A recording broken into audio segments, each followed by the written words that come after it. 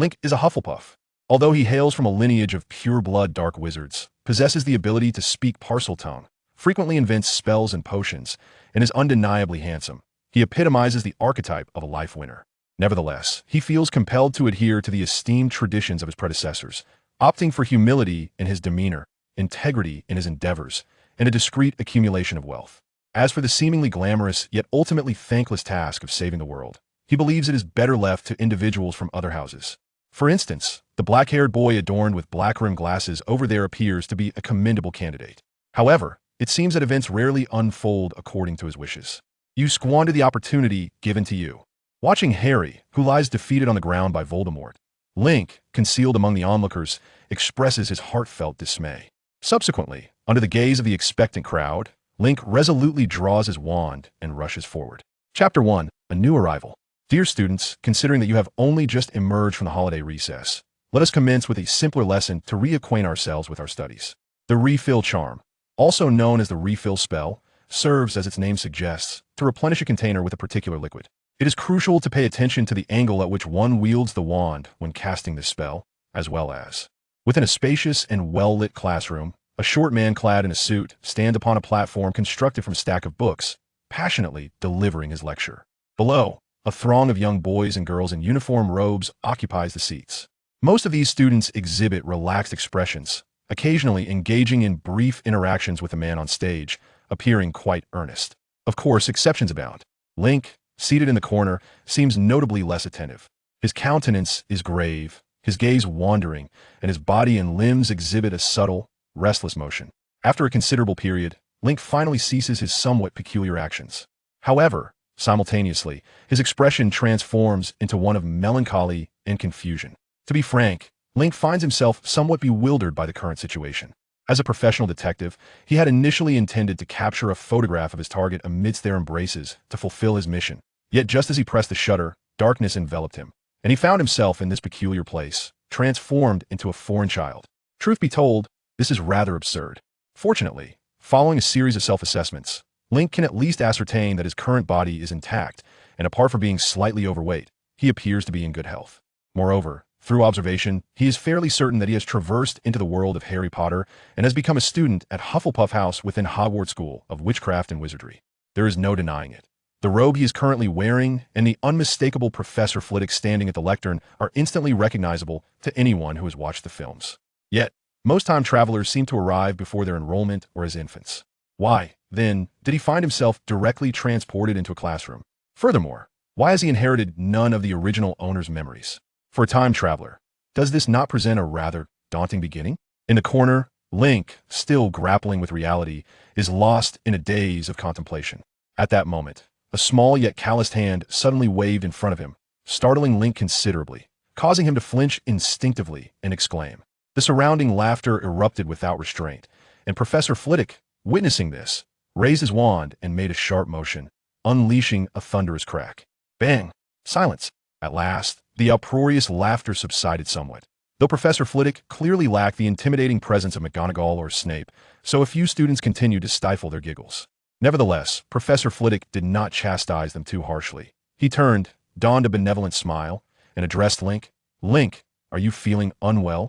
Ah, Link involuntarily uttered, his expression shifting from dazed to astonished. He had not absorbed any of Professor Flitwick's previous lecture, and it was only now that he realized his linguistic shortcomings had not hindered his understanding of the professor's words. Moreover, given Professor Flitwick's demeanor, it seems that the original owner of this body was also named Link. This is splendid news. If he truly faced a language barrier and bore a different name, it would signify a hellish beginning. Meanwhile, upon observing Link's reaction, Professor Flitwick understood that he had not been attentive and shook his head, saying, "We were just discussing the Refill Charm. Its incantation is Replenish, and to cast it, you must raise your wand then." After reiterating the previous content, Professor Flitwick nodded and inquired, "Link, do you understand?" "Ah, I understand," Link replied, and upon hearing this, Professor Flitwick beamed with delight, exclaiming, "Then quickly take up your wand and give it a try, Link. Rest assured, the Refill Charm is quite simple, and you can certainly do it." Upon hearing this, Link's expression momentarily froze. It is not that he fears his inability to cast the Refill Charm. After all, Professor Flitwick spoke the truth. The spell is indeed straightforward. Moreover, having enrolled at Hogwarts, it stands to reason that this body possesses magical aptitude. There is no reason for him to be unable to cast spells simply because his soul has changed. However, the dilemma lies in Link's inability to locate his wand. At that moment, the only items on his desk are a glass cup half filled with clear water and a spell book, with no sign of a wand in sight. Nevertheless, Link is quick to react. He immediately reaches into the fabric pouch beneath his desk, convinced that it must belong to the original owner, and thus the wand is likely to be inside. Yet, despite the pouch's seemingly small size, it surprisingly offers ample space. Link rummages through it, but struggles to find the wand. In no time, his desk is cluttered with various textbooks, cauldrons, measuring jugs, and plush dolls.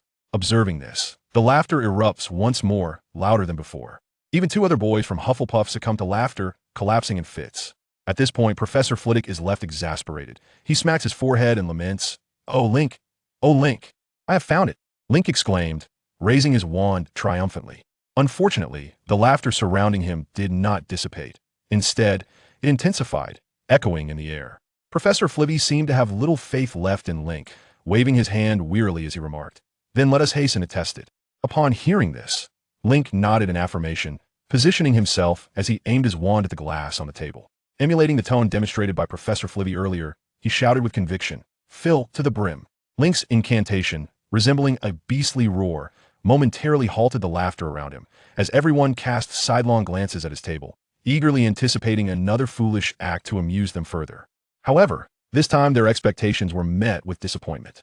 After Link uttered the spell, no luminous effects or sounds materialized, as if the incantation had utterly failed. Yet paradoxically, the surface of the liquid within the glass began to rise slowly, ultimately filling the cup to the brim. "Oh, Merlin's beard!" Professor Flitwick shrieked, gripping his wand in astonishment. "You have succeeded, Link. Truly succeeded." With that, he erupted into laughter, enveloping Link in a hearty embrace while patting his back vigorously. Yet, in response to the professor's exuberance, Link remained rather aloof. He offered not even the slightest acknowledgement to Professor Flitwick. This was not due to a lack of politeness.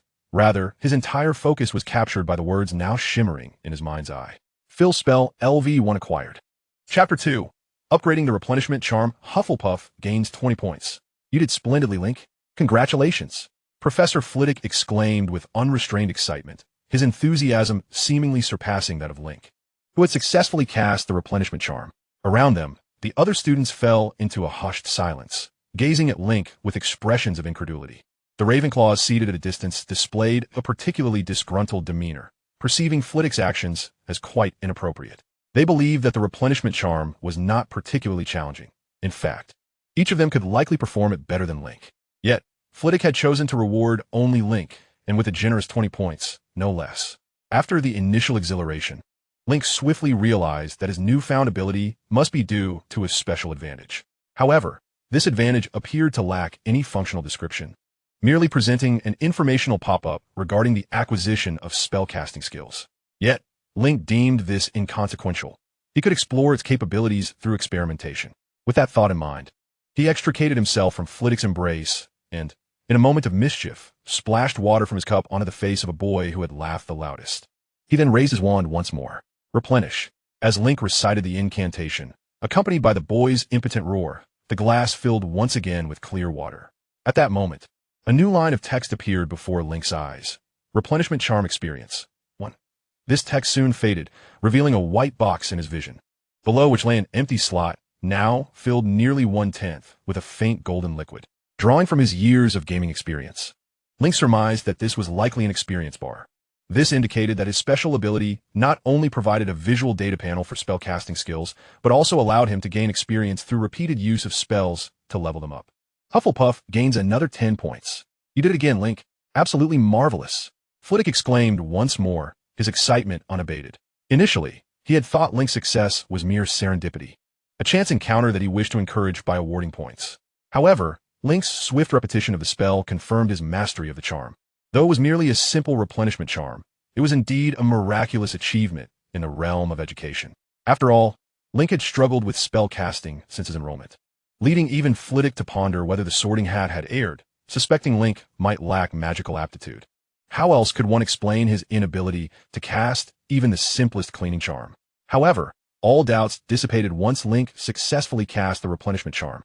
Having proven his wizardly capabilities, Flitwick felt renewed confidence in his ability to teach Link. With this in mind, a radiant smile emerged on Flitwick's face. Yet at that moment, an uproar of discontent erupted from the Ravenclaw section. Unable to endure Flitwick's continued favoritism towards Link, they voiced their displeasure. Flitwick offered an awkward smile and hurried over to soothe his agitated students. Meanwhile, Link continued to cast the replenishment charm repeatedly. Not for the sake of earning points. Anyone familiar with the original Harry Potter series knew that house points held little significance for Hufflepuff. The house had far too many point-sucking individuals, and no single scoring machine could remedy that. Otherwise, the presence of Cedric Diggory would not have left Hufflepuff without a house cup for so many years, often languishing at the bottom of the rankings. His motivation for repeating the charm lay solely in accruing experience. As he cast the spell over and over, the information displayed in his vision multiplied. And after precisely 10 successful casts, he finally achieved level 2 in the replenishment charm. Replenishment charm LV2 acquired. The instant he received this notification, a profound understanding of the charm inexplicably blossomed in his mind, granting him a deeper insight that made casting it feel more intuitive. Instinctively, Link recited the incantation once more. This time, his words flowed with remarkable speed, and as he waved his wand, it left behind fleeting afterimages. His casting speed had notably accelerated. With such swiftness, the spell's effects were bound to improve. Unlike the previous sluggish fills, the cup now surged with water, completing the replenishment in an instant. Clearly, as the skill level of the replenishment charm increased, its overall efficacy also strengthened. However, Link also sensed that casting the charm consumed more magical energy than before. This realization prompted him to consider the implications of his special ability. Firstly, this advantage was undeniably potent. It allowed him to upgrade existing spells through repetitive casting, simplifying his learning process. Furthermore, as he delved into more advanced spells, this benefit would become increasingly apparent, enabling him to master spells that others required both talent and effort to learn, while he could simply practice mindlessly. Yet this advantage was not without limitations. Everyone's magical capacity was finite, and although Link could not yet articulate what magical energy truly was, after casting the replenishment charm a dozen times, he began to feel weariness creeping into his body. If he continued for several more rounds, he would undoubtedly find himself bettered by the day's end. Thus, the experience he could gain each day would be constrained by his magical reserves. This realization was somewhat disheartening. With a heavy sigh and a tinge of disappointment, Link raised his wand once more, determined to continue accumulating experience with the replenishment charm. He had many questions regarding this special ability and felt compelled to investigate further. Meanwhile, having calmed the disgruntled Ravenclaws, Professor Flitwick returned to the podium, keeping a watchful eye on Link. As a master of charms, he could easily discern Link's remarkable progress in casting the replenishment charm compared to just moments ago. This filled him with delight, even sparking a desire to award Link additional points. However, his strong self-control quelled that impulse. Rewarding Link further would only serve to hinder him. With that thought, Professor Flitwick nodded appreciatively and resumed his lesson. Chapter 3. The Hufflepuff Common Room. Due to it being the first class of the new term, Professor Flitwick chose not to cover any additional material, but instead encouraged the students to continue practicing the replenishment charm. With Link's earlier success as a precedent, the students naturally exerted themselves to excel. The Ravenclaw students, in particular, approached the exercise as if it were an examination. Unfortunately, regardless of their efforts, Professor Flitwick did not award them any points. During this period, Link remained industrious, diligently casting the replenishment spell to accumulate experience.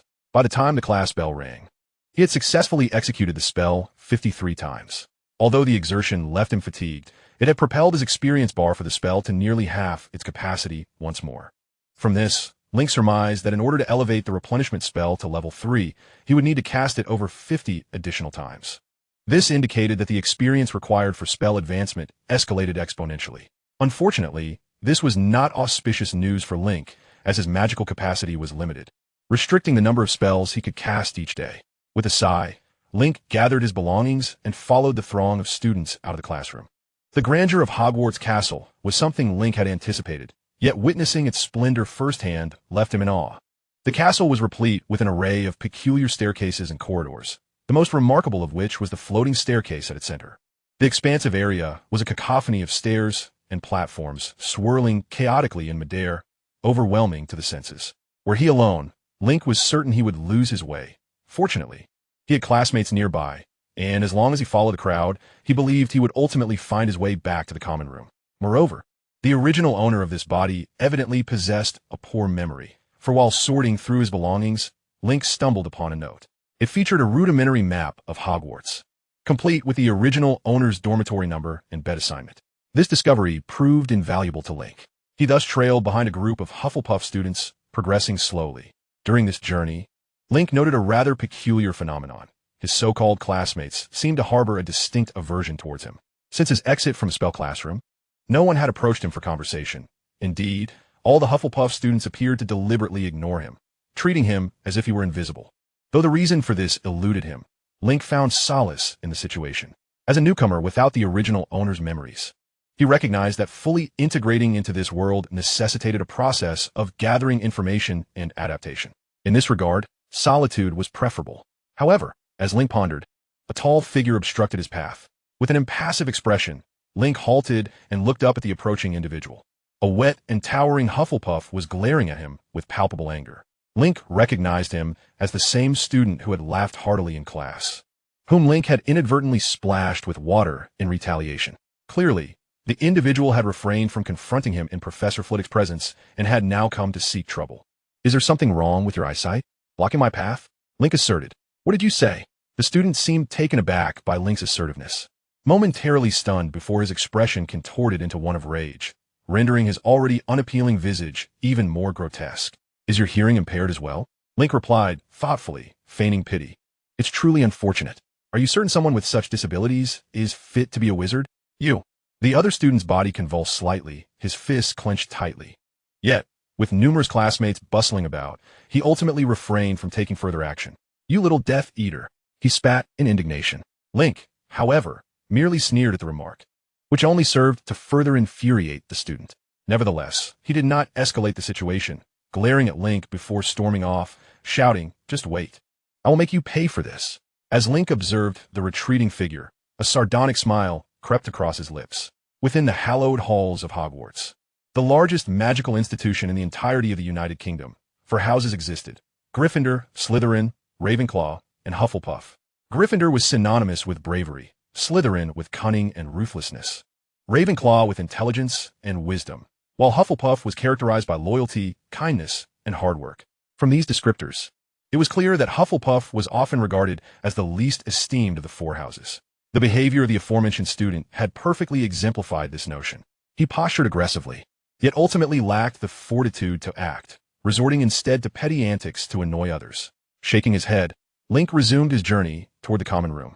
The entrance to Hufflepuff's common room was located along the same corridor as the kitchens of Hogwarts. From the outside, it resembled a collection of wooden barrels stacked against a dark stone wall, but it was evident that something extraordinary lay within. Link noted that a boy at the forefront of the crowd expertly tapped a specific rhythm on the barrels, causing one lid to magically swing open.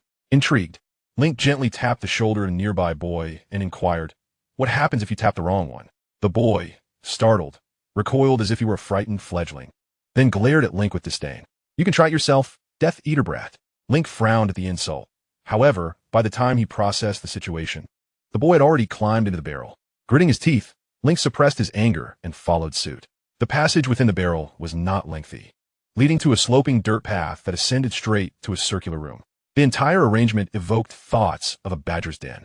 The room was adorned in lively black and yellow hues reminiscent of bees, complemented by an abundance of plants. Hanging from a ceiling were copper pots filled with curling vines that brushed against one's hair as they passed beneath. On the opposite side, above a fireplace emblazoned with badger motifs, hung a portrait of Helga Hufflepuff, one of Hogwarts' 4 founders. In the painting, she raised a golden cup with dual handles, toasting her students. Overall, the ambience was warm and inviting, exuding a sense of home. If one were to nitpick, it could be said that the space resembled a semi-basement, as the small round windows only offered glimpses of hurried feet passing by outside. Link found the setting quite satisfactory, nodding in approval. He made his way toward the 2 bee-colored wooden doors at the far end of the circular room. Based on his earlier observations, he surmised that these doors would lead to the dormitories.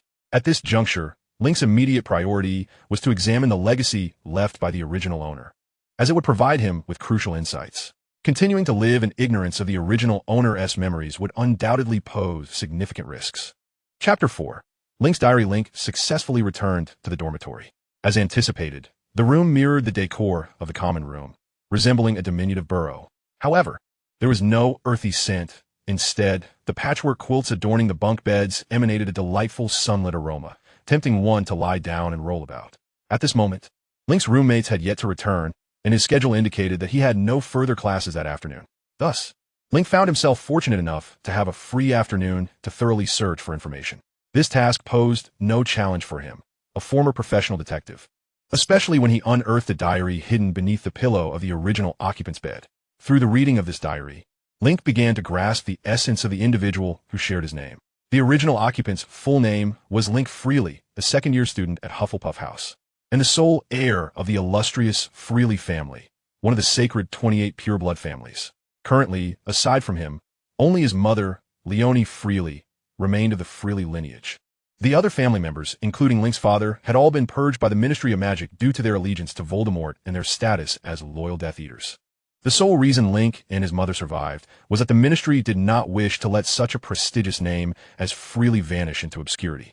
However, as the only heir of the Freely family, Link Freely exhibited marked deficiencies. He was timid, insecure, and socially awkward, and his intellect seemed rather lacking. Most importantly, he appeared to possess minimal magical talent, as the diary explicitly noted that he had been denied admission by the Board of Governors, only to be granted entry by the intervention of Headmaster Dumbledore. Even so, he faced rejection from the other three houses and ultimately ended up in Hufflepuff, which welcomed all. Upon reading this, Link was no longer surprised by the original occupant's experiences of being bullied. As the child of a Death Eater, it was unsurprising that he would be victimized given his multitude of shortcomings. Nevertheless, the original occupant did possess certain virtues, notably his striking good looks. Link had confirmed this by glancing in a mirror. Despite being somewhat overweight, this body was exceptionally tall with a ruggedly handsome visage, complemented by a mane of light golden hair. He could easily pass for a model in the Muggle world. Additionally, the original occupant had a friend, albeit a rather peculiar one. According to the diary, it was a large snake with a rooster's crest that could speak human language. After being bullied, the original occupant would retreat to the castle's dungeons to converse with it. Upon reading this passage, Link felt a surge of anxiety, for he recognized that the snake described in the diary was likely the basilisk lurking beneath Hogwarts. The original occupant was, presumably, a parselmouth. Link had no desire to engage with the basilisk. He was acutely aware that a mere accidental gaze could cost him his life. However, avoiding the basilisk was not a feasible option, as the diary suggested that it would occasionally visit the original occupant bearing gruesome little gifts. This implied that Link would inevitably cross paths with the creature one day. Suddenly, Link felt a dryness in his throat. He retrieved his wand and performed a refill spell on an empty cup beside him. As the notification of increased proficiency appeared, the cup filled with clear water. Link drank deeply, finally regaining some composure.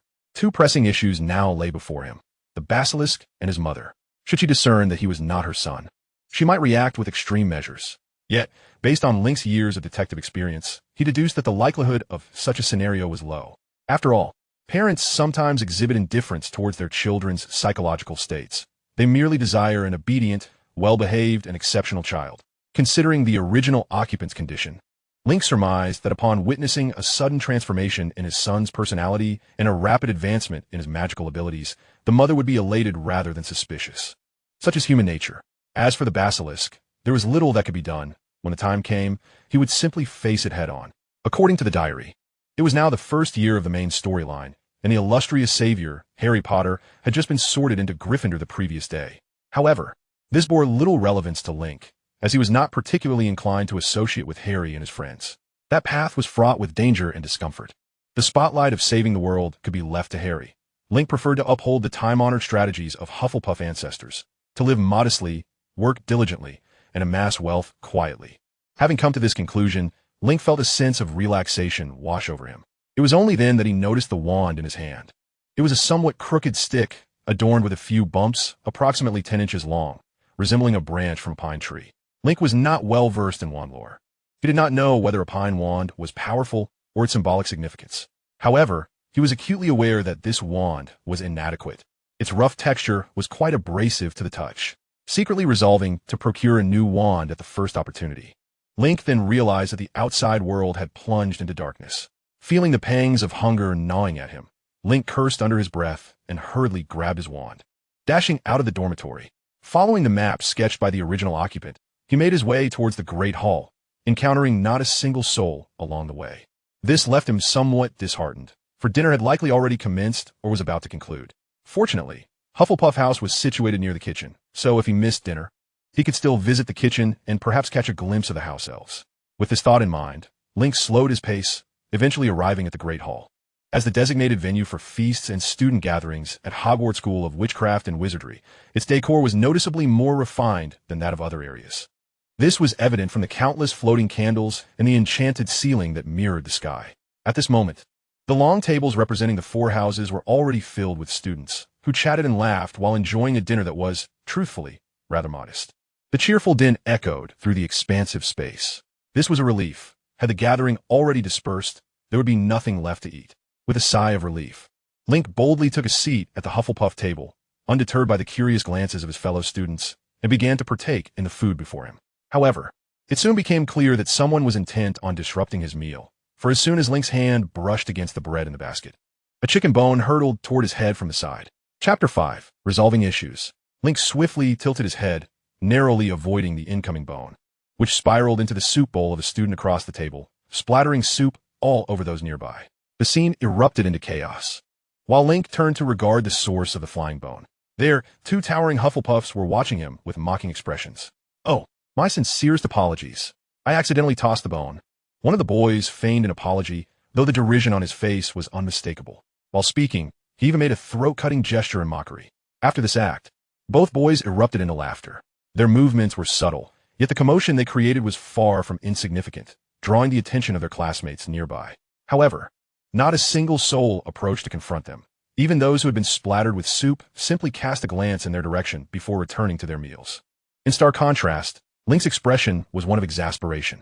He recognized one of them, the boy who had been making silly faces, the same one who had threatened him earlier that afternoon. Clearly, this was a juvenile act of revenge, executed in a manner bordering on childish mischief. Link was not particularly angry. After all, such tactics were undeniably immature. He merely felt a twinge of annoyance. Today had already presented him with enough tribulations. Initially, he was left alone, allowing him the peace to gather information about this world and study the fascinating spells. As a mundane individual, he found a supernatural realm immensely intriguing. Yet now, it felt as if a persistent fly buzzed incessantly in his ear. Link was acutely aware that this was merely the beginning. Given the other party's displayed temperament and intellect, if he did not take action, he would likely encounter such juvenile antics frequently in the future. This would undoubtedly distract him significantly and diminish his efficiency in gathering information and mastering spells, an outcome Link could not abide. Thus, action was imperative. Kill him. Let me kill him, and then consume him. At that moment, a raspy, somber voice emanated from the wall behind Link. Startled, he raised an eyebrow. Through the diary of the original owner, he had gleaned some understanding of the basilisk's behavioral patterns, and he immediately realized that it was the basilisk communicating with him. His mind began to race rapidly. Would it be prudent to enlist the basilisk to deal with those two bothersome individuals? However, this thought was swiftly dismissed. The risks were far too great. If mishandled, not only would the basilisk be exposed, but Link, the parcel mouth, could also become embroiled in the situation. Consequently, Link shook his head gently and replied, "No need, I can handle this myself. You need not intervene." "Very well, as you wish," the raspy voice receded, indicating the basilisk's departure. Link exhaled a sigh of relief, only to then notice that the classmates who had previously sat beside him had long since vacated their seats, cowering in the distance, their faces etched with terror as they regarded him. The sound he had just emitted had nearly led them to believe their lives were in peril. Paying them little mind, Link stood up and approached the two Hufflepuff boys with an impassive demeanor. Clearly, the boys were still shaken by Link's earlier utterance of Parseltongue, their bodies trembling with fear. Yet, in a bid to save face, they remained seated, anxiously watching Link. "What do you want, you little monster?" one of the boys stammered, gasping for breath. Perhaps in a misguided attempt to bolster his courage, he appended a derogatory term to his statement. However, this did little to embolden them further. Link's expression remained unchanged as he casually seized a fork from the table and, under their terrified gazes, plunged it violently into a roasted chicken beside them. Thud! With a dull thud, the fork penetrated the chicken with such force that the plate cracked beneath it. The two Hufflepuff boys trembled even more violently.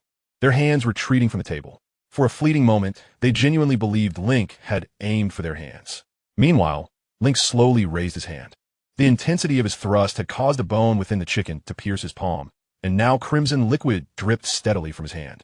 Yet this pain did nothing to unsettle Link's nerves. He maintained his impassive facade and extended his bloodied hand toward the boy who had previously hurled bones at him.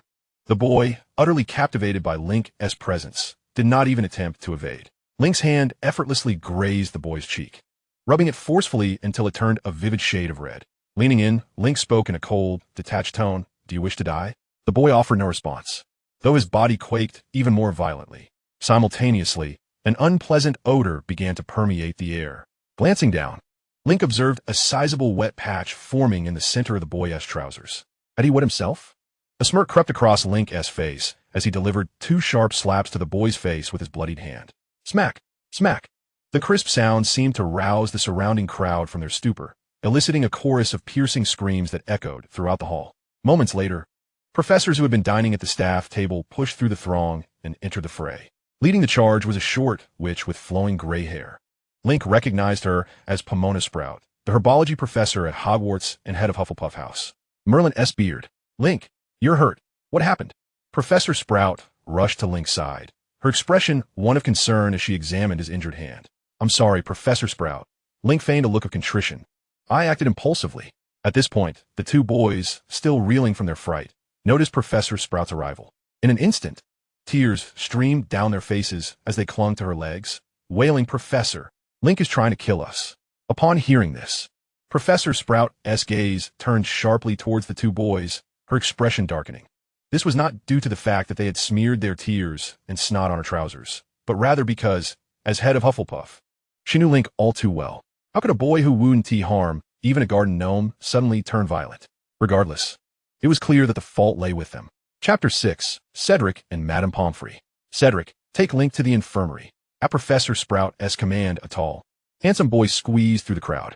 He promptly supported Link and began making his way toward the infirmary, while the cries of the 2 boys grew even louder.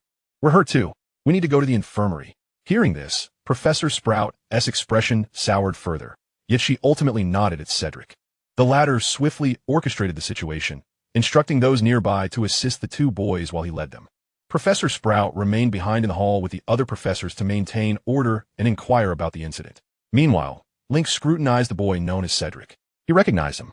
His full name is Cedric Diggory, and he is currently in his 3rd year. Although he appears to be 1 year ahead of Link, they are, in fact, the same age. The reason for this is rather straightforward. Initially, due to Link's deficiencies in intelligence and magical aptitude, Dumbledore engaged in prolonged disputes with the school board. Although Link ultimately gained admission, it nonetheless delayed his entry at the most opportune time. Furthermore, Cedric is one of the rare pure-blood wizards in Hufflepuff and is a youth imbued with a strong sense of justice. The professors generally regard him as embodying all the admirable qualities one would expect of a Hogwarts student. Indeed, Cedric can be aptly described as a paragon of kindness. The original owner of the diary noted that Cedric never refused to lend a helping hand to his classmates. In his 1st year, the original owner faced even greater hardships within Hufflepuff, where the malice directed at him was overt and unrestrained, with verbal abuse being commonplace and physical bullying not infrequent. During this challenging time, Cedric stepped forward, standing by Link's side and protecting him for an entire year, shielding him from countless indignities and transforming the hostility of most Hufflepuffs toward Link into a mere indifference. Frankly, it is impossible to harbor animosity toward someone like him, and Link naturally felt the same way. At that moment, Cedric noticed Link's unwavering gaze upon him. He cast a worried glance at Link and then spoke with genuine remorse. "I apologize, Link. I've been quite busy with course selections lately and haven't been attentive to your situation. I didn't anticipate that such an incident would transpire in just a day's neglect." Upon hearing this, a smile crept back onto Link's face, for he discerned from Cedric's words that he did not believe for a moment that the incident was Link's fault. His sentiments echoed those of the majority. As a perennial victim of bullying, no one would ever consider that Link had instigated the confrontation. They would only perceive him as having been pushed to his limits, which unveiled his fierce side. With this thought in mind, Link shook his head and replied, "You cannot blame yourself, Cedric. Your care for me has been more than sufficient. It's time for me to be a bit stronger." Cedric's gaze remained filled with remorse, and he said nothing further, merely shaking his head silently. The distance from the infirmary to the Great Hall was not far, and the group soon arrived. Upon seeing them, a kind-looking middle-aged woman, draped in a white shawl, emerged from the inner room. "What brings you here?" As soon as she laid eyes on Link and his companions, her brow furrowed. Hastily, Cedric approached her, saying, "Madame Pomfrey, here's what happened." He quickly recounted the events as he understood them, maintaining a neutral and objective stance throughout. However, Madame Pomfrey's gaze toward the two Hufflepuff boys remained icy. She examined their injuries by pressing firmly on their bodies, eliciting a chorus of anguished cries before she coldly remarked, "I see, they're not seriously harmed. Take them inside." Cedric was left somewhat speechless, but nonetheless signaled for the others to carry the two boys into the infirmary. Link nodded to himself, acknowledging that Madame Pomfrey evidently held him in higher regard, which was a positive development. As for any repercussions he might face for his actions today, he had never worried about such matters. He had not violated any school regulations, and he was the only one injured in this incident. From a consequentialist perspective, it should be the two Hufflepuff boys who faced punishment. While Link was lost in thought, Madame Pomfrey finally approached him. In stark contrast to her demeanor toward the two Hufflepuff boys, her expression softened upon noticing the injury on Link's hand. She examined his palm with utmost care, as if fearful of causing him discomfort. This made Link feel somewhat awkward, as his injury was not severe, and Professor Sprout, being the herbology instructor, had already treated it. To describe the state of his wound in contemporary terms, one might say that he was fortunate to have sought medical attention promptly. Otherwise, it would have healed on its own. "Oh, my poor little Link, you must be more careful," Madame Pomfrey said with a look of concern. Gently placing her right hand over his palm, Link felt a comforting warmth, and when she withdrew her hand, he noticed that the wound, along with the coagulated blood, had completely vanished, leaving no trace of scar. "Oh," Link couldn't help but exclaim, astonished by Madame Pomfrey's remarkable healing abilities. Seeing his reaction, she couldn't suppress a smile as she took his hand and slowly led him into the inner room, chatting merrily. "Little Link, it's still dinner time. You must be quite hungry. Come, I have some honey cakes from the Honeyduke's candy shop that you simply must try." "Thank you, Madame Pomfrey," Link replied hastily, expressing his gratitude. Cedric, noticing the situation, appeared somewhat troubled. After some internal deliberation, he finally caught up and awkwardly whispered, "Madame Pomfrey, Professor Sprout instructed me to bring Link to her office once he has recovered, if you could kindly allow it."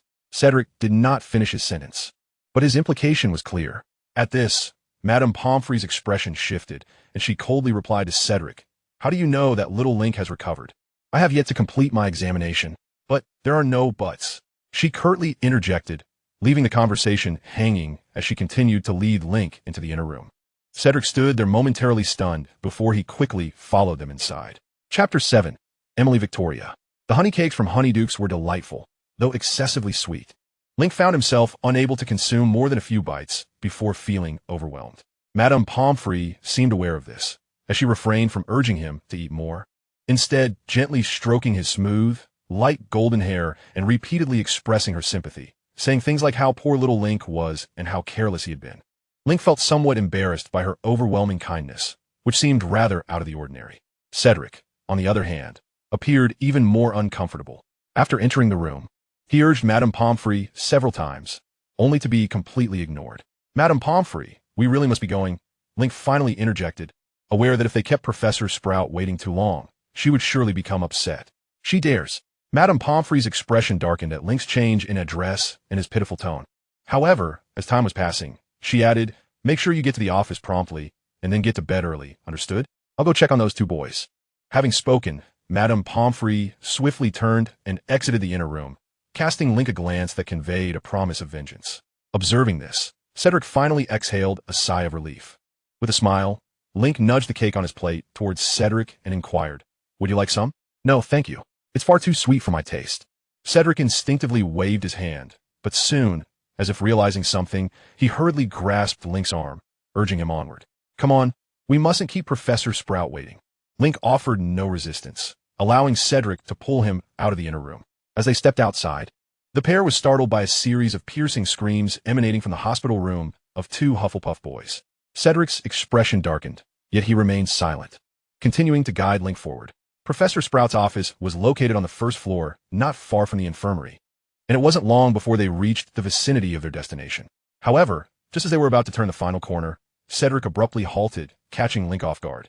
Instinctively tilting his head to peer around Cedric, Link beheld 4 Slytherin students, 1 girl and 3 boys, silently observing them from the shadowy corner ahead. The leading girl was strikingly beautiful. Her smooth, shoulder-length black hair cascading casually over her shoulders, and her pale blue eyes sparkled like stars, drawing one's gaze closer. The three boys were familiar to Link. They were Draco Malfoy, the diminutive adversary of Harry Potter, with his platinum blonde hair, and his two towering henchmen, Goyle and Crabbe. However, the quartet presented a rather comical sight. The three boys cowered behind the girl, their faces contorted in fear, oblivious to whether her tall frame could adequately shield them. Meanwhile, the black-haired girl stood with her arms crossed, exuding an air of indifference and arrogance. This stark contrast left Link momentarily bewildered. "Link, stay behind me and don't look at them," Cedric suddenly interjected, extending his hand to pull Link behind him, instinctively averting his gaze. Link nodded, but was taken aback to see Cedric had drawn his wand. This sight made Link's heart race. With only a single spell, an extension charm, at his disposal, he felt utterly defenseless in the event of a confrontation. Moistening his parched lips, Link obediently followed Cedric, cautiously passing in front of the four Slytherins. Fortunately, the anticipated conflict did not materialize. The four simply continued to watch them silently, making no further moves. It was only when they reached the door to Professor Sprout's office that Cedric finally relaxed. At that moment, Link ventured to ask, "Who were those people?" "The three boys are likely first years. You needn't worry about them too much," Cedric replied with a serious tone. "The girl is a second year named Emily Victoria. She has quite a nasty disposition and has been bullying our Hufflepuff classmates since her first year, leveraging her magical talent. However, due to her popularity with the professors, she has never faced any repercussions. You should steer clear of her in the future." "I understand," Link nodded, though his expression grew somber. It was clear to him that, despite her apparent focus on Cedric, Emily's attention had been predominantly directed at him. Having been a professional detective in his past life, Link was acutely sensitive to such feelings of being scrutinized. This was not a favorable sign, and given Cedric's words, it was likely that Link himself had become the target. With this thought, Link felt a surge of unease. Sensing his distress, Cedric gently patted Link's shoulder, offering an assuring glance. "Rest assured, I will protect you just as I did last year." Without waiting for Link's response, Cedric pushed open the door and ushered Link into the office. Professor Sprout's office was expansive, nearly the size of a classroom. However, it resembled a greenhouse more than a traditional office, brimming with vibrant greenery and adorned with pots of blooming flowers alongside gardening tools. The air was infused with a rich blend of earthy scents and floral fragrances. Most striking was a wall at the back, completely overrun with verdant vines resembling those of the Virginia creeper, yet significantly more robust and lush. As Link stepped closer, Cedric abruptly yanked him back. "Don't touch those. They are Devil's Snare." Link hastily retreated, although he was unaware of the nature of Devil's Snare. He was certain that anything with such a name was not to be trifled with. Cedric, relieved by Link's withdrawal, cautiously peeked into the office but found no sign of Professor Sprout. Tentatively, he called out, "Professor Sprout, are you there?" "Ah, you've arrived." Professor Sprout's gentle voice emanated from behind a desk at the far end of the office. Link and Cedric turned to see her emerging slowly from a trapdoor in the floor, a large bag of fertilizer in her hands. "I apologize for the delay. I was retrieving some dragon dung from the cellar. As I mentioned in class, it is considered the finest fertilizer in the world." Professor Sprout set down the bag, brushing off the dirt from her attire. Without acknowledging Cedric's presence, she gestured for Link and Cedric to take a seat. Once they were settled, she continued, "Link, how was your injury? Are you all right?" "It's nothing. I've fully recovered. Thank you for your concern, Professor Sprout." "And what about the other two boys?" This time, Professor Sprout's inquiry was directed at Cedric. Cedric straightened his posture and replied, "Madame Pomfrey is currently attending to them. She informed the students remaining on site that they should be joining us shortly." Professor Sprout nodded, recognizing the importance of obtaining a full account of the situation rather than relying solely on Link's perspective. With a warm smile, she turned to Link and asked, "Could you recount how the conflict transpired?" Her tone was gentle and her words carefully chosen, as if she feared upsetting Link.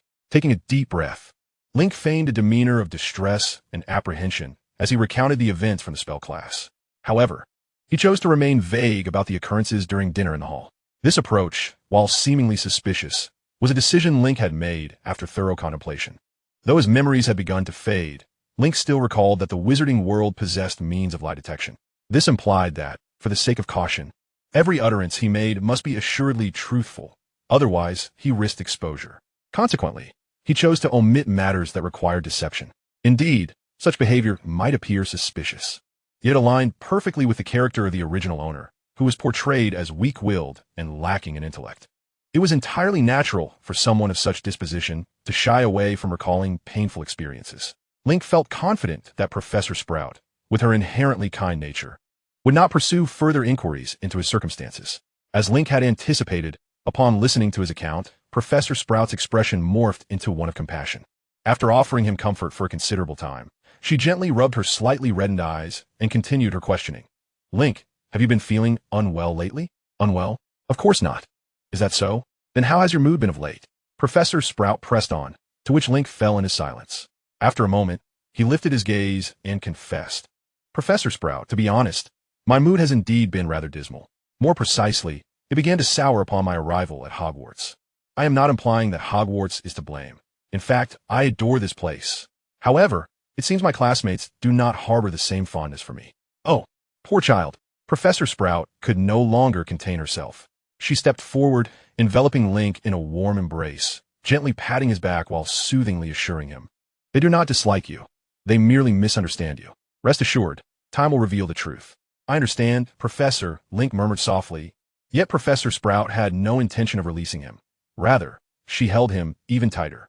It was not until Link felt on the verge of suffocation that she finally let go, calling out to Cedric, Cedric, please take Link back now. We have classes tomorrow. Understood, Professor, Cedric replied, rising to his feet. After bidding farewell to Professor Sprout alongside Link, the two departed the office, heading toward the Hufflepuff common room. Of course. Uncertain whether the Slytherin girl named Emily lingered around the corner, Cedric deliberately chose an alternate route. This path was somewhat lengthier, and along the way, he continued to offer Link words of comfort. Yet, having grown weary of such reassurances, Link could only nod reflexively, his thoughts having already drifted elsewhere. He found the earlier inquiries somewhat peculiar. Compared to the events of the day, Professor Sprout seemed far more concerned about his recent physical and mental well-being. While this could be attributed to a professor's care for her students, Link sensed an underlying complexity. However, the information at his disposal was still insufficient to draw any conclusions, leaving him to set it aside for the moment. Regardless, he reflected that his performance today had been quite impeccable. With this thought, a radiant smile graced Link's face. At that moment, the familiar entrance to the Hufflepuff common room came into view before Link and Cedric. Once Professor Sprout confirmed that Link had been safely escorted by Cedric, she reopened the secret trapdoor behind her desk and slipped inside. Below the trapdoor lay a cellar of similar dimensions to her office. The ceiling of the cellar was adorned with numerous translucent crystals that emitted a soft, warm yellow glow. However, contrary to Professor Sprout's earlier assertions about the presence of dragon dung, the cellar housed the heads of the 4 Hogwarts houses and Headmaster Dumbledore. In the dim light, they sat in silence around a low table, seemingly waiting for something. The creaking of wooden stairs echoed from the cellar entrance, prompting all eyes within to shift towards the sound. Moments later, Professor Sprout's somewhat ample figure appeared before them. Gasping, she took a deep breath before addressing the assembly in a serious tone. Link is perfectly fine. On what grounds can you be so certain? A middle-aged wizard, clad in a voluminous black robe and possessing greasy black hair, questioned in a voice devoid of emotion. Though the prior spell had not detected any deceit from him, his actions today were undeniably suspicious, leading me to think. I have said it. Link is fine. Professor Sprout brusquely interrupted him. The wizard chose not to contest her remark, instead casting a questioning glance towards Dumbledore, who remained unresponsive, his gaze fixed steadily on Professor Sprout. After a moment, sensing the unwavering resolve in Professor Sprout's eyes, Dumbledore sighed and nodded to her. Chapter 9. Spell of Fulfillment LV3. Accompanied by the irritating sound of an alarm ringing, Link reluctantly opened his eyes. Before him lay a sturdy brown bed frame.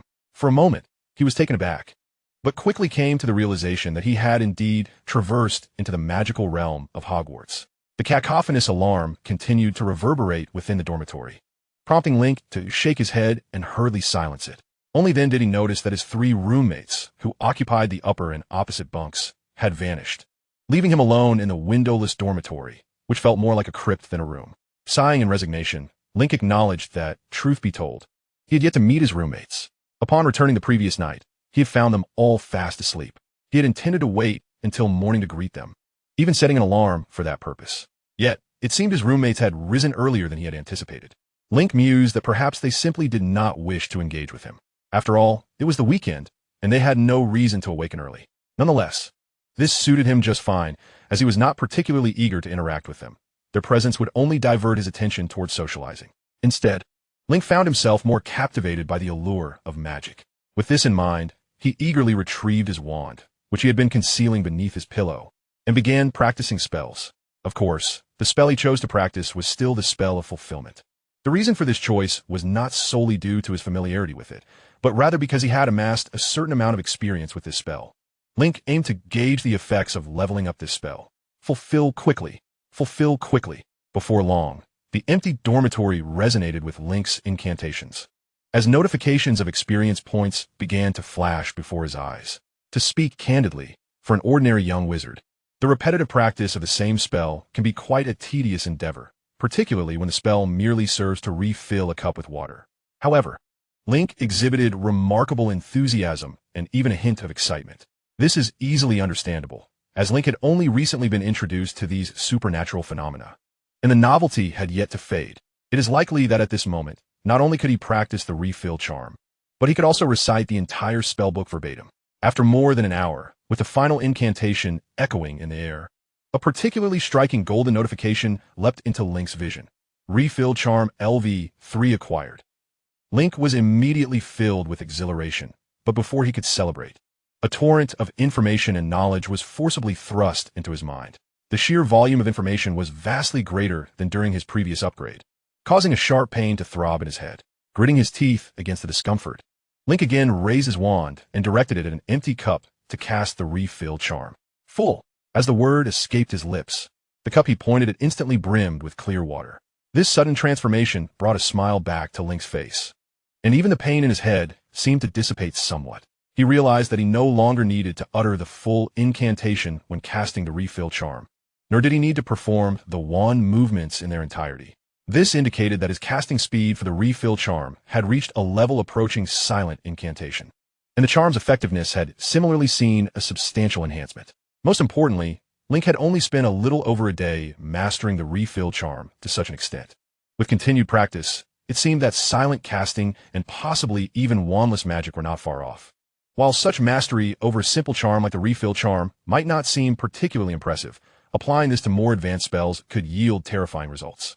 It was evident that this golden opportunity was exceedingly powerful. With this thought, Link's smile grew even broader. Even his body, which had grown weary from casting the refill charm over 40 times, felt invigorated. Yet, soon enough his smile faltered.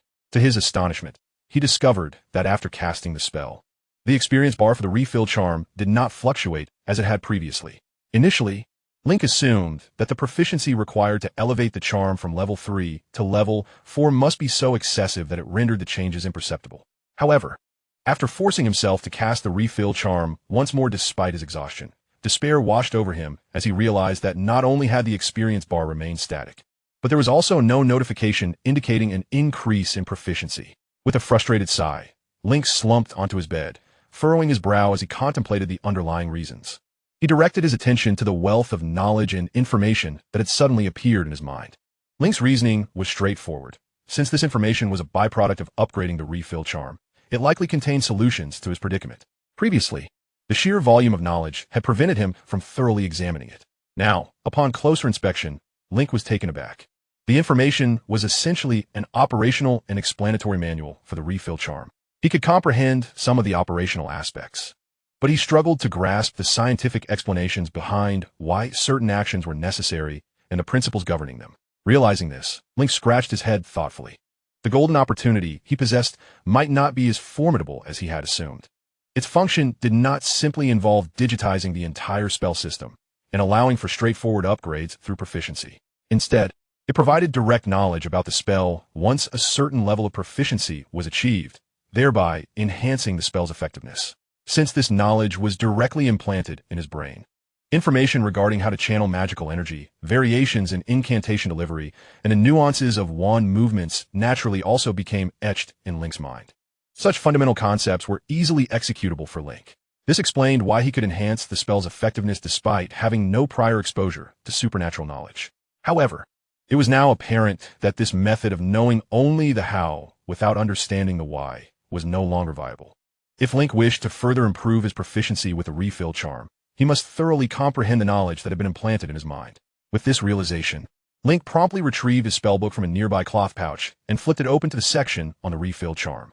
Given that it was merely a second-year textbook, the portion dedicated to the refill charm was not extensive, nor was it particularly complex. Yet, just as he began to read, an exhilarating notification flashed across his vision. Refill Charm Experience 1, Chapter 10, New Methods of Gaining Experience. Panting slightly, Link felt a wave of excitement wash over him as the information flickered before his eyes. Nevertheless, he did not pause in his actions. The recent events were insufficient to confirm his hypothesis, necessitating a comparative experiment. He swiftly exchanged the second-year spellbook for first-year one and selected a relatively simple spell to study. 20 minutes later, having confirmed that he had memorized the incantation process, Link plucked a strand of his hair, raised his wand, and softly intoned, Wingardium Leviosa. Once again, there were no visual or auditory effects. Yet the slender golden hair began to float effortlessly into the air. As the spell took effect, a brand new notification quietly appeared. Levitation Charm LV1 acquired. Link nodded, then set down his wand to return his gaze to the textbook resting on his lap. Levitation Charm Experience. Yes. Link joyfully pumped his fist in triumph, as his hypothesis was officially validated. The spells within his system indeed exhibited a leveling phenomenon, necessitating a thorough understanding of the associated knowledge before further upgrades could occur. Moreover, acquiring spell experience was not limited to mere repetition. Learning through reading also yielded relevant experience. This indicated that Link could no longer thoughtlessly cast spells to elevate their levels. However, the introduction of this new avenue for gaining experience compensated for the limitations imposed by the previous method, as a number of spells he could cast daily was still restricted by his magical capacity. Now, he could acquire experience by learning while simultaneously casting spells. With this new addition, his spell upgrade efficiency might even accelerate. With this revelation, the tension that had gripped Link finally relaxed, and with this release, a wave of hunger and fatigue from casting spells washed over him. A glance at the alarm clock perched on his bedside revealed that lunchtime had arrived. With a beaming smile, he rubbed his somewhat hollow stomach, a consequence of hunger, and then dragged his weary body from the dormitory. Although it was lunchtime, the common room of Hufflepuff was still occupied by a number of students. Some had already finished their meals, while others, taking advantage of the proximity to the kitchen, had brought food to the lounge to enjoy. They gathered in small groups, engaged in lively conversation, their faces adorned with smiles, evidently brimming with excitement. However, this cheerful atmosphere dissipated entirely upon the arrival of Link. The moment he stepped into the room, all chatter ceased. Everyone lowered their gaze to the table, resembling a collection of lifeless statues. Consequently, the entire Hufflepuff common room fell into an oppressive silence, broken only by the crackling of the fire in the hearth. For an ordinary student, such a scene would undoubtedly be quite awkward. Yet for Link, it was a different matter. He had no intention of befriending these tedious youngsters. Instead, he found his smile blossoming even more radiantly, for this indicated that his actions from the previous night had achieved perfect results. It was highly likely that these children would refrain from bothering him in the future, allowing Link to finally immerse himself in the exploration of the mysteries of this world in peace. With this thought, he hummed a cheerful tune. His spirits lifted as he exited the Hufflepuff common room. Only after he vanished into the sloped corridor did the students, who had been as still as statues, regain their composure, casting wary glances in the direction of Link's departure. Meanwhile, Link quickly made his way to the Great Hall, where the students from all four houses had already filled the space, the level of excitement far exceeding that of the Hufflepuff common room. Yet, even amidst the throngs of students, Link immediately spotted Cedric and his friends. The reason was simple. Cedric's group was surrounded by a large cluster of Hufflepuff students, some of whom were clad in what appeared to be equipment reminiscent of rugby pads. At that moment, Cedric, quite uncharacteristically, noticed Link and stood up excitedly, waving him over. Without a trace of shyness, Link squeezed through the crowd to occupy the seat Cedric had reserved for him. "You seem to be in good spirits, Link," Cedric said with a broad smile, pushing an entire roasted chicken towards him. Link nodded with a grin, replying, "I've learned a new spell." "You seem well too." "Cedric, has something good happened?" "Oh, congratulations," Cedric exclaimed, showering Link with praise before continuing with palpable excitement. "Don't you know? Today is the first training session of the Hufflepuff Quidditch team since the school year began. I'm thrilled because the players are all in fantastic shape. If we can maintain this momentum, we might actually contend for the championship this year." "That's splendid," Link replied, though inwardly he felt a twinge of melancholy. His knowledge of Quidditch was minimal. He understood it to be a game where players rode broomsticks, soaring through the air to catch balls. Yet he harbored no interest in such sport. Having read the original works, he was aware that Hufflepuff had not won the Quidditch Cup in several years. Thus, it seemed Cedric's aspirations might be in vain. Unbeknownst to Cedric, who remained blissfully unaware of Link's reservations, he continued to express his enthusiasm, clapping Link on the shoulder. "You really should come watch. We have a genuine shot this year. By the way, are you planning to try out for the team? Your roommates have already signed up." As Cedric spoke, he gestured towards a group across the room. Following his gaze, Link noticed 3 boys watching the Hufflepuff Quidditch players, clad in protective gear, with eager eyes. "They're my roommates?" he mused. So, their early rise this weekend was to witness the Quidditch practice?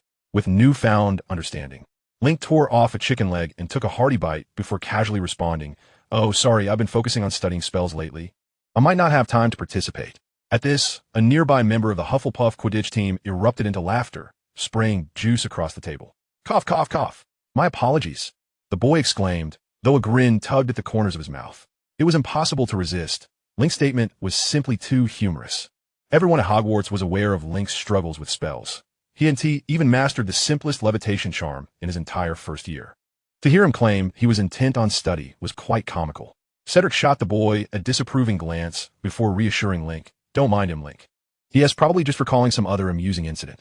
Rest assured, I'm fine with it."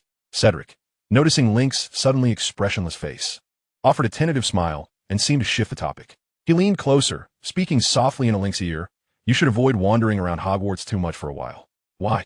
Link inquired, a flicker of confusion crossing his face. Cedric glanced around to ensure they were not overheard before continuing. "The 2 boys you clashed with were attacked by Emily Victoria and her crew." "What? When did this happen?" Link's brow furrowed with concern. Cedric glanced around once more before elaborating, "Just last night. The 2 boys had barely exited Professor Sprout's office when Emily and her group ambushed them. They were particularly vicious. Those boys are now in the infirmary and haven't yet returned. I should have driven those Slytherins away back then." A look of self-reproach crossed Cedric's face. Link gently patted his shoulder in comfort, then pressed on with his inquiry. "But why would Victoria do such a thing?" "Who knows? She has been harassing Hufflepuff students since first year, often without any reason or warning. The most infuriating part is that the professors always cover for her. I thought she might take a break with a new term, but she has become even more brazen," Cedric said, his tone growing more intense. "But let's not dwell on that. You should be cautious and avoid wandering about. This year feels different. Ever since the arrival of the Savior, Harry Potter, Hogwarts seems increasingly strange. If you find yourself in trouble, seek out Yuzi and the others. I've already spoken to them." As Cedric finished speaking, the boy named Yuzi, who had just sprayed juice everywhere, gave Link an enthusiastic thumbs up, which improved Link's impression of him considerably. Link grinned back before falling into deep thought. The beautiful Emily Victoria had left a profound impression on Link. He could not shake the feeling that her repeated assaults on Hufflepuff students were motivated by something deeper, and that the underlying reason might very well be connected to him. Regrettably, the original owner's diary bore no records concerning the other party, leaving Link momentarily at a loss. Silently resolving not to provoke the individual just yet, he finally regained his composure. At that moment, Cedric and the others had concluded their meal and greeted Link as they prepared to depart. "Wait, Cedric," Link called out hastily, causing Cedric to pause and turn back after allowing his friends to leave. "What is it, Link?" he inquired. "I have something I would like to ask for your assistance with," Link replied earnestly. Noticing the seriousness in Link's demeanor, Cedric seemed to realize the gravity of the matter, nodded, and led Link away from the hall. It was not until they reached a deserted corridor that Link adopted a troubled expression and spoke. "Cedric, I've recently felt a surge in my magical aptitude. I managed to master the extension charm during the spell class, and this morning, I successfully cast the levitation charm." "Is that true? That's marvelous," Cedric responded, his face illuminating with genuine delight. Link could sense the sincerity in Cedric's expression, which reassured him even more. "Thank you. But as you know, I didn't manage to learn a single spell throughout the entirety of last year. Compared to my peers, I've fallen significantly behind." Link continued, "So, I was wondering if you could possibly tutor me." At this, Cedric hesitated momentarily. Link quickly added, "Don't worry. It won't take too much of your time. If you could just offer me a few pointers whenever you're free, that would suffice." Observing Link's anxious demeanor, Cedric remained silent for a moment before breaking into a smile. "Of course, that's no problem." He lightly punched Link on the chest and added, "However, I must apologize for the timing. As I mentioned earlier, The Hufflepuff Quidditch team has resumed training, and with the new school year starting, my coursework has increased considerably. Therefore, I may only be able to assist you on weekend evenings, and the time will be limited. I truly apologize for that, Link. No need to apologize, Cedric. Link replied sincerely. I am immensely grateful for your help, and a shorter duration is perfectly fine. I will organize my questions weekly and come to you for guidance. As Link spoke, his smile broadened. Having Cedric tutor him would undoubtedly enhance his learning efficiency considerably. After perusing the spellbooks from the first and second years, Link understood that self-study was an inefficient and arduous endeavor. The reason was simple. The textbooks at Hogwarts were poorly written. They resembled the Chinese cookbooks Link had seen in his previous life, filled with vague terms such as a pinch or a dash, requiring learners to invest more time in trial and error without anyone to demonstrate the processes personally. For ordinary young wizards, this posed little issue, as they had professors to guide them step by step. However, Link had unjustly lost a year of learning experience, which complicated matters. The professors were not inclined to provide him with extra lessons. Each of them had the daunting task of teaching an entire cohort of Hogwarts students, leaving them with little time to spare. Now, Cedric had perfectly resolved this dilemma. As for Cedric's capability to teach Link, there was no need for doubt. In the original text, Cedric was recognized as the most outstanding student in all of Hogwarts. If he could not teach Link, then it would undoubtedly indicate a significant problem on Link's part. Moreover, there was an even greater advantage to having Cedric as a tutor. He could impart spells that were entirely absent from the textbooks. For instance, the tooth-growing charm, which causes the target's front teeth to grow rapidly and cease at a certain point, and the dancing feet charm, which compels the target's feet to dance uncontrollably. Successful casting requires the caster to maintain a clear line of sight on the target. While these spells might not possess great power, their effects were amusingly bizarre, often utilized for pranks, and thus dubbed joke spells. Clearly, textbooks and professors would never introduce such spells, which could potentially violate school regulations. So they were typically passed down among students. Although professors refrained from teaching these spells, their simplicity and entertainment value significantly enhanced young wizards' interest in magic, resulting in a tacit approval from the faculty. Naturally, given Link's unique circumstances within Hufflepuff, it was unlikely anyone would be willing to teach him these spells. However, the situation had changed. Link believed that once he voiced his request, Cedric, being the good-natured person he was, would never refuse. One could hardly overstate Cedric's commendable character. Gazing at Cedric's earnest expression before him, Link felt a genuine admiration swell within him. Chapter 12. The joke spells. That evening, Cedric's little class commenced. To prevent interruptions during the teaching process, Cedric and Link had specifically requested an abandoned classroom from Professor Sprout. In this secluded space, Cedric thoroughly demonstrated the effects of various joke spells to Link. As for the target for demonstrating these spells, it was naturally Link himself. Initially, Cedric was somewhat reluctant, as the effects of these joke spells, while not lethal, could be unpleasant when directed at a person. However, Link insisted on this course of action, as he wished to clearly experience the potency of these spells. After all, he intended to employ them for more than mere mischief. From his years of experience as a detective, Link recognized that, at present, these joke spells could also prove useful in magical duels. Under Link's insistence, Cedric acquiesced.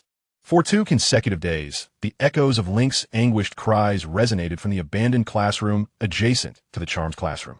Cedric had not lied. The sensations these joke spells induced were indeed far from pleasant. Some of them felt excessively torturous, straying beyond the realm of mere mischief. For instance, the blistering curse, which causes the target to develop painful, unsightly blisters upon being struck by the spell. The blisters not only appeared grotesque, but also inflicted considerable itching and pain.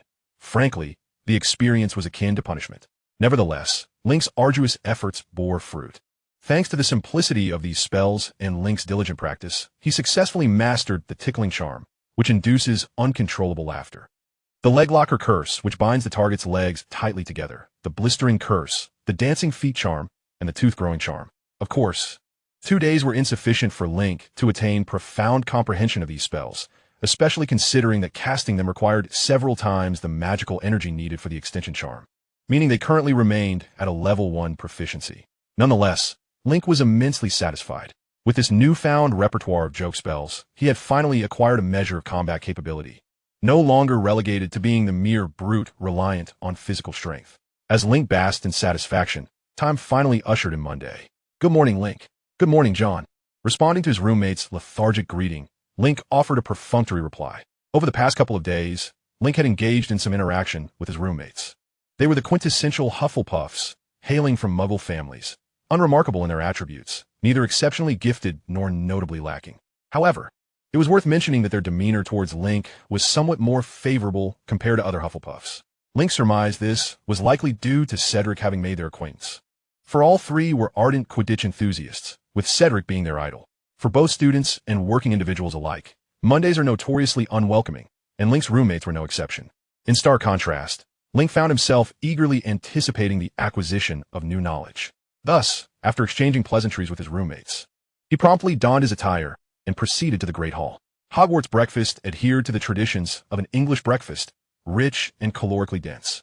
Link glanced at the sizzling sausages and roasted tomatoes on the table, then at his slightly protruding belly, ultimately opting instead for a slice of white bread and milk. For the sake of his health, a lighter breakfast seemed prudent. The morning's lesson was Transfiguration, and after finishing the rather unpalatable meal, Link made his way to the Transfiguration classroom located upstairs. Arriving early, he found the spacious classroom sparsely populated with a few students. To his surprise, Professor Minerva McGonagall, the professor of Transfiguration, had already arrived. McGonagall, the head of Gryffindor House, was known for her stern demeanor, evident from her appearance. With square glasses perched on her nose, her dark hair styled in a tight bun, and clad in a deep green robe, she exuded an air of authority, coupled with her perpetually pursed lips and keen eyes. She was a professor who instilled fear in the hearts of most Hogwarts students. Indeed, most students held a healthy fear of Professor McGonagall, for she was intolerant of any misbehavior and exhibited no patience for those who broke the rules, meting out severe punishments without hesitation. However, this did not render her a villain. Based on the information Link had recently gathered, students viewed Professor McGonagall with a mix of respect and trepidation. After all, in addition to her strictness, she was remarkably fair, never showing favoritism towards her own house's students and extending her support to those in need. Link had heard numerous tales from Cedric about Professor McGonagall assisting Hufflepuff students in distress, which piqued his interest in her. Just then, as Professor McGonagall stood at the podium arranging her lesson plans, she seemed to sense Link's gaze and abruptly looked up, addressing him with a brisk, "Mr. Freely, is there something on your mind?" Her speech was rapid and crisp, exuding an air of urgency that made Link feel somewhat anxious. Yet, drawing upon his experience in dealing with clients, he quickly responded, "No, I merely haven't seen you in a while, and I missed you, Professor McGonagall." Clearly taken aback by Link's unexpected comment, she paused momentarily before a subtle smile graced her lips. "Thank you. Now please return to your seat. We shall commence shortly." Although her tone remained as icy as ever, Link noticed her fleeting expression of warmth and promptly complied, returning to his seat with a smile. No sooner had he settled down than his classmates cast incredulous glances in his direction. Apart from the two Weasley brothers from Gryffindor, they had never witnessed anyone daring to speak to Professor McGonagall in such a manner. Ignoring their stares, Link quietly sat, perusing his textbook in preparation. This task was particularly crucial for him, as he possessed no foundational knowledge of Transfiguration.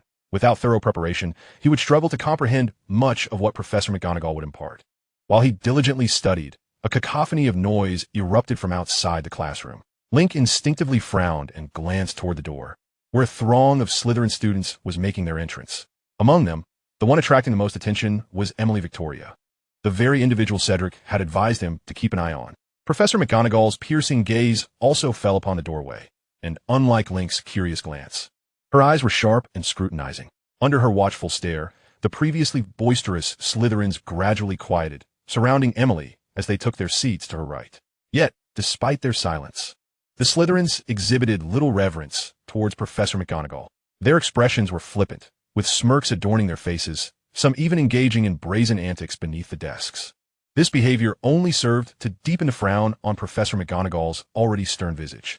However, as the Slytherins had not violated any school rules or disrupted the classroom decorum, McGonagall, guided by her unwavering principle of fairness, refrained from reprimanding them excessively. Link observed the scene unfold, noting that it was quintessentially Slytherin. He was no stranger to Slytherin House, an ancient institution represented by the colors green and silver. Much like their emblematic creature, the snake, Slytherin students often displayed traits of cunning, ambition, and a willingness to employ any means to achieve their goals. Traditionally, Slytherin had only accepted pure-blood wizards, those whose parents were wizards with innate magical talent, adhering to the beliefs of their founder, Salazar Slytherin. However, this tradition had waned significantly since Dumbledore became headmaster. Although Slytherin still lacked a significant number of Muggle-born students, a derogatory term used by wizards for non-magical people, the proportion of half-blood wizards had risen to a majority. Nevertheless, many pure-blood heirs still resided within Slytherin, belonging to wealthy and influential families, some of whom even served as Hogwarts governors.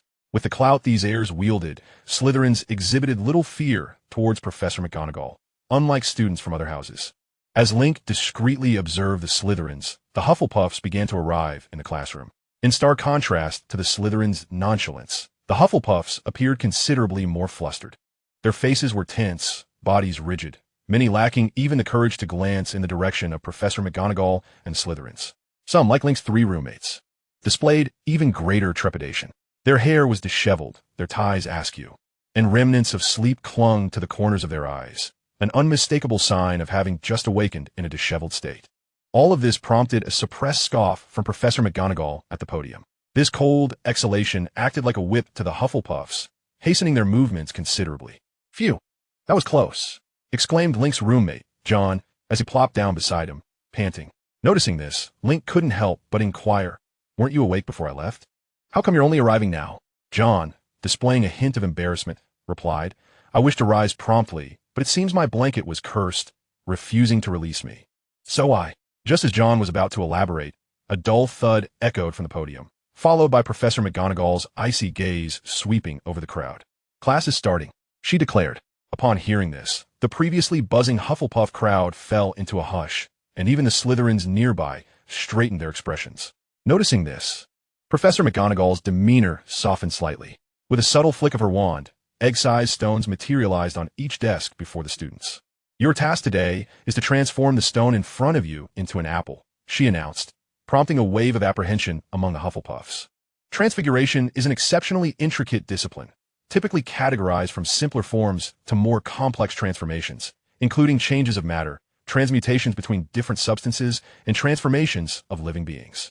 Additionally, there are numerous branches within Transfiguration, such as human transfiguration, permanent transformations, and the more advanced animagus transformations. The assignment Professor McGonagall had set fell under the category of transmuting between different substances, although they had attempted this type of transformation in their first year. The challenge of shifting inorganic matter to organic was no less daunting than last year's final exam. However, Professor McGonagall paid no heed to the Hufflepuff's expressions and continued. "Although I have already addressed this in the past year, I must reiterate. According to Gamp's law of elemental transfiguration, wizards cannot conjure food from thin air, nor can they consume food produced via transfiguration. Even if you were to eat it, you would receive no nutritional value, and it would likely result in indigestion. Therefore, please remember that the apples we create in class are strictly not for consumption. I do not wish to see any of you sent to the infirmary." After surveying the class and confirming they understood her warning, she gestured. "All right then, please proceed with the transformation according to the steps we taught you last year." "Understood, Professor McGonagall," the students chorused in response. Yet, compared to the Slytherins, the Hufflepuff's voices sounded particularly lackluster. Link, undeterred by the atmosphere, silently raised his wand, directing it at the stone before him. In preparation for this transfiguration lesson, he had thoroughly reviewed a beginner's guide to transfiguration. Although the complexity was overwhelming and did not yield any tangible progress in terms of transfiguration spells, it did provide him with a foundational understanding of the subject. Link was confident that by completing Professor McGonagall's assignment, he would unlock the spell level for transfiguration. Therefore, he was fully committed to this lesson. Unfortunately, some things cannot be achieved merely with enthusiasm. Link's first attempt was a failure. The stone before him indeed transformed, but instead of the true apple he envisioned, it morphed into a pale, grayish stone resembling an apple. "Ugh," Link sighed, glancing over at the Slytherins.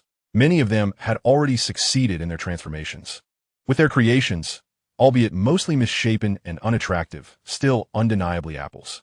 The most successful transformation belonged to Emily, who sat at the center of the group, arms crossed, gazing indifferently at the ceiling, with a beautifully red apple displayed in front of her. Professor McGonagall also noted this scene, inspecting the apple for a moment before nodding slightly. "Victoria, you did excellently. Slytherin earns 10 points. The words elicited a cheer from the Slytherins, yet Emily appeared unfazed, her expression remaining unchanged. This aloof demeanor prompted Link to roll his eyes. Just then, a familiar exclamation pierced his ears. Chapter 14, Transfiguration Class, Part 2. "Ah, is this your transformation?" Link turned to see John gazing at him incredulously, with an oddly shaped, abstract stone apple resting on his desk. Indeed, Link admitted, further widening John's eyes in astonishment. When did your transfiguration skills improve so remarkably? It's truly beautiful. Link's facial muscles twitched involuntarily. Had he not previously interacted with John, he might have thought his friend was mocking him. After a brief pause, Link was about to respond when he noticed John's complexion suddenly pale and his body began to tremble slightly. Instantly, Link understood, glancing up to see that Professor McGonagall had approached them unnoticed. Her gaze swept over Link's and John's creations before she sighed and asked, "Do either of you have any questions?" "And no, Professor McGonagall," John stuttered, nearly burying his head beneath the desk. Link, however, was more forthright. He stood up and inquired earnestly, "Professor McGonagall, I wonder why I am consistently unable to alter the properties of the object. I am following the steps outlined in the book precisely, yet I remain perplexed." Professor McGonagall regarded Link with appreciation before examining his stone apple for a moment and replying, "The essence of transfiguration lies in constructing a model of the object you wish to transform within your mind. The more complete this model is, the higher your success rate with the transfiguration spell. You have performed exceptionally well in terms of shape alteration, indicating strong imagination and modeling abilities. However, your inability to change the stone into a true apple may stem from an overemphasis on its exterior form, neglecting its intrinsic essence. Close your eyes and reflect. Envision the object before you as a genuine apple, crisp and juicy, with white flesh tinged with hints of orange yellow, and a rich fragrance wafting forth with each bite." As Professor McGonagall spoke, Link gradually closed his eyes, working to refine the mental image of the apple in his mind. As Link felt that the moment was right, he opened his eyes and raised his wand once more, aiming it at the stone apple before him. Suddenly, a peculiar sound echoed through the air, and before the gaze of all present, a vivid red hue began to gracefully creep up the stone apple, gradually enveloping it entirely. John, who stood beside Link, was so astonished that he found himself at a loss for words, while Professor McGonagall seized the apple, gripping its indented center between her thumbs, and effortlessly split it in two, revealing the enticing flesh within. With a nod and a smile, McGonagall addressed Link, saying, "Well done, Link. 10 points to Hufflepuff." At her words, every pair of eyes in the classroom turned to focus on Link. However, he remained indifferent to the accolade. As previously mentioned, the notion of points held little significance for Hufflepuff House. Moreover, he had a far more pressing matter to attend to. Transfiguration LV1 acquired. Exhaling a deep sigh of relief, a smile finally graced Link's face. The advancement in Transfiguration was undoubtedly more exhilarating than the mere addition of points. Without further hesitation, Link raised his wand once again, this time aiming at John's stone. With a similar incantation, the stone apple before John rapidly expanded, becoming round and vibrantly colorful. A notification flashed across Link's retina. Transfiguration Experience 1. Pleased with the outcome, Link nodded in satisfaction, but soon his expression turned blank. He realized that, although he had indeed gained experience, the overall experience bar for Transfiguration had only increased by an almost imperceptible fraction. This increment was strikingly similar to that required for advancing from level 3 to level 4 of the Renewing Charm. This implied that to elevate Transfiguration from level 1 to level 2, a staggering 100 experience points were necessary. Link felt utterly bewildered.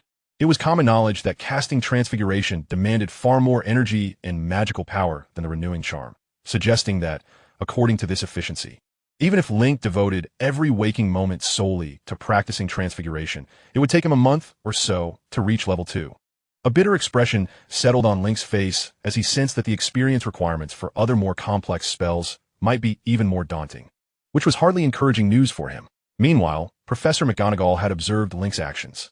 She nodded slightly, a rare smile gracing her features as she remarked, "Well done, Link. It seems you have indeed applied yourself this academic year. However, you still have quite a bit of catching up to do with your previous studies, so keep striving." After a moment's hesitation, she continued, "If you have any questions regarding Transfiguration, feel free to seek me out." Upon hearing this, Link's initially dim eyes brightened with hope, and he hurriedly expressed his gratitude. "Thank you, Professor McGonagall. No need to thank me. Just keep up the good work," she replied casually before turning to assist the other students, as most of the Hufflepuffs had not completed the assignment. At that moment, Link was filled with excitement. Professor McGonagall had just agreed to provide guidance outside of class hours, which would undoubtedly accelerate his learning of Transfiguration, translating to a wealth of valuable experience. Instantly, The gloom that had settled in his heart dissipated. He returned to his seat with a smile, but his peripheral vision caught the Slytherins staring intently at him. Instinctively, he turned to look and found that most of the Slytherins wore displeased expressions, including Emily Victoria, who was surrounded by admirers and now cast him a look of incredulity. Link quickly surmised the reason. They were undoubtedly as irked as the Ravenclaws had been earlier, displeased by his points. This was entirely understandable, as Emily Victoria had been the first to achieve a perfect transformation and had received 10 points, rendering Link's score seemingly unfair in comparison. This likely made him a target of their disdain. Yet, Link paid little heed to their animosity. Although Cedric and his friends painted Emily Victoria as formidable, Link regarded her as just another student. As a student, she was bound by the rules of Hogwarts, and any retaliation would likely be tempered. Besides, Link himself was not one to be trifled with. With that thought, Link not only refused to cower like the other Hufflepuffs, but instead met Emily Victoria's gaze directly. Then, an unexpected occurrence unfolded. Link clearly saw a blush rise on Emily's cheeks, reminiscent of the stone apple he had transformed. Almost immediately, she averted her gaze, turning away from him. Chapter 15. The familiar John Emily's bizarre reaction left Link somewhat perplexed. However, this did not deter him from continuing to observe her. Link was not the type to shy away. He was untroubled by the presence of a beautiful girl. After all, if one remains unembarrassed, it is the other who feels the awkwardness. Thus, he bore no psychological burden. In fact, he found Emily's blushing demeanor even more endearing than usual. That will be all for today. Class is dismissed, Professor McGonagall announced 2 hours later, shaking the textbook in her hands before striding purposefully out of the classroom. As she gradually departed, the once silent room began to buzz with life. Emily Victoria hastily rose to leave, and the Slytherins followed closely behind, some casting fierce glares at Link as they passed. Once they vanished, the Hufflepuffs let out a collective sigh of relief. Frankly, their demeanor reminded Link of a hapless herbivore that had narrowly escaped the jaws of a predator. While the Hufflepuff students leisurely packed their belongings, Link had already stood up, eager to head to the Great Hall. It was lunchtime, and the bread and milk from the morning had long since faded after several hours of Transfiguration class. Feeling the pangs of hunger, Link could hardly contain his anticipation. Just as he left the classroom, a small hand grasped his shoulder. "Wait for me, Link." "Ho, you run far too fast," John panted, clutching a canvas backpack that bulged with the contours of books, clearly not a magical bag like Link's. "Is there something you need?" Link asked directly. He was not particularly fond of children and lacked the skill to communicate with them effectively, so he preferred to maintain only the most basic of social interactions with his peers and roommates. However, John seemed oblivious to the underlying meaning in Link's words. His expression turned awkward as he lowered his gaze, nervously rubbing his hands on the hem of his shirt before finally speaking in a barely audible voice. "Link, is your relationship with Cedric quite good?" "Well, it's decent. Why do you ask?" "The thing is, could you possibly say a few kind words to Cedric on my behalf? The Hufflepuff Quidditch team tryouts are just around the corner, and I've always aspired to be a batter." As soon as these words left his mouth, the atmosphere between the two grew somewhat somber. Link remained silent, quietly observing John, while John, visibly anxious, began to perspire. Finally, after a moment of contemplation, Link nodded and said, "I can do that, but I cannot guarantee how much it will help. You know Cedric's character." "That's wonderful. Thank you. Thank you, Link." Looking at John's flushed face brimming with excitement and his animated gestures, Link subtly shook his head and continued on towards the Great Hall. He had anticipated that John would take his leave upon achieving his goal, considering his recent tarnished reputation within Hufflepuff. It was unlikely anyone would wish to linger in his company unnecessarily. However, seemingly overwhelmed by excitement, John persisted in following Link, incessantly discussing various Quidditch topics. This left Link feeling rather exasperated. He had little interest in Quidditch and could only respond with noncommittal murmurs. Fortunately, John's emotional intelligence was not so low as to be insufferable. Once they ascended the floating staircase and arrived at the Great Hall, John finally shifted the topic, confidently stating, "Link, you must have been taking extra lessons during the holidays, right?" "Extra lessons? Of course. Otherwise, how could you have improved so much this year?" John's remark left Link feeling somewhat awkward. He had no idea whether the original owner of his body had attended extra lessons during the break. To avoid revealing his ignorance, he continued to respond with vague affirmations. John, evidently misunderstanding Link's intent, settled down at the Hufflepuff table, tearing into a chicken leg that had miraculously appeared on his plate, all the while muttering, "I truly envy you, Link. You get to continue using spells even when you go home for the holidays. Unlike me, a child from a pure Muggle family, as soon as I return home. My wand becomes nothing more than a useless stick. On the other side, Link had begun to eat, but John S. words piqued his interest. After swallowing his food, Link inquired, "You can't use spells when you go home?" "Of course not. Don't you remember? Last year, during the end of term, Professor Dumbledore specifically mentioned it. Any young wizard is prohibited from using spells at home. He said it was to prevent accidents from improper spellcasting. Apparently, they've placed something called trace on our wands. So if we use magic, the headmaster will find out and expel us." John bit down hard on the meat, continuing, "That is what they say. But those who understand know the truth. This rule is solely aimed at students like me from Muggle backgrounds. The so-called trace can't even identify the specific targets of magic. Others, as long as there are other wizards at home, can use magic freely. It's utterly unfair." "Is that so?" Link murmured. He found himself at a loss for how to console John. He could only reflect on his fortunate circumstance of not having been directly reincarnated as a Muggle student. Otherwise, even the right to use spells during the holidays would have been stripped away from him. Thankfully, John merely vented his grievances to Link, after which his attention was wholly consumed by the food before him, and he plunged into a battle with the roast chicken. This allowed Link to breathe a sigh of relief and focus on his meal. To be frank, Link found this dining experience rather unsatisfactory, as the cuisine in the UK was quite lackluster, although it wasn't quite as dire as the infamous reputation of fish and chips being served daily. The menu was undeniably monotonous.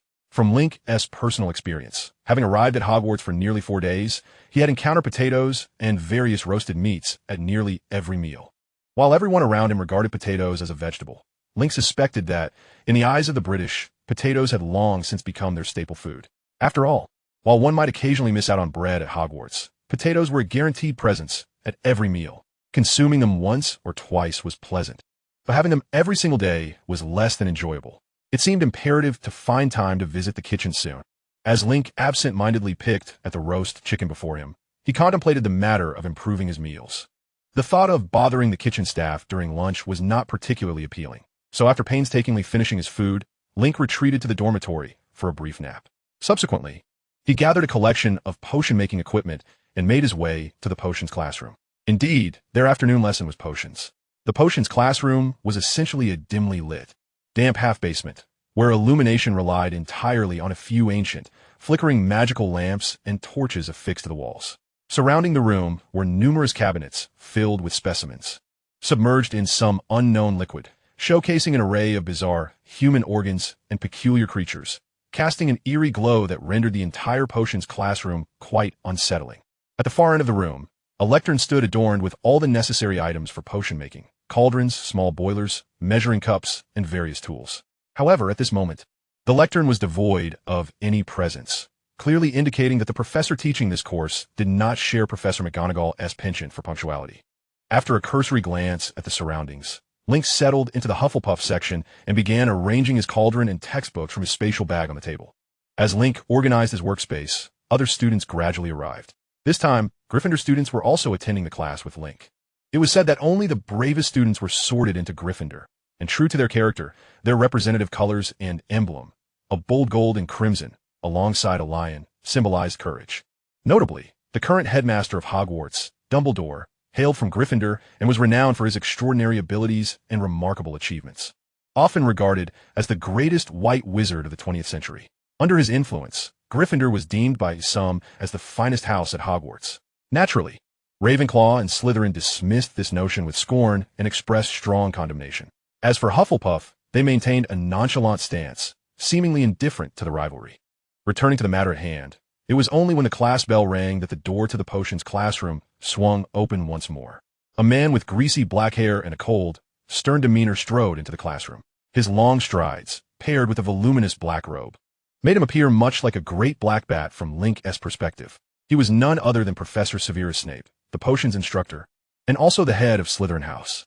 The moment Snape arrived, the atmosphere in the classroom turned frigid, and even the famously brave Gryffindors sat up straight in silence. As Severus Snape strode purposefully to the front of the classroom, he nonchalantly waved his right hand, causing a stark, bare blackboard to descend from the ceiling. "You would do well to pray that you have prepared adequately," he intoned slowly, "for otherwise, today may prove quite entertaining." His speech was measured and peculiar, devoid of any emotional resonance, resembling the ramblings of a dreamer.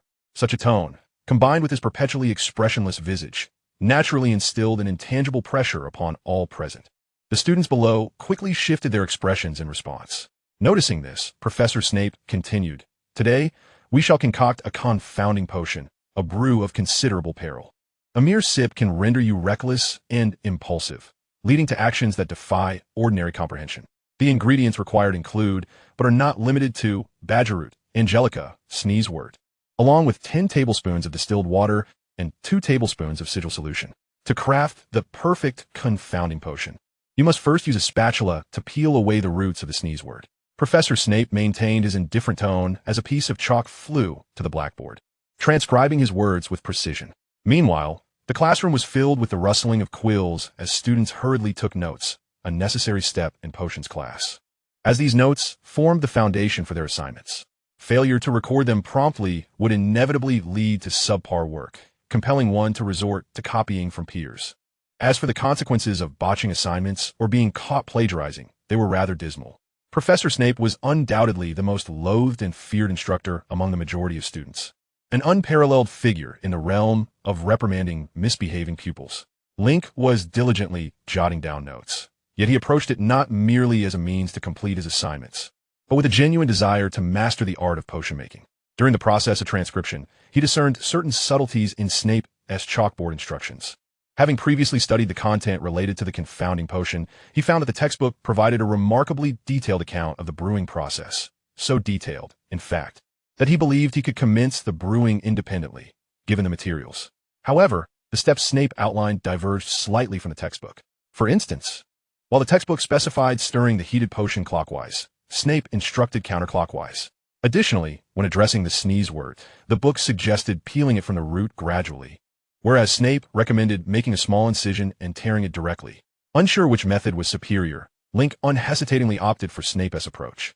Setting aside the potential repercussions of disregarding Snape's guidance, Link was well aware, having read the original texts, that this greasy-haired middle-aged man was a world-renowned master of potion-making. The authors of the textbooks might not even rival Snape's expertise.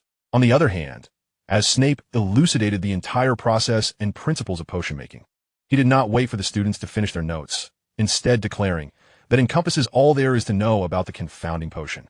Frankly, it is the simplest yet most useless potion I have ever encountered. Should you fail to master it, I might just have to invite Madame Pomfrey to inspect what lies within your skull to determine if it is merely filled with paste. With that, Snape emotionlessly waved his arm, and 3 oddly shaped plants along with 2 jars of transparent liquid materialized on each desk. Let us commence the brewing. At Snape's command, the students, regardless of whether their notes were complete, hastily grabbed their tools and began the potion-making process. Link, having just finished inscribing the final letter, initiated his actions. However, compared to his peers, his movements were far more deliberate and cautious. He first donned protective dragonhide gloves before picking up the spatula to prepare the raw materials. Meanwhile, Professor Snape descended from the podium, his cold, deep-set eyes akin to a still, dark pool, scanning the students with an eerie intensity. Link could not shake the feeling that Snape, at that moment, resembled a lion prowling near a water source in the African savanna, selecting prey among the unsuspecting animals. Chapter 17, Detention in Potions Class. Link was not alone in this sentiment. Indeed, as Snape stepped down from the podium, the atmosphere in the classroom grew markedly more solemn. The nearest Gryffindor boy, overwhelmed by nerves, accidentally sliced the sneezewort in half with his spatula, inadvertently cutting his own finger in the process. Crimson liquid immediately flowed forth, dripping onto the desk and staining the sneezewort a vivid red.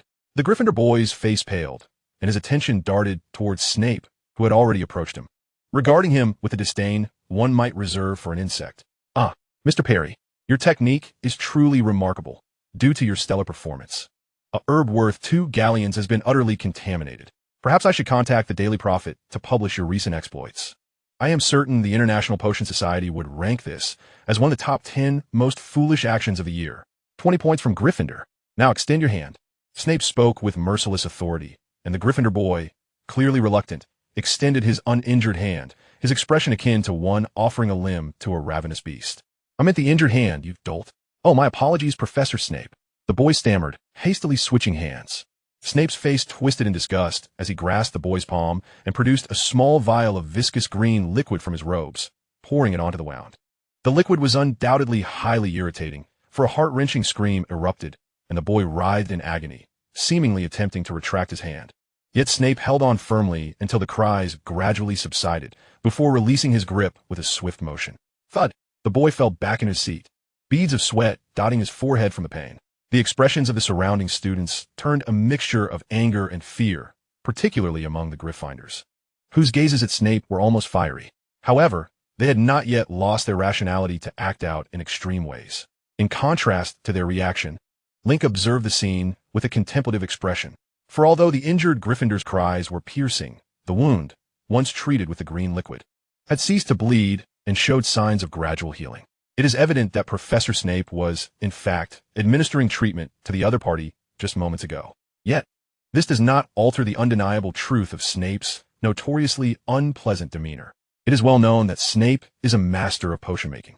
Although he cannot mend wounds with a mere touch like Madame Pomfrey, he possesses alternative methods of healing. With a barely perceptible shake of his head, Link lowered his gaze and resumed his focus on concocting the confounding potion. As Professor Snape previously stated, the potion is not particularly difficult, at least in relative terms. However, as a potion belonging to the second-year curriculum, its preparation remains exceedingly intricate, demanding utmost precision. Even the slightest error in execution could trigger a chain reaction, ultimately diminishing the quality of the final product or leading to its complete failure. Consequently, Link dedicated his entire concentration to the task at hand, meticulously peeling the roots of the sneezewort before grinding the lovage into a paste and mixing it with the sigil solution and water, using the sneezewort roots as a stirring rod, moving it back and forth with care.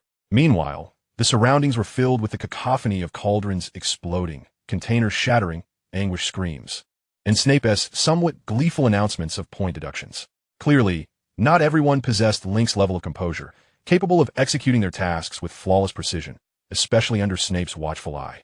"That snake is out again," John whispered beside Link. Link offered no response, remaining absorbed in the dark, viscous substance before him. John, evidently accustomed to Link's indifferent demeanor, continued unabated. "Snape is the most dreadful professor in all of Hogwarts. He is even more biased toward his own students than our Professor Sprout, and without any scruples.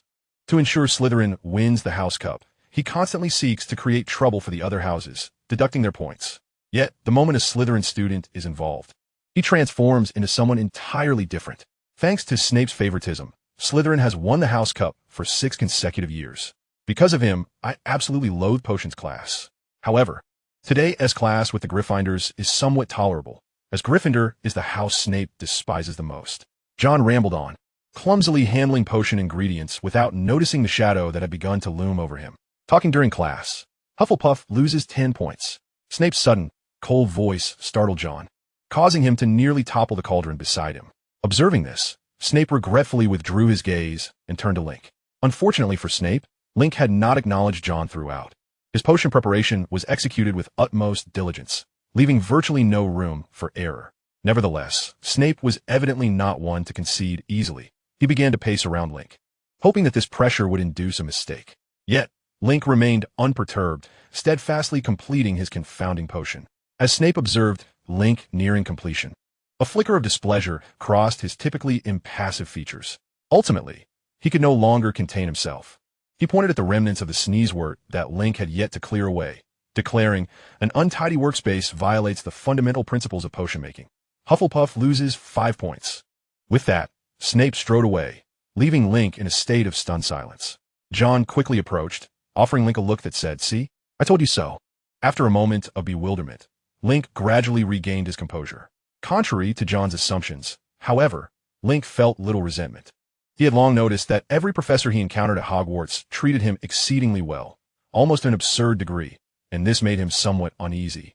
The arrival of a professor who did not extend any special treatment towards him was, in fact, a source of relief. Stretching his arms, Link once again immersed himself in the preparation of the confounding potion. As he added the final powdered ingredient, the previously dark, viscous liquid transformed into a clear, transparent substance resembling jelly. It appeared identical to the finished product described in his textbooks. With a satisfied nod, he acknowledged his work. Just then, the class period came to an end.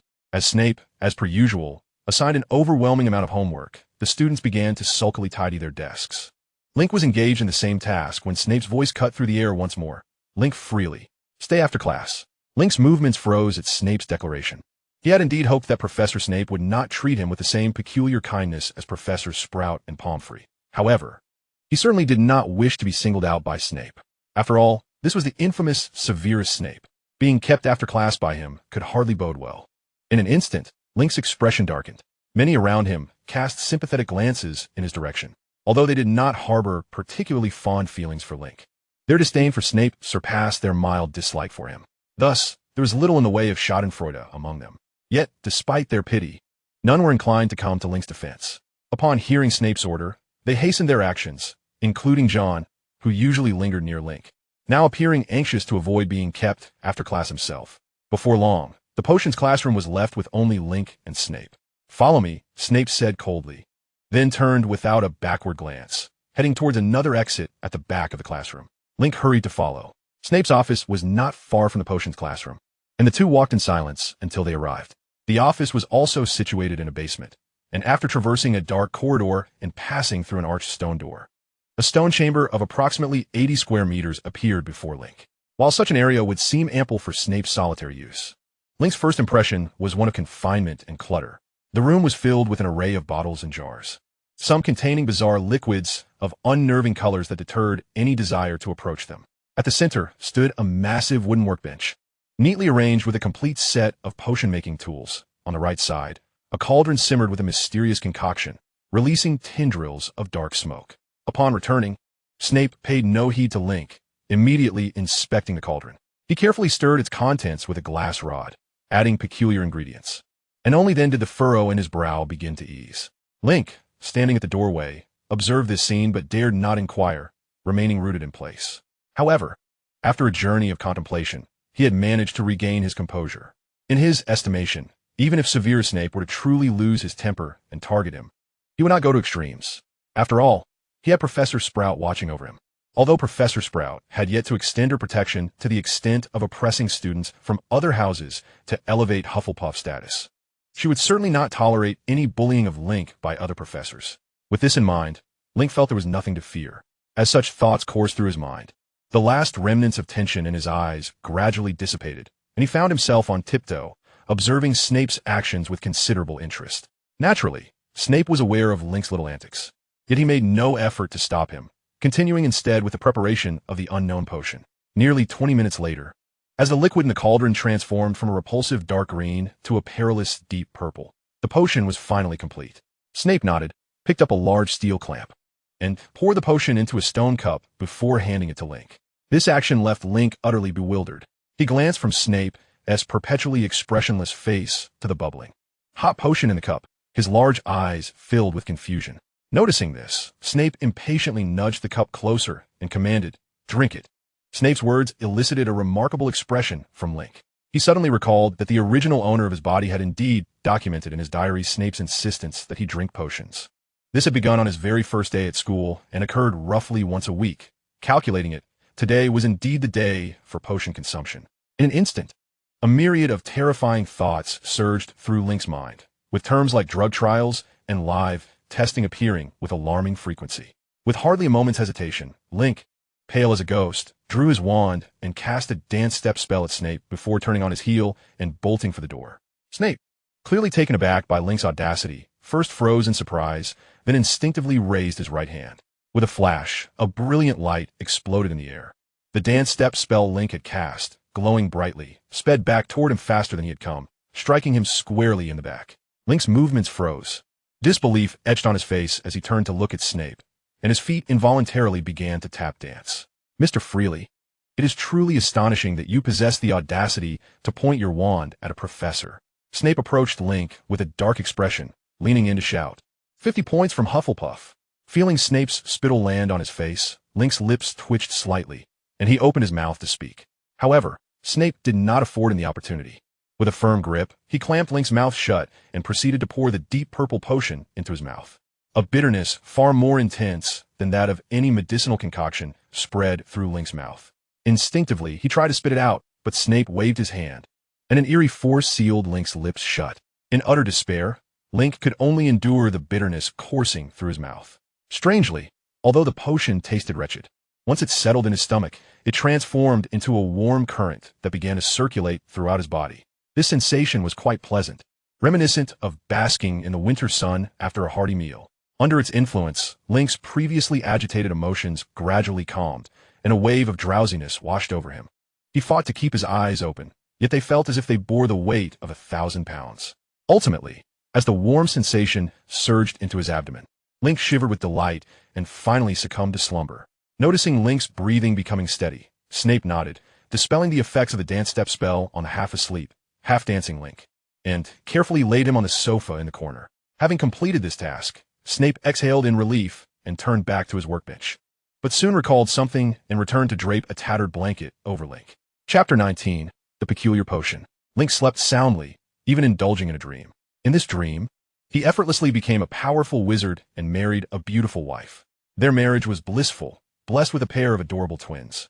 Thanks to his inherited wealth, Link was free from the burdens of financial strife. Yet, to pass the time, he returned to his former profession, establishing a detective agency that investigated intriguing cases. This was truly Link's ideal life, undisturbed, yet not stagnant. The vividness of this dream left Link in a groggy state upon awakening. However, the lingering bitterness in his mouth soon jolted him back to the events that had transpired. Smacking his lips, Link's previously hazy gaze sharpened instantly. He sprang up from the sofa, instinctively reaching for the spot on his waist where his wand had been, only to find it empty. "Are you looking for this?" Snape's deep voice resonated slowly. Link turned to see Snape at the large workbench, brewing another potion, with Link's wand safely in his grasp. "What did you make me drink?" Link demanded loudly, while his hands anxiously searched his body, fearing the unknown potion might have wrought some dreadful consequence. Fortunately, nothing unusual had manifested. "Detention for disrespecting a professor. 5 points from Hufflepuff," Snape replied coldly. "As for what I gave you, rest assured, it was merely a special calming draft." "A calming draft?" Link furrowed his brow. Having perused the second-year potions textbook, he was aware of what a calming draft entailed. Unlike those in the Muggle world, this draft was crafted entirely from various herbs through potion making. However, both served a similar purpose, to soothe frayed nerves. Judging by his reaction after consuming the potion, Snape's assertion held a degree of credibility. Yet did he truly need to ingest such a concoction? Moreover, Snape had mentioned it was a special calming draft, hadn't he? In contemplation, Link pressed further, "What makes it special?" "It is special in that it will render your mind, which is entirely composed of mush, more akin to that of a normal person, while also alleviating fatigue and enhancing your physical attributes. If it's so beneficial, why did you prepare it for me? Do you think I desired to? Were it not for your mother, would I squander my time on you?" Snape replied impatiently, simultaneously dividing the potion from the cauldron into 2 cups. This time, he drank 1 cup himself before offering the other to Link. "Drink it. What is this now?" "A nutritional supplement to stave off hunger."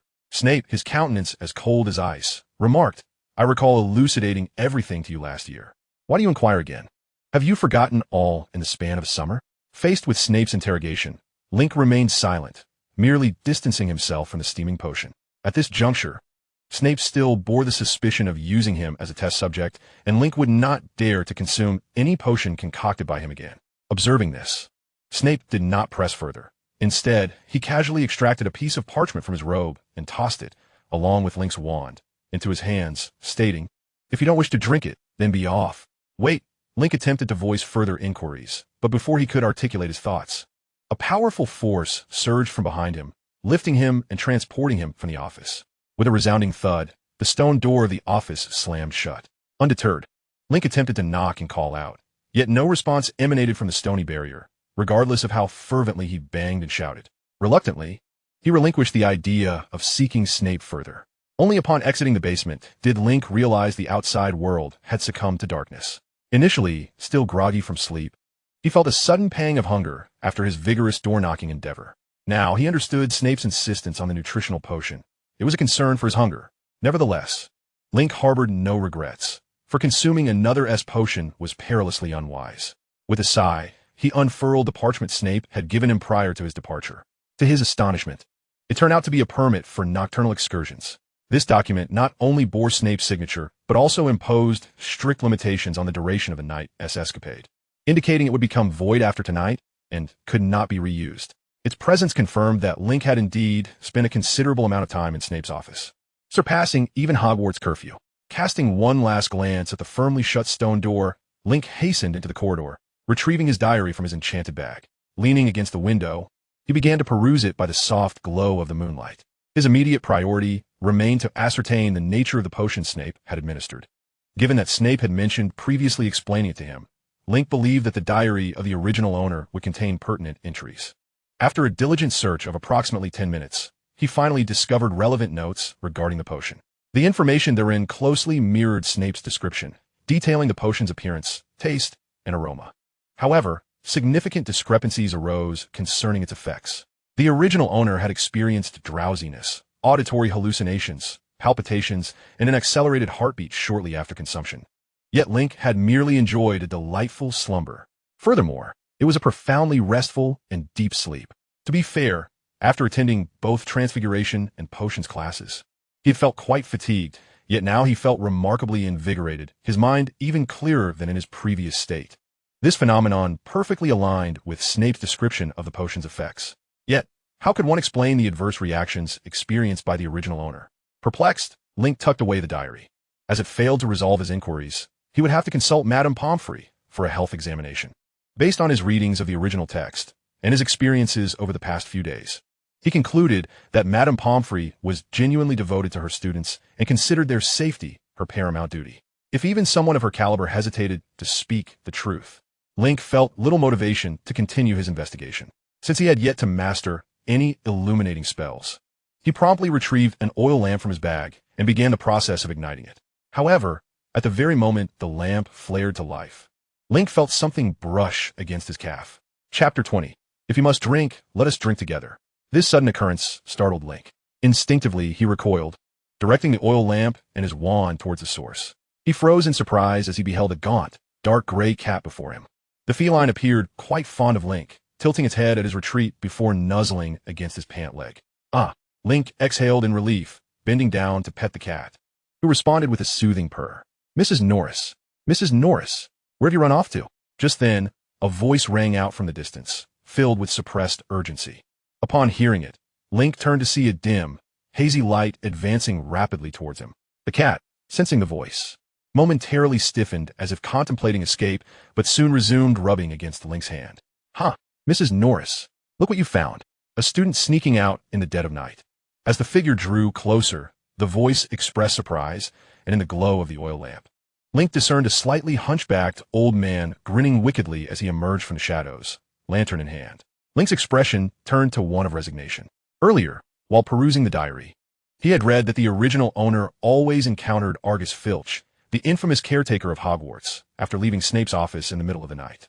This universally acknowledged scoundrel relished the sight of students facing punishment, and despite knowing that the original owner possessed a nocturnal permit, he would still make things difficult for him each time.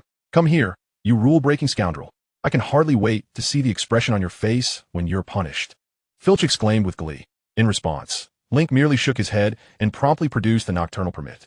Filch's eyes, glowing like a beast in the night, widened in astonishment as he reached for the parchment, but Link's reflexes were quicker, and he swiftly retracted it. All right, you got lucky this time. Filch grumbled with a hint of reluctance before starting to turn away. However, after taking a few steps, he seemed to recollect something and turned back, calling softly, Mrs. Norris. We must be off, come here. The cat, Mrs. Norris, paid him no heed and continued to nuzzle Link's arm.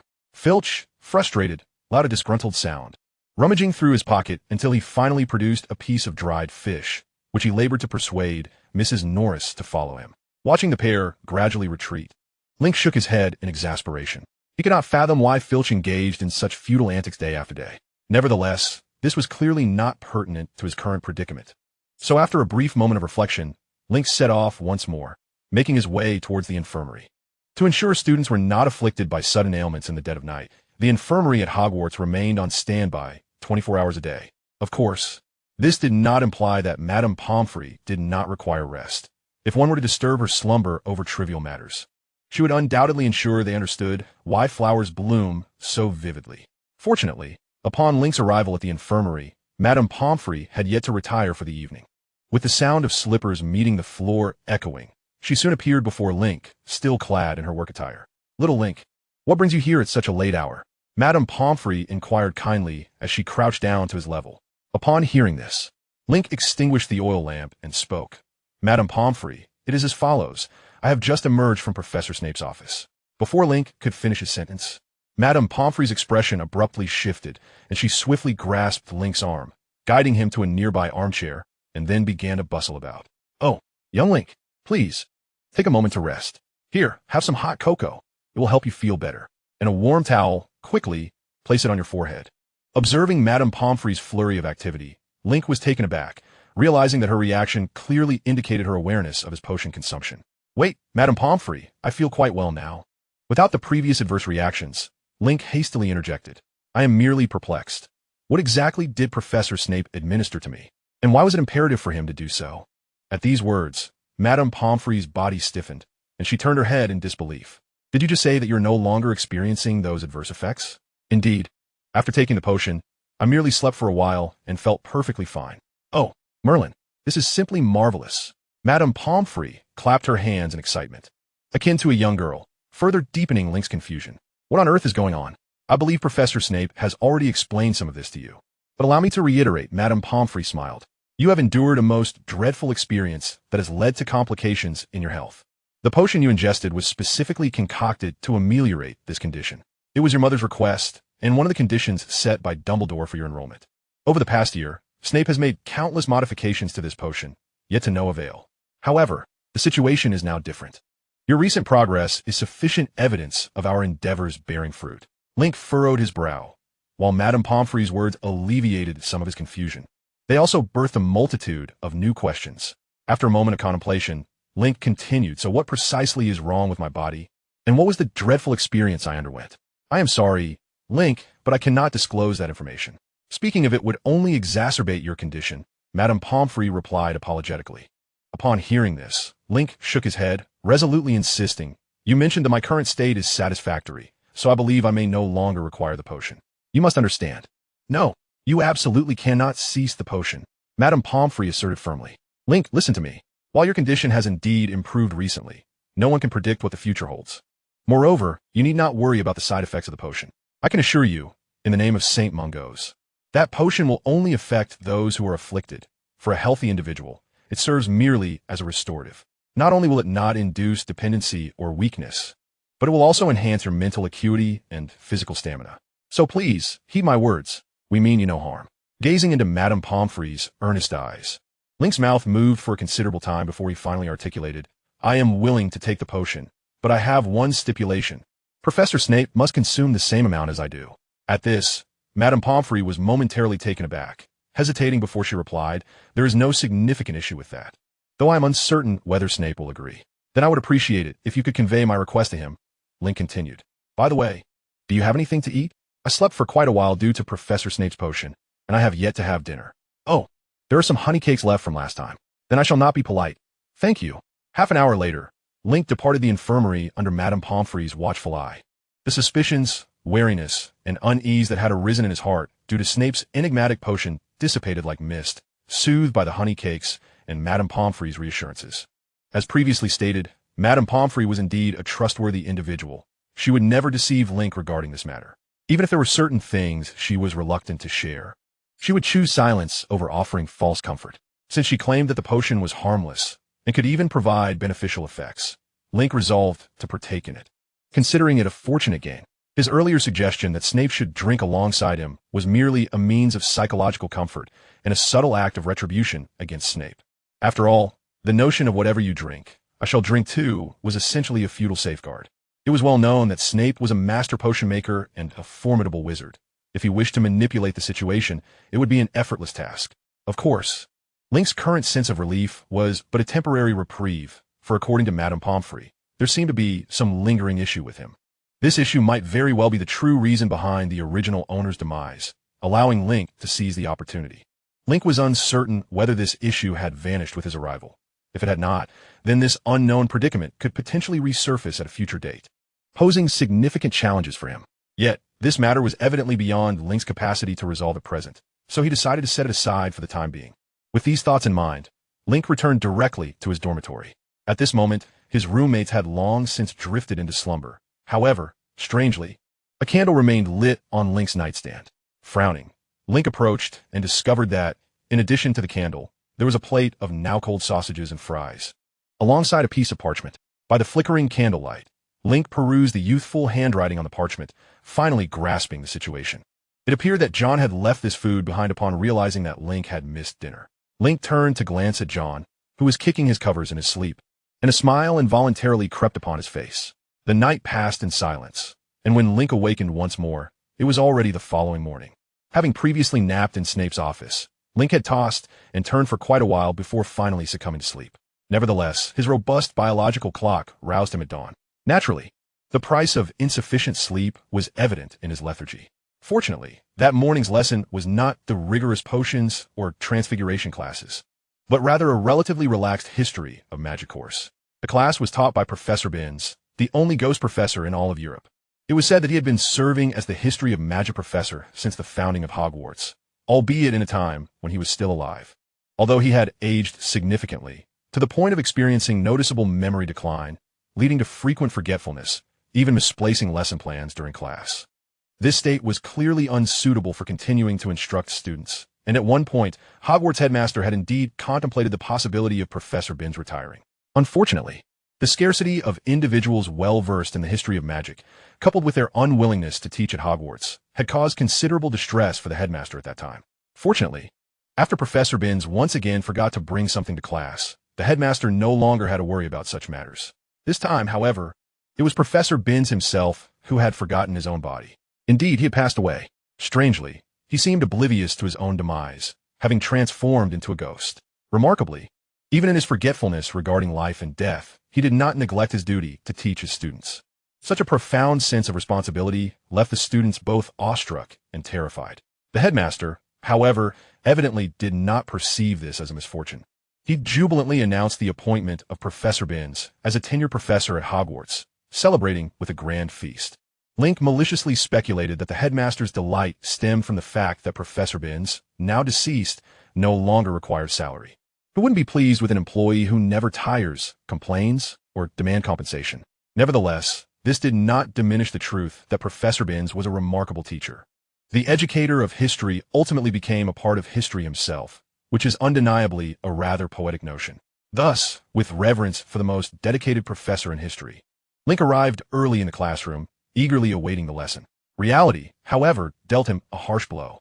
Within mere minutes of the so-called history of magic class commencing, all respect Link had held for Professor Binns evaporated. The professor's teaching method was dreadfully tedious and monotonous. He did not engage with the students, merely hovering at the lectern and reciting from his notes. His voice, breathy and drawn out, resembled a distant lullaby, inducing a wave of drowsiness among the students. Clearly accustomed to Professor Binns' style, many students ignored him altogether, either surreptitiously attending to other matters or simply resting their heads on their desks, sound asleep. John was a prime example. Despite Link's earlier efforts to rouse him, he had evidently once again succumbed to the enchantment of his blankets, only arriving in class just before it began. Even upon entering the classroom, John remained in a stupor, hastily greeting Link before collapsing onto his desk to resume his slumber. This left Link in a state of exasperation. Yet, Professor Binns appeared utterly unfazed, continuing to recite his unchanged lesson plan. Poor Link, already lacking in energy, found himself utterly overwhelmed by this potent lullaby, and, after struggling for a while, succumbed to slumber, following in John's footsteps. Thus, an entire morning slipped away in sleep. Chapter 22. Victory achieved. After a restorative morning's rest, Link felt considerably rejuvenated. He and John made their way to the Great Hall, eager to fill their empty stomachs. Just as Link prepared to indulge, Cedric's familiar voice unexpectedly drifted over from behind. "Link, I heard you were held back by Professor Snape yesterday. What happened?" Cedric casually took a seat beside Link, much to John's excitement. Of course, he was not foolish enough to interrupt the conversation between Cedric and Link, opting instead to fidget excitedly at the side. "Oh, it was nothing significant. I merely offended Snape during class, and he made me stay behind to tend to some specimens." Link feigned nonchalance, unwilling to divulge details about the potion incident, as it would serve no purpose and only complicate his current predicament. Upon hearing this, Cedric's expression shifted, and his hand, which had been reaching for bread, halted. "Is that so? That sounds rather arduous." Cedric managed a strained smile, adding, "But I think we should steer clear of that topic during lunch. After all, Snape's specimens are rather revolting." Cedric's comment quickly garnered John's agreement. Consequently, The conversation seamlessly transitioned to Quidditch. Link had little interest in the subject, offering only vague responses to Cedric and John's occasional remarks. His gaze fixated on a corner of the staff table within the hall. There, the ever-unchanged Severus Snape dined alone, clearly dissatisfied with Hogwarts' culinary offerings. As he furrowed his brow and rose to leave after a brief meal. Observing this, Link wasted no time in setting down his fork and following suit. Cedric and John, engrossed in their lively discussion about Quidditch, were oblivious to Link's sudden departure. Conversely, at the Slytherin table, a beautiful girl surrounded by admirers suddenly stood and followed Link and Snape out of the hall. Meanwhile, Link's pursuit continued. Snape moved swiftly, particularly for a young wizard like Link. Yet, drawing upon his extensive experience as a detective in a previous life, Link trailed silently behind him. He had done this countless times before, and failure seemed improbable. However, as they rounded a corner in the corridor, an unexpected event occurred. Snape, who had been approximately 10 meters ahead, suddenly vanished, and a cold, ominous voice echoed from behind Link. Intentionally following a professor, 10 points from Hufflepuff.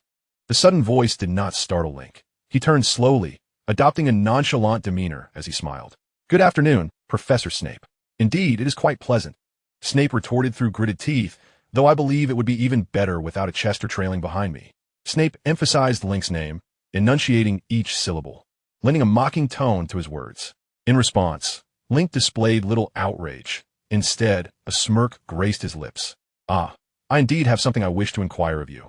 Professor Snape, regarding my proposal from last night, I wonder if Madame Pomfrey has related to you? If so, what is your answer?"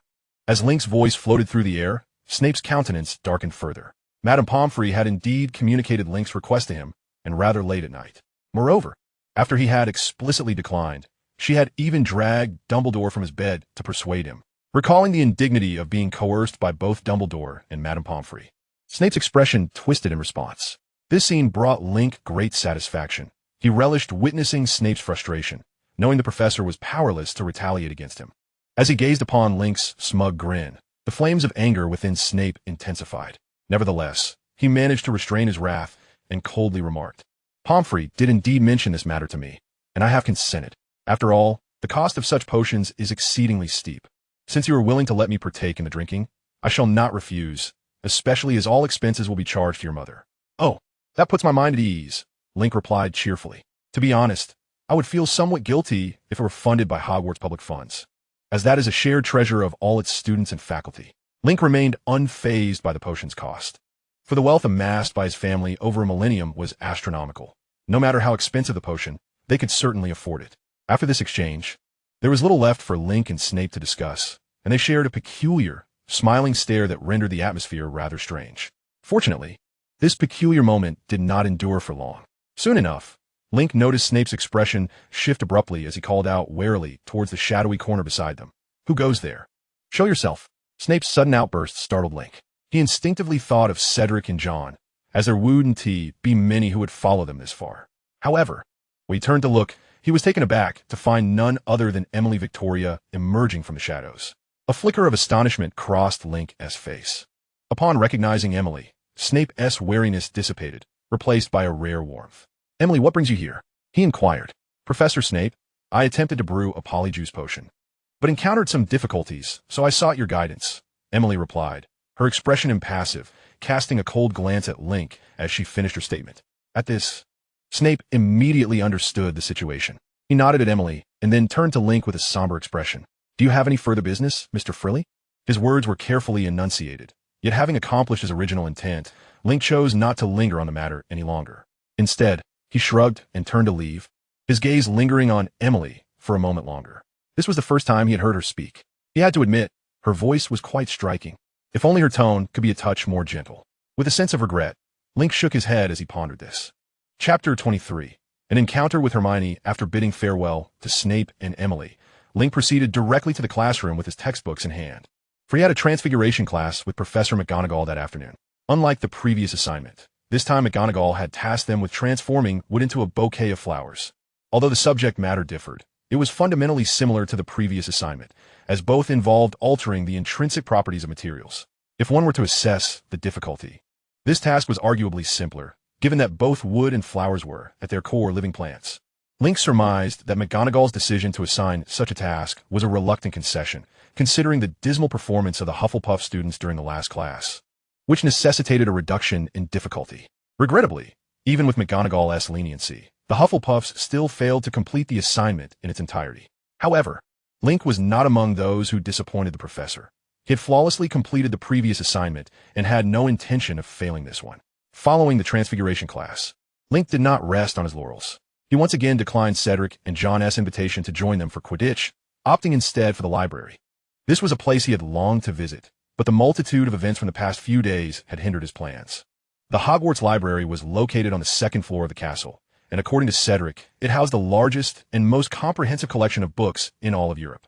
Here, one could almost find any knowledge they sought, with the exception of dark magic, as those perilous tomes have been classified as restricted literature and secured in an area inaccessible to the public. This was indeed the most precious legacy left by the four founders and countless predecessors for future generations. As Link stepped into the library, he was utterly astounded by the sight before him. Thousands of shelves were meticulously arranged within a vast space, and Link could swear that some form of spatial expanding charm had been applied, as the area exceeded what would be expected of the second floor of Hogwarts Castle. However, after the initial shock, exhilaration surged within Link. It was well known that reading-related materials also contributed to increasing one's spell experience. With such a plethora of books before him, it was clear that this would become his go-to haven for experience cultivation for quite some time. With this in mind, Link did not rush into the book section to search for texts. Instead, he ventured into the reading area, intending to complete his assignments for potions and transfiguration. While thoroughly digesting the first and second-year textbooks, planning to seek out specific resources should any questions arise. Similar to the book section, the reading area was also spacious, with numerous wooden desks arranged in an orderly fashion for study. Yet, despite the abundance of seating, finding an unoccupied spot proved challenging, as the library was still teeming with people, even on a Tuesday. Fortunately, persistence paid off, and after a considerable search, Link finally located an empty long table. Although it was piled high with books, Link didn't mind. After all, there was only one librarian, and it was inevitable that some tables would remain unorganized. However, just as he began to clear the books to place his own textbooks on the table, he discovered that nestled within the towering stacks was a Gryffindor girl, deeply engrossed in her studies. She was an exceedingly charming young lady with a mass of brown hair that appeared somewhat unkempt, giving her a rather disheveled appearance. Ordinarily, this would merely constitute an ordinary misunderstanding, but upon seeing her, Link froze in place. It was not solely due to her appearance, though she was indeed quite adorable. It was because she was none other than Hermione Granger, one of the trio destined to save the wizarding world. In an instant, Link's gaze towards her became rather complex. Ever since arriving at Hogwarts, he had consciously avoided interactions with the trio, as their experiences as protagonists in the original narrative were fraught with peril. He had no desire to wade through such murky waters, at least not until he possessed absolute power. With these thoughts in mind, Link instinctively considered leaving. Yet, observing the overcrowded environment surrounding him, he ultimately found himself unable to vacate his seat. At that moment, the girl, who had been intently focused on her reading, seemed to notice the boy who had been staring at her. She lifted her head slightly and spoke in a tone tinged with mild annoyance. "Is there something you need?" Apologies for the interruption, but seeing no escape from the situation, Link decided to nonchalantly inquire, "Is it all right if I sit here? There seems to be no available space around." Upon hearing this, Hermione furrowed her brow, yet as she realized there were indeed no vacant seats nearby, she lowered her head once more, and a barely audible whisper reached Link's ears. "It's fine, go ahead and sit." With a sigh of relief, Link chose not to disturb Hermione further and quietly extracted his assignments to diligently commence his work. His burden was considerable, as Professor Snape and Professor Binns had each assigned tasks totaling over 10 pages of parchment. The assignment from Professor Binns was relatively manageable. Although Link had scarcely listened during the morning's history of magic lesson, this posed little challenge. After all, the curriculum had not undergone any revisions for several centuries. This meant that the lessons Link had attended and the assignments he was tasked with were ones that Cedric and his peers had also previously completed. This made things considerably easier. He could simply borrow Cedric's notes for reference. What truly troubled Link, however, was the potion assignment. It required a report on the creation of the Confundus potion, with Snape demanding that Link and his classmates identify the errors they had made during their last attempt, so as to avoid repeating them. For others, this might not pose a significant issue, as their mistakes during the previous potion-making session would fill more than 10 pages of parchment. But for Link, it was different. He genuinely did not know what he had done wrong. This is not to say that Link had successfully crafted the Confundus potion. In fact, the potion he had concocted previously was a failure, as he had not received any indication from his system that he had mastered the Confundus charm or the knowledge of potion making. This indicated that there must have been a flaw in his execution, but what precisely had gone awry? In that moment, as Link gazed at the meticulously documented potion-making process before him, he was engulfed in profound confusion. Just then, a cluster of feathers fluttered before him. He looked up bewildered, to find Hermione slightly tilting her head, her adorable nostrils pointing in his direction. Chapter 24, the so-called spell. When heating the potion, you only need to turn the valve of the small magical furnace 3 times. You turned it 4, which caused the potion to scorch, Hermione explained, pointing at the parchment before Link, her tone reminiscent of a teacher guiding a student. After speaking, she shot him a look that seemed to ask, "Do you understand?" Link, however, was utterly taken aback. He knew Hermione was exceptionally intelligent and eager to learn, her wealth of knowledge having earned her the peculiar nickname Miss Know-It-All shortly after arriving at school. Yet, had it truly only been a week since their enrollment?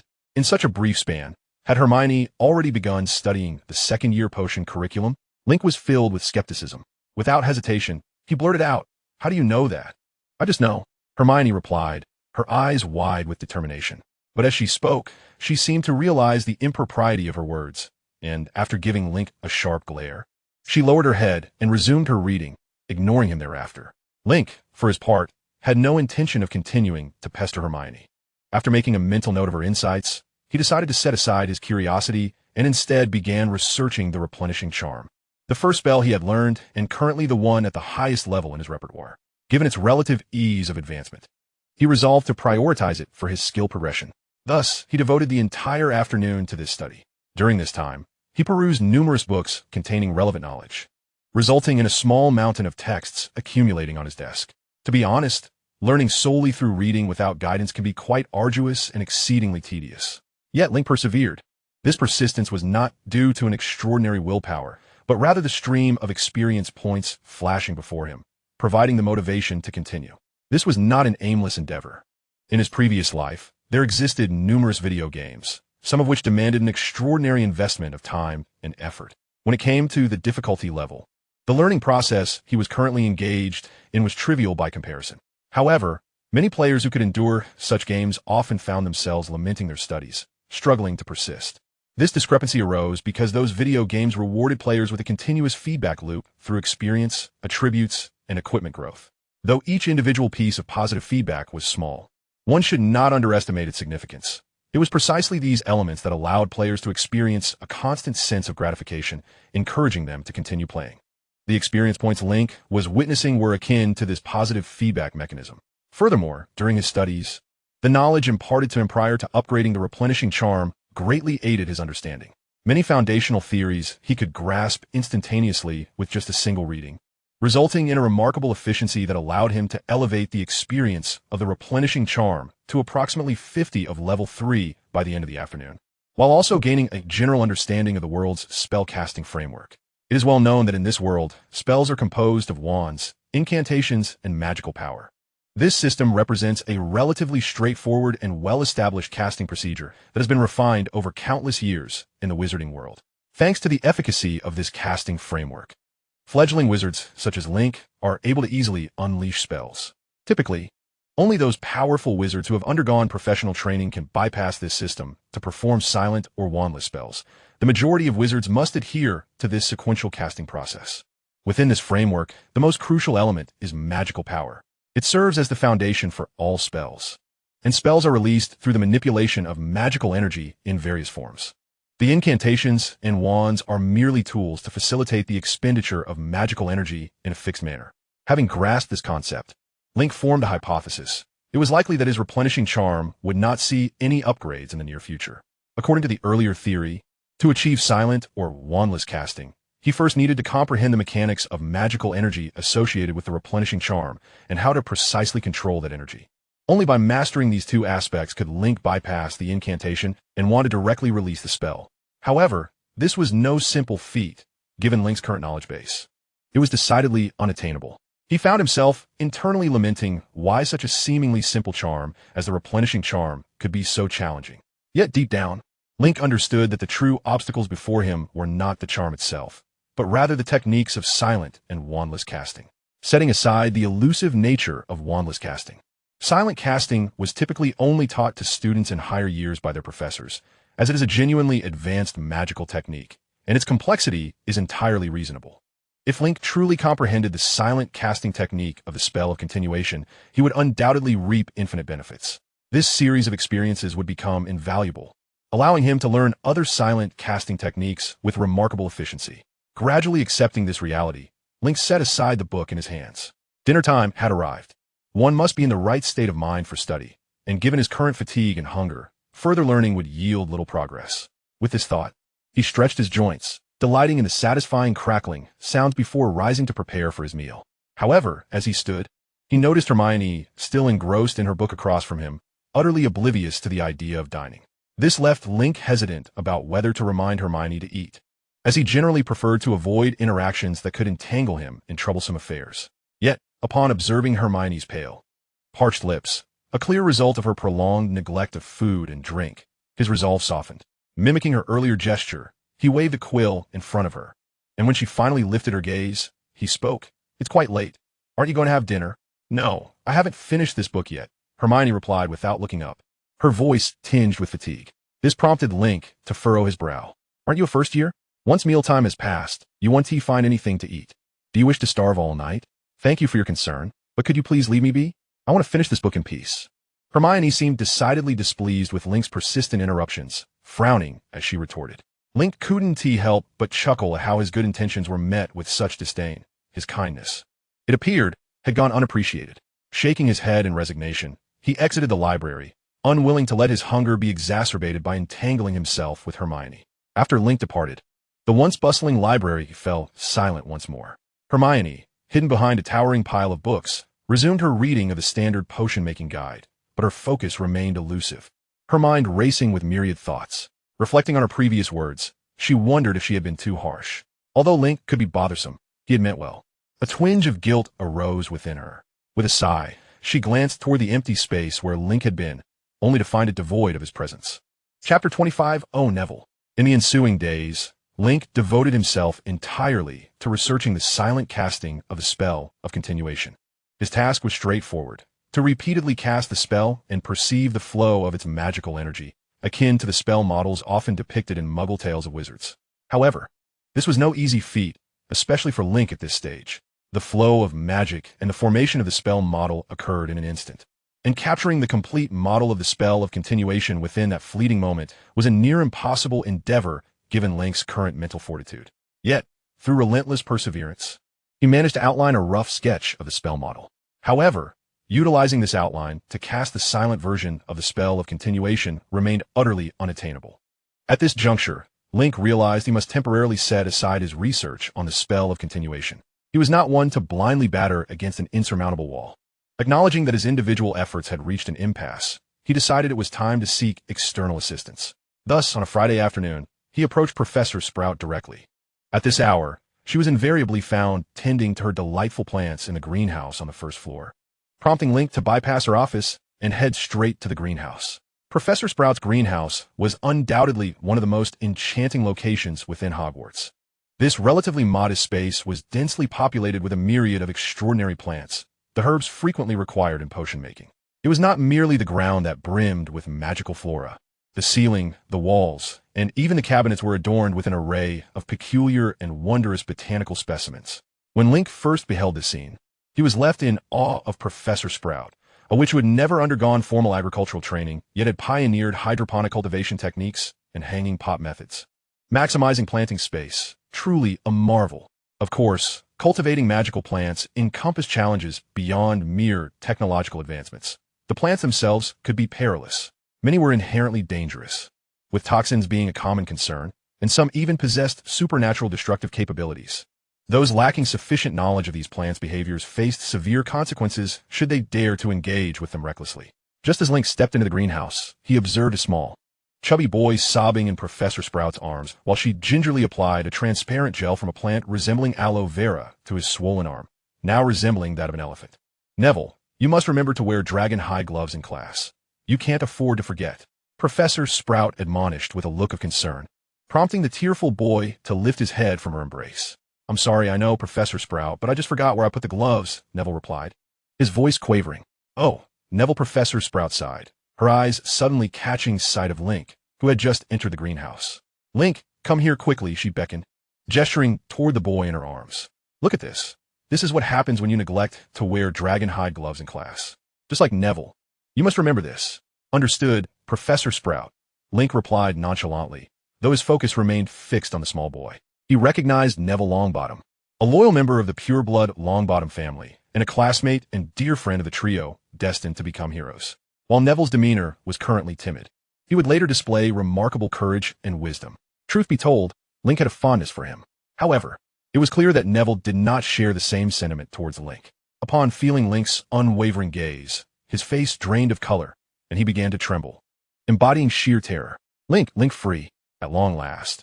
Neville seemed unable to contain the terror that had been brewing within him. With a piercing scream, he broke free from Professor Sprout's embrace and stumbled out of the greenhouse, inadvertently shattering several flower pots in his wake. Link and Professor Sprout stood there, momentarily dumbfounded by Neville's hasty retreat, unsure of what words might suffice in such a moment. Oh, Neville. After a substantial pause, Professor Sprout sighed deeply, then rose to tidy up the mess left by Neville's abrupt exit. Observing this, Link rushed to assist her, and together they spent quite some time cleaning up the shattered remnants of the pots. Once the debris was cleared, Professor Sprout turned to Link with a smile and asked, Link, what brings you here? Link, not inclined to indulge in pleasantries, brushed off the dry, white soil clinging to his hands and promptly conveyed the issues he had been grappling with. As he spoke, Professor Sprout's expression shifted through various stages, first astonishment, then concern, and finally settling into a serious demeanor. To be frank, Link, it may be somewhat premature for a young wizard like you to delve into the intricacies of the silent spell. I believe your energies might be better directed towards more foundational studies. Professor Sprout regarded Link earnestly. However, given your deep engagement with the subject, I feel compelled to offer you some assistance. Really? Thank you so much, Link exclaimed, his excitement palpable. Yet Professor Sprout waved her hand dismissively, cautioning, do not rejoice too soon. My assistance does not guarantee your mastery of the silent casting of the spell. You should temper your expectations. Rest assured, Professor Sprout. I understand your sentiment, Link nodded earnestly. My motivation for seeking your help is merely my unwillingness to concede. If, with your guidance, I am still unable to master the silent casting of the spell, I shall redirect my focus to other incantations. Professor Sprout nodded, her expression one of approval. Very well. Let's discuss it further. The root of your current dilemma lies in your inability to perceive the spell model for the continuation spell. This is entirely normal. At your age, your magical and mental faculties are still developing, and perceiving magic requires considerable mental strength. The reason Hogwarts professors only attempt to teach silent spells to upper-year students is that only they possess the requisite mental fortitude to sense the spell models. To resolve your issue, you may either wait a few more years for your mental capabilities to mature or pursue the Enhanced Perception spell. Enhanced Perception spell? Link inquired, a look of confusion crossing his face. This was a term he had never encountered before. Yes, the Enhanced Perception spell, Professor Sprout affirmed, continuing. It is rather obscure, but possesses the potential to heighten your sensory awareness. The term awareness encompasses not just your ability to perceive spell models, but also the entirety of your five senses: hearing, sight, touch, smell, taste, and even that inexplicable intuition. Thus, I believe it could be beneficial for you. Is that so? Link replied, somewhat skeptical. What perplexed him was the notion that the Enhanced Perception spell could be as formidable as Professor Sprout described. If it were truly that powerful, it would surely be a staple for every combat wizard, given its capacity to enhance sensory perception in battles. Yet, the reality was that the Enhanced Perception spell was scarcely mentioned in the original texts, and this was the first time Link had heard of it since his arrival. This struck him as rather implausible. Professor Sprout, noticing the skepticism etched on Link's face, chose not to elaborate further. Instead, with an enigmatic smile, she declared, all right, let us give it a try. The incantations to initiate and conclude the Enhanced Perception spell are Enhanced Perception, Arise, and Enhanced Perception conclude. To successfully cast this spell, you must articulate each syllable precisely. The motion of your wand is equally critical. First, grasp your wand firmly, and with its tip, trace a semicircle in the air, like this, and then continue in this manner. Professor Sprout demonstrated the motion slowly. Upon completing the incantation Enhanced Perception Arise, a faint blue light enveloped her eyes. Ah, I can feel it, she exclaimed, taking a deep breath before her brow furrowed. Oh, Link, How many onions did you consume at lunch? The smell is overwhelming. With a swift motion, she waved her hand in front of her nose and hastily recited Enhanced Perception conclude, leaving Link standing there somewhat awkwardly. Not too many. Just a little bit. Really just a little bit. Very well. Let's not dwell on that, Professor Sprout said with a grin. Stepping back, she encouraged now. It's your turn to try. Of course, don't expect to succeed right away. The Enhanced Perception spell is not something one can easily master. Even I took a month of practice, too. Professor Sprout's words trailed off abruptly as she realized that Link's wand movements were an uncanny mimicry of her earlier demonstration, and his enunciation of the incantation was equally precise. Enhanced Perception arise. As Link uttered the final syllable, a slightly dimmer blue light enveloped his pupils than what had surrounded Professor Sprout. Simultaneously, Link felt as though the entire world around him had transformed.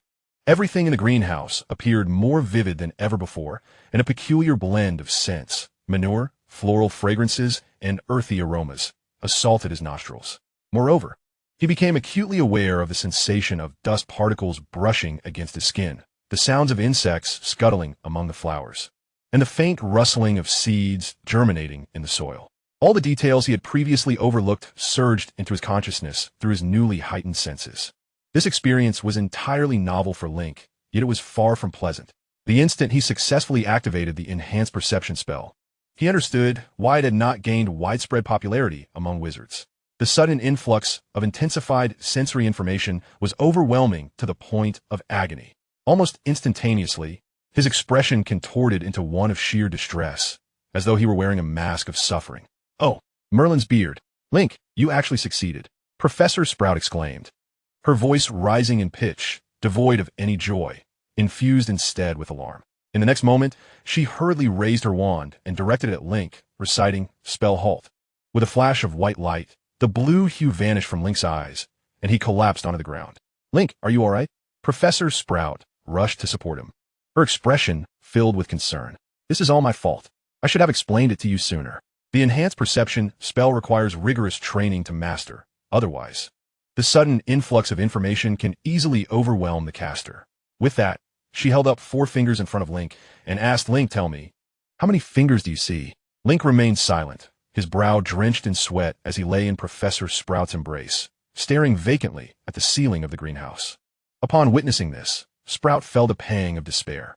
However, contrary to her assumptions, Link had not been rendered foolish by the heightened sensitivity spell. In fact, a luminous notification flickered before his eyes. Heightened sensitivity LV1 acquired. The reason for Link's earlier loss of control while activating the spell was fundamentally due to his inadequately developed mental faculties, or, to put it in scientific terms, his brain had yet to mature sufficiently to cope with the abrupt surge in sensory perception.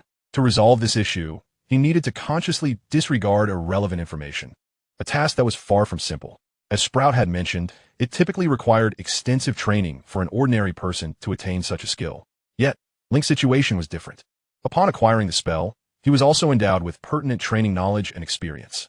This implied that with a bit of practice, Link could adeptly apply the heightened sensitivity spell to analyze spell models. Realizing this, a smile involuntarily crept across Link's face, albeit rendering him somewhat more foolish in appearance.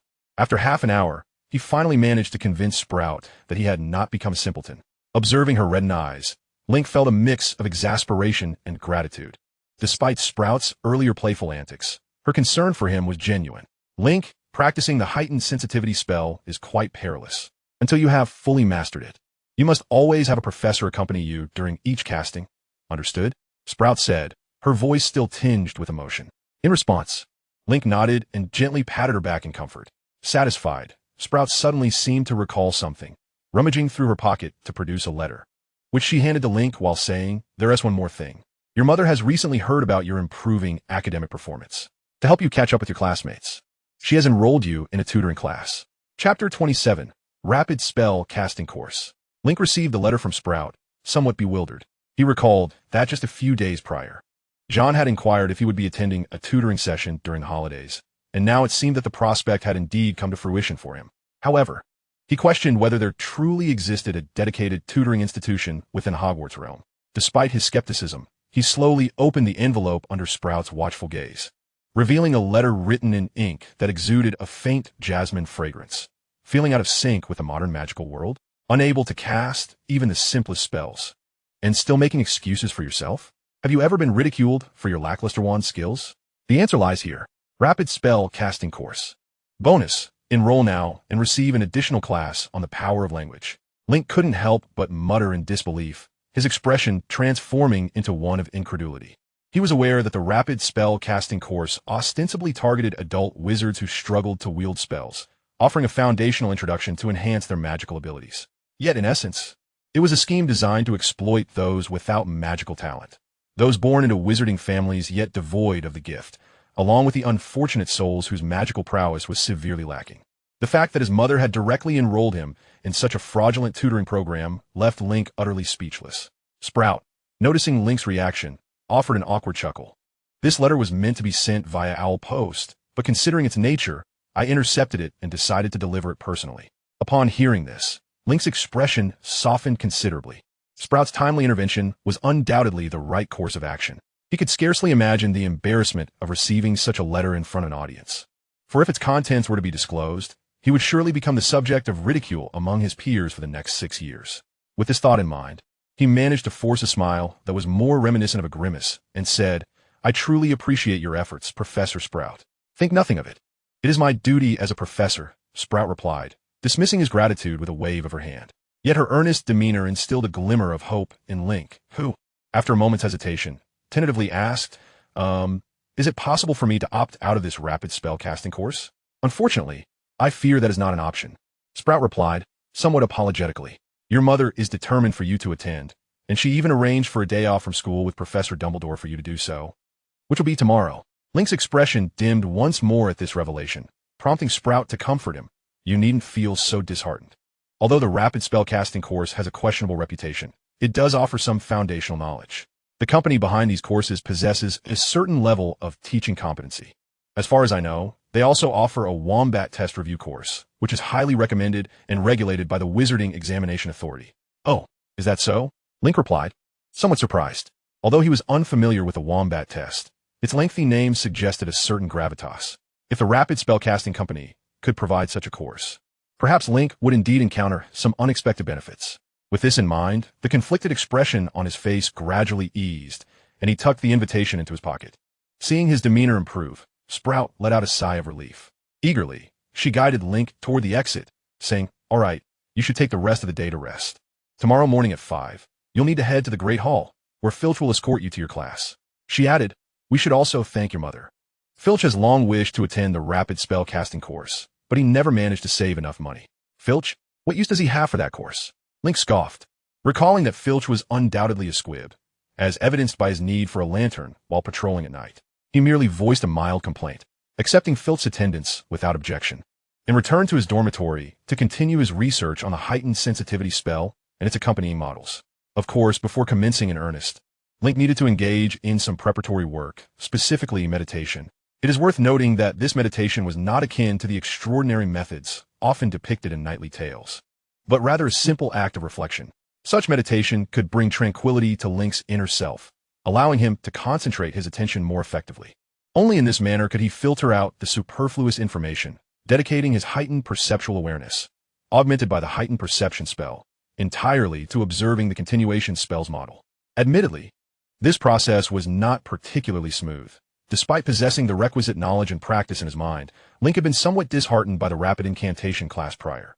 Thus, he sat cross-legged on his bed, meditating for nearly 2 hours before he finally managed to reach the so-called pure state. At last, having met the necessary criteria, Link slowly opened his eyes. He gently grasped the wand he had placed beside him earlier and softly intoned, as if in a dreamlike state, "Heightened perception manifest." A flash of blue light flickered in Link's eyes, and the extraordinary perceptual ability was once again conferred upon him. However, unlike before, he did not succumb to the overwhelming sensation while in this meditative state. He merely felt a slight pressure at his temples, which pleased him. Eagerly, he raised his wand and directed it towards the cup of water prepared on the bedside table, casting the continuation spell while focusing all his attention, ready for observation. With a gurgling sound, the water level in the cup began to rise rapidly. Link distinctly felt a cryptic force surging from within him into the wand, which then traced 2 relatively uncomplicated patterns both inside the wand and in the air, ultimately transforming into another force that acted upon the cup. He hastily committed these two patterns to memory, while simultaneously a plethora of dense informational entries appeared before his eyes. Continuation spell LV3 experience 111. Instantly, Link was overwhelmed with elation. However, misfortune soon followed. This overwhelming joy abruptly pulled him from the pure state he had achieved through meditation, and a sharp headache compelled him to emit a cry of distress. Damn, the heightened perception is over. Gritting his teeth, he dispelled the heightened perception spell, and at last, he reached his limit, the world around him fading to black as he lost consciousness. Chapter 28. Continuation spell LV. For the next morning, before dawn, Link awoke. To be precise, he was jolted awake by a flickering golden light before him. Continuation spell LV. 4 acquired. Realizing the significance of the entry before him, Link sprang from his bed, his sudden movement causing the entire bunk to tremble. Fortunately, his upper bunkmate, John, remained ensconced in a deep slumber, sealed by the enchantment of a blanket fairy, and did not awaken. At this moment, Link paid little heed to such trivial matters, instead immersing himself in the consciousness to examine the rewards of the upgraded continuation spell. Much like the previous upgrades, achieving LV4 for the continuation spell enhanced its effectiveness and controllability, and granted Link the ability to cast the spell silently. However, this newfound ability to cast silently involved mentally reciting the incantation to assist in controlling the magical energy to form the spell model externally, rather than the direct mental control method he had previously understood. This served as a shortcut, given his current mental strength. It was impossible for him to execute fine manipulations of magical energy. Moreover, even with this shortcut, Link was only able to achieve it with the assistance of his newfound abilities, meaning that should he wish to render other spells silent, he would still need to elevate their respective skill levels. Aside from the silent version of the continuation spell, Link gleaned a rather significant piece of information from the knowledge gained through the upgrade. The continuation spell was not limited to merely refilling cups. The principle of the continuation spell is essentially to refill a certain container with some external liquid, and the concept of a container is, in fact, quite broad. A cup is a container, a plate is a container, a cabinet is a container, and even living beings, including humans, can be considered containers. Imagine, what would happen if you cast the continuation spell on a human lung, viewing it as a container? What if you replaced the lung with the brain, or even a bladder or heart? If this method were feasible, the continuation spell could transform from a mere utility for refilling cups into a formidable offensive spell. After all, the continuation spell consumes little energy, can be executed discreetly, and could inflict bizarre and peculiar injuries. What a terrifying effect it would have if employed for assassination. However, achieving such an effect would not be easy, for the spell model of the continuation spell is currently set to work only on inanimate objects. If Link wished to modify it into an offensive spell, he would need to alter its spell model. This brings us back to the initial problem. Link's mental strength is still insufficient for him to manipulate magical energy flexibly and execute fine operations, let alone modify the spell model. Following this line of thought, he has a long road ahead. Yet, Link did not feel disheartened. He had an inexplicable premonition that this issue would soon be resolved. With the information regarding the continuation spell summarized, Link's initial excitement gradually subsided. At that moment, the clock on his bedside table pointed to 5 o'clock. Glancing at the clock, he took a deep breath, donned his clothes, and left the dormitory. The matter of the continuation spell could be studied later. He would be late if he did not set off at once. As Link hastily made his way to the hall, he found Furchie pacing anxiously in the foyer. Today, Furchie had evidently dressed with care. His thinning hair was slicked back with pomade, and he wore a tattered tailcoat that seemed to have originated from an antiquated era.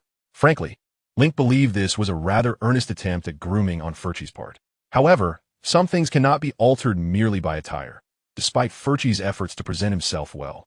His slightly hunched posture and various subtle mannerisms still rendered him reminiscent of an inconsequential character. In contrast, Link's appearance was markedly different. Although he had not gone to the same lengths as Furchie to dress up, and his complexion was somewhat pallid due to the earlier incident with the heightened perception spell, anyone who saw him standing next to Furchie would instinctively regard Link as the dominant figure between the two. As for Furchie, he could at best be considered a servant. Having formed this internal assessment of Furchie's appearance, Link did not pause in his stride, but walked directly into the foyer. His unmasked footsteps caught Furchie's attention.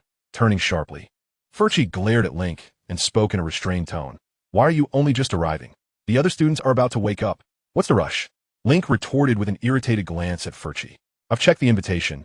That rapid incantation class doesn't start until 9 a.m. We have plenty of time. Upon hearing this, Furchy's expression became oddly contorted. He seemed eager to reprimand Link, but ultimately suppressed his frustration, only managing to stammer. Indeed, if one were to consider the time remaining before our class, it is undeniably ample. However, in a short while, the other students shall awaken. Do you truly wish for them to discover that you ventured out for a rapid spellcasting lesson? Upon hearing this, the displeasure etched on Link's face vanished instantly. What a jest!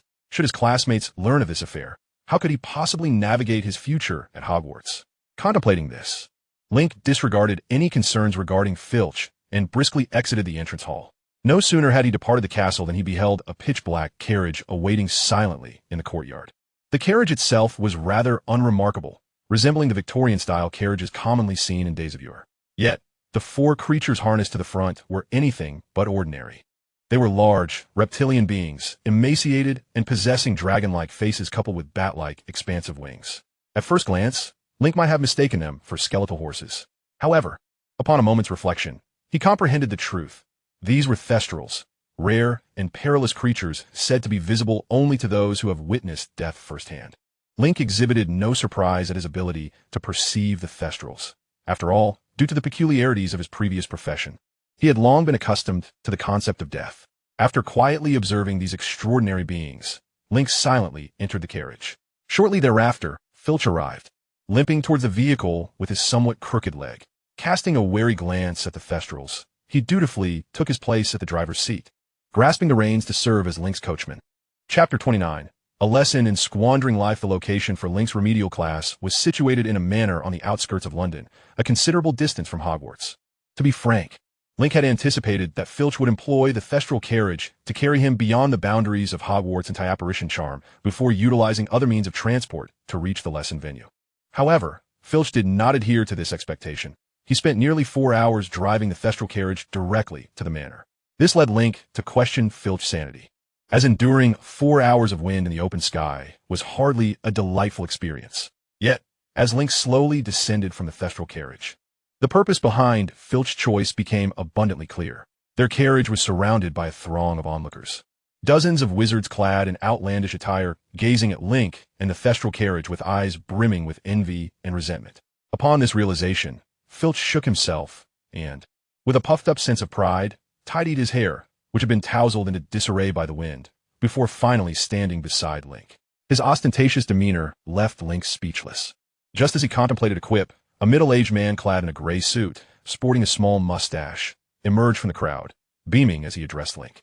"At long last, you have arrived," the man exclaimed, extending his hand. Filch, in a flurry, reached out to shake it.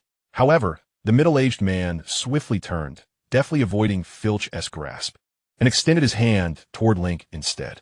"Mr. Fleury, we are absolutely delighted to welcome you and your servant to our spellcasting course."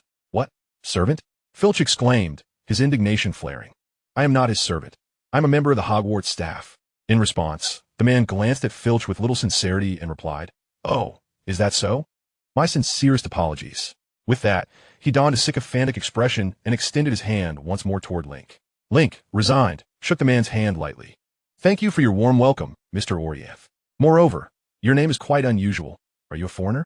Your perceptiveness is unparalleled. Indeed, I am a pure-blood wizard from England, and my name is merely a consequence of my parents' whimsical choices," Orianth replied. A fleeting moment of awkwardness quickly replaced by an unending display of obsequiousness. "Now, Master Fleury, please follow me. The morning class is about to commence, and Professor Andrew is awaiting your arrival." With a courteous bow, Orianth gestured for Link to enter the largest 3-story building on the farm. The interior of the structure matched the exterior's extreme vintage style. In truth, Link found himself rather fond of the ambience. As having been accustomed to steel and concrete edifices in his previous life, the sight of such architecture was refreshing. Regrettably, it was evident that Orianth had no intention of allowing Link to enjoy a leisurely exploration. As the trio entered the grand hall, Orianth forcefully maneuvered past Filch to position himself half a step in front of Link. Then, bowing slightly, he ingratiatingly declared, "Your choice to select our company is undoubtedly the wisest decision. Our rapid spellcasting series is specifically tailored for clients like yourself, who have yet to unearth their latent talents. Here, I strongly recommend you purchase our complete course, which I'm certain will greatly benefit your wizarding career. Should you choose to order now, I can personally offer you a 20% discount, totaling only 160 galleons. You need not worry about the efficacy of these courses. We have previously assisted numerous wizards in reclaiming their magic. Look, here are the letters of gratitude we have received from them. Would you care to take a look? No? Very well. Allow me to read one for you. Ms. Needles writes, listening to Oriantha's exaggerated recitation, Link felt as though he were encountering a familiar type of customer service representative from his past life, equally shameless and fervent.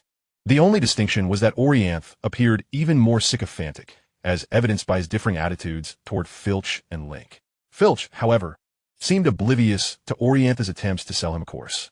Upon hearing about the 20% discount, Filch's eyes gleamed with excitement, and Link suspected he might very well fall prey to the sales pitch. Link had no intention of dissuading him. Choosing instead to ignore Orianthe's incessant chatter and proceed into the classroom he had touted. Indeed, this was a classroom, yet the walls and floor bore large stains, and the air was thick with a foul odor reminiscent of manure. Considering that this was originally a farm, Link concluded that it had been converted from a barn into a classroom.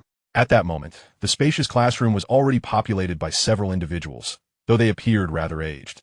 Their tattered garments suggesting they resembled the farm's original laborers more than students. As for the professor poised to deliver their lesson, he was a towering figure, a muscular bald man whose height dwarfed most of the students, making them appear like fledglings before him. Link's expression darkened, but embracing the mindset of having already arrived, he took a seat in the front row as directed by Orianthe. Thus, an invaluable hour of Link's life was squandered for the entirety of the class.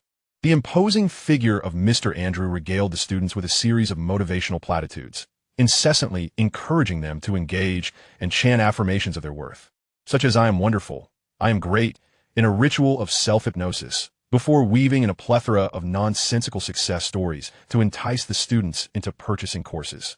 As for genuinely useful knowledge, it was conspicuously absent.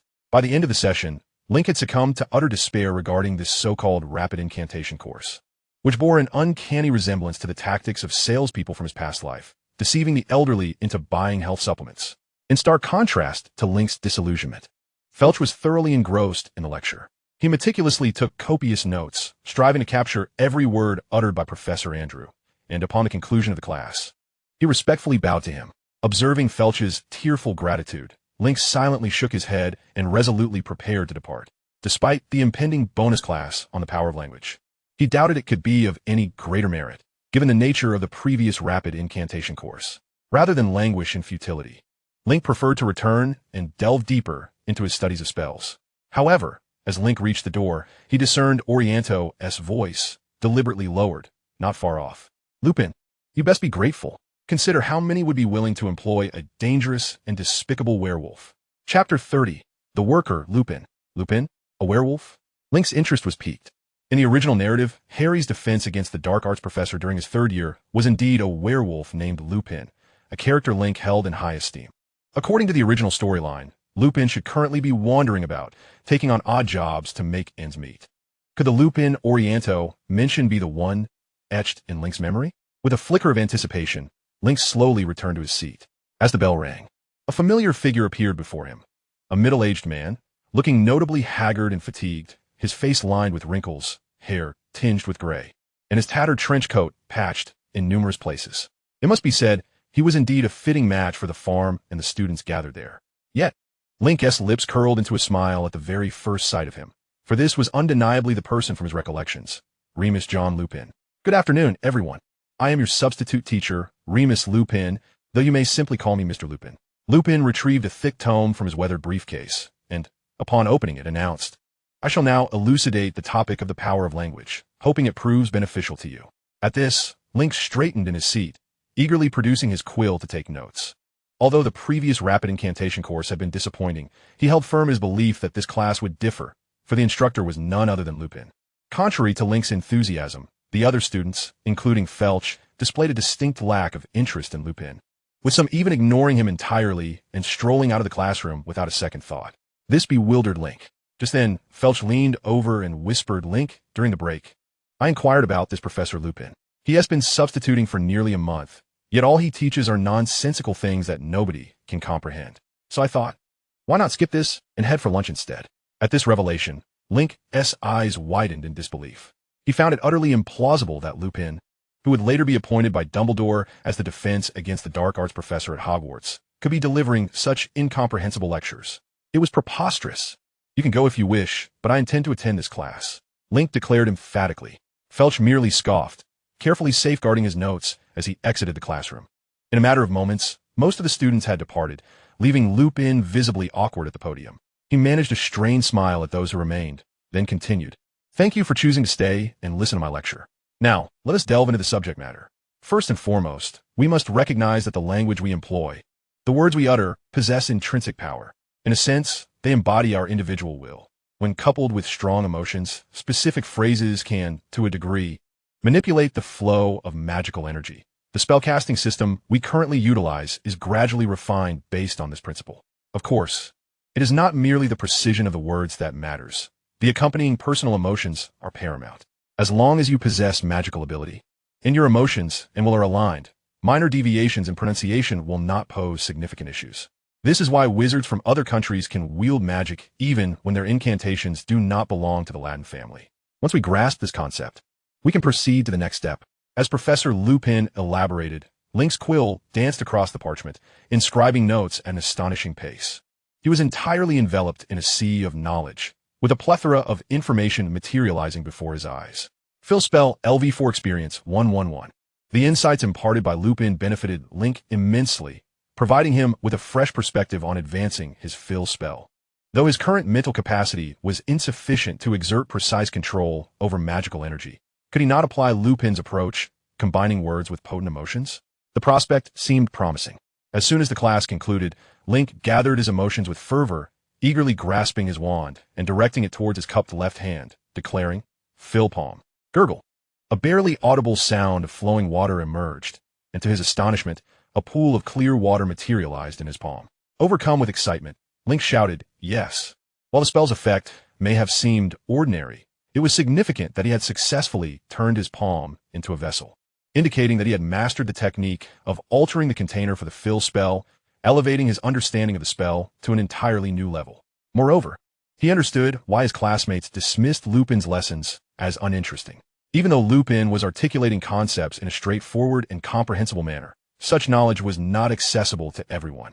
At least among the remaining students, who were inept and pitiable, comprehension eluded them. Even if they grasped the concepts, Link harbored doubts about their ability to apply such knowledge practically, given that they could not even manage the simplest of levitation spells.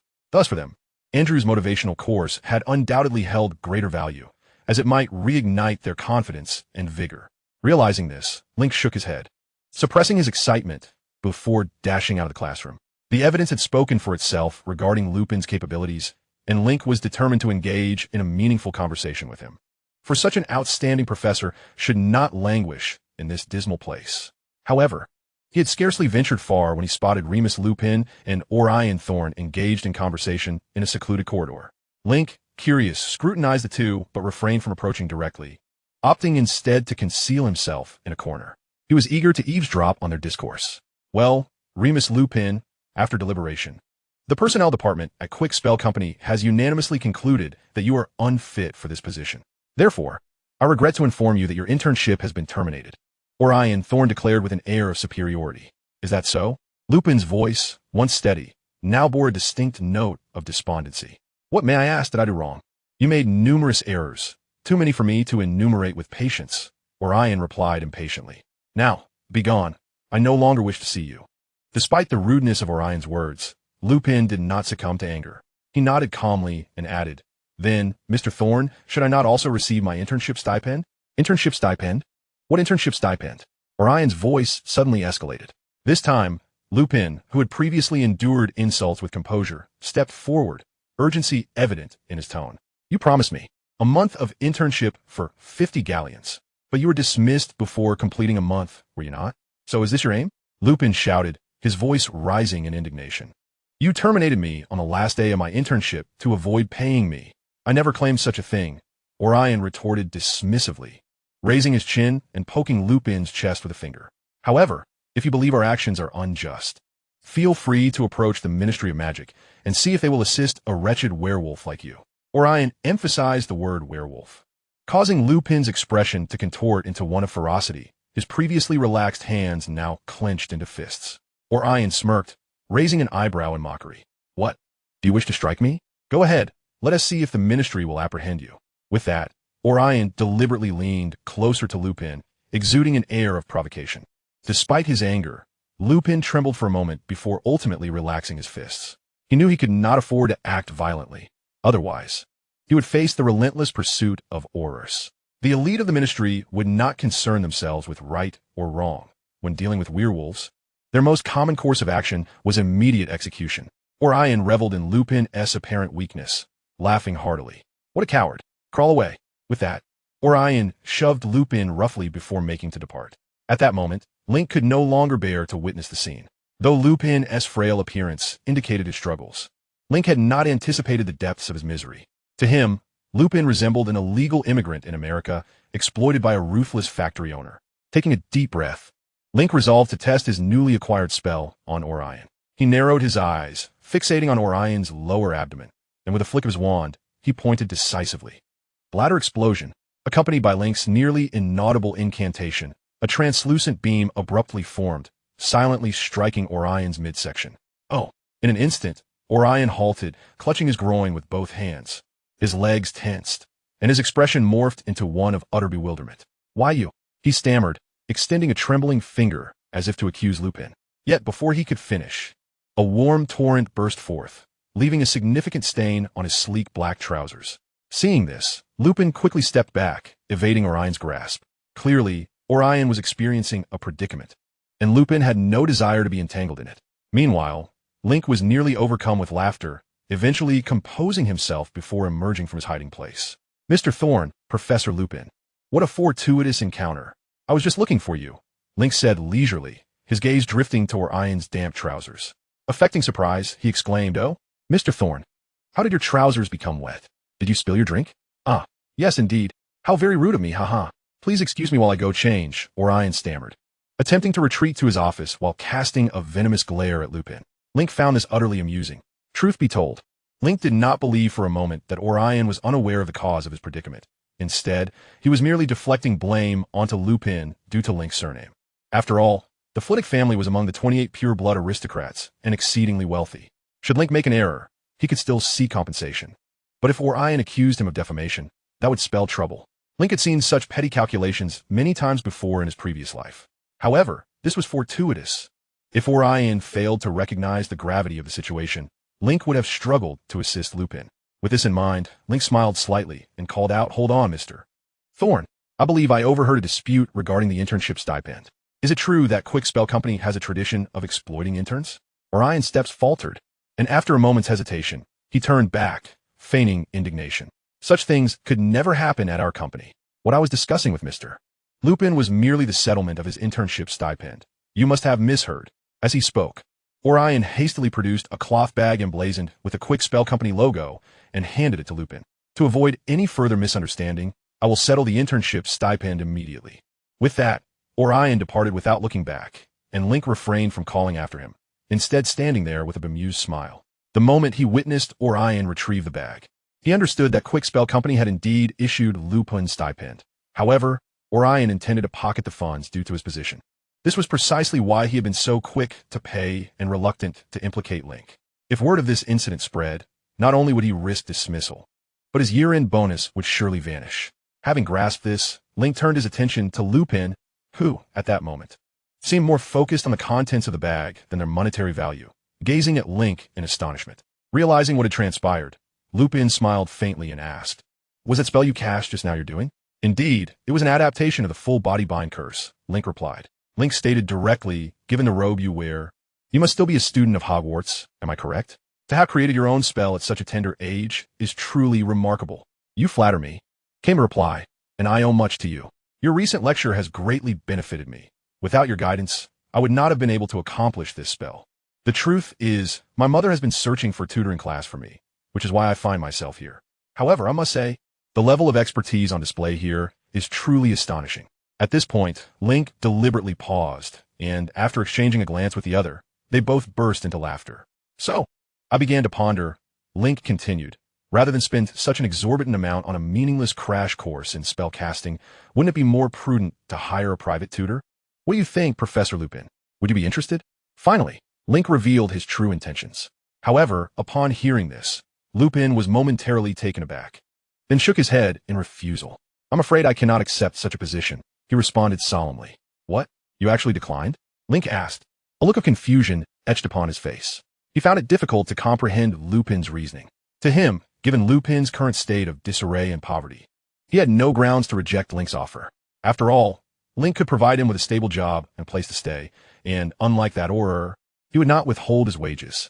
Although you may have gleaned from my earlier conversation with the Auror that I am a werewolf, Lupin stated, pointing to himself with gravity, I transform under the full moon, losing my rationality and posing a danger to those around me.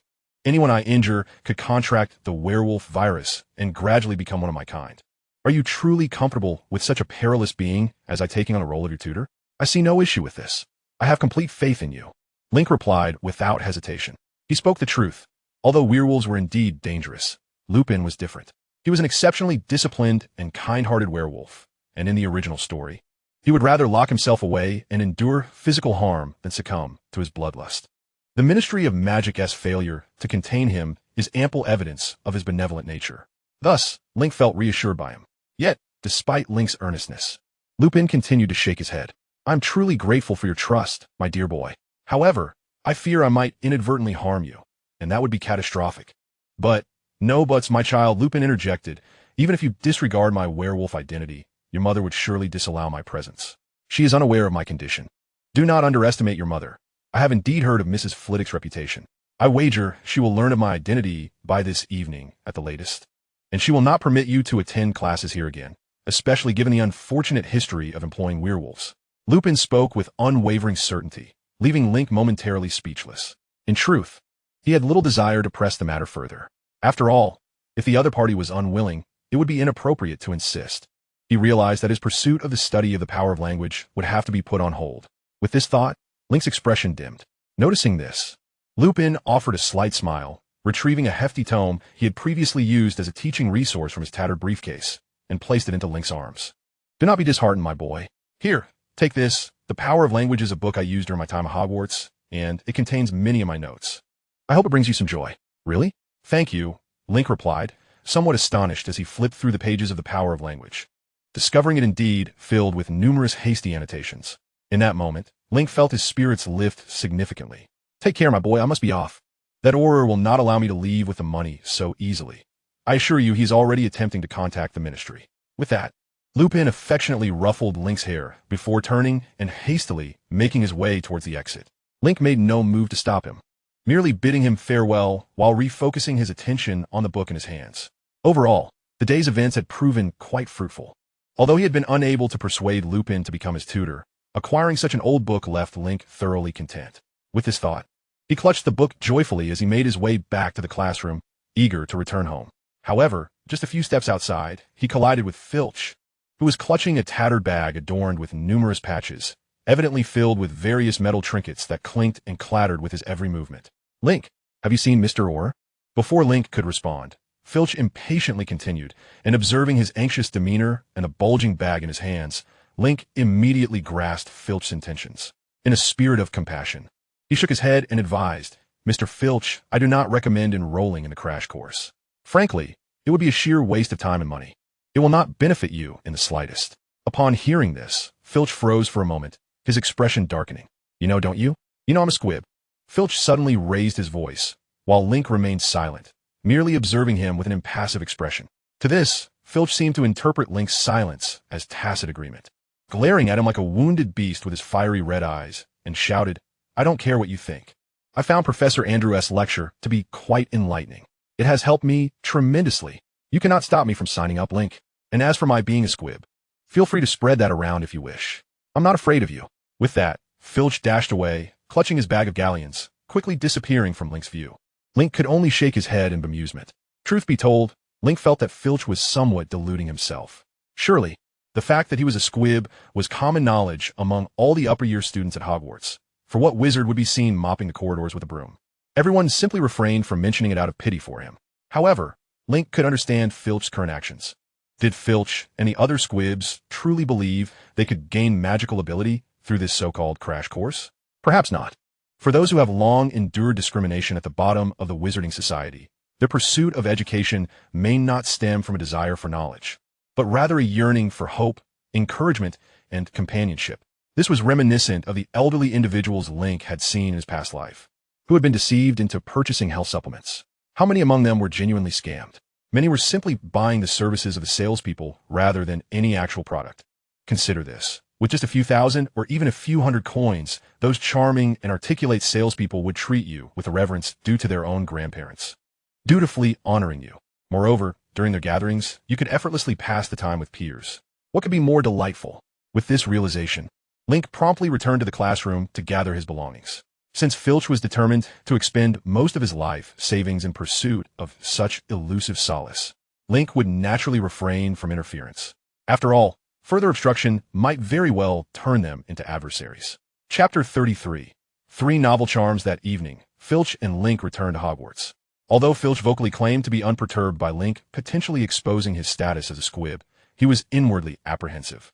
Consequently, throughout their journey, Filch wore an awkward expression, as if he had much to say yet was unwilling to initiate the conversation. Link, however, paid him no mind and instead retreated to the dormitory to summarize the knowledge imparted by Lupin. This was a most necessary endeavor, for it would significantly accelerate his research progress on the extension charm. Thus, after nearly 2 weeks of diligent study during his free time, Link finally mastered all the capabilities of the extension charm at level 4. From this mastery, he devised 3 entirely new spells: the urgency charm, which utilizes the target's bladder as a vessel, the asphyxiation charm, which employs the target's alveoli, and the human explosion charm, which directly uses the target's entire body as a vessel. Among these, the asphyxiation and human explosion charms were genuinely lethal. The former, while perilous, allowed the afflicted to survive for a brief period despite being plunged into a state of severe asphyxiation due to the sudden absence of air in their alveoli. The latter, however, was far more devastating. Link had once experimented with a mouse, and the grisly outcome was one he preferred not to recall, thus earning this spell its name. For the unfortunate creature had truly exploded. The urgency charm, on the other hand, was a whimsical creation that could induce an overwhelming need to urinate, leading to embarrassing accidents. Link had devised it purely for amusement, akin to a prank spell. After completing the development of these 3 spells, Link's research on the extension charm reached a temporary halt. This was not due to a lack of desire to delve further, but rather because level 5 of the extension charm demanded stringent requirements in both magical power and mental fortitude. Given Link's current circumstances, he realized he would not be qualified to attempt it for a considerable time to come. Yet, Link did not allow himself to languish idly. During this period, no unexpected incidents had occurred, allowing him to devote his energies to the study of other spells. Truth be told, Link found great pleasure in this tranquil existence. Rather than the perilous and unpredictable life of a protagonist, he preferred to thrive quietly, much like the various prominent figures who had once graced Hufflepuff House, accumulating wealth in silence. Unfortunately, fate seemed disinclined to grant Link such comfort. His serene moments were abruptly interrupted on the evening of the first Thursday in October by a paper airplane. This was no ordinary paper airplane. Its remarkable gliding ability and impressive speed convinced Link that it was the very treasure every young boy dreams of. Evidently, regardless of how the timeline may shift, boys remain boys. As soon as this paper airplane soared into the Hufflepuff common room, it captured the attention of every boy present, including Cedric, who had just been chatting with Link. Some eager boys even approached, intent on capturing it for further examination. Alas, this paper airplane was on a mission. It adeptly maneuvered past one boy after another and ultimately reached Link, swiftly unfolding into a paper mouth. "Link, come to my office. Now."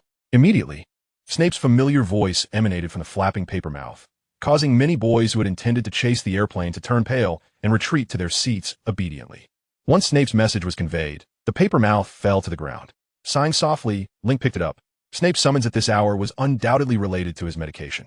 He had been puzzled, as his medication schedule had always been on Mondays, yet he had received no notification from Snape since his return.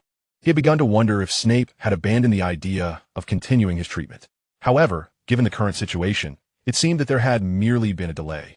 Shaking his head, Link grasped the paper mouth and prepared to leave. The Hufflepuffs around him showed little reaction. It was no secret that Link was frequently called to Snape's office, and they had grown accustomed to it. However, Cedric seemed to feel differently. As soon as Link stood up, Cedric grasped his arm, donning a worried expression.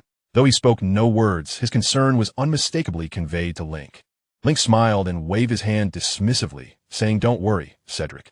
While Snape may not be the most pleasant of individuals, he truly has no ill intentions in summoning me."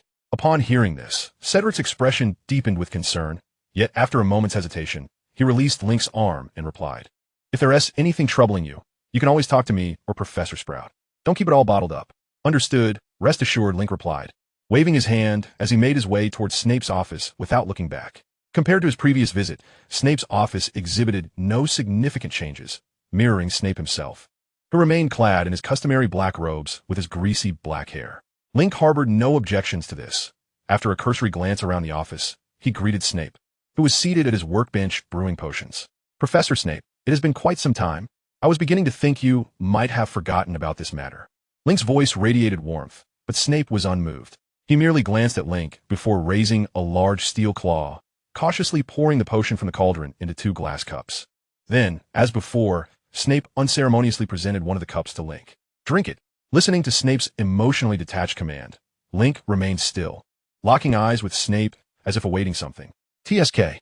3 minutes later, Snape clicked his tongue in dissatisfaction and raised the cup to his lips, downing its contents in one swift motion.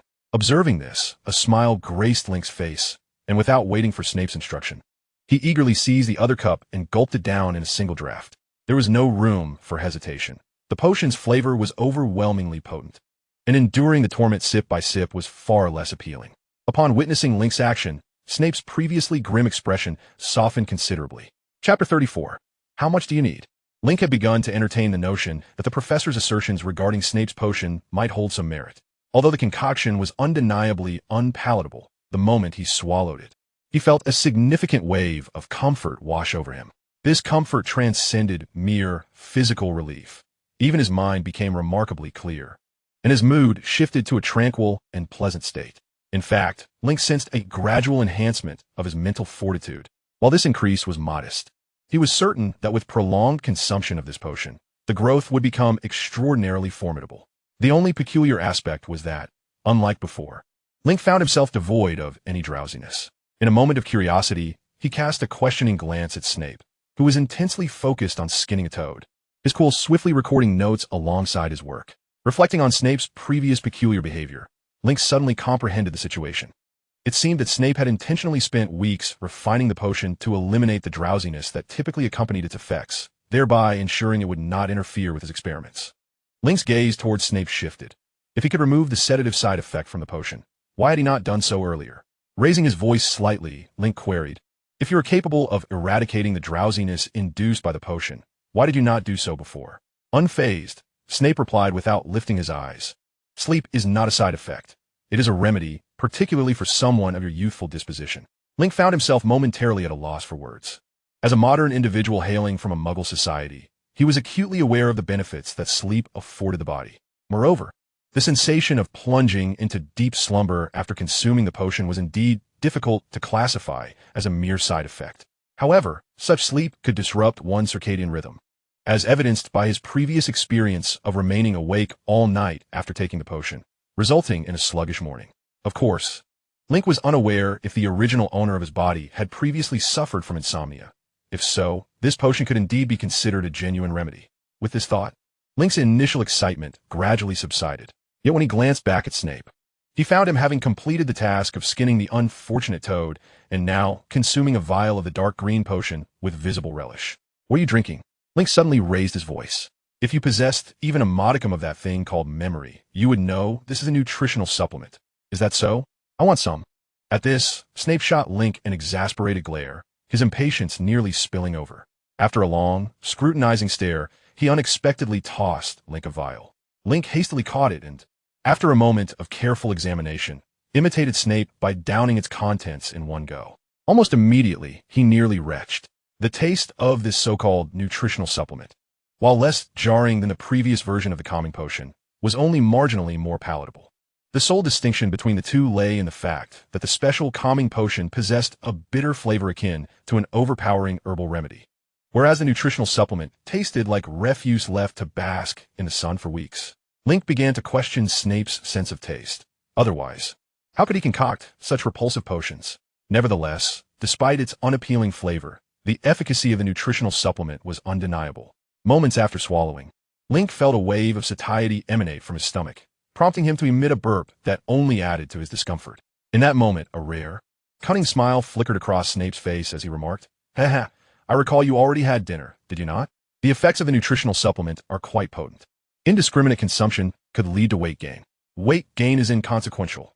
After all, I am but a child, and my metabolism is far quicker than that of a middle-aged individual like you," Link retorted. After rinsing his mouth with some water he had on hand, he added, "But could you perhaps improve the flavor of the nutritional supplement? I nearly thought I was consuming refuse." Humph! Snape's smile vanished in an instant, replaced by a cold snort as he returned to his work, ignoring Link entirely. However, Link was not prepared to let him off so easily. He pulled out a tome containing his notes on potion making and, while flipping through its pages, inquired Professor Snape, "May I ask what temperature should be used when extracting sneezewort syrup? Are you a troll in disguise? I've already made this abundantly clear in class." Snape snapped coldly, but after his outburst, he impatiently added, "For every additional 100 grams of sneezewort mixture, turn the valve of the small magical furnace once." "Is that so?" Link eagerly noted it down, then continued, "What about when handling Chinese biting cabbage? How can we prevent it from biting?" "Wear dragon-hide gloves, then gently stroke its leaves." Snape replied tersely, "And how can we completely remove the wings of a billywig? What must we do to coax the color-changing giant snail out of its shell so we can scrape the mucus? What about the excess impurities in Dungstone? Should we crush it and filter it with water?" At first, Snape answered Link's incessant questions, but soon he fell into a deep silence, his expression growing increasingly dark. Sensing the shift, Link quickly sealed his lips, his eyes wandering to the empty vial that had contained the nutritional supplement. Initially, he had deemed this nutritional supplement to be a superfluous invention. Considering Hogwarts was hardly lacking in food, there seemed little need for such an emergency sustenance.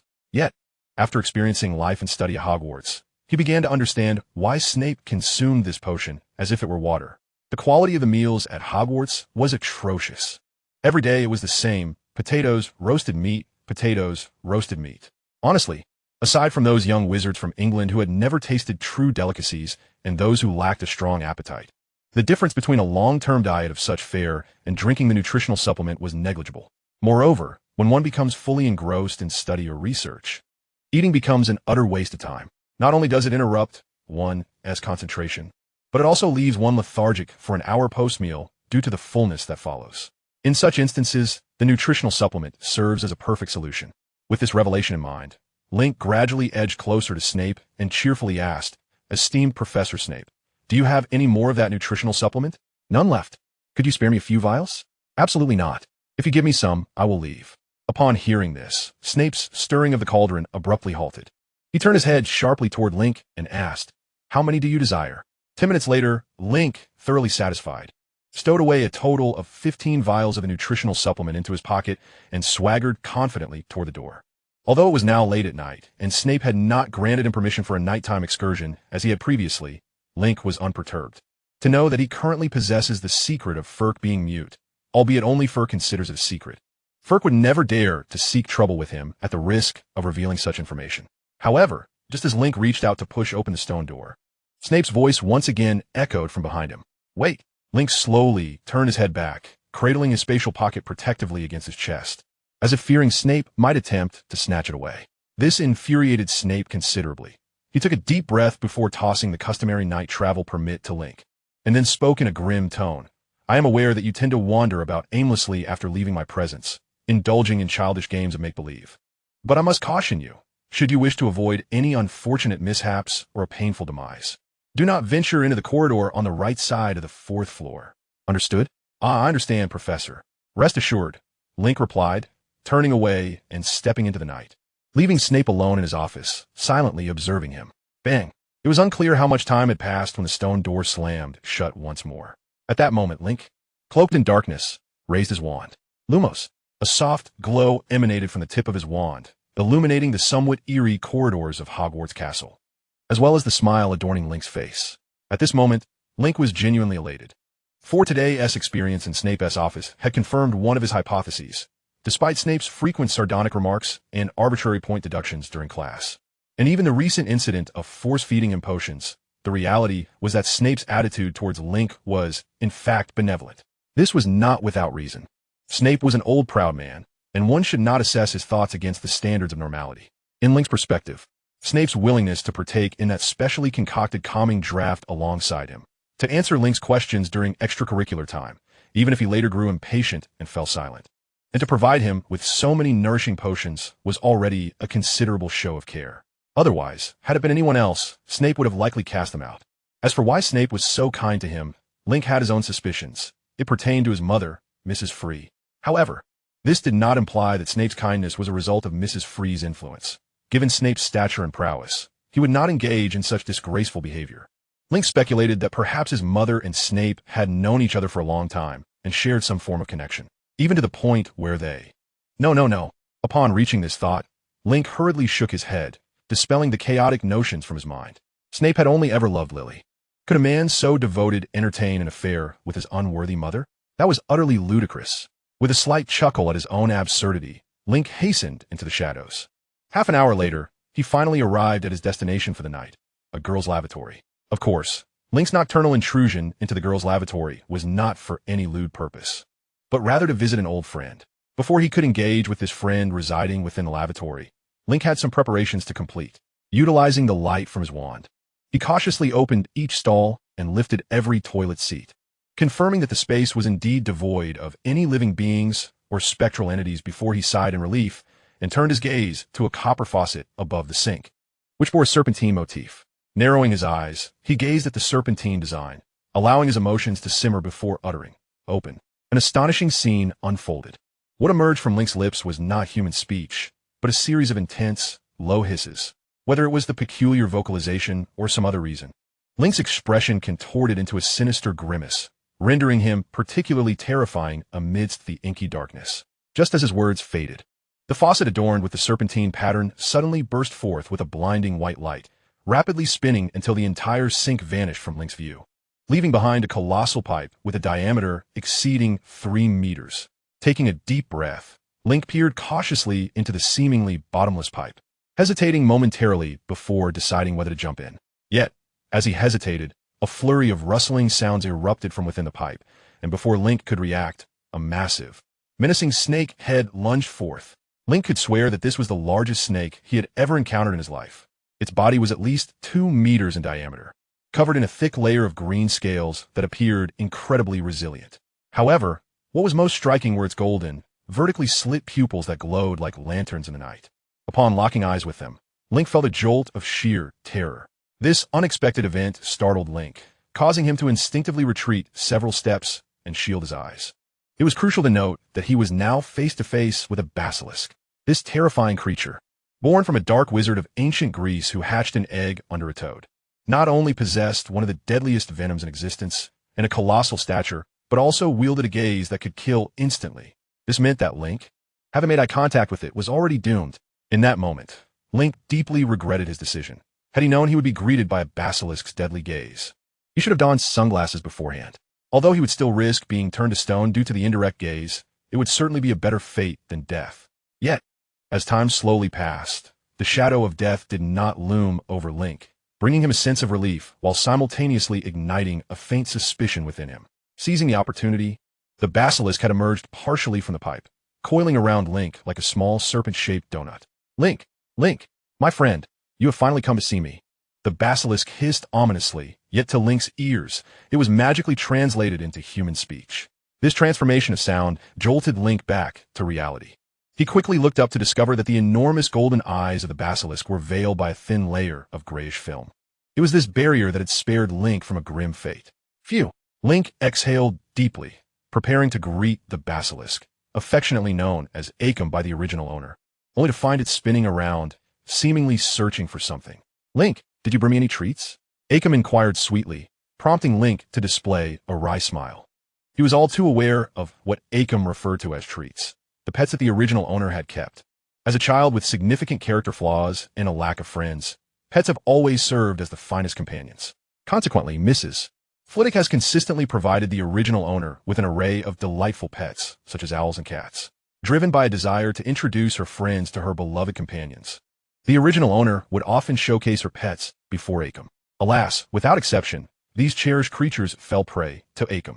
This unfortunate turn of events led the original owner to become increasingly withdrawn, losing her affection for pets altogether.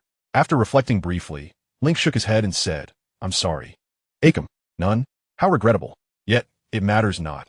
Your visit brings me immense joy. The so-called dessert is merely an attempt to enhance the flavor."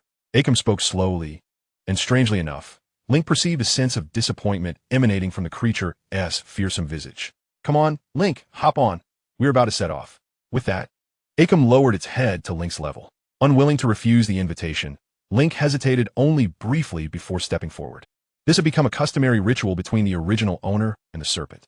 After each potion session with Snape, the original owner would seek out the serpent, requesting a ride around Hogwarts. Over the course of a year, the original owner had traversed both the Black Lake and the Forbidden Forest. These escapades constituted the most joyous moments of her week, for not everyone has the opportunity to ride a serpent. The serpent's scales felt cool, yet surprisingly dry, allowing Link to easily ascend to its neck, securing himself by gripping two of its scales. Once Link was ready, the serpent expertly turned around and surged back into the tunnel from whence they came. In an instant, the world before Link blurred under the force of acceleration. The frigid wind mixed with the musty odor of the sewer rushed toward him, compelling Link to shut his eyes tightly and cling desperately to the scales. He was certain that if he lost his grip at such speed, he would surely meet a grim fate. "Slow down, Arkham, slow down," Link shouted, his voice swallowed by the roaring wind, leaving him in a state of despair. Fortunately, it seemed the Hogwarts tunnels were ill-suited for the serpent to maintain such terrifying speed.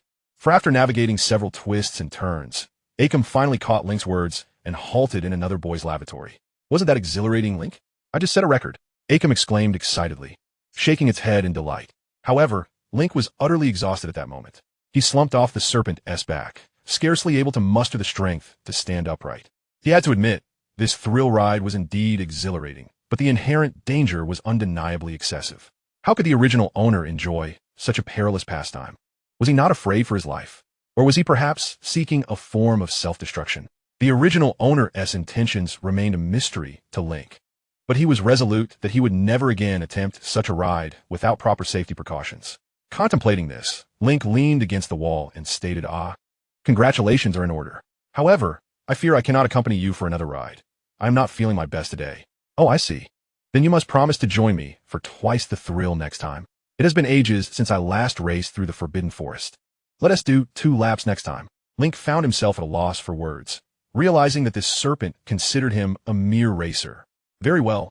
I shall make sure to join you next time," Link replied nonchalantly, albeit his hands continued to knead his stiff thigh muscles. At that moment, Arkham, who had previously worn an expression of anticipation, suddenly turned its head towards the lavatory exit, its demeanor shifting to one of ferocity. "Someone's coming, Link. 3 of them. No, there are 2 more behind them, 1 large and 1 small. Then you must hide quickly," Link urged. Although he had no idea who might be wandering about at this hour, it was imperative that the serpent remain undiscovered, for such a revelation could unravel the fabric of their narrative, leading to a cascade of unforeseen consequences. "Until next time, Link," Arkham said lightly before vanishing into the closing tunnel without a backward glance. Just then, hurried footsteps echoed through the corridor outside the lavatory. Link inhaled deeply, raising his wand while vigilantly watching the door. The night at Hogwarts was far from safe. With Harry Potter's arrival, various dangers had infiltrated the castle. If the figures outside were merely ordinary students, that would be one thing. However, should they be someone adorned with an Indian turban, Link would have no choice but to test his newly acquired human explosion curse. The footsteps grew nearer, quickening Link's heartbeat. Yet in the next instant, a shadow lunged into the lavatory, colliding with Link before rebounding back with a thud. Link staggered a few steps, but, relying on his superior strength compared to his peers, quickly regained his balance and brandished his wand. Hermione, are you all right? Who is this?" 3 familiar, yet unfamiliar voices reached Link's ears, causing him to interrupt the half-formed incantation of the human explosion curse, and instead recite, "Lumos." A gentle glow emanated from the tip of Link's wand, gradually illuminating the entire lavatory. Bathed in this light, 2 figures he recognized well from Gryffindor, along with Hermione, whom he had encountered previously in the library, materialized before him. Chapter 37. I am your cousin. How did you end up here? Link inquired, seizing the initiative with curiosity. Among the trio before him, aside from Hermione, one sported vibrant red hair adorned with freckles, while the other had dark hair and sported glasses that were evidently a size too large. Such distinctive characteristics could belong to none other than Harry Potter and Ron Weasley. The question Link posed was clearly the same one Hermione and her companions wished to ask. However, Hermione was evidently not inclined to engage in a friendly exchange at that moment. She stumbled forward, grasping Link's hand and pulling him into the lavatory, while exclaiming, "Forget that. Filch is chasing us. We must hide quickly." Upon hearing this, Harry and Ron, who had been stunned at the doorway, quickly reacted and dashed into the lavatory after Hermione and Link, searching for a place to conceal themselves. What hiding spots were available in the lavatory? Undoubtedly, the stalls offered the best refuge, but regrettably, all the stall doors in the boys' lavatory were locked, each adorned with a sign indicating they were out of order. This left the four newcomers momentarily dumbfounded. I remember now. It was George and Fred. At the rear of the group, Ron suddenly exclaimed, covering his face. Just 2 days ago, they were boasting about stealing all the toilets from a boys' restroom to concoct new prank devices. Perhaps they dismantled the very ones here. Upon hearing this, the three stared at Ron in astonishment, unable to fathom that his two older brothers could be so eccentric as to pilfer toilets, an entire restroom, no less.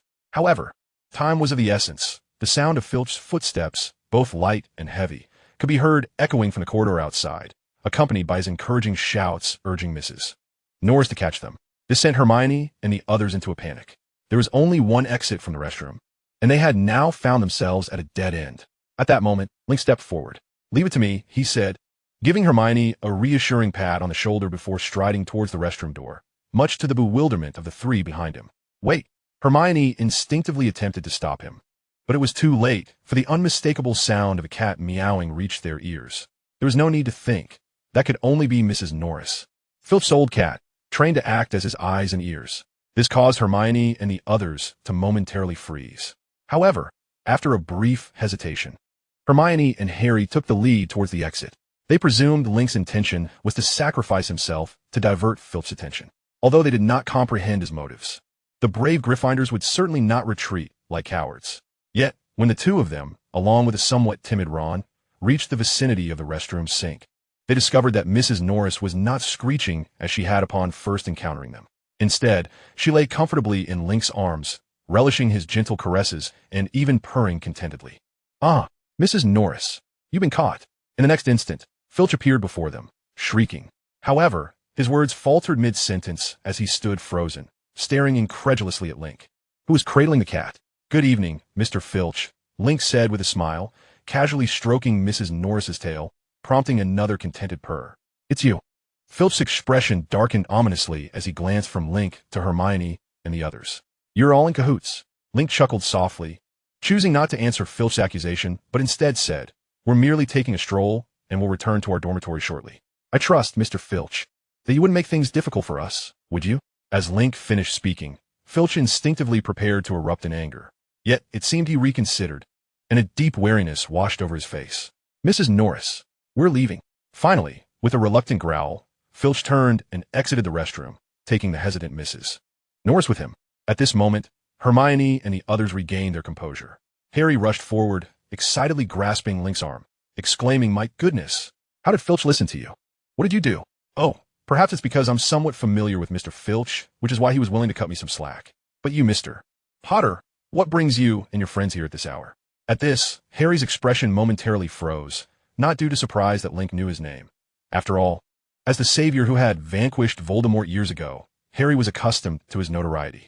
Rather, it was the fact that Link had not excitedly approached him asking for an autograph that truly surprised him. At this moment, he merely contemplated whether to share the events of the day, given that they had only just met and he did not even know Link's name. However, recalling how Link's assistance had allowed them to escape a perilous situation, Harry's wariness dissipated.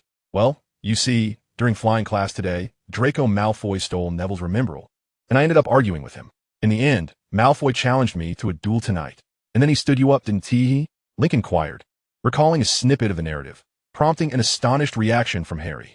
"How did you know that?" "Not at all surprising, considering he is a Slytherin," Link smoothly responded. especially since this particular Slytherin is named Draco Malfoy. Yes, absolutely right. Harry nearly leaped with excitement. He felt that this blonde youth had articulated his thoughts perfectly, echoing his own sentiments. However, Hermione appeared less convinced, regarding Link with suspicion. How do you know Draco Malfoy? ISNT he a first year? Ah, perhaps you don't know who I am, Link replied, placing his right hand over his heart in self-introduction. My name is Link Freely, a pure blood wizard. I believe you are aware that the circle of pure blood wizards is rather small, especially among the ancient pure blood families, most of whom are related. So by blood, Draco Malfoy is actually my cousin. Upon hearing this, Harry's expression shifted to one of realization, but before they could respond, Link continued. Not only Draco Malfoy, but you, Harry, and the Neville Longbottom you just mentioned, as well as this Mr. Weasley, are all my cousins. Chapter 38. Internal conflict. Of course, I only mention blood relations. In reality, few people care about such matters in modern times. You may simply call me Link. With a grin, Link spread his hands. At this, Harry exhaled in relief. He didn't mind calling Link cousin, considering the latter was indeed older than he was, although it felt somewhat awkward. With this topic concluded, the four engaged in conversation for some time. To be precise, Link served merely as an attentive listener, while Harry animatedly recounted his experiences from that evening. The event had been so exhilarating for Harry that he was eager to share his feelings, hoping to quell his excitement. That Peeves is utterly insufferable. He deliberately made noise to attract Filch, and then we were chased by him to the corridor on the 4th floor, to the right. What? You went to that corridor? Link could no longer contain himself upon hearing this, while Harry merely laughed. Ignoring Hermione, who was desperately signaling him to be quiet, he continued. There's a wooden door in that corridor. Guess what is behind it? What? Link played along. Behind it is a 3-headed dog as big as this, Harry exclaimed, spreading his arms wide. I swear, it's the most terrifying creature I've ever seen. And beneath that beast lies a trapdoor leading to... Enough, Harry! Hermione finally interjected, seizing Harry, who was about to continue his tale. At this moment, Harry finally began to grasp the situation, scratching his head and offering an awkward smile towards Link. Unfortunately, he had already spoken quite enough. Although Link had only seen a few Harry Potter films, his understanding of the series was limited to the characters' memorable tales and the general trajectory of the plot. However, with Harry's words having reached this level, he naturally started to piece things together. It is essential to recognize that the entire narrative of the first Harry Potter installment revolves around the mysterious disappearance of the Philosopher's Stone, which was initially placed in Gringotts by Hagrid. Clearly, the plot had now officially commenced. Link's eyes flickered with understanding, yet he spoke with a calm demeanor. It's quite all right. Harry, you needn't feel remorse. Besides, it is getting late. I believe you should return to rest. Would you like me to escort you? Oh, that won't be necessary, Link, came a reply. Very well then. Oh, by the way, there's one more thing. Didn't Draco Malfoy stand you up? A venomous serpent, frightened of a lion, deliberately missed the rendezvous. I am certain your upperclassmen would find this tale most intriguing. Link spoke slowly, a gentle smile gracing his lips as he gazed at Harry and his friends before fading into the darkness. At that moment, Harry was still processing Link's words, and after a brief pause, he suddenly waved his arm. Right? If Malfoy's despicable behavior were to be made public, everyone would surely scorn him. Don't go looking for trouble with Malfoy again, Harry. Haven't you caused enough trouble already? Hermione exclaimed, gripping Harry's arm and raising her voice in frustration. In response, Harry exploded, shaking off Hermione's grip and retorting, What do you mean I'm the one seeking trouble with Malfoy? He's been the one bothering me all along. Then you could go to Professor McGonagall instead of choosing to duel Malfoy at midnight. That's against school rules. School rules, school rules. All you seem to care about are the school rules. Harry frowned, but soon he realized something and smirked. Since you care so much about the rules, what reason do you have to stop me from spreading this story? It shouldn't violate any rules, should it? You. Hermione's face flushed with anger, and upon seeing this, Harry recognized he had been too harsh. I'm sorry, Hermione, don't take my words to heart. I was just being emotional. After all, Malfoy's actions have been utterly outrageous. Don't you agree, Ron? Harry softened his tone, nudging Ron with his elbow, hoping he would help soothe Hermione. However, Ron remained silent, standing there with a troubled expression. To be precise, he had maintained this demeanor ever since Link had revealed his identity. At that moment, both Hermione and Harry finally noticed Ron's unusual behavior. Harry's eyes widened with concern as he asked, Ron, what's wrong? Are you feeling unwell? I'm fine, Harry, Ron replied. His head bowed. I just think we shouldn't associate with Link freely anymore, all right? Why? Harry exclaimed in astonishment, and even Hermione looked puzzled at his words. After a moment's hesitation, Ron finally mustered the courage to say, because his name is Link Freely, like Malfoy. His father was also a Death Eater. The only difference is that Link Freely's father died in the war years ago. What? Both Harry and Hermione gasped in shock. Perhaps because he had already spoken, Ron continued, a hint of agitation in his voice. Moreover, my mother warned me not to play with Link Freely. She said he is a very dangerous person. Harry was utterly bewildered. In principle, he trusted Ron completely. After all, Ron was his first true friend at Hogwarts and his best companion. Furthermore, in many ways, Ron was the guide who introduced him to the magical world, imparting much of the fundamental knowledge he possessed. Yet, was Link truly as perilous as Ron claimed? Harry was engulfed in profound doubt, for from his observations, Link seemed rather commendable, at least far better than Malfoy. How can you say that about Link? He just saved us. Hermione's voice interjected, and Harry turned to see her looking even angrier than before. I don't know, Ron mumbled, his head drooping once more. That's just what my mother told me. And it's not just my family. Neville's family must have warned him about similar things too. Wow, I can see through you lot. You're all just a bunch of people who like to view others through tinted glasses. Just because Link's father was a Death Eater, does that mean he must be a bad person too? It's utterly unreasonable. Hermione raised her voice, and without another word, she turned on her heel and walked away. Harry called out to Hermione a few times, but when she didn't respond and Ron fell back in his withdrawn state, he could only remain there, softly comforting Ron. After all, at that moment, Hermione's importance to him paled in comparison to Ron's. Yet, for some reason, Harry felt that Hermione's earlier words held a kernel of truth. Chapter 39. Halloween arrives on the last day of October. The aroma of roasted pumpkins wafted through the halls of Hogwarts Castle.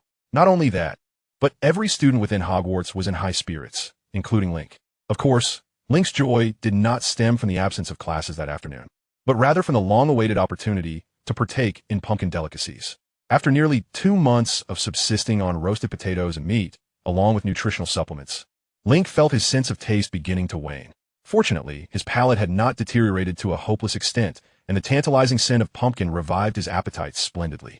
Moreover, Professor Flitwick, having just concluded his class, organized Link and several other students to adorn the Great Hall with an array of uniquely shaped pumpkin lanterns and faux bats. This task was not overly strenuous. Despite the hall's vastness and the need to suspend the faux bats at considerable heights, the levitation charm made it all manageable. Link had been somewhat puzzled by this, but as Professor Flitwick officially announced that a Halloween feast would be held that evening, he realized that Halloween had indeed arrived. Reflecting on this, Link felt a wave of nostalgia. It had been some time since he last encountered Harry and his friends. During this interval, Link had contemplated for a considerable while and ultimately decided to adhere to his usual stance, refraining from seeking out Harry and the others. However, just because Link chose not to pursue Harry did not mean that Harry and his friends had ceased their antics. In fact, the day after their meeting, Link discovered that a song about a timid serpent and a brave lion was circulating throughout Hogwarts. The direct consequence of this ballad was that the tension between Gryffindor and Slytherin intensified. In the Great Hall, in the corridors, and on the Quidditch pitch. In almost every corner of Hogwarts, one can witness the spectacle of verbal skirmishes between the two factions. Particularly in the classroom, Professor Snape, as if fueled by an explosive temper, unleashes a torrent of venomous remarks upon the Gryffindors, simultaneously deducting points from their house with fervor. This merciless retaliation leads to a significant depletion of the gems within Gryffindor's hourglass in the Great Hall. Naturally, such vindictiveness incites the displeasure of Professor McGonagall, who, upon learning the full extent of the situation, embarks on her own campaign of retribution against Slytherin. Regrettably, McGonagall, maintaining her dignity, resorts only to administering the maximum penalties permissible under school rules when Slytherins err. For Slytherin, this is hardly a cause for concern. Their overall conduct is such that they seldom breach the regulations compared to Gryffindor. Meanwhile, as the conflict between Slytherin and Gryffindor escalates, the Ravenclaws perceive a glimmer of hope for clinching the House Cup this year. They quickly mobilize, with nearly every Ravenclaw devising strategies to seize every opportunity to accrue house points. Through their concerted efforts, Ravenclaw's scores surpass Gryffindor's, gradually encroaching upon Slytherin's lead. Consequently, both Slytherin and Gryffindor, sensing their precarious position, attempt to drag Ravenclaw into the fray. Truly, this is a remarkable spectacle. Every Hufflepuff at Hogwarts shares this sentiment. And Link is no exception. As a Hufflepuff, all he needs to do is prepare some snacks and beverages and sit back to enjoy the show. Meanwhile, as Link indulges in the unfolding drama, he diligently keeps up with his studies. To date, under the dual tutelage of Cedric and Professor McGonagall, Link has thoroughly reviewed all first-year material, mastering essential spells such as the Unlocking Charm, Alohomora, the Repairing Charm, Reparo, and the Cleaning Charm, Scourgify. Thus, for Link, the impending Halloween feast feels more like a well-deserved reward for his recent hard work. After all, few things can elevate one's spirits more than a hearty feast following diligent effort. With this thought, a smile inevitably graces Link's lips. Just then, a large hand claps down on Link's shoulder. "Link, are you all right?" Cedric inquires with a smile, beads of sweat glistening on his forehead, clearly indicative of his recent exertions. "Oh, I'm fine, just a bit too happy," Link replies nonchalantly, to which Cedric nods in agreement. Today is indeed a day worthy of celebration, as the selection for the Hufflepuff Quidditch team has finally concluded. Moreover, this year's new recruits exhibit remarkable talent, and Cedric believes that they possess their best chance yet for victory. However, Cedric remains grounded, aware that Gryffindor has acquired a new seeker, none other than the legendary Harry Potter. Yet, Cedric does not place too much weight on Potter's presence. After all, he is merely a first-year student with virtually no Quidditch experience, and few would genuinely consider him a dark horse for the Gryffindor team this year. What truly troubles Cedric is that Professor McGonagall has personally funded the purchase of an expensive Firebolt 2000 broomstick for Harry. While Cedric and his team continue to utilize the outdated Comet 260s, the Firebolt 2000 boasts performance capabilities at least double that of the Comet 260. To put it bluntly, pitting a Firebolt 2000 against a Comet 260 is akin to a man battling a woman, or high technology overcoming rudimentary weaponry, utterly devoid of fair play. Merely envisioning the sight of Harry Potter soaring ahead on the pitch brings a pained expression to Cedric's face. Observing this, Link shakes his head. As Cedric's good friend, he is acutely aware of the source of Cedric's distress. With a sigh, he firmly turns Cedric to face him and states earnestly, "Cedric, you are the strongest seeker in Hogwarts. Harry Potter is no match for you. Even with a Firebolt 2000, I'm the strongest seeker in Hogwarts? I am." Cedric echoes, his eyes glazing over as he repeats Link's words, while Link continues to affirm him. After repeating this affirmation countless times, Cedric's focus gradually sharpens, and he seems to awaken from a trance, exclaiming with excitement, "Yes, I am the strongest seeker in Hogwarts." His sudden outburst catches the surrounding Hufflepuffs off guard, prompting Link to discreetly distance himself from Cedric, feigning innocence. Recently, Link has been engaging in these motivational dialogues with Cedric to uplift his spirits. He worries that if this continues, others may begin to suspect he possesses some strange hypnotic abilities. With Cedric's exuberant exclamations, the Halloween feast at Hogwarts finally commences. Gazing at the array of delectable dishes that suddenly adorn the long table, particularly the eye-catching roasted pumpkin, Link is struck by the thought that perhaps he should let Akam sample some as well. Chapter 40, The Weeping Girl in the Lavatory. This is not merely a whimsical notion of Link's. Rather, he has indeed been neglecting Akam over the past few days, even though Akam occasionally lurks in the pipes. Using Parseltongue to remind Link of their rendezvous, Link continues to evade her. The danger of accompanying Akam on her escapades is simply too great. Consequently, Akam's resentment towards Link has been mounting, and Link fears that if he does not devise a solution soon, she may take the initiative to confront him directly. Should that moment arrive, it would undoubtedly spell disaster. With this in mind, Link resolves to act without hesitation, seizing half of the roasted pumpkin before dashing out of the Great Hall. His destination remains the girls' restroom on the second floor, the agreed-upon meeting spot with Akam. As long as Link utters Parseltongue commands at the sink, Akam, concealed beneath Hogwarts, will hear him and arrive swiftly. This is indeed quite convenient. However, the one aspect that troubles Link is that this restroom is the haunt of the ghost Moaning Myrtle, who frequently weeps in one of the stalls. To avoid exposing the basilisk secret, Link must shoo her away each time he visits.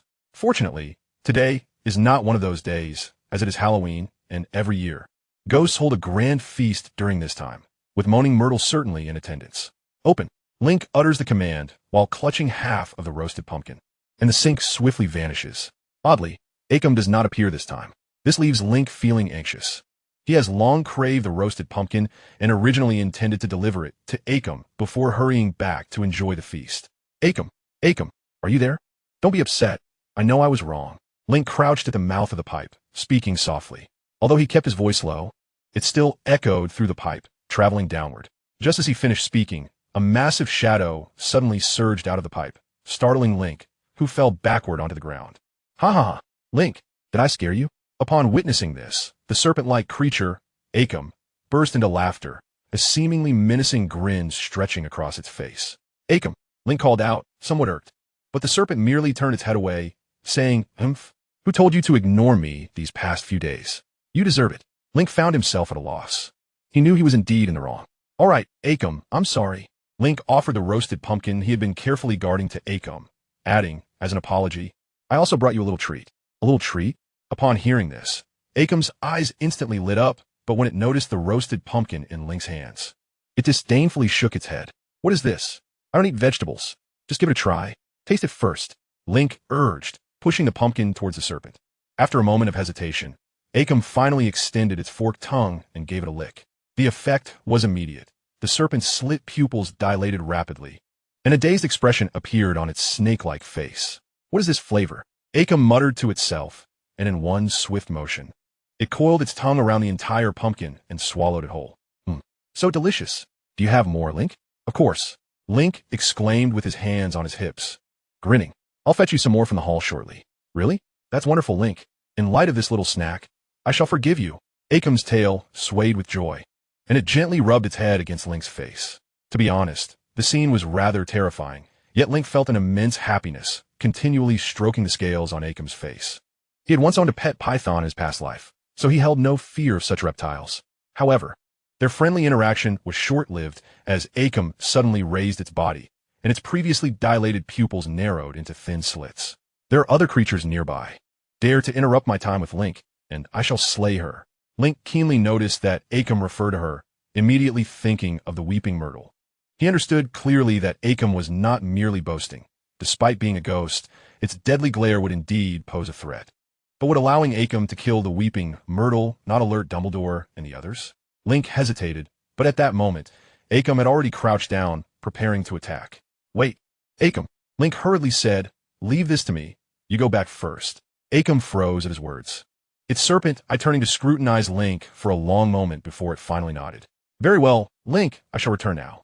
We shall meet again next time. But remember, you still owe me 3 full rides around the course. Wasn't it 2 times? How did it become 3?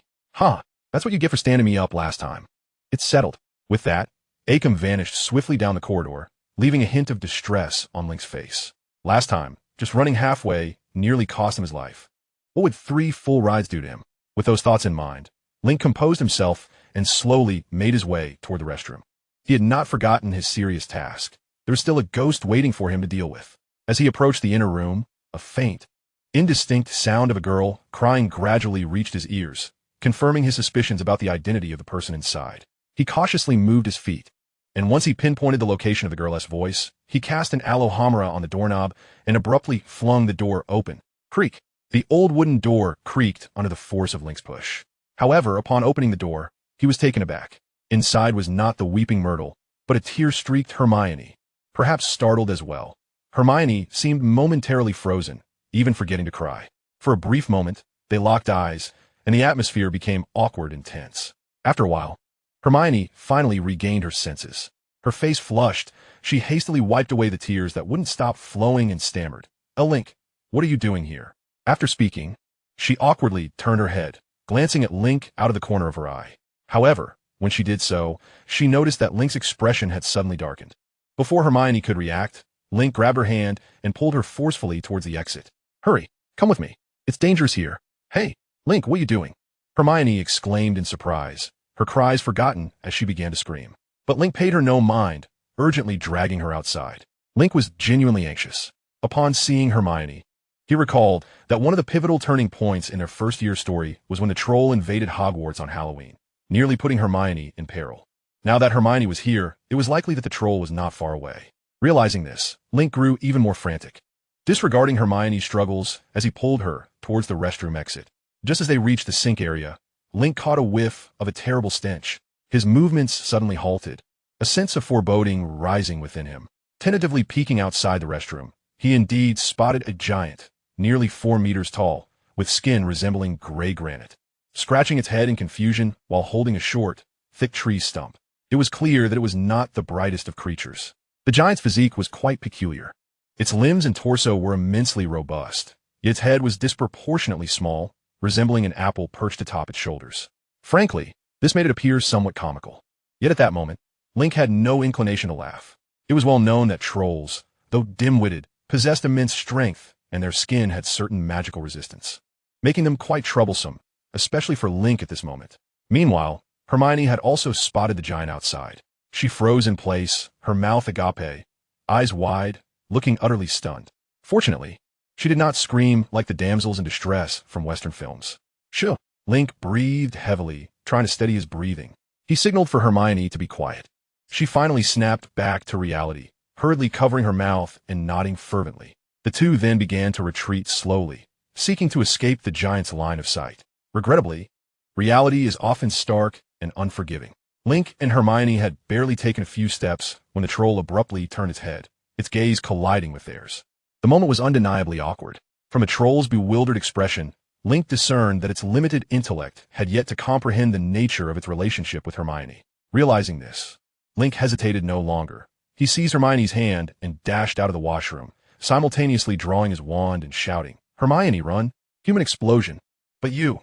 Hermione cried out in alarm, but before she could finish her sentence, Link pushed her out. Once she steadied herself, she noticed a brilliant beam of light shooting straight from Link's wand, striking the troll's unoccupied left arm. Gurgle, gurgle!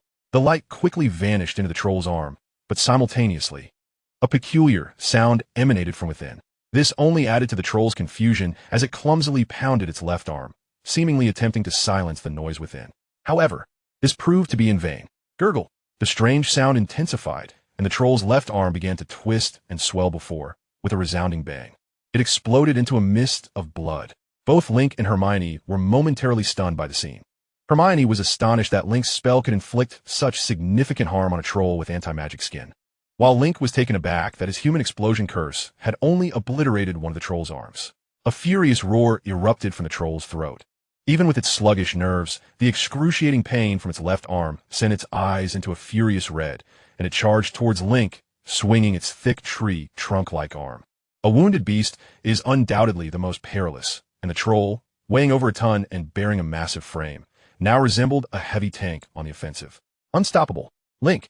Obstacles ahead. Before Link could react, Hermione screamed, raising her wand and casting a pale gray orb that sailed through the air.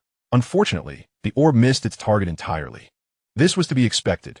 For Hermione, an inexperienced young witch who had never undergone shooting training, hitting a moving target was a fanciful dream. At that moment, Link squinted.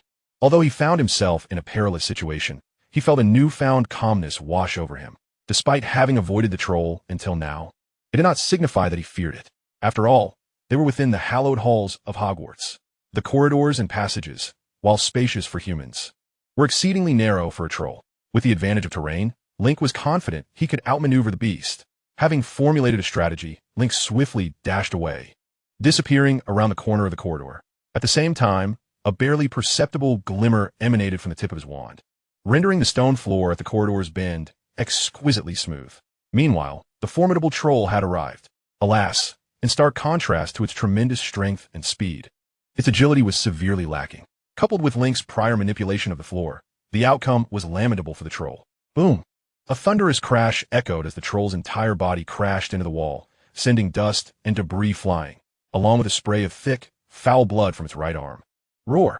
The immense pain prompted the troll to howl once more, thrashing desperately to extricate itself from the wall. As the smoke gradually cleared, Link's figure began to materialize in the troll's murky pupils. This unexpected sight filled the troll with a strange delight, and it stretched its neck, attempting to use its decayed teeth to bite Link. Unfortunately for the troll, Link had an impeccable grasp of distance, and, no matter how hard it tried, it could not lay a finger on him. Die, monster! Human explosion! Link raised his wand, aiming for the troll's jagged, severed arm, where there was no anti-magic skin to protect it. Buzz! A beam of light surged into the troll's wound, and a cacophony of strange noises erupted from within its body. The troll's expression morphed into one of terror, for it had vividly remembered that its right arm had exploded immediately after such sounds had emerged. Roar! Ack! Ack! It writhed, desperately trying to free itself from the wall, but it was too late. Gurgle, gurgle! The troll's body swelled at an alarming rate, before ultimately exploding. Chapter 42. Hermione's Betrayal. Bang! As the troll's body burst, like an overinflated water balloon, a deluge of flesh and blood sprayed forth, covering Link and the entire corridor in a grotesque hue. Ugh. The repugnant scene, combined with the troll's characteristic stench, immediately triggered Link's gag reflex. At that moment, Hermione finally caught up. Upon witnessing the gruesome sight, she paused momentarily, but quickly pressed forward to Link's side. Link, are you alright? This is all my fault. I should have never, Hermione choked out, her voice thick with emotion. Link was smeared with blood, giving him a frightful appearance, which made it impossible for Hermione to assess his injuries. I'm fine. Just give me a cleansing spell. Ugh, this is disgusting. Oh, cleansing spell. With a flash of light, the bloodstains on Link vanished instantly, though the peculiar odor unique to the troll lingered stubbornly. However, this was not a significant issue. The sense of smell is arguably the most adaptable human sense. As long as the scent isn't toxic or overly irritating, most people can quickly acclimate. Link was no exception, wiping the remnants of grime from his mouth, and finally standing upright. Meanwhile, Hermione continued to scan Link's body anxiously, her concern palpable. Only after confirming that he was indeed unharmed did she release a sigh of relief, her voice trembling as she said, "Thank you, Link. Thank you for saving me." Upon hearing this, Link's expression shifted to one of ambiguity. He realized Hermione had misunderstood his intentions, yet he could not reveal the truth to her. The secret of the basilisk must remain undisclosed. After pondering for a moment, Link decided to fabricate a plausible excuse to placate Hermione, although this would undoubtedly sadden her. He had no choice. He truly did not wish to be ensnared in the main plot's perilous depths. Actually, Link began to speak, but before he could finish, a cacophony of footsteps suddenly echoed behind them. Turning to look, Link was astonished to see a grand procession of figures approaching. Professor Dumbledore, Professor Sprout, Professor Snape, Professor McGonagall, Cedric, Emily, Harry, Ron, and a host of others. Link, Hermione, are you alright? Merlin's beard. What on earth has happened here? Professor Sprout rarely uttered an expletive, as the horrifying scene before her, reminiscent of a hellish nightmare, truly frightened her. The others surrounding her displayed similar reactions, particularly Harry and Ron, whose legs felt as though they might give way. Professor Sprout, we are all right, Link waved to the approaching crowd, though a tinge of bitterness began to stir within him. It was one thing to weave petty lies to deceive a young girl like Hermione, but to fool these professors? That was an endeavor best avoided. At that moment, Professor McGonagall, having regained her composure, fixed her stern gaze upon Hermione and Link, her voice trembling with suppressed fury as she inquired, "What on earth is going on? Why were you absent from the feast? If anything were to happen to you—" As she spoke, McGonagall clutched her chest, appearing breathless. Observing this, Dumbledore hastily stepped forward to support her, saying, "Minerva, do not be too agitated. The children are safe." Are they not? Moreover, they were unaware of the troll's incursion into Hogwarts. This cannot be attributed to them. Meanwhile, Cedric, disregarding the stains on the floor, approached Link and whispered, "Link, just as the feast was halfway through, Professor Quirrell barged into the Great Hall shouting about a troll in the castle. And that was when we realized you and that Gryffindor girl were missing. Honestly, you should have at least informed us before leaving. We were terribly worried. I'm sorry. Cedric, and to all the professors, this was my fault. Link began to apologize, thinking that if he could simply smooth things over, it would be for the best. However, upon hearing Link take the blame, Hermione, standing nearby, was not pleased. "No, this is entirely my fault. Link only took risks to save me." The moment her words left her lips, the corridor fell into an abrupt silence. Link stared at Hermione, his eyes wide in disbelief. "Really? I went out of my way to save you, and you turn around and stab me in the back?" For a moment, Link found himself questioning his existence. "You say Link risked himself to save you? What does that even mean?" Dumbledore's eyes narrowed slightly, rendering him particularly serious. Hermione trembled slightly, clearly feeling the immense pressure emanating from Dumbledore. Instinctively glancing at Harry and Ron in the distance, she finally lifted her chin defiantly and declared, "I believe the magic I possess is sufficient to handle a troll, so I went. Link merely came to find me upon realizing I was absent from the Great Hall." Having just recovered, McGonagall was about to lose her composure once more. She struggled to point a trembling finger at Hermione, exclaiming, "Gryffindor loses 20 points. At this, Hermione bit her lower lip, her eyes glistening with unshed tears, yet she stubbornly held back her tears. The anger in the room was not limited to Professor McGonagall alone. Emily, who had remained in the background until now, stepped forward, her eyes red, as if she had just been crying. "So, you risked your life to save her?"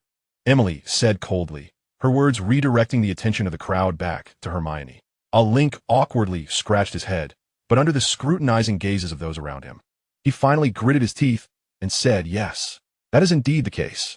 Emily froze, her fists clenched tightly as she glared at Link and Hermione for a prolonged moment before stomping her foot and exclaiming, "Idiot." With that, she turned on her heel and walked away, leaving Link standing there, somewhat at a loss. All of this unfolded under Dumbledore's watchful eye, who chuckled lightly, opening his arms as he cheerfully stated, "All right, let us cease the blame directed at the children. It is we who owe them an apology. Had we implemented better security measures at the school, such incidents would not have occurred." "You flatter us, Headmaster Dumbledore," Link quickly interjected. In his mind, with the headmaster having characterized the situation, it should have been concluded. However, at that moment, Snape's voice rang out, "Wait. Chapter 43. Is this what genius looks like?" Snape's sudden interjection diverted everyone's attention. It was only then that they realized, unlike their acute concern for Link and Hermione's safety, Snape was crouched on the ground, examining a piece of what appeared to be troll flesh. I believe the immediate priority, aside from assigning blame, is to ascertain precisely what transpired here. After all, theoretically, two young wizards should not be able to contend with a troll, particularly not one that has resulted in such a terrifying scene. "Wouldn't you agree, Mr. Flitwick?" Snape remarked expressionlessly, though he emphasized the pronunciation of Link's surname. This caused Link to involuntarily click his tongue, sensing Snape's inclination toward a certain Malfoy-like demeanor. Yet, observing the curious and suspicious gazes around him, Link inhaled deeply and stated, "Professor Snape, it was indeed I who defeated the troll, and Hermione can attest to this. The reason for the scene being as it is due to a spell I created, the human exploding curse." "You created a spell?" Snape retorted with skepticism. "Might I request you elucidate the principles behind this spell?" "Of course, though it would be more accurate to say it was an improvement upon an existing spell. The human exploding curse is essentially an enhancement of the amplification spell. The principle involves using the troll's entire body as a vessel, upon which I cast the amplification spell. Completing this process is not simple. One must first thoroughly observe the spell model of the amplification spell, for which I owe my gratitude to Professor Sprout for providing the sensory spell. Then, one also needs to, as Link gradually explained the intricacies of the human exploding curse. The mocking smile on Snape's face began to dissipate, while Harry and Ron's jaws dropped in astonishment. Even Dumbledore's eyes sparkled with intrigue. "Bravo! What an exquisite design!"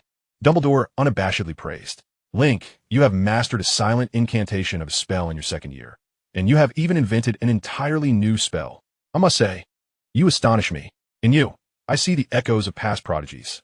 With that, Dumbledore cast a sidelong glance at Snape, who merely turned his head away in disdain. "You flatter me, Headmaster Dumbledore," Link replied, not allowing Dumbledore's praise to fill him with joy, but maintaining a humble demeanor. "The human exploding curse is not solely my achievement. I owe much to the assistance of Professors Sprout, Flitwick, and Snape.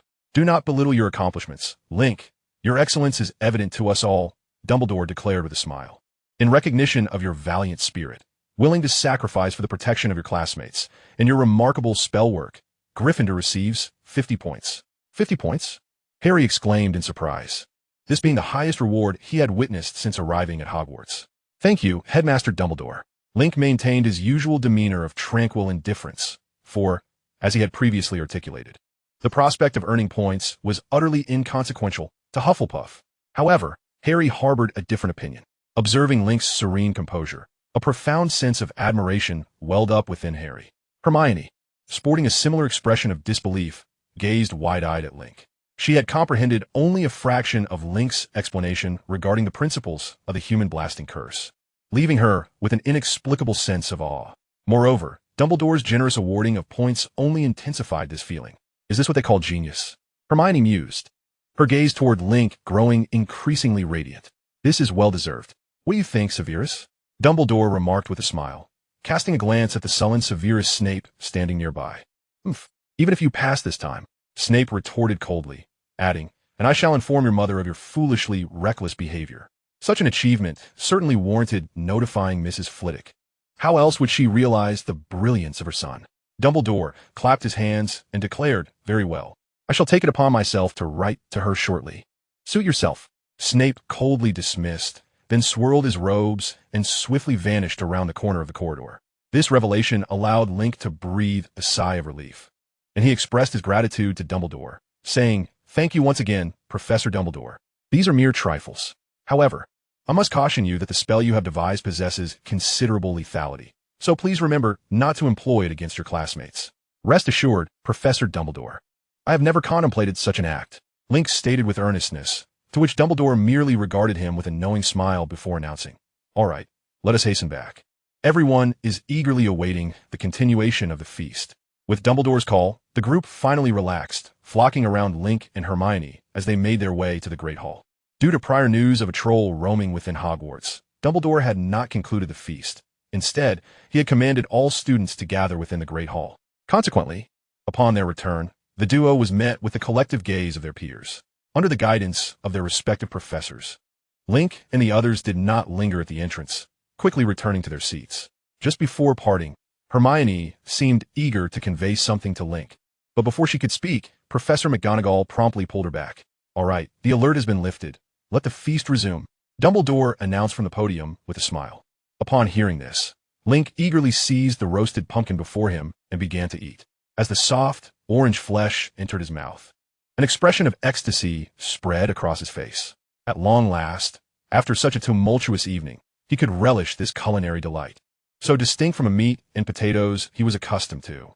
In contrast to Link's indulgence in the feast, the thoughts of the other attendees were far from the pumpkin. They whispered among themselves, exchanging information regarding the troll incident. When they learned from Harry, Ron, and Cedric that Link had single-handedly dealt with the troll, cheers erupted sporadically from the crowd. The voices of Hufflepuffs were particularly pronounced. Meanwhile, the attention of the gathering began to shift toward Link, who remained blissfully unaware. This continued until a plate of pumpkin-shaped pastries was placed before him. Chapter 44, Troll Slayer Link. This must be a particularly delectable pastry. Upon sighting the plate, Link made this judgment. At that moment, John's voice chimed in perfectly. "Go on, eat up, Link." Startled, Link turned to find John grinning widely while holding a tray.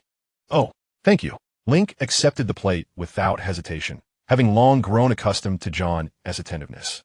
Just days prior, John had passed his trials and become a batsman for the Hufflepuff Quidditch team, particularly favored by Cedric. Thus, it was only natural that John attributed all his success to Link. This left Link at a loss for words, as he had merely mentioned John to Cedric in passing. John's success was entirely his own doing. Despite Link's attempts to clarify this, John took it as a sign of Link's modesty, leaving Link bemused and allowing John to bask in his gratitude. "Delicious, isn't it, Link? I saved this especially for you." John beamed, watching Link devour the pastries with gusto. Although Link's mouth was full, he managed to give John a thumbs up in appreciation. However, John suddenly scratched his head and, with a hint of embarrassment, said, Link, I have a favor to ask you." Link's chewing came to an abrupt halt. John had been exceedingly kind to him lately, prompting Link to suspect ulterior motives. This situation only confirmed his suspicions. Slowly swallowing his food, Link regarded John with caution. "What is it? You should tell me first. I may not be able to assist you." "Well, Cedric mentioned that you single-handedly dealt with the troll using your invented spell, and everyone wants to hear the details. Is that all?" "Yes, just that." Hearing John's affirmation, Link exhaled in relief, then wiped his mouth with a napkin and waved his hand dismissively. "I thought it was something significant. This is child's play. You see, I merely went to the restroom to find a friend, and the moment I stepped out, I encountered the troll. Upon our meeting, it showed no courtesy whatsoever. With a single glance, it charged at me. I deftly evaded its onslaught, and then raised my wand to cast the human blasting curse." As Link animatedly recounted the tale, more classmates began to gather around him. Initially, it was just a few Hufflepuffs, but soon, even Gryffindor from afar joined the throng. They encircled Link, captivated by his narrative, and, at pivotal moments, applause erupted from the crowd. "Well, that's the gist of it. For those who missed parts, feel free to ask others. I only recount it once." With a grand gesture, Link concluded his storytelling and resumed his consumption of the now-cooling pumpkin pastries. However, the surrounding crowd clearly had no intention of letting him off easily. Just as Link took his first bite, John jovially leaned in and asked, "Link, is that human blasting curse truly that formidable?" Link rolled his eyes, uninterested in engaging. "Go check it out in the second-floor corridor. It should still be a mess." "Oh, I'll go right away. I'll go." With a charming smile, John exclaimed, "Can you teach us?" The moment these words left his lips, a chorus of enthusiastic voices echoed throughout the auditorium, all pleading, "Can you teach me?" This rendered Link momentarily speechless, and he tentatively glanced towards the faculty section, where Dumbledore was beaming at him, while Professor Sprout vehemently shook her head in disapproval. Understanding the unspoken message, Link cleared his throat and adopted a serious demeanor, stating, "No, this curse is far too perilous. Dumbledore has forbidden me from teaching it to anyone else, and I am not allowed to use it freely." "Why not?" John lamented, his disappointment palpable, a sentiment echoed by his classmates. At that moment, however, Link shifted his tone, feigning caution as he whispered, "Well, I cannot teach you the complete human explosion curse, but I can certainly teach you a scaled-down version known as the urgency curse." "The urgency curse? What is that?" The students exchanged puzzled glances, their expressions reflecting confusion. They understood the meaning of urgency, yet they hesitated to believe their own conjectures, for if the effects of the curse were indeed as they imagined, it would be quite amusing, wouldn't it? Are you all daft? As the name suggests, it's a curse that induces urgency. And let me tell you, if you channel a bit more magical energy, the victim might even wet their pants. Link exclaimed, frustration evident in his voice. Upon hearing this, the eyes of his classmates gleamed with excitement. Particularly, the two red-headed Gryffindor twins, George and Fred, were practically ready to cling to Link's legs in their enthusiasm. As the most infamous pranksters in Hogwarts, they were all too familiar with the power of the urgency curse and had already envisioned countless scenarios for its application. "Back off a bit, will you? I'll teach you right now." Pushing George and Fred away slightly, Link picked up a fork and began his demonstration. The incantation for the urgency curse is bladder explosion, followed by this one movement, and then you pull it back like this. Naturally, a fork cannot cast spells, so after Link's demonstration, no magical effects materialized, which was precisely his intention. After all, Dumbledore and the faculty were still seated nearby, and openly casting spells in their presence would be akin to searching for trouble in a latrine with a lantern. Despite the absence of any actual spellcasting, most attendees grasped how to perform the urgency curse. After all, it was merely a simple prank spell, easily learned by upper-year students after just one demonstration. Satisfied with the results, Link nodded approvingly. As the creator of the urgency curse, he relished the idea of spreading his spell, as it filled him with a sense of accomplishment. While Link reveled in this feeling of achievement, George and Fred exchanged mischievous glances, grinning slyly before simultaneously lifting Link into the air by his legs. They shouted in unison, "Come on, let's give our generous giant slayer our thanks." The moment those words escaped their mouths, Link, who had been struggling, froze. "Giant slayer? Is that the nickname you've given me? How utterly cringe-worthy," he internally scoffed. However, the Gryffindors accompanying George and Fred were the first to erupt in laughter, leading the other students to quickly join in. "Thank you, generous giant slayer." The auditorium echoed with gratitude, prompting laughter from the professors seated at the faculty table. Chapter 45. The Skills Required of a Mature Wizard. After a night of revelry, Link's first Halloween at Hogwarts finally came to an end. Although it had been somewhat awkward, Link felt a sense of satisfaction overall. After all, the basilisk incident remained undisclosed, and Hermione was unharmed. What troubled Link, however, was how quickly his reputation as the giant slayer had spread beyond Hogwarts. Yes, you read that correctly. It had indeed transcended the confines of Hogwarts. A wizarding tabloid from Ireland extensively reported on Link's exploits from the previous night, praising his selfless act of saving his classmates and his independent development of a new spell, culminating in the headline, "Giant Slayer Link." This transformed Link into a hot topic within certain wizarding circles in both Hogwarts and Ireland. Alongside the moniker of Giant Slayer, the urgency curse also gained notoriety. This was to be expected, as people tend to tire of spells quickly, especially students. Each era has its own popular prank spells. For instance, a decade ago, a spell called the Upside Down Bell was all the rage, which would suspend the victim upside down in midair. Naturally, that spell has since fallen out of favor, as being hung upside down pales in comparison to making someone tap dance or grow large fangs. Preliminary statistics indicated that on Halloween night alone, there had been no fewer than 50 incidents of students wetting the bed at Hogwarts. The house elves tasked with cleaning the bed linens noticed the odd occurrences and reported them to Madame Pomfrey, who feared a peculiar contagious disease had emerged within Hogwarts that caused bedwetting. Don't laugh. Madame Pomfrey has over 20 years of clinical experience and has encountered far stranger ailments. Of course, no such contagious disease existed. The bedwetting was merely the result of students who had learned the urgency curse eagerly experimenting on their sleeping roommates. Such reprehensible behavior naturally warranted severe punishment. However, those daring enough to test their new spells on their roommates showed little concern for detentions or loss of points. Following the announcement of the punishment results by the heads of the houses, far from being deterred, they became even more audacious. Among the boldest were the Weasley twins, George and Fred, who ambushed Snape with the urgency curse. This was undoubtedly a daring feat. Although they ultimately failed and were each penalized with a 50-point deduction and a month of detention by Snape, this did nothing to diminish their status as heroes among Gryffindors. Their antics solidified their reputation as the most notorious pranksters in Hogwarts.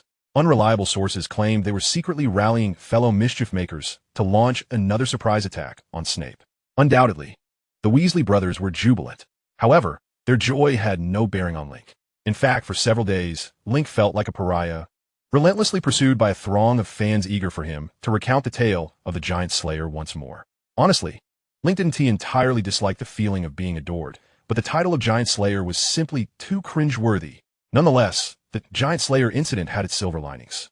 At the very least, Link's relationship with the Hufflepuffs had significantly improved.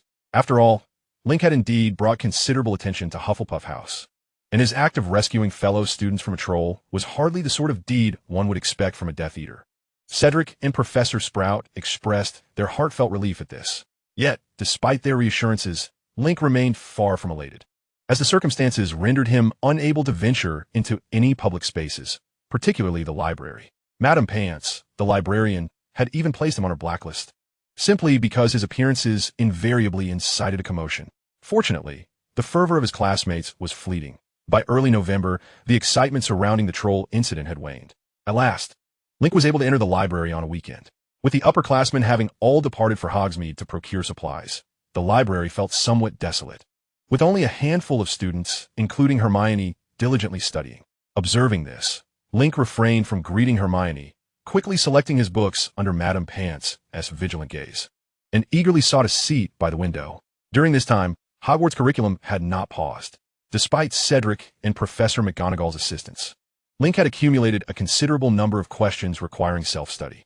Additionally, inspired by the urgency charm and the human burst curse, Link had begun to contemplate innovative modifications to traditional prank spells, such as the tooth extension hex. If the human burst curse could be scaled down to function as a prank spell like the urgency charm, could not other prank spells be elevated into more potent curses? For instance, while the tooth extension hex causes oversized teeth to grow, these would cease growing after reaching a certain length. What if Link could manipulate them to grow indefinitely? Would those teeth pierce through the chin or even penetrate the brain? Moreover, the fire-making spell, which induces painful sores on a person's face, could it not be adapted to manifest those sores directly on the internal organs or even on the brain? Would that not result in a tumor?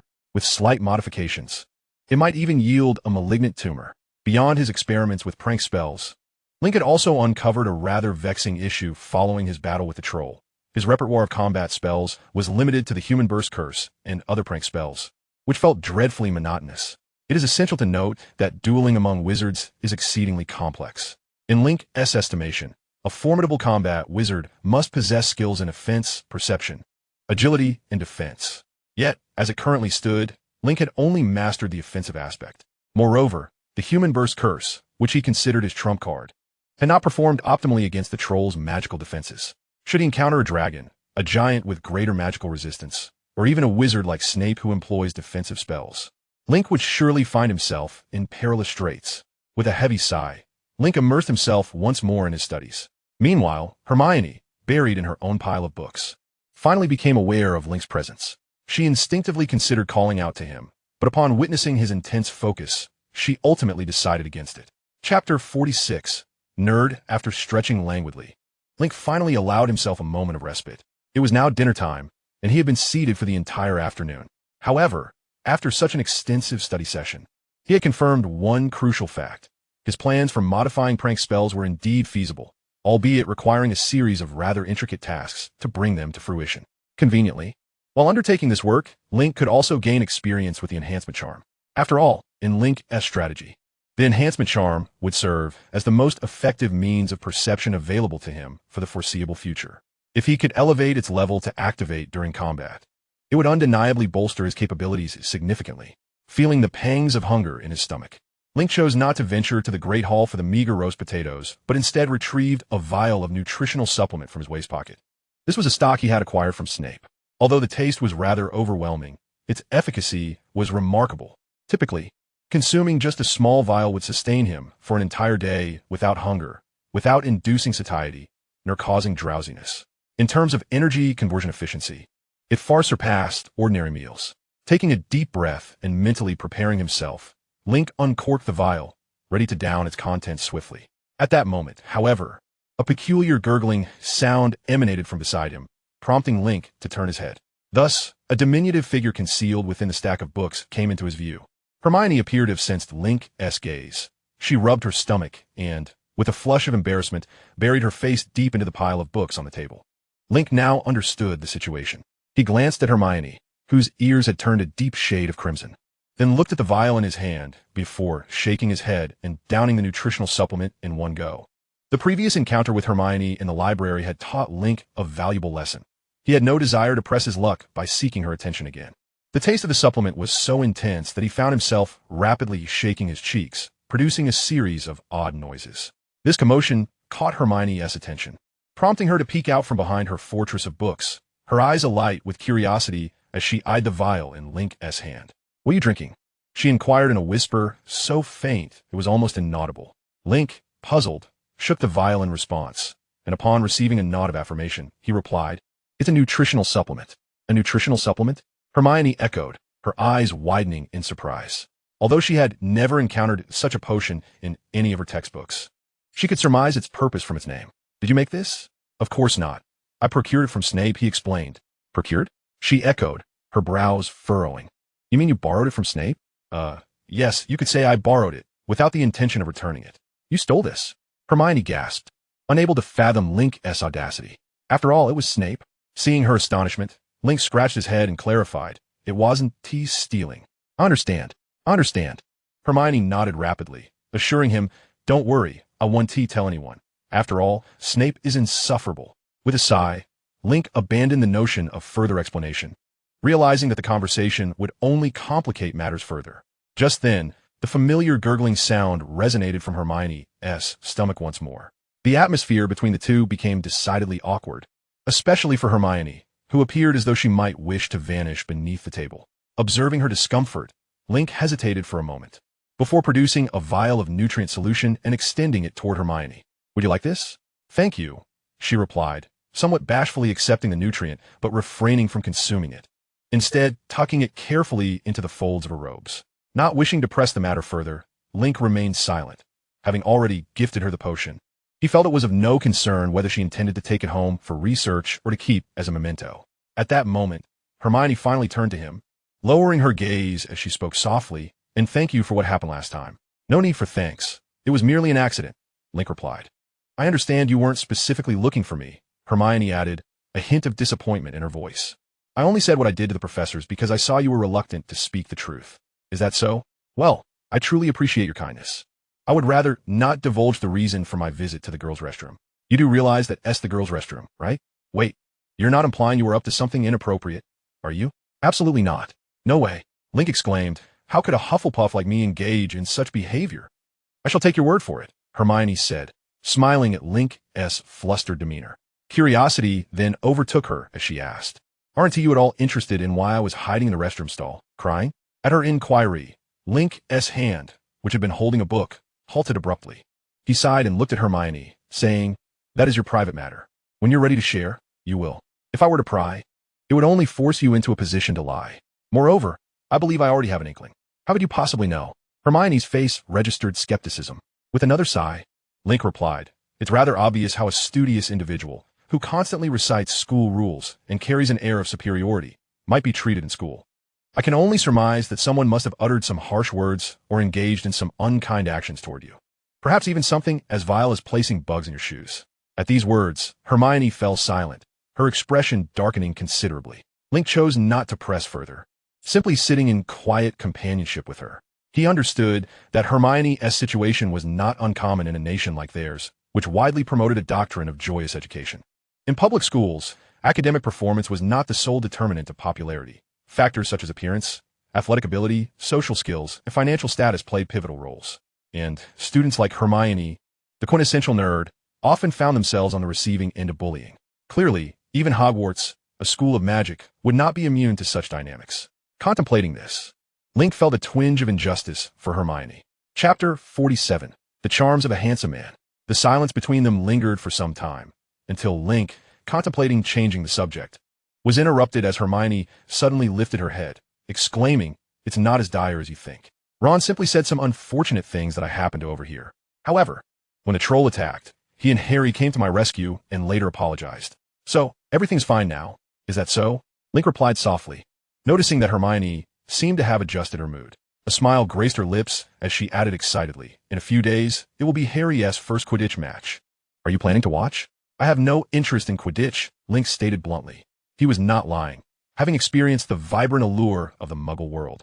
Quidditch felt rather antiquated to him. If it were a Hufflepuff match, he might have considered attending to cheer for Cedric and John. But this was a match between Gryffindor and Slytherin. While undoubtedly exhilarating, he still preferred to avoid the crowd. "You don't like Quidditch?" Hermione exclaimed, her interest piqued. "I thought all boys enjoyed such rough sports." "I simply find it exceedingly dull," Link responded, shaking his head. "I would rather watch football or basketball." "You watch football and basketball? But aren't you a pure-blood wizard?" Hermione asked, taken aback. Link stammered momentarily before recovering. "I only watch occasionally." Hermione, unaware of the vast differences between pure-blood wizards and muggles, nodded in understanding. "Well, I still hope you can attend the match." "Why is that?" Link inquired, puzzled. It seemed illogical for Hermione, who disliked Quidditch herself, to urge him, a fellow disinterested party, to attend the match. "You see," Hermione explained, "Harry admires you immensely. He has been feeling rather down lately, so I thought that if you were there, it might uplift his spirits." "He admires me? He is none other than the famous Harry Potter," Link exclaimed, incredulous. "Yet he is still just an 11-year-old child," Hermione insisted. "You must realize that you single-handedly defeated a troll. The tale has been so exaggerated that you've become a terrifying monster in their retellings. Harry and his friends mention you daily. I'm nearly sick of it." Link was at a loss for words in response to Hermione's revelation. He had considered that the story might have morphed through retelling, but he never anticipated it would evolve into such a narrative. Did he really feel compelled to attend Harry's debut match? Link's heart was conflicted.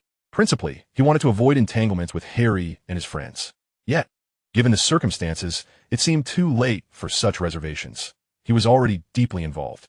Sighing, Link replied, "Let us discuss this later. If I decide to go, I will inform you." After saying this, he returned to his studies. Hermione, wanting to say more, fell silent at his disinterest. Disappointment flickered across her face. She had intended to consult Link regarding her desire to create a new spell, a matter that had occupied her thoughts for several days. However, seeing Link engrossed in his work, she resigned herself to lowering her gaze. 3 days later, at the Quidditch Stadium, where Gryffindor faced Slytherin, cheers erupted. "Link, go for it. You can do it. Yes, Link, our future as Hufflepuffs rests on you." Listening to John and the others' enthusiastic voices, Link felt his muscles tense. Truth be told, he had no desire to attend the match. He would much prefer to remain in his dormitory, reading and conducting experiments. However, John and the others had other ideas.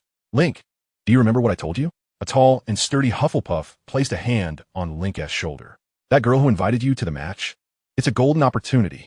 I bet she's developed feelings for you, considering you saved her life. When you watch the match with them, make sure to charm that girl and find out all about the Gryffindor team. Everything from Harry Potter to the other players. Though she may not be the prettiest. We'll just have to make do." Link remained silent, his heart a tumult of emotions. He had never anticipated that one day he would be compelled to employ his charm on Hermione. The situation felt utterly surreal. Contemplating this, Link ultimately directed his gaze towards Cedric, who was not far off.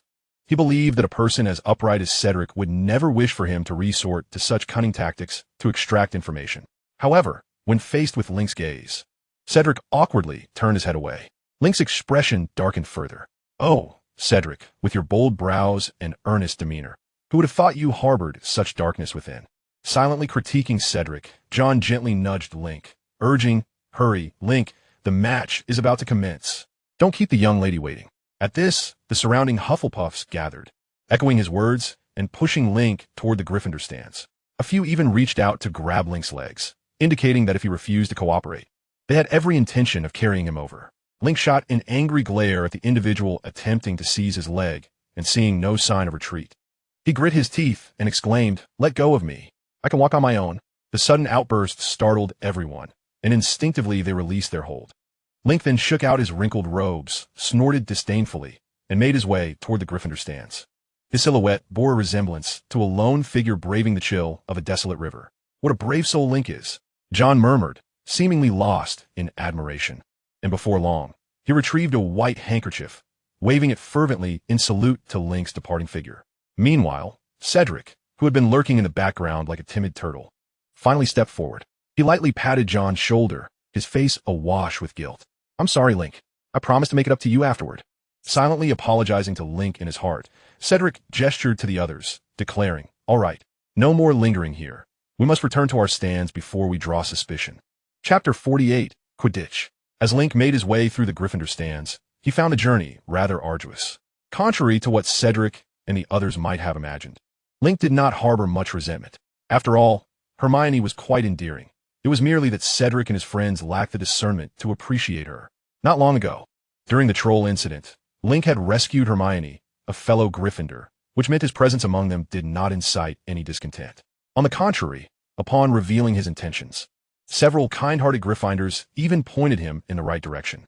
Though the crowd was large and not everyone recognized Hermione and Ron, it was undeniably easy to assist Link in finding his way. This was particularly true since Hermione and Ron had created a rather unique support banner for Harry. It could hardly be classified as a banner. Rather, it was a grimy old sheet, adorned with sparkling magical paint proclaiming Gryffindor's inevitable victory, beneath which was a rather crooked lion illustration.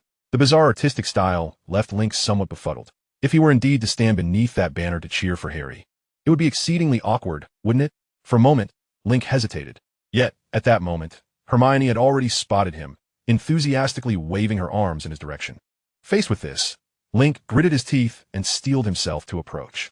"Oh my goodness, you actually came," Hermione exclaimed, joyfully grasping Link's arm, her smile radiant as the sun gleaming on the horizon. The expressions of those around her mirrored her delight. Even Ron, who had previously been somewhat aloof toward Link, shared in the enthusiasm. They warmly ushered Link into a seat just as the Gryffindor team soared past the stands. "Oh, Gryffindor for the win. Harry, you're the best. Go." In an instant, the entire Gryffindor stand erupted into cheers.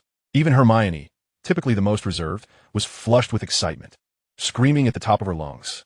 The sheer volume of the crowd as fervor sent Link's heart racing uncontrollably. This was the quintessential stand effect. Meanwhile, the Quidditch match officially commenced. The rules of Quidditch bore a striking resemblance to those of traditional sports like basketball and soccer.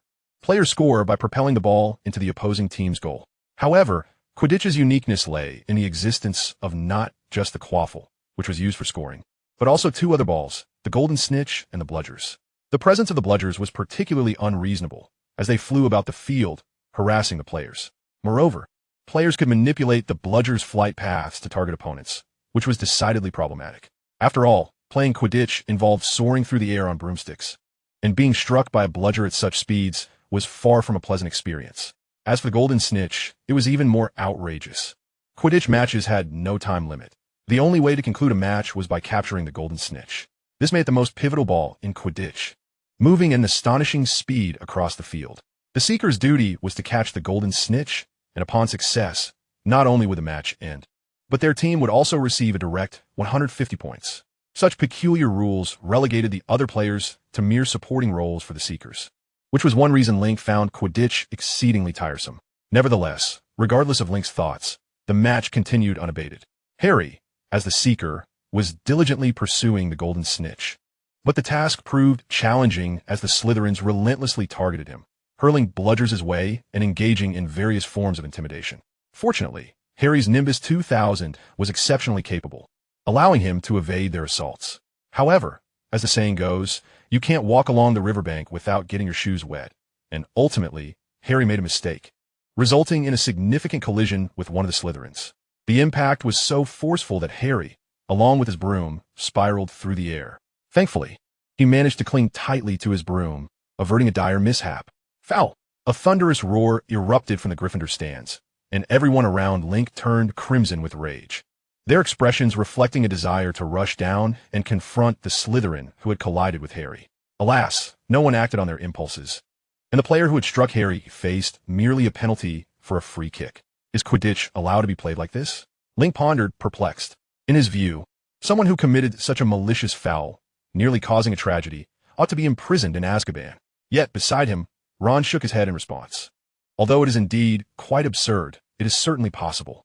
During the last match between the Irish team and the English team, an unfortunate Irish batsman was knocked off his broom, reportedly breaking 21 bones in the process, yet they merely received a single free kick, with not even a cent for medical expenses.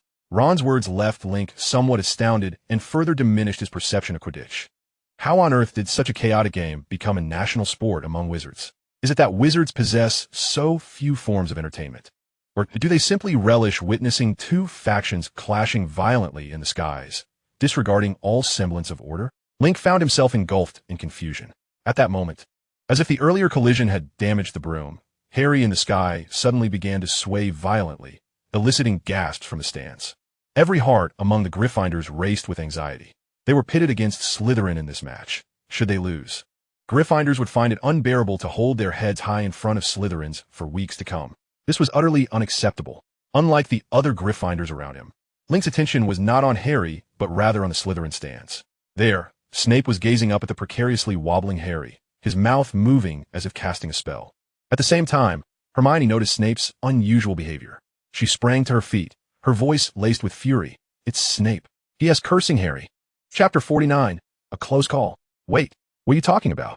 Ron asked, bewildered. However, before he could finish his sentence, Hermione had already discarded her magical binoculars and was stealthily making her way towards Snape. "What is happening?"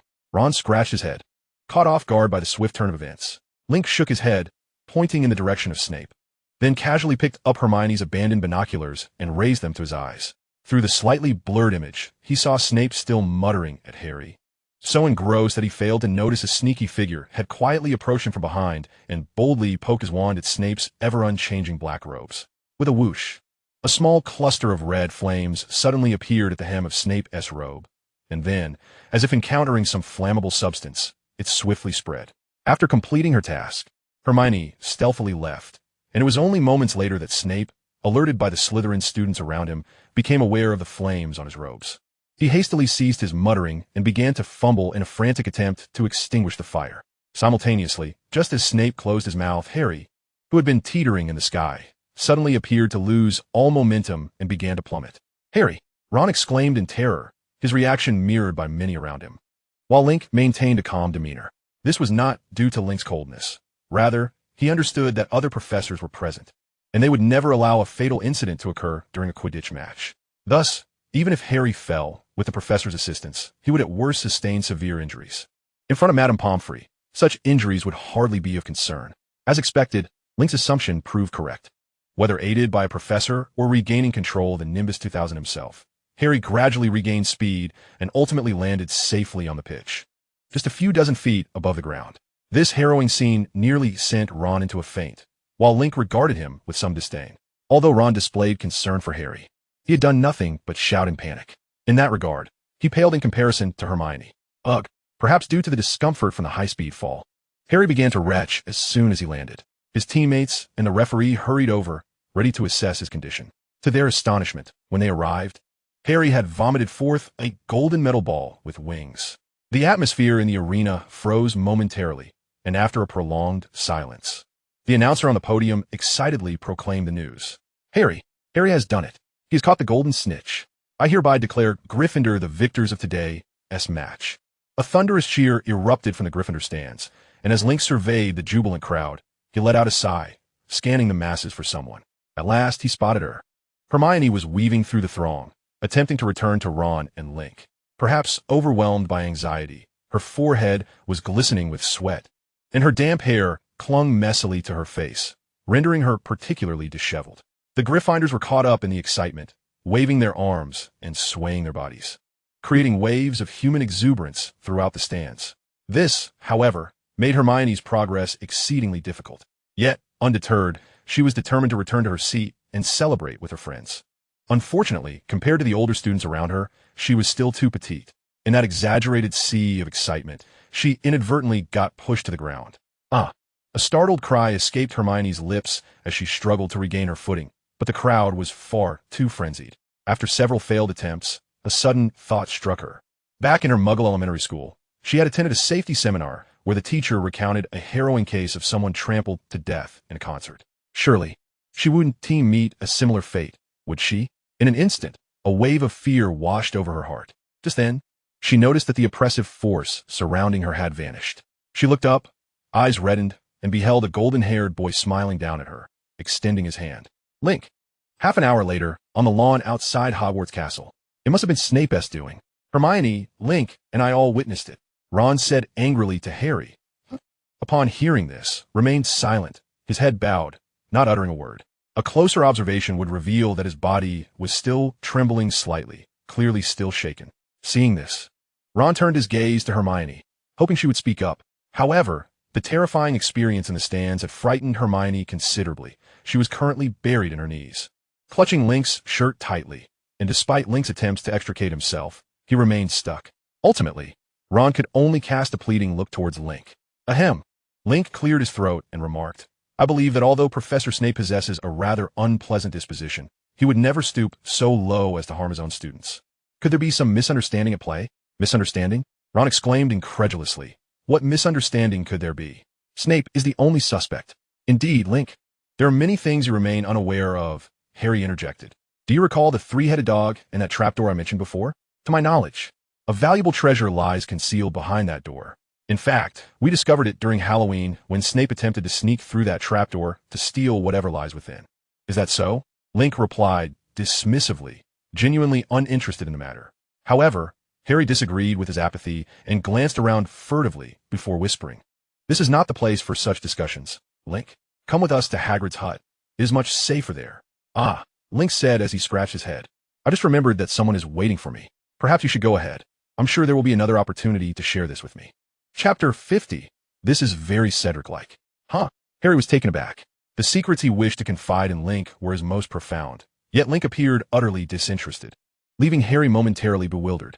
At this moment, Hermione, who had been quietly observing, suddenly stood up, a look of anxiety crossing her face as she asked Link, Are you leaving? Yes, indeed. Someone is waiting for me, Link replied, scratching his head once more. Link was not lying. John and the others were genuinely waiting for him at the castle entrance. Though they believed they were well hidden, Link had already discerned their sneaky demeanor. Hermione's expression shifted to one of inner conflict. She had refrained from informing Harry and Ron about the earlier incident, not wishing to burden them with worry. Yet, she was acutely aware that Link had saved her once again. Counting the time with the troll, this marked the second occasion. In her eyes, Link exuded the aura of a chivalrous knight from a novel, as if he could materialize at any moment to shield her from danger, instilling a profound sense of security. Link was a dependable individual. Hermione instinctively clutched the hem of his shirt. Ever since she had left home to attend Hogwarts, she had not felt such a sense of safety. The recent peril she had faced made her reluctant to part ways with Link.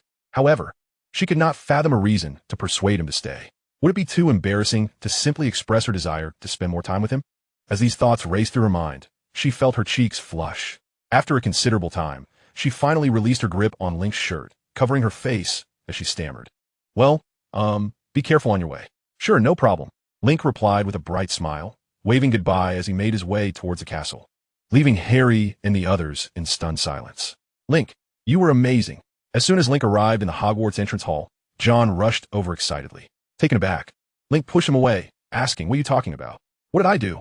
I saw everything. John's eyes sparkled with mischief as he grinned.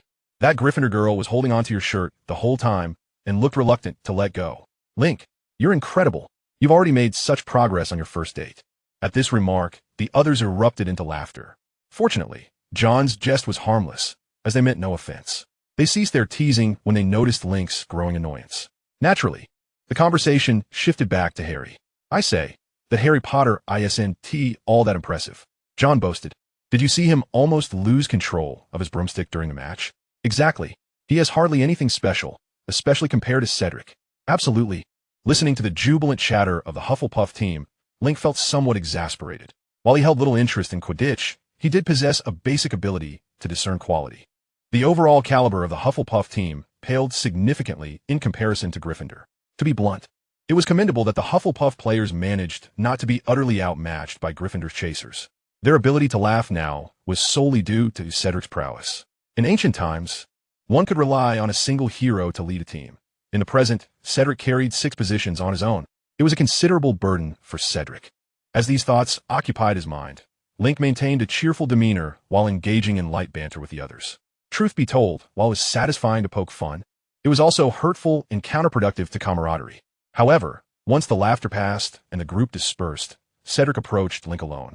With a guilty expression, he placed a hand on Link's shoulder and said, "I'm sorry, Link, for putting you in that position.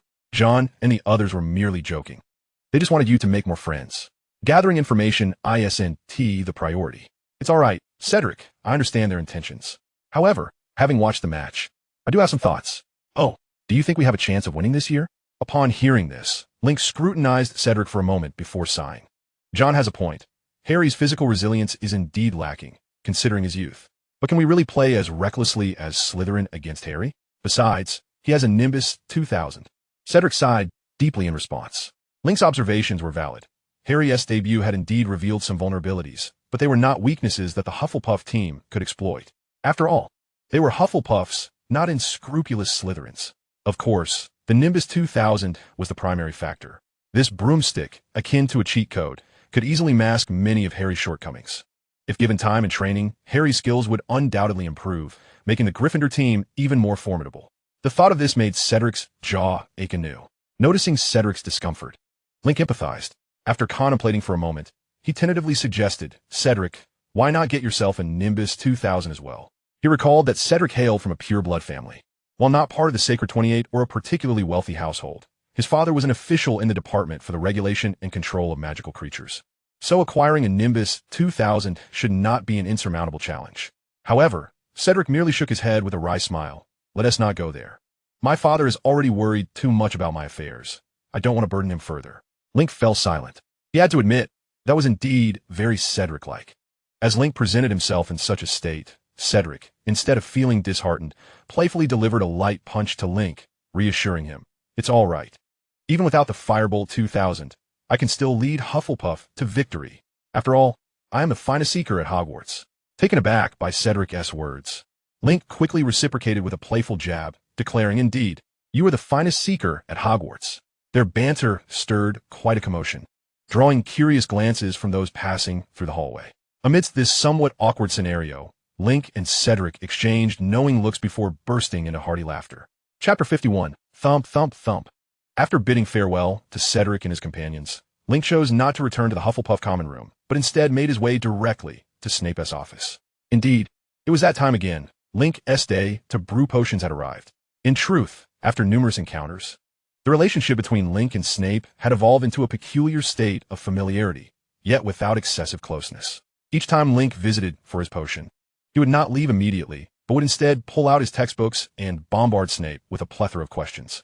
Snape, though typically stern, surprisingly answered Link's inquiries, and, of late, had even taken to directing Link, enlisting his assistance in handling some tedious experimental materials.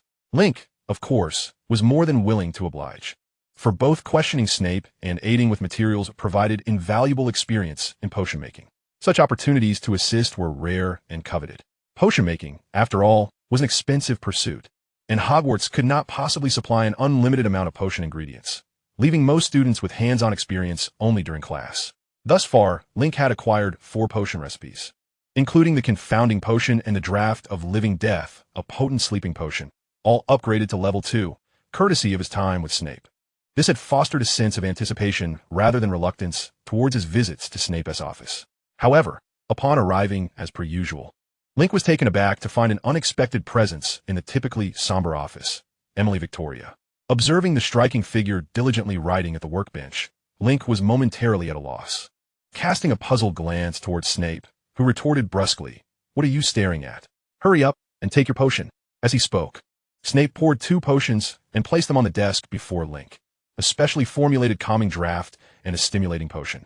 Without hesitation, Link accepted the potions and drank them down. Yet, upon finishing, he noted Snape's reluctance to provide any explanation, prompting him to inquire directly, "Why is she here? Does that concern you?" Snape replied coldly, "You can either leave or get over here and deal with this bucket of toads." Snape's words caused Link's expression to darken. Meanwhile, Emily, who had been concentrating on her work, gently reassured him, "Link, you needn't worry about me. I'm not here for punishment. I recently encountered some potion-related issues, so I decided to dedicate some time each week to receive extra lessons from Professor Snape." Upon finishing her statement, Emily flashed Link a sweet smile, one that seemed genuinely appreciative of his concern. This left Link somewhat speechless. However, he chose not to press further. Instead, he took the bucket of toads from Snape and moved to a corner to begin his task. His job was relatively straightforward. He needed to use a scalpel to extract the toad's eyes, a crucial ingredient for the eye-opening potion. Meanwhile, Snape commenced his lesson with Emily, covering the topic of the polyjuice potion. His demeanor towards her was markedly more amiable than with Link, and his gentle tone made Link feel an inexplicable pang of envy, even causing the experience points for the eye-opening potion to lose their allure. After silently lamenting for a while, Link gradually shifted his focus back to his work, as maximizing experience gain was his priority. After painstakingly finishing the task of processing the toads, it was time for dinner. Link carefully placed the finished toad eyes into a storage compartment nearby, washed his hands, and cheerfully retrieved a tube of nutritional supplement from his pocket. Snape followed suit. As was their customary routine, after consuming their supplements, they would delve back into their work and studies without wasting a moment. However, Emily was not as casual as the two men. She slowly extracted a lunchbox from her waist pouch and set it on the workbench, carefully opening it. Instantly, a delightful aroma of pumpkin wafted through the not-so-spacious office of Snape. Link, straining to peek, discovered two sizable pumpkin pastries nestled within the lunchbox. Clearly the very treats John had reserved for him at the Halloween feast, albeit much larger now. In an instant, Link found his nutritional supplement less appetizing. Noticing Link's gaze on her food, Emily smiled brightly and fanned the warm steam towards him, suggesting, "Link, would you like to join me?" "Maybe not." Link swallowed hard, glancing at Snape. He wasn't foolish. Snape was rather vindictive. And if he were to leave the professor with nothing but his slop-like nutritional supplement, he might find himself on the receiving end of Snape's ire later. Yet those pumpkin pastries smelled divine. Really? Emily, clearly not oblivious, followed Link's gaze to Snape, asking Professor Snape, "Would you care for a piece?"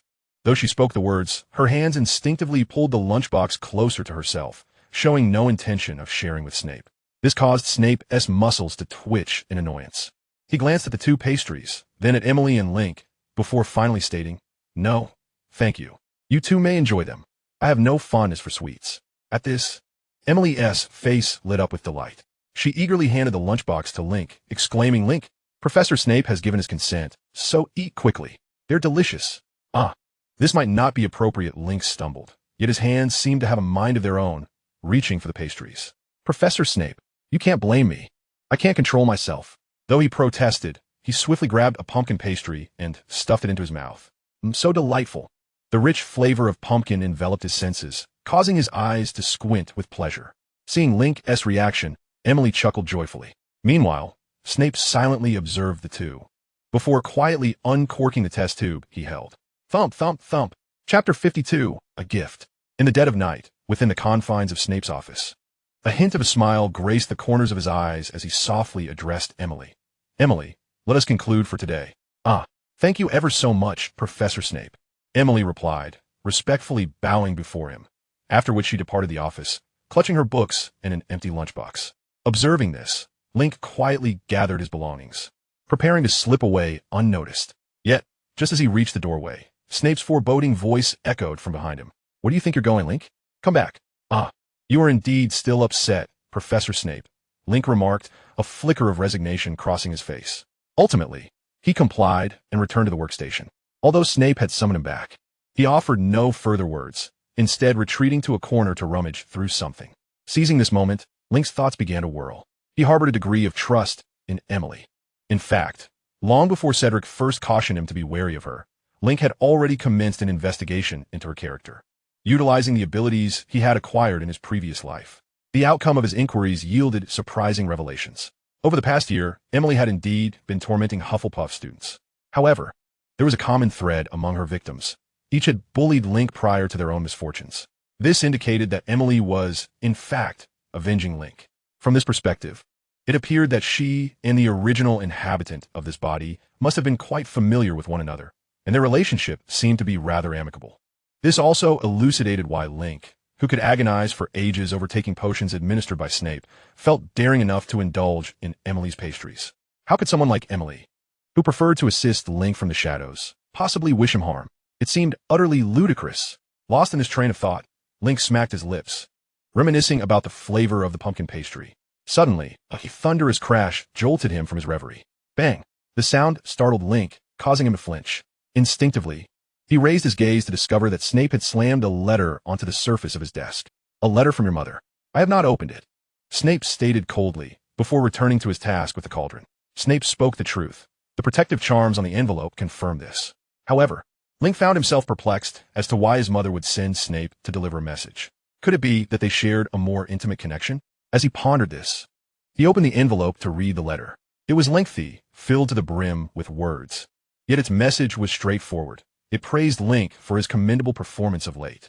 Furthermore, his mother, Mrs. Flitwick, expressed her intention to visit Germany this Christmas to see Link's grandfather, which meant he would not have to return home for the holiday. She assured him that she would prepare a Christmas gift for him. However, at the conclusion of the letter, Link found not the expected signature, but rather a kiss mark in a shade of rosy pink. This left him utterly speechless. Nevertheless, having read the letter, Link exhaled in relief. He had been fretting about the prospect of returning home for Christmas, only to find that his mother had taken the initiative to relieve him of that burden before he could even concoct an excuse. It soon dawned on him that with Christmas approaching, it was time to consider gifts. As he contemplated this, Cedric's exuberant declaration of being Hogwarts' finest seeker flashed through his mind. Perhaps he could gift Cedric a Nimbus 2000? The idea began to flourish in Link's imagination. But he knew he would need to consult Mrs. Flitwick about it, especially since he was currently without a Canute to his name. However, he believed this would not pose a significant issue, given Cedric's character.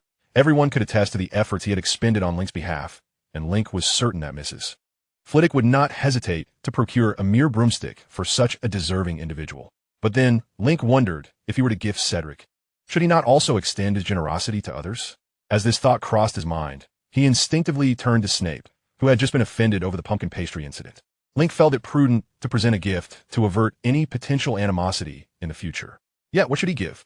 After a moment of hesitation, he decided to ask directly, Professor Snape, is there any particular gift you would desire? Upon hearing this, Link observed Snape's hand, which had been gripping the stirring rod, twitch violently, nearly toppling the cauldron. In a flurry, Snape adjusted the flame beneath the cauldron before turning to glare at Link. I require nothing. Is that so? How about a bottle of Rosier's hair conditioner? I've noticed several of our upperclasswomen using it, and they all speak highly of it. I have stated that I do not need anything. Snape's booming voice reverberated through the room, causing the glass jars on the shelves to tremble. Link merely shrugged and nonchalantly tapped his ear. He understood that Snape was an archetypal proud individual, and thus, it was imperative that he still offer a gift. I shall select the gift myself. However, if it does not meet your approval once I present it, do not blame me. And please, do not mix my gift with the prank gifts from others and toss it aside. Link cautioned earnestly. He was not jesting. The original owner of this body had recorded in his diary that Snape had once discarded a gift he had given, only for the original owner to discover it in the rubbish bin later, leaving him heartbroken for quite some time. Yet, one could hardly fault Snape, as Hogwarts' most unpopular professor. He received an overwhelming number of prank gifts each Christmas, many of which were contributed by the Weasley twins. It was only natural that Snape would refuse to open such obviously malicious offerings, resulting in their disposal. Upon hearing Link's words, Snape seemed to recall last year's events. His gaze flickering momentarily, yet his posture remained steadfast as he continued to scrutinize the cauldron on the desk. To Link, this silent response was sufficient. Very well. I shall take my leave now. He bid farewell with a smile and exited Snape's office. Only once the door had closed behind him did Snape finally lift his head to glance in the direction Link had departed. Then withdrew from his robe a vial of swirling, golden potion, which he carefully placed into a gray, square box. Chapter 53. The Approach of Christmas. As Christmas approached, Hogwarts adorned itself in a shimmering blanket of silver. This spectacle filled Link, who had spent his previous life in the southern regions and had rarely encountered snow, with delight. From the very first day of snowfall, he threw himself into the drifts, engaging in spirited snowball fights with the equally exhilarated Weasley twins. Not only they, but every student at Hogwarts was filled with joy as the Christmas holidays approached, with each little wizard who could return home looking forward to reuniting with their families. However, the reasons for the Weasley twins' delight were somewhat distinct from those of their peers, for they had chosen to remain at school this time. Link speculated that their elation stemmed entirely from the avoidance of their parents' inquiries. The incident involving the urgency charm against Snape had escalated, and it was rumored that Mrs. Weasley had vowed to give them a proper scolding upon their return. As for the matter of Christmas gifts, Link had finally made his decisions. Without a doubt, Cedric's present would be a Firebolt 2000. After informing Madame Pomfrey of his intentions via letter, She not only accepted without hesitation, but also praised Link for finally learning to consider his classmates. This left Link feeling somewhat embarrassed, as her compliments felt rather juvenile, akin to encouraging a kindergarten child. Next came Snape's gift. After much deliberation, Link ultimately decided to present him with a luck potion, which purportedly enhances the user's fortune for 12 hours post-consumption. According to users' accounts, the effects were so potent that they induced the illusion of inevitable success in any endeavor undertaken. Undoubtedly, this was an exceptionally high-grade, consumable potion. Although it seemed somewhat inappropriate as a gift for a master of potions, Madame Pomfrey deemed it the best choice, for its considerable value meant that even if Snape chose not to use it, he could sell it for a handsome sum. Link concurred and discreetly slipped a small bottle of Rosalie brand hair conditioner into the gift box intended for Snape. He sincerely hoped that Snape would give the product a try, for he felt he could no longer endure the sight of Snape's greasy hair. As for Hermione, Link also gifted her a bottle of Rosalie conditioner along with a brand new copy of The Magic of Language. The gifts for others were entirely devised by Madame Pomfrey. Christmas was a significant occasion for the Pomfrey family, requiring them to distribute gifts to everyone they knew according to their relationships and the value of each gift, ranging from a simple card to a potent luck potion. Thus, Link felt completely at ease delegating this task to Madame Pomfrey, an expert in the matter. In addition to these individuals, Link had another friend to whom he needed to give a gift, the basilisk Arkham. Although this creature is classified as a snake, it did not seem to possess the instinct to hibernate, or rather, it could control its own hibernation. Recently, it had been urging Link to run laps. As of now, Link owed it 5 laps. He felt it necessary to settle this debt, lest the basilisk resort to extreme measures. Of course, while running laps was essential, safety precautions were equally paramount. Therefore, Link had prepared a chewable riding apparatus modified from dragon riding gear.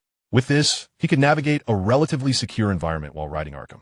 That very evening, upon the arrival of this equipment, Link excitedly dashed out of the Hufflepuff common room.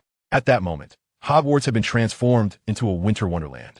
A grand Christmas tree stood proudly in the Great Hall, while countless colorful lights adorned the corridor walls. Even the once dreary suits of armor and monstrous statues had been playfully adorned with festive red hats by mischievous students. Filch detested these decorations, for the professors and students were carefree about the mess they created, leaving him to clean up the aftermath. Corresponding with this warm decor, the temperature within Hogwarts plummeted. The moment Link stepped out of the cozy common room, he shivered. This made him hesitate.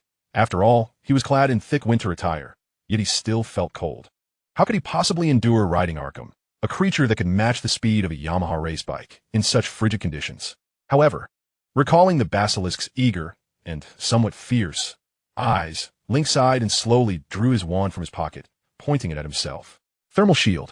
A burst of orange-red light flickered around Link, providing him with a modicum of warmth. Rubbing his hands together, he continued onward into the darkness. Upon reaching the girls' washroom on the 2nd floor, Link completed his routine, and Arkham promptly appeared before him. With near-invisible speed, the basilisk darted out of the pipe and coiled around Link, forming a serpentine embrace. "Link, you finally arrived. Did you bring me a snack?" Arkham exclaimed eagerly, affectionately rubbing against Link. However, perhaps due to its excitement, Arkham's grip was a bit too tight, making Link feel somewhat suffocated. "Yes, I did. Now loosen your grip. I can hardly breathe." Link's panicked voice broke through, prompting Arkham to relax a little, though its gaze continued to search Link's face. Link rubbed his still painful chest, and then retrieved a basket of cold sausages and a raw pumpkin from his pocket, tossing them into the basilisk's mouth.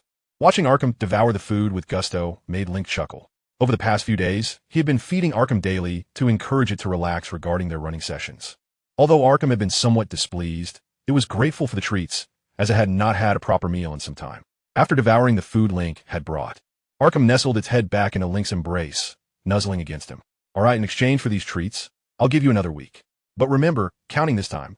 You owe me 6 laps now. I believe it's time to settle the score." Link stroked the basilisk's head while replying, but Arkham was not pleased. It tightened its coil and raised its head, looking at Link in disbelief. "Are you trying to back out?" "No, I mean we can go run laps tonight," Link said with a smile, revealing the riding apparatus now in his hands. Chapter 54. Shadows of the Forbidden Forest. Onward. "Quickly, is the gear ready?" Arkham mumbled around a large metal rod in its mouth. Hearing this, Link, who was seated atop Arkham's neck, wiped the sweat from his forehead and continued to push the saddle onto Arkham's back. The saddle featured 2 clasps on the side, to secure it firmly. They needed to be fastened together. This should have been a simple task, as the gear was precisely crafted based on Arkham's body measurements. Unfortunately, Link had forgotten that snakes often store substantial amounts of food in their stomachs, and Arkham had indeed indulged a bit too much lately. This made the process of fitting the riding gear onto the basilisk particularly challenging. Click! A crisp sound finally echoed half an hour later, signaling the completion of the installation of the riding apparatus. "All right," Link exclaimed, excitedly waving his arm. The installation had nearly exhausted him. "Are we set? It's time for us to embark." Arkham also exhibited considerable enthusiasm, evident from the way its little tail wagged. "Wait!" Link hurriedly halted the impatient Arkham, retrieving a fantastical motorcycle helmet from his pocket and affixing it to his head before giving Arkham a hearty pat, signaling it was time to go. With the signal received, Arkham shot forward into the tunnel like a swift arrow. "Woo! We're taking off!" Link couldn't help but shout, feeling the exhilarating rush of speed. Arkham's velocity was indeed astounding, so rapid that Link's vision blurred. Admittedly, the initial surge of adrenaline was thrilling, but as time wore on, Link found it increasingly difficult to endure. The labyrinthine tunnel system of Hogwarts was incredibly convoluted. Even with the protection of the apparatus, Link could manage to remain seated on Arkham for the moment. But the relentless sharp turns and the peculiar stench within the pipes, which even the specialized helmet could not mask, stirred within him a rising urge to vomit. Fortunately, the serpent creature seemed to find the thrill of racing through the pipes insufficiently stimulating, and after a while, it burst forth from Hogwarts. The wild winds, infinitely more turbulent than those within the tunnel, lashed against Link, yet inhaling the fresher air outside and experiencing a significantly smoother ride brought him considerable relief. Taking a deep breath, Link instinctively lifted his gaze. In his line of sight, a resplendent crescent moon hung high in the sky, surrounded by wisps of ethereal cloud that drifted past like delicate veils. Bathed in the moonlight, the gray castle behind them gradually receded into the distance. This scene uplifted Link's spirits significantly. However, upon turning back, his elation vanished. At that moment, Arkham was racing toward a vast, ominous shadow. "Is that the Forbidden Forest?" "Wait, Arkham, you can't possibly be thinking," Link called out anxiously. Entering the Forbidden Forest itself posed no immediate danger. After all, to his knowledge, the plot had not yet progressed to the stage where Voldemort hunted unicorns within its depths, and regarding other threats, they were mere trifles in the face of the serpent creature. However, was it wise to charge into the Forbidden Forest at such a speed? Whoosh! Before Link could finish his thought, Arkham accelerated and plunged into the forest. Undoubtedly, its skill was impressive, even amid the densely packed trees of the Forbidden Forest. It maneuvered adeptly, avoiding collisions with any trunks. Yet, its size inevitably resulted in some brushes with surrounding branches, brambles, and underbrush. Consequently, Link bore the brunt of this. As soon as they entered the forest, a branch the thickness of a finger struck his face with force, but thanks to the protection of the helmet, he emerged unscathed. However, this was merely the beginning. Soon, countless twigs and bushes assailed him, nearly causing him to spew blood. Reluctantly, Link had no choice but to cling tightly to Arkham's body while frantically tugging on the reins. "Stop, Arkham, I can't take much more." Seemingly hearing Link's pleas, Arkham gradually slowed down and eventually halted in a patch of overgrown grass. With great difficulty, Link unfastened the protective straps securing him, tumbled off the serpent, and collapsed onto the grass, utterly exhausted. At that moment, every part of Link was engulfed in excruciating pain, particularly his chest, a testament to the branch's handiwork. He even questioned whether he had fractured a rib. Tentatively probing his chest, he reassured himself upon finding no visible fractures before exhaling a sigh of relief and lamenting, "Arkham, your speed is far too reckless. I nearly met my end." Under normal circumstances, Arkham would have taken Link's complaint as praise, responding with pride that it could go even faster. However, this time, Arkham remained silent. This unexpected response piqued Link's curiosity.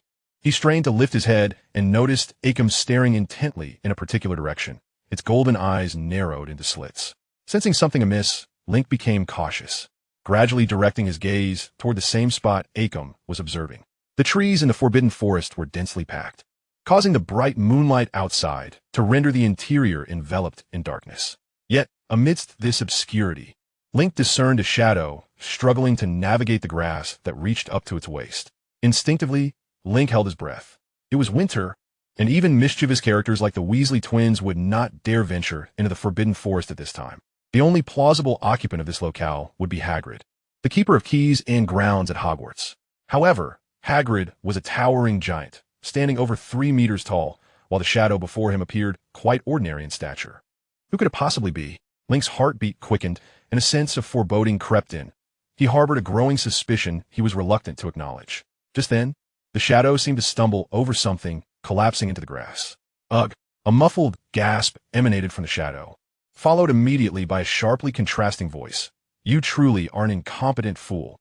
The tone was bizarre, raspy and coarse, like sandpaper scraping against stone, yet upon closer inspection, it exuded a nauseating slickness, akin to a serpent slithering across one's face.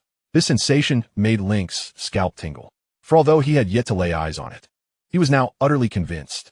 The shadow that had materialized before him was none other than Voldemort. Chapter 55. The Dark Lord. Who is Voldemort? The tale is extensive. In brief, he is a deranged fanatic who fervently believes in pure blood supremacy. Over a decade ago, he amassed a legion of dark wizards who shared his ideology, unleashing a wave of terror across England. Then, due to a series of fortuitous events, he fell to the infant Harry Potter. Now he had returned, possessing the body of Professor Quirrell, re-entering the narrative of Hogwarts. Undoubtedly, the recently resurrected Voldemort was immensely weakened. He lacked even a corporeal form. Yet, this was still not a foe that a mere young wizard like Link could confront. Thus, upon confirming the Shadow's identity, Link swiftly reacted, directing Arkham to retreat cautiously. Meanwhile, the Shadow that had collapsed in the grass struggled to rise. It hunched slightly, its voice trembling with a blend of humility and fear as it uttered, "I'm terribly sorry, Master. Your servant has disappointed you. Enough with the excuses. Stand up and seek the unicorn." The eerie voice reemerged, causing the Shadow to tremble even more violently. Yet, upon hearing the command, it nodded submissively and ventured forward into the darkness. However, he had not ventured far when the voice that resided within him resonated once more. "Wait, hush, I detect an unusual scent." Upon uttering these words, the Shadow froze in place. Not far away, Link also sensed impending danger. He swiftly mounted Arkham's neck and yanked the reins, exclaiming, "We must depart." Arkham, though silent, darted forward with alarming speed, colliding with a massive tree in its haste. Who do we have here? It appears my old friend has arrived. Aren't you going to greet your former master?" The raspy, coarse voice resounded again, yet this time it carried an unmistakable hint of delight. Arkham's previously swift movements abruptly ceased, a flicker of struggle crossing its fierce visage, but ultimately, it turned to face the Shadow. The language spoken earlier was the serpentine tongue known only to the Parseltongue. This mystical dialect possessed the extraordinary ability to command the majority of serpents in existence.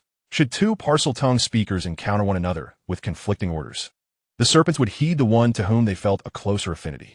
Presently, Arkham had evidently chosen to obey Voldemort's command, leaving Link with a chilling sense of dread. The weakened Voldemort was already a harbinger of despair. Now, with the addition of Serpent Monster, it signified certain doom for him. Merlin himself could not save him now. Just as despair threatened to engulf Link, he was unexpectedly struck by the realization that Arkham had not returned to Voldemort's side as commanded. Rather, it remained motionless, gazing intently at Voldemort. "You deceitful wretch, I shall end your life," Arkham declared coldly. Both Link and Voldemort stood stunned, momentarily rendered speechless. Then, the veil that had obscured Arkham's eyes dissipated, revealing a pair of golden orbs that suddenly ignited with a foreboding light in the darkness. "Fool, close your eyes." Voldemort screamed in a frenzy, and Chilo, possessed by him, finally reacted, hastily turning away. This allowed them to narrowly escape disaster. Yet, Arkham's assault had only just commenced.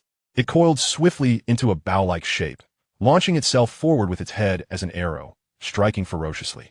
A dim gray barrier materialized just before the Shadow, absorbing the serpent's attack with a thunderous impact. But this was merely the beginning. Arkham unleashed a tempest of strikes, battering the barrier relentlessly.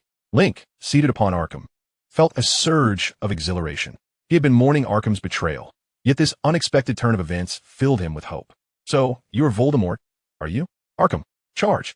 Link shouted, his excitement spilling forth in his native tongue, for he had glimpsed a glimmer of hope in defeating Voldemort. If he could vanquish Voldemort here, he could free himself from the dread of his return for years to come. It was nothing short of monumental news. However, at that moment, as if responding to Link's voice, the Shadow stirred, and Voldemort's voice echoed once more. "You are the child of the Flea family. You are also at Hogwarts. How fortunate!" Voldemort shouted, and simultaneously, a dark crimson light erupted from the shadow, sending both Link and Arkham sprawling through the air.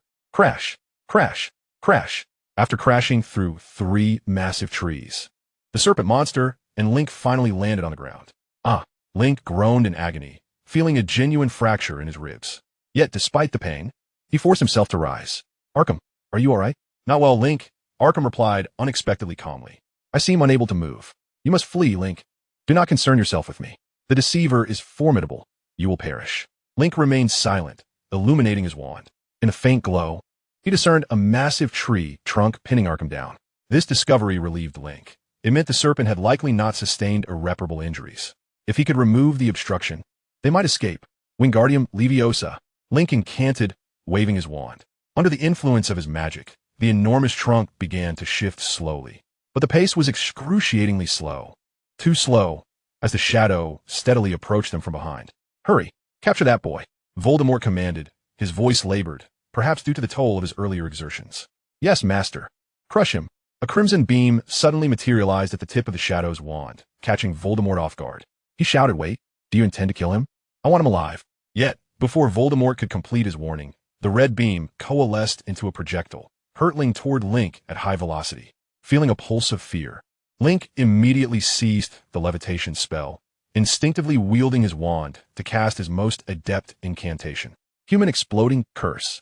The clash of red and gray beams erupted into a flurry of luminous sparks, the air resounding with the eerie sound of liquid boiling away.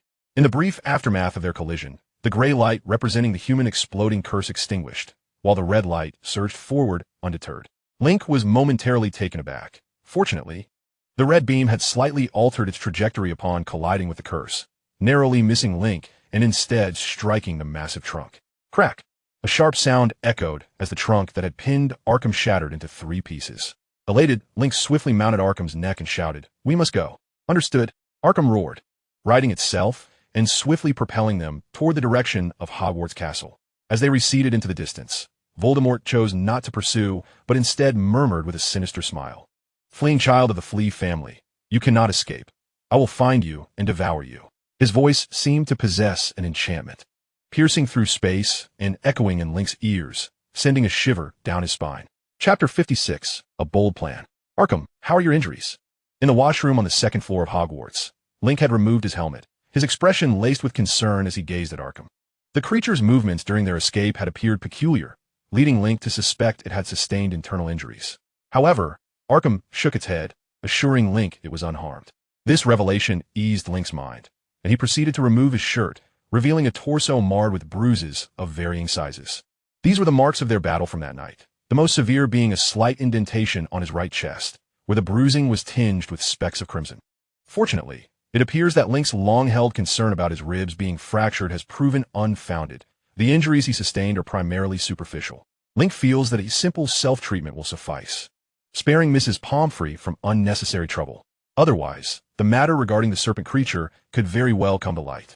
Taking a deep breath and steeling himself, Link retrieves a large bundle of white fresh from his spatial pocket, applying its potent sap to his wounds.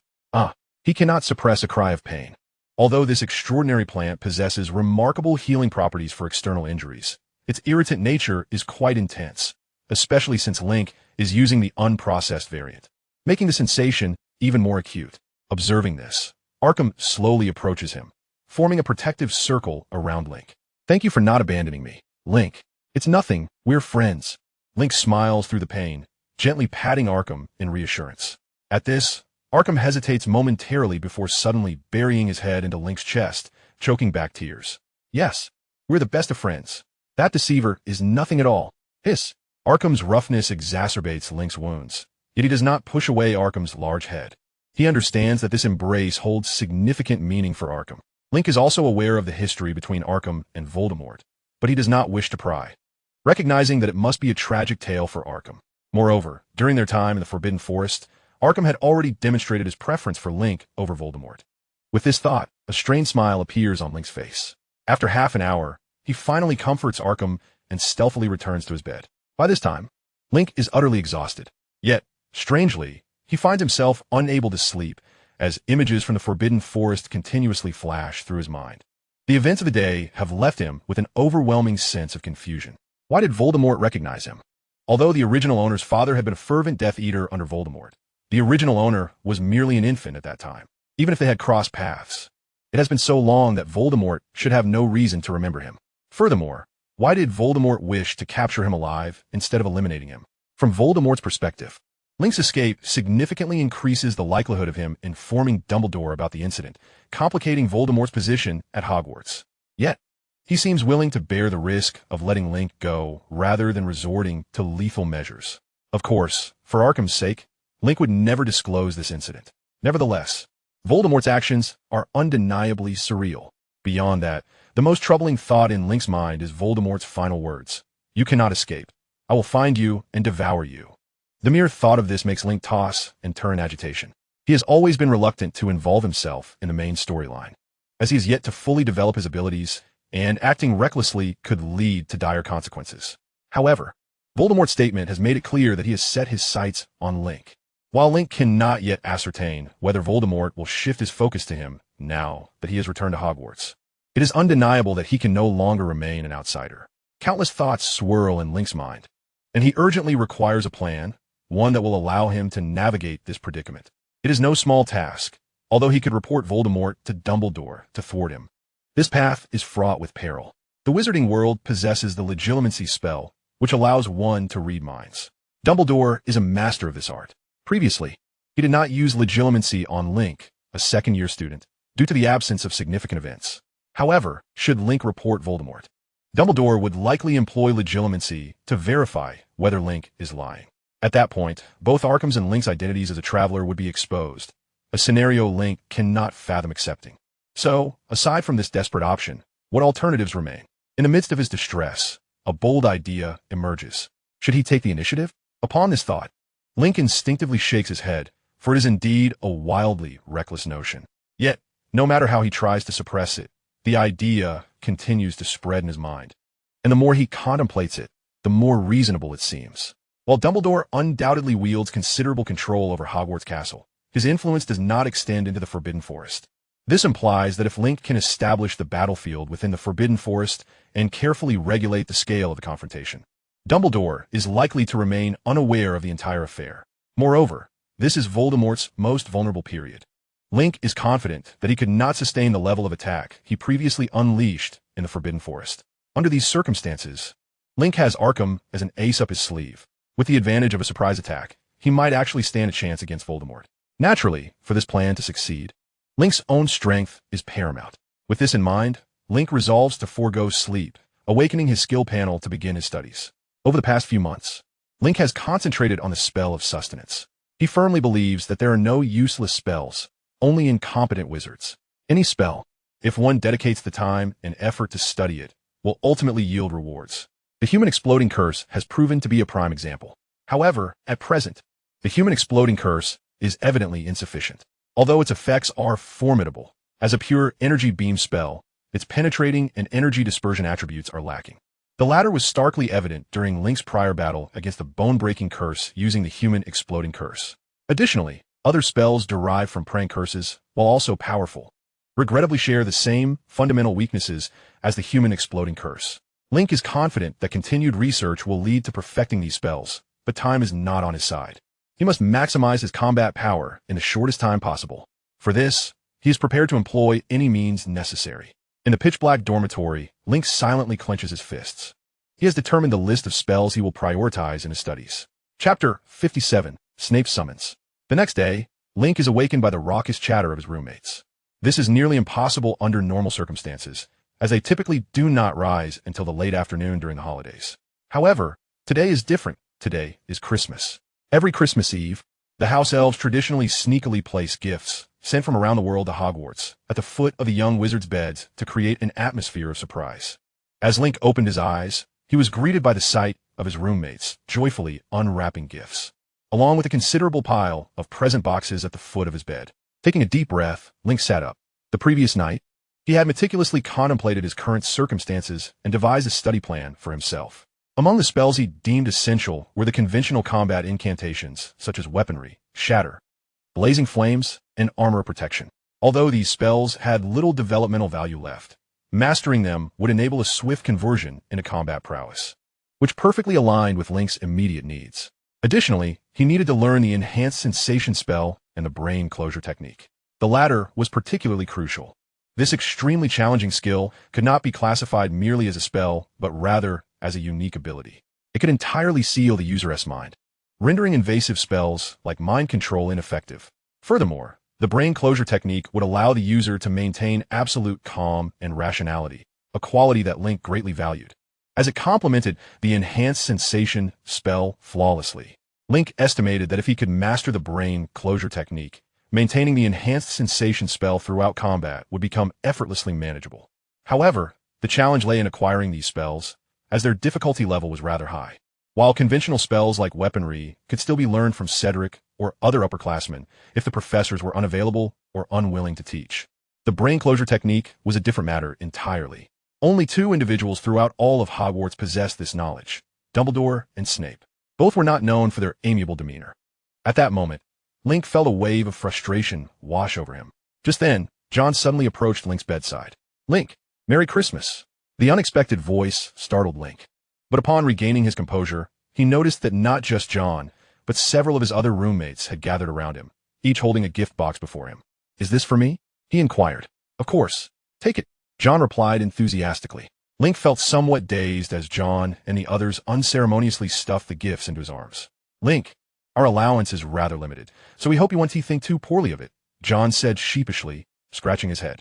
Link had gifted each of his roommates a prank gift pack from the Bouncing Jokes Magic Joke Shop, which made their presents appear rather meager in comparison. Nevertheless, Link paid it no mind and proceeded to unwrap their gifts in front of them.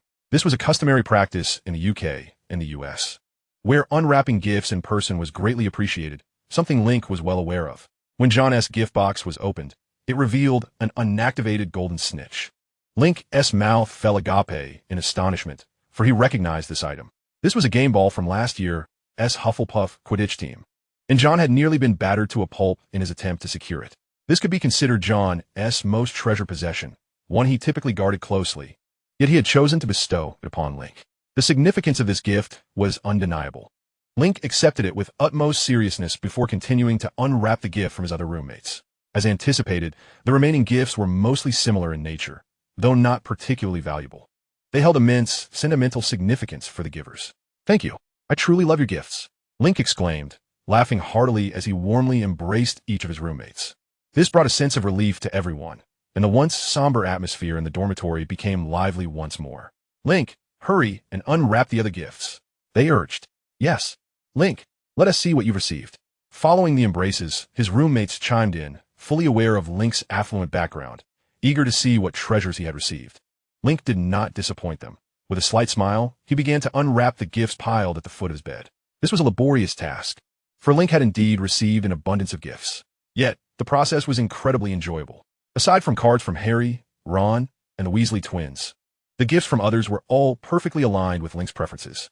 Among them, the most valuable gift came from his frugal mother, Mrs. Flitwick, a lavish wand holster that, when strapped to his wrist, would allow the wand to spring forth with just a flicker of magical energy, akin to the hidden blades in Assassin's Creed. Moreover, it had been enchanted by an alchemist to include a summoning charm, ensuring that even if Link's wand was knocked away, it could swiftly return to him. Professor Sprout gifted Link a pot of her personally cultivated powdered silver butterfly flowers. The blossoms of this extraordinary plant never withered, exuding a captivating fragrance that promoted restful sleep and focus. Emily presented Link with an entire box of premium pumpkin pastries. This delighted Link immensely, as he had recently discovered a growing fondness for them. Hermione's gift was a book titled Regulated Potion Crafting, with the inscription, "The valve for the mini magical furnace when brewing the confusion potion really only needs 3 twists. Don't believe me? Just check this book." Receiving this gift left Link in a state of amused bewilderment. He certainly recalled the event that led to his first encounter with Hermione, but he had not anticipated that she would still remember it so vividly. Shaking his head with a smile, Link's gaze finally fell upon the last gift box. It was a plain gray box, unremarkable in appearance, and it was precisely this lack of appeal that had led Link to save it for last. Although the box bore no name, he had surmised that it was likely a gift from Snape. After all, Snape had promised to give him something, though he had never explicitly stated it. Taking a deep breath, Link carefully opened the box. To be honest, his expectations for Snape's gift were the highest, considering Snape was known to possess an abundance of valuable items, any of which would be more than sufficient for Link. However, when Link laid eyes on the contents of the box, he was momentarily taken aback.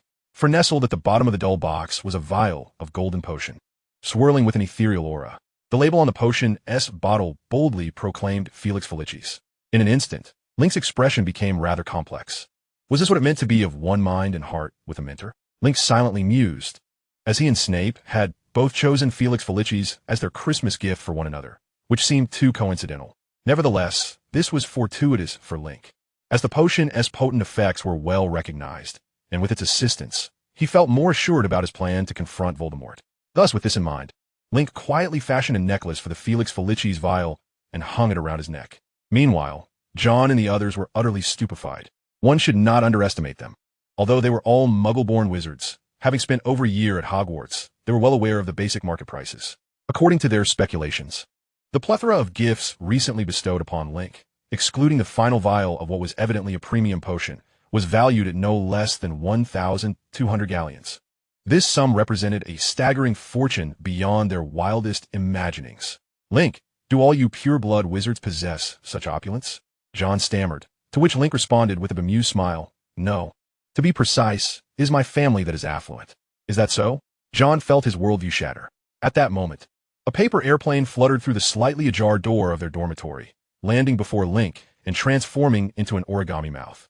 Link, come to my office. Immediately, Severus Snape's voice resonated from within, catching Link off guard, as Snape's tone suggested an ominous intent.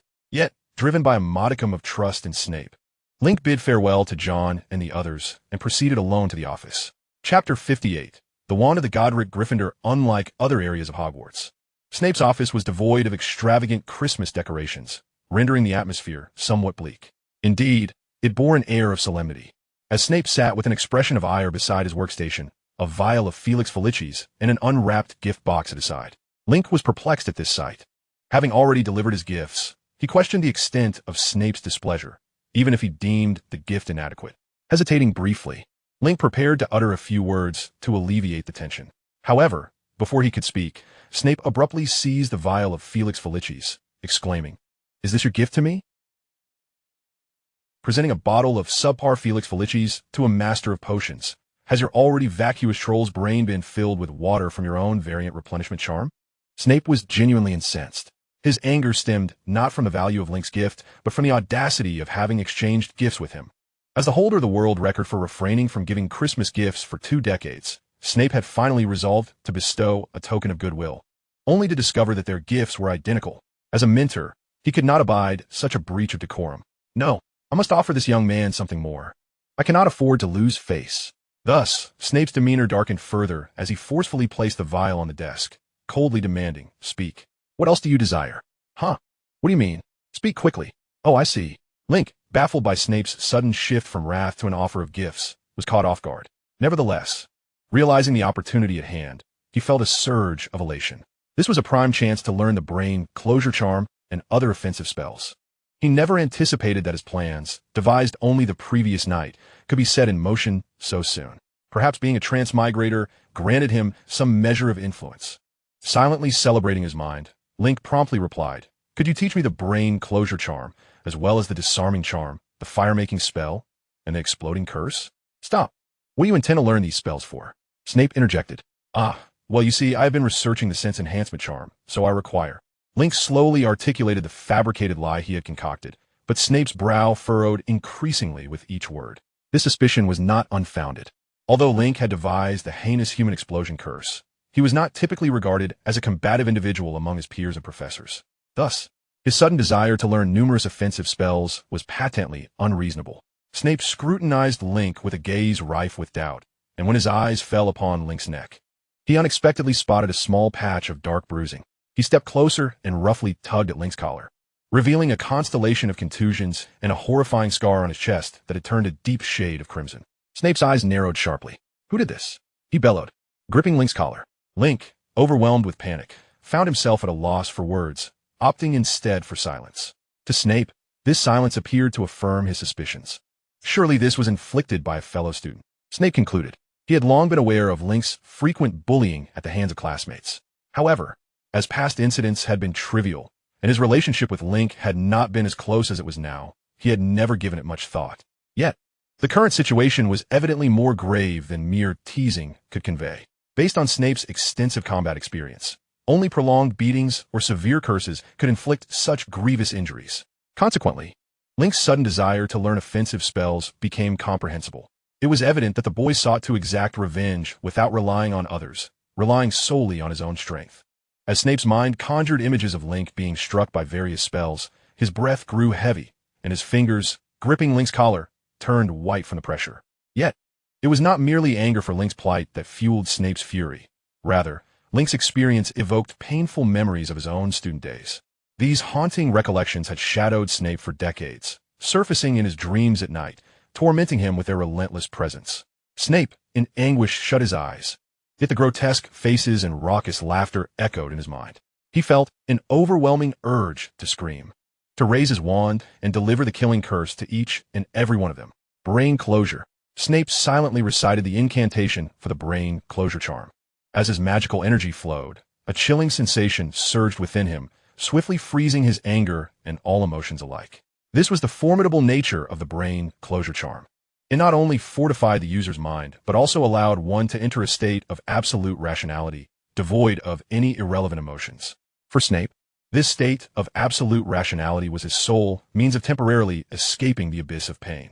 At last, Snape slowly opened his eyes, devoid of any emotional fluctuation. They held only an unfathomable depth, akin to the ever-unchanging Black Lake, sending shivers down one's spine. He then released Link's collar and, in a voice devoid of warmth, declared, "I will not teach you those spells. Is that so?" Link felt a pang of disappointment, yet he dared not speak further, for Snape's earlier demeanor had been exceedingly peculiar. To his surprise, however, Snape shook his head and continued, "Those spells are far too rudimentary. I shall teach you something more powerful." Upon finishing his words, Snape disregarded Link's reaction and, with an air of nonchalance, retrieved his wand. With an elegant flourish, he spun it in the air before directing it towards the stone door of the office. Sectum Sempra, a gentle breeze stirred Link's golden locks, and only then did he turn to the door, realizing that a horrific gash, as deep as a finger's breadth, had appeared on the stone door, entirely composed of anti-magic obsidian. Chapter 59, The Incantation and Counter Curse of Sectum Sempra. 10 minutes later, Link, holding a bottle of viscous black potion, began to apply it to his body.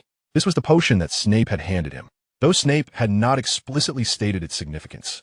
Link was certain that this potion was of considerable value due to its extraordinary efficacy. As he rubbed the potion into his skin, the bruises that had marred his body were effortlessly wiped away, akin to the useless grime scrubbed off during a bath.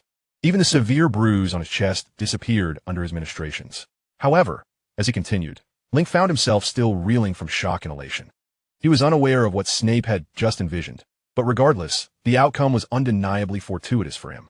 Snape, it seemed, had no intention of pursuing the matter of Link's injuries, and astonishingly, he was even prepared to instruct Link in the art of Sectum Sempra. What was Sectum Sempra? It was a rare and highly lethal curse at Hogwarts. It was cast silently, and upon impact, it inflicted a deep wound upon the target. Moreover, it was classified as dark magic, as the curse it embodied rendered the inflicted wounds incapable of healing through conventional means. Only the counter curse could neutralize its effects. Its penetrating and energy-dispersing properties were formidable, as demonstrated by Snape's earlier display. It was noteworthy that he had used this spell on a thick stone door made entirely of anti-magic obsidian, leaving behind a terrifying mark. Most importantly, the Sectum Sempra curse was undeniably magnificent. Link found himself daydreaming of casually waving his wand, unleashing a wave of sword energy that spanned 30,000 miles, envisioning scenes where his blade light chilled 19 realms.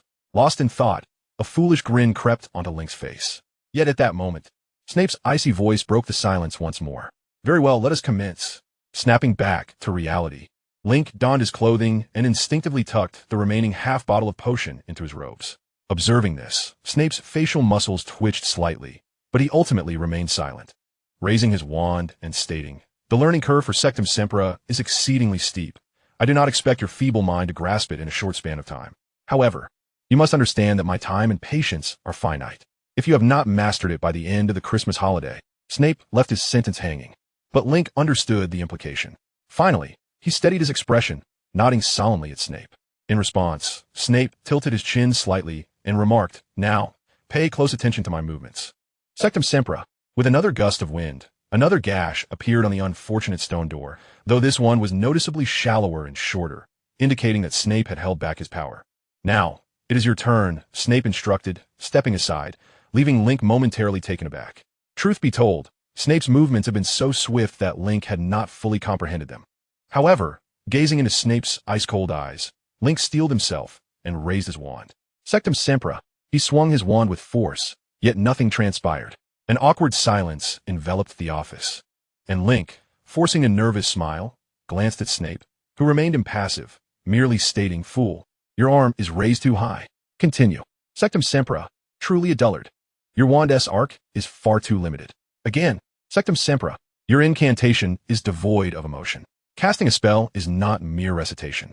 I require you to infuse it with genuine feeling. Merlin, do you even possess magical aptitude? Again, Sectum Sempra. Sectum Sempra, with Snape's biting remarks echoing in the air. Link persisted in wielding his wand. Despite Snape's abysmal attitude and cutting words, Link harbored no resentment. He understood that having someone to instruct him was a privilege, and he was not learning for Snape's sake. Moreover, aside from the vitriol, Snape's guidance proved to be reliable, as Link could distinctly sense his movements and incantation growing increasingly precise. Finally, after the 67th attempt, a new, albeit faint, gash appeared on the thick anti-magic obsidian door. The mark was so shallow that it could easily be overlooked, yet there was no doubt. Link had succeeded. Sectum Sempra LV1 acquired. Yes, Link exclaimed jubilantly, turning excitedly towards Snape. The latter remained rooted in place, his expression still impassive, yet Link could discern a hint of surprise beneath Snape's stoic facade. This realization filled Link with pride. He regarded Snape with the "is that all?" expression. Snape's demeanor darkened, and with a sharp click of his tongue, he barked, "The power is too feeble. Are you intending to use it for mere skin scraping?" Again, "Yes, Professor Snape," Link replied, a mischievous grin spreading across his face as he performed a mock salute before resuming his practice of Sectum Sempra.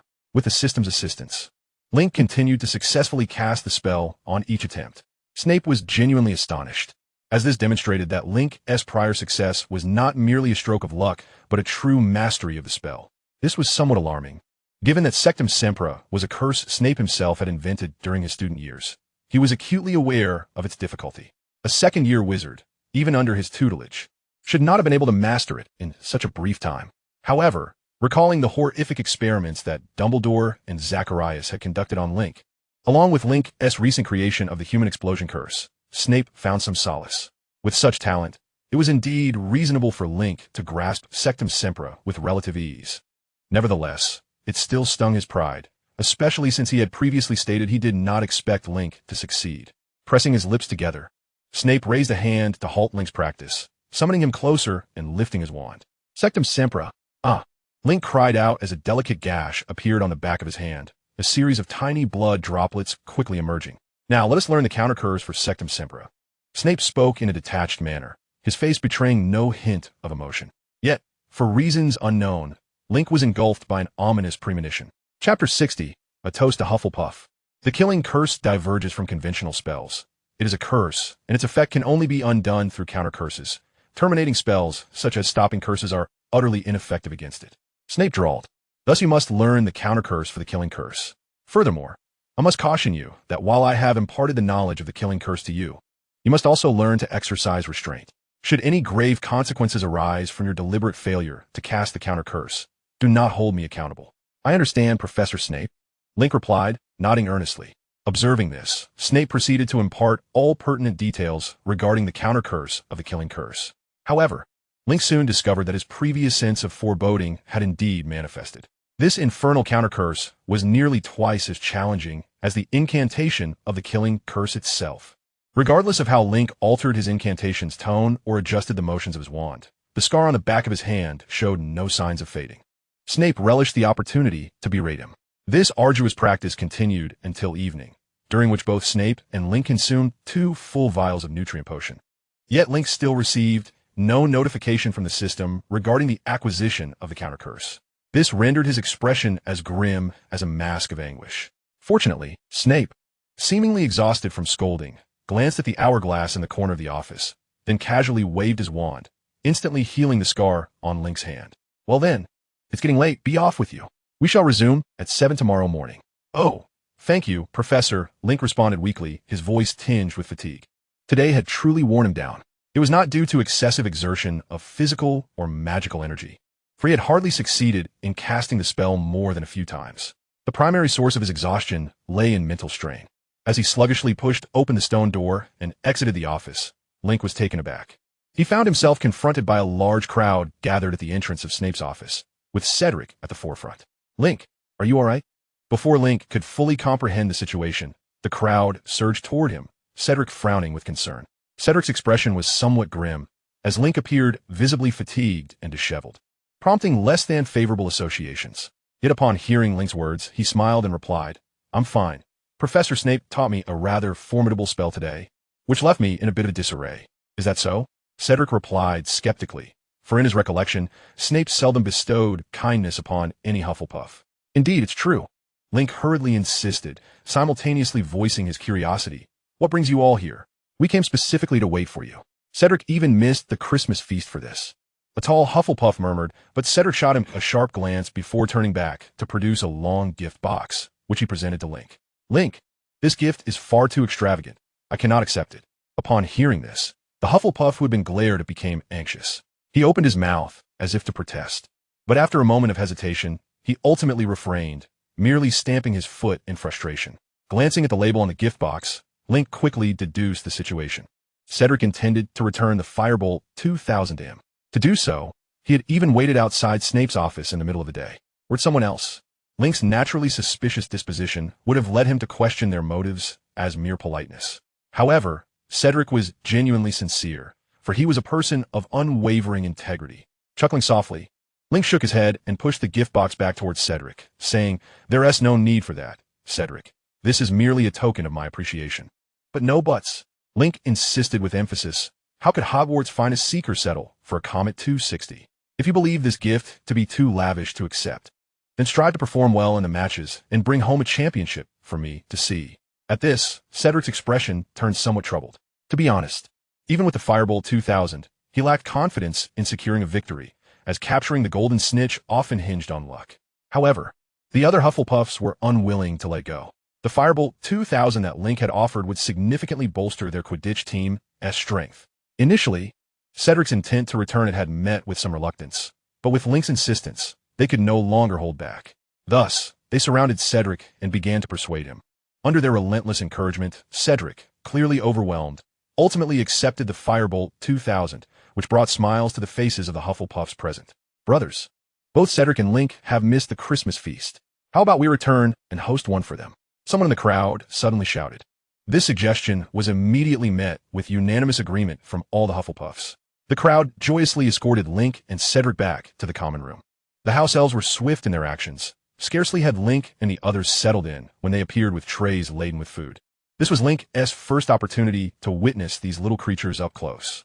These diligent house elves, who had devoted themselves to Hogwarts, were not particularly pleasing to the eye. Standing under a meter tall, they possessed ears as large as bats, bulging eyes the size of tennis balls, and long, flat noses.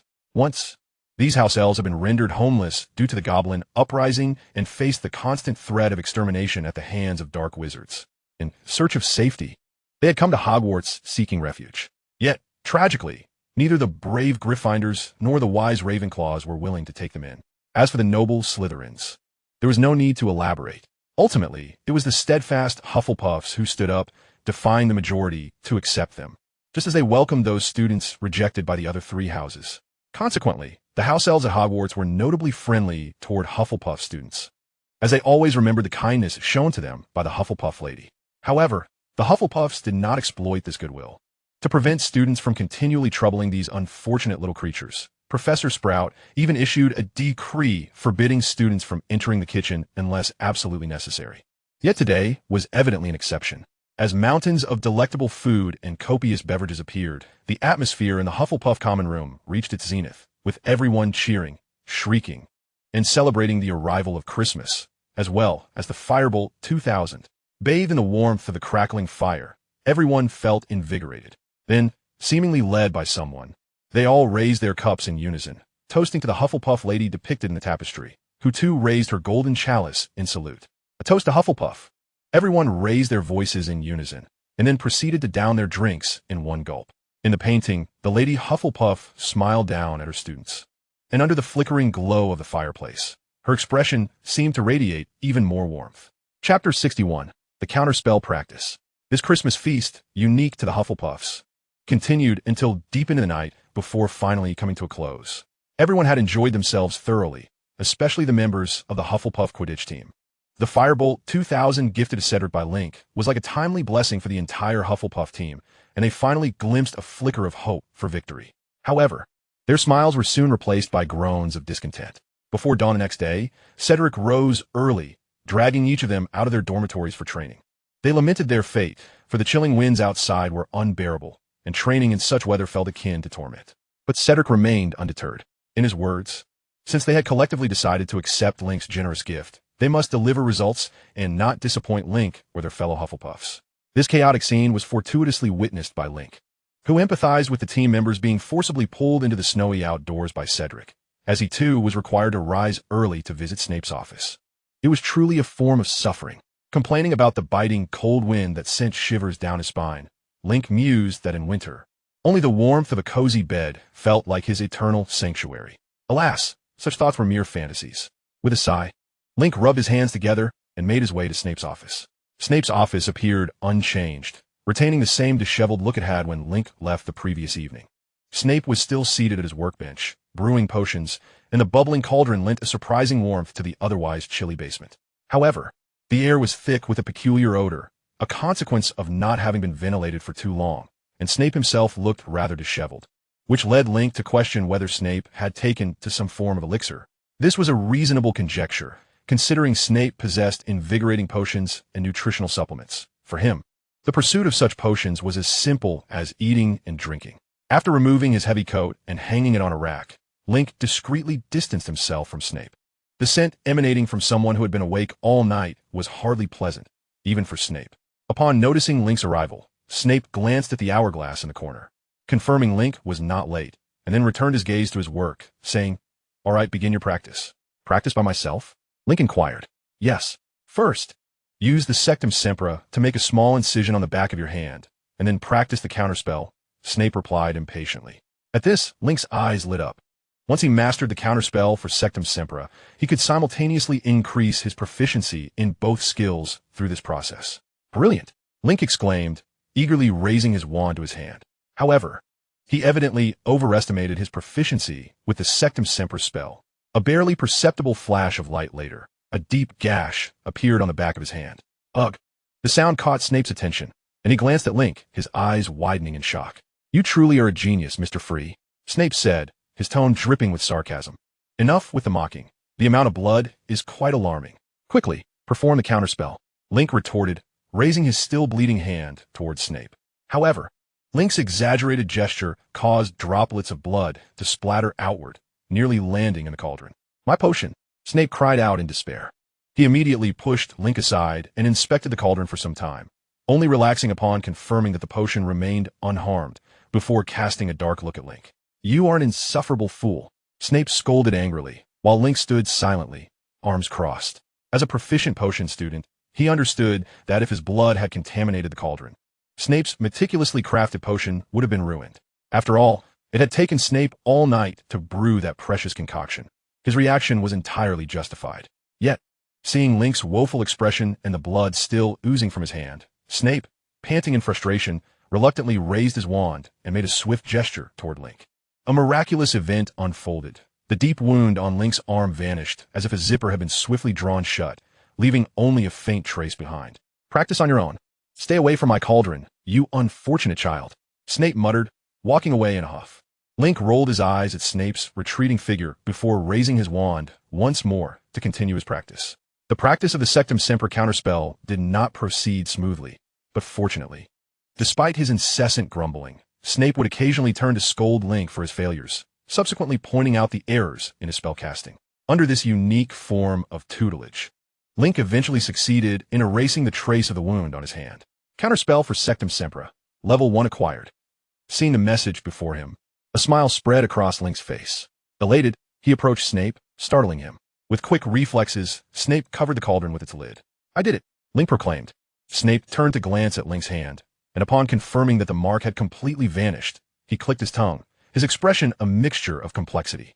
Observing Link's slightly smug demeanor, Snape's lips moved as if to say something, but he ultimately sealed his lips, hesitating for a moment before coldly instructing, "Continue."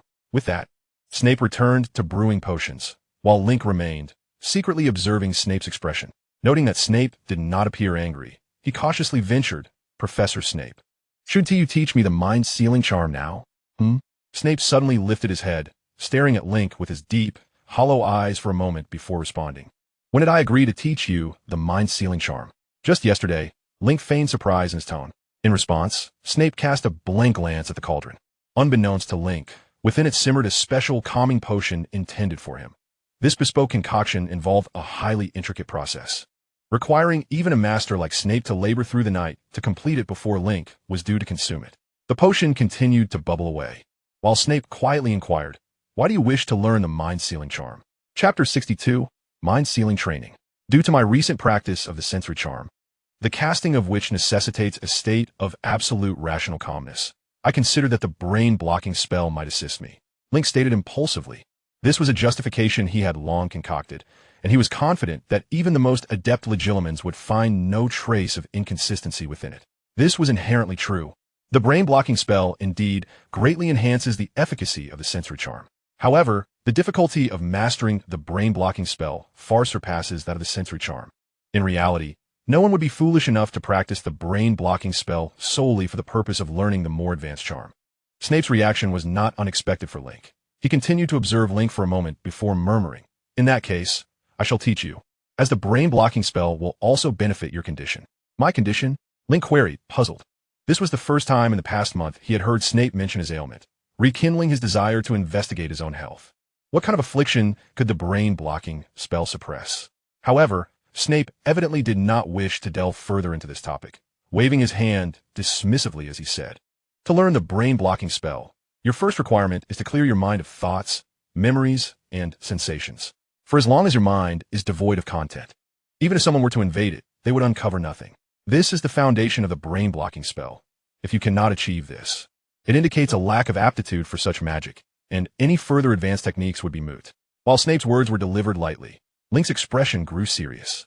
He understood all too well how challenging it was to attain the level of mastery Snape described. The human mind, in its ordinary state, is incessantly engaged in thought and perception of the external world, even during sleep, albeit without conscious awareness. Many might confuse the act of clearing one's mind with mere daydreaming. Yet the two are fundamentally distinct. In a state of daydreaming, one may cease to think or reminisce, but sensations persist. One can still feel the chair against their back, the warmth of their body, and so forth. Thus, achieving a truly empty mind is a formidable task, one that most individuals might stumble upon only by rare chance.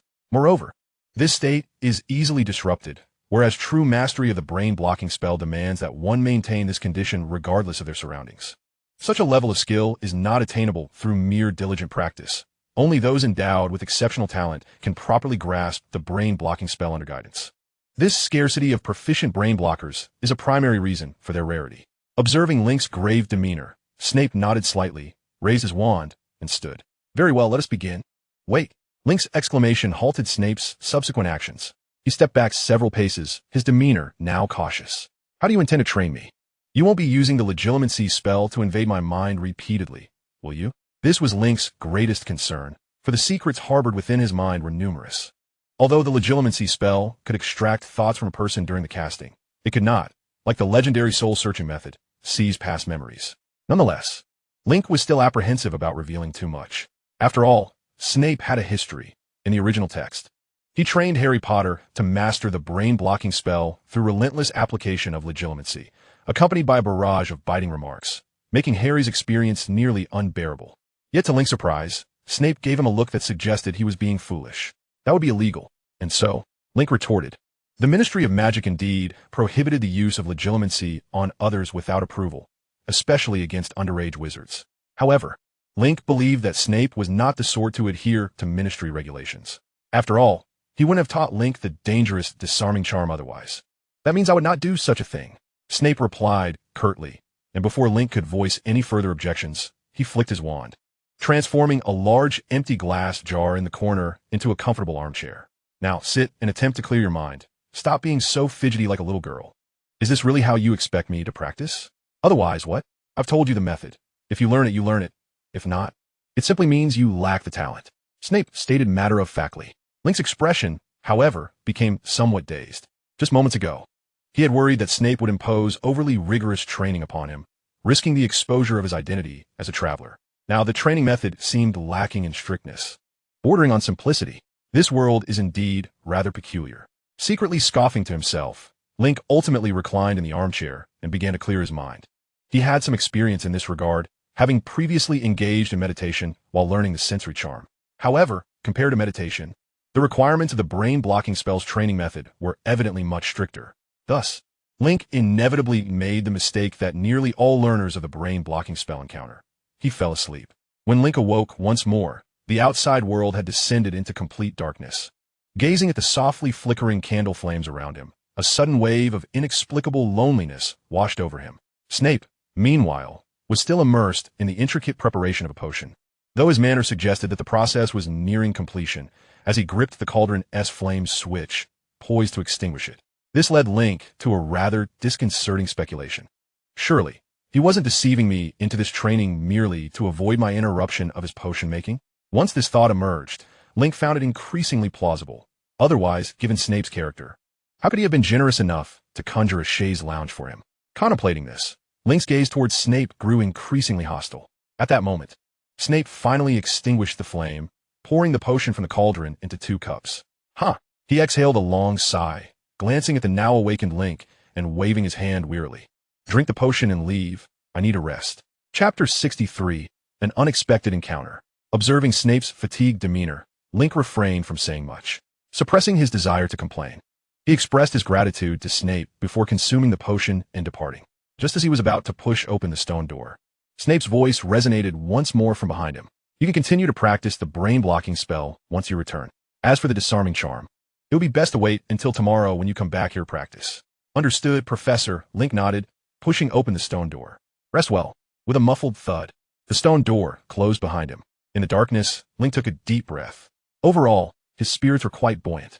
After all, he has already mastered both the incantations of the God of Sharpness, and the brain-locking technique has begun to reveal its mysteries, indicating a promising trajectory of progress. The only drawback lies in the rather peculiar and exceedingly challenging method of learning the brain-locking technique, which has left him somewhat disconcerted.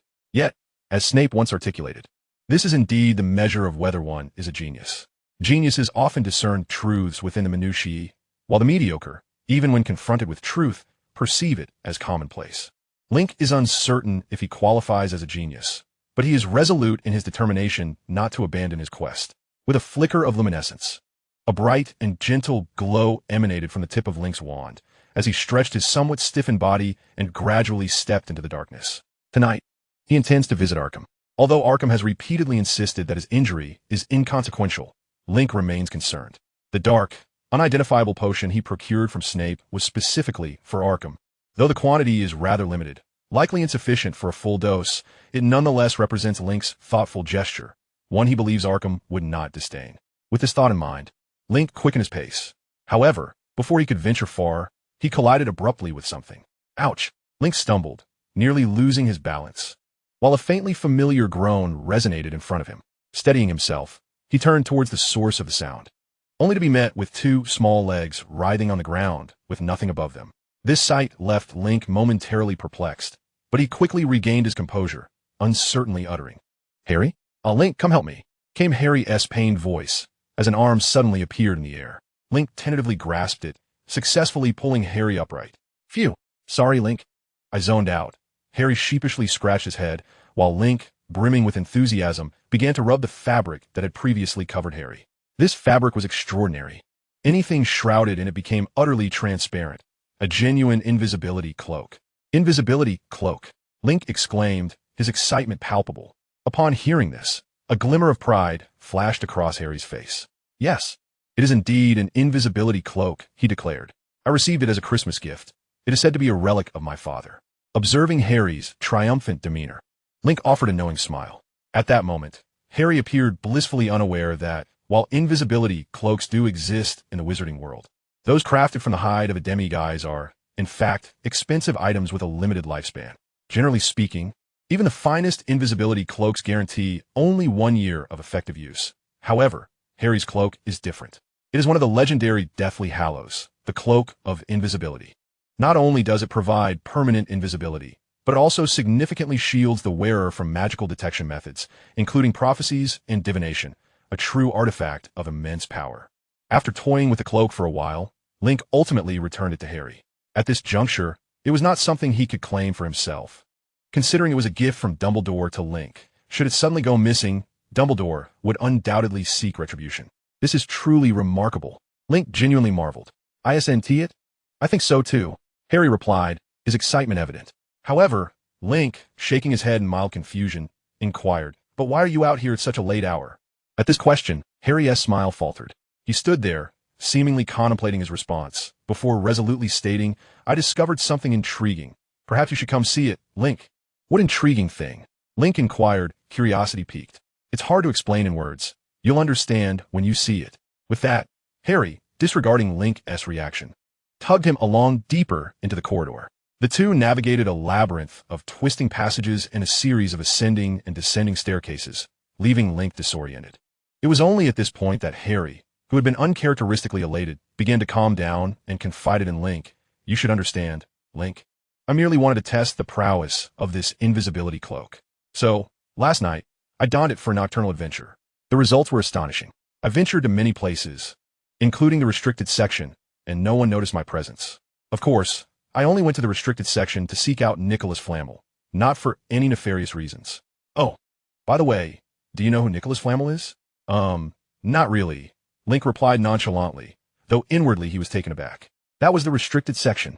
All the knowledge concerning dark magic at Hogwarts is locked within those shelves. The infamous Voldemort rose to power through the knowledge found there." The mere thought that Harry could infiltrate such a place with the invisibility cloak left Link feeling somewhat sour, akin to having tasted a lemon. However, Link allowed himself only a moment of envy. He understood well that to prevent the rise of another Dark Lord, the restricted section has been fortified with the utmost vigilance. Aside from Harry, the Chosen One, not even someone of Snape's caliber or Flitwick's could infiltrate it undetected. Smacking his lips thoughtfully, Link's gaze towards Harry grew complex. Yet Harry remained oblivious, continuing, "You don't know who Nicholas Flamel is? That's unfortunate. Of course, I'm not blaming you, Link. In fact, we've been searching for Nicholas for quite some time with little success." "What? You're wondering why we're seeking him?" "That's because Hagrid let slip that Nicholas might be connected to what lies beneath the trapdoor. We believe it's imperative to understand what we are protecting. It's only fair. But that's beside the point. The real reason I wanted to show you something is what I found after escaping the restricted section." "Oh, we've arrived." Harry's voice grew animated as he abruptly halted, pulling Link to a stop in front of a classroom door. Chapter 64. The Mirror of Arist. "This will undoubtedly be the most extraordinary thing you've ever seen," Harry declared emphatically at the classroom entrance. Link, however, was filled with uncertainty. Lacking any recollection of this particular scene, he remained unaware of what lay within that classroom. Yet Harry, undeterred, flung open the door and dragged Link inside. The room was, in fact, a long-abandoned classroom. Many such rooms exist within the Hogwarts castle, filled only with thick layers of dust. Strictly speaking, this was a dereliction of duty on Filch's part, but given that Filch is merely a squib, burdened with the task of managing mischievous wizarding students, Link surmised that Dumbledore would likely not hold Filch accountable too harshly. At this very moment, the classroom where Link and his companions found themselves was markedly different. The dusty floor bore a series of footprints leading to a full-length mirror. Yet to refer to it merely as a full-length mirror would be a gross understatement. This mirror exuded an air of grandeur, soaring to the ceiling and supported at its base by two large claw-like stands. Most intriguingly, an inscription in Latin adorned the top frame of the mirror. Although Link's grasp of Latin was limited, he managed to decipher the initial syllables of the inscription through the English proficiency he had acquired since his arrival. Eris. A shiver ran down Link's spine as he realized the identity of the mirror before him. The Eris mirror. This was a magical mirror. "I saw a beautiful couple inside," Harry gasped. "I think it must be my parents." With that exclamation, Harry seemed unable to contain his emotions any longer. He hurried to the mirror, his expression rapidly transforming into one of rapture. Link, observing Harry's demeanor, felt a mix of emotions. He was acutely aware that this was a magical mirror, and more importantly, he knew that the heiress mirror did not reveal the actual appearance of Harry's parents, but instead displayed the deepest desires of the user's heart. For centuries, the heiress mirror had been regarded with trepidation by wizards. Its power was so profound that those with wavering resolve could become completely entranced after just a glance, losing themselves in the illusory world it conjured, forgetting reality entirely. "This is incredible. I believe this is the best Christmas gift I could have received," Harry exclaimed. Speaking of Christmas gifts, Link, did you give Cedric a Firebolt 2000? Harry's gaze suddenly shifted to Link, filled with curiosity. At this, Link's expression stiffened. It was known that Cedric had ordered all Hufflepuffs to keep the Firebolt 2000 a secret, intending to bewilder their opponents. Unfortunately, it seemed the Hufflepuffs could not resist boasting about it to other houses. This left Link feeling somewhat awkward. After all, he and Harry had developed a decent rapport, and gifting Cedric a Firebolt 2000 clearly put Harry at a disadvantage. Scratching his head, Link replied slowly, "Yes, Cedric has been fretting over broomsticks lately. Considering how he has always looked out for me, I decided to gift him one." Seeing Link's explanation, Harry smiled broadly and reassured him, "Don't worry, Link. I won't hold it against you. After all, I use a Firebolt 2000 myself. In my opinion, it's only fair for everyone to have one. But if I encounter a Hufflepuff team, I won't go easy on them." "Huh. Let us see you defeat the Hufflepuff team first." "Cedric is no pushover," Link replied, easing the tension in the classroom. At that moment, Harry suddenly remembered, his excitement palpable. "Damn, I almost forgot. Come see my parents, Link. I can guarantee they are the best parents in the world." As Harry spoke, he stepped aside, beckoning Link to approach. Link hesitated for a moment, but ultimately moved forward. He had some confidence in his willpower. In terms of reflective ability, the heiress mirror was not superior to an ordinary mirror standing before it. Link could only see a blurred reflection of himself. The surface seemed shrouded in mist, obscuring even his own visage. However, the mirror's image soon began to shift, rippling with spiral waves, and a warm hue gradually enveloped the entire scene. As the reflection clarified, Link finally discerned the image within. He saw himself lounging on a couch in a sunlit detective's office, one hand cradling a coffee cup while the other held a newspaper, indulging in leisure. Link chuckled and shook his head. It was indeed a scene he had previously glimpsed in a dream. The heiress mirror had depicted this as his most fervent desire. "Link, do you see it?" Harry called out anxiously, to which Link shook his head and replied, "Sorry, Harry, I didn't see your parents. I think everyone sees different things in this mirror." "Oh wait, this is..." Link's voice trailed off, his expression shifting to one of astonishment. The scene before him began to alter again.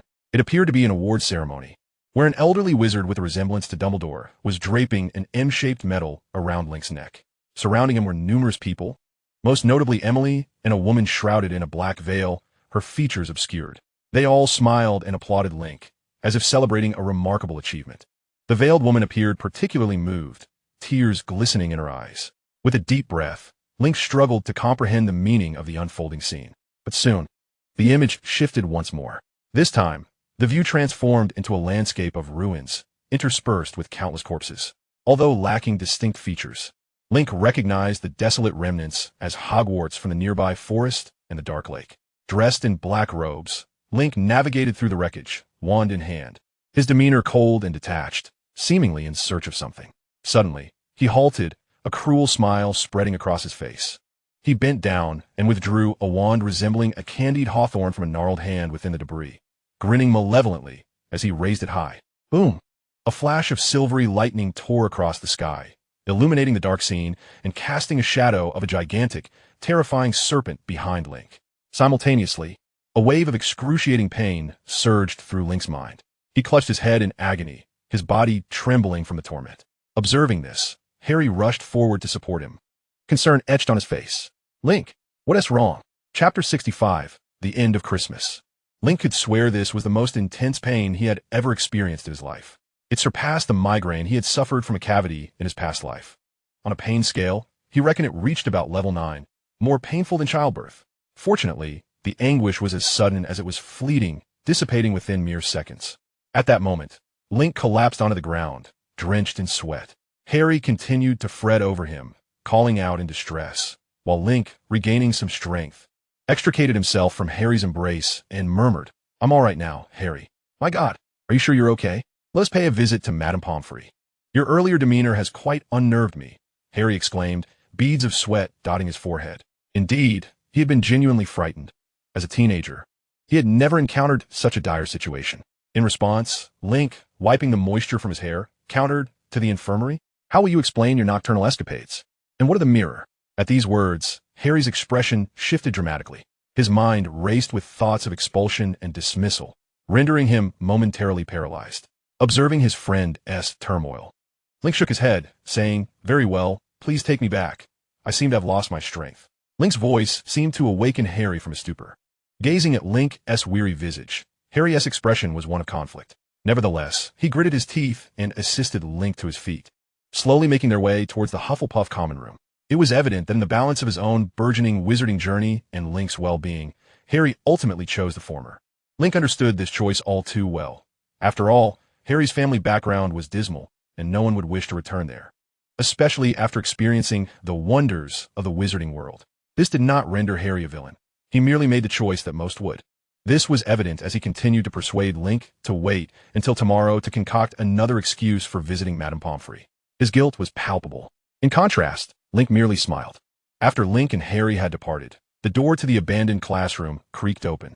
Dressed in a colorful corduroy nightgown, Dumbledore emerged. He surveyed the series of footprints within the classroom and the direction in which Link and Harry had vanished, his aged countenance suddenly becoming exceedingly grave. Meanwhile, Link had returned to his bed. Despite his fatigue, slumber eluded him. He lay quietly, contemplating the bizarre events of the night. Influenced by various adaptations of Sherlock Holmes in his previous life, Link had dabbled in psychology. Thus, he understood that a person's innermost desires are in constant flux. For instance, a reclusive individual may yearn for a PS5 during the day, but by nightfall, that longing might transform into a desire for a genuine romantic partner. Analyzing his own experiences through this lens, Link could rationalize the occurrences of the evening, being inherently capricious and free-spirited. He had never harbored dreams so steadfast as to be unshakable, nor did he share Harry's traumatic past. Thus, the shifting images within the mirror of Ariste were unsurprising. Yet, despite his attempts to comfort himself with seemingly reasonable theories, a sense of unease lingered within him.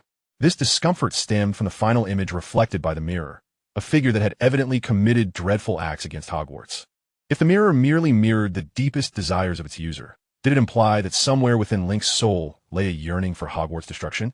Drawing in several deep breaths, Link endeavored to expunge this horrifying notion from his mind before compelling himself into slumber. As dawn broke the following day, Link emerged from the common room only to collide with Harry. The latter appeared haggard, with dark circles under his eyes, suggesting he had not slept a wink. Nevertheless, upon seeing Link, he rushed forward, exclaiming, "I pondered all night and believe it would be best for you to visit the infirmary." Noting Harry's anxious demeanor, Link refrained from refusing and accompanied him to the infirmary. He was not one to dismiss minor ailments, nor was he averse to seeking medical attention, especially since Hogwarts Infirmary charged no fee. After all, one should not pass up free care.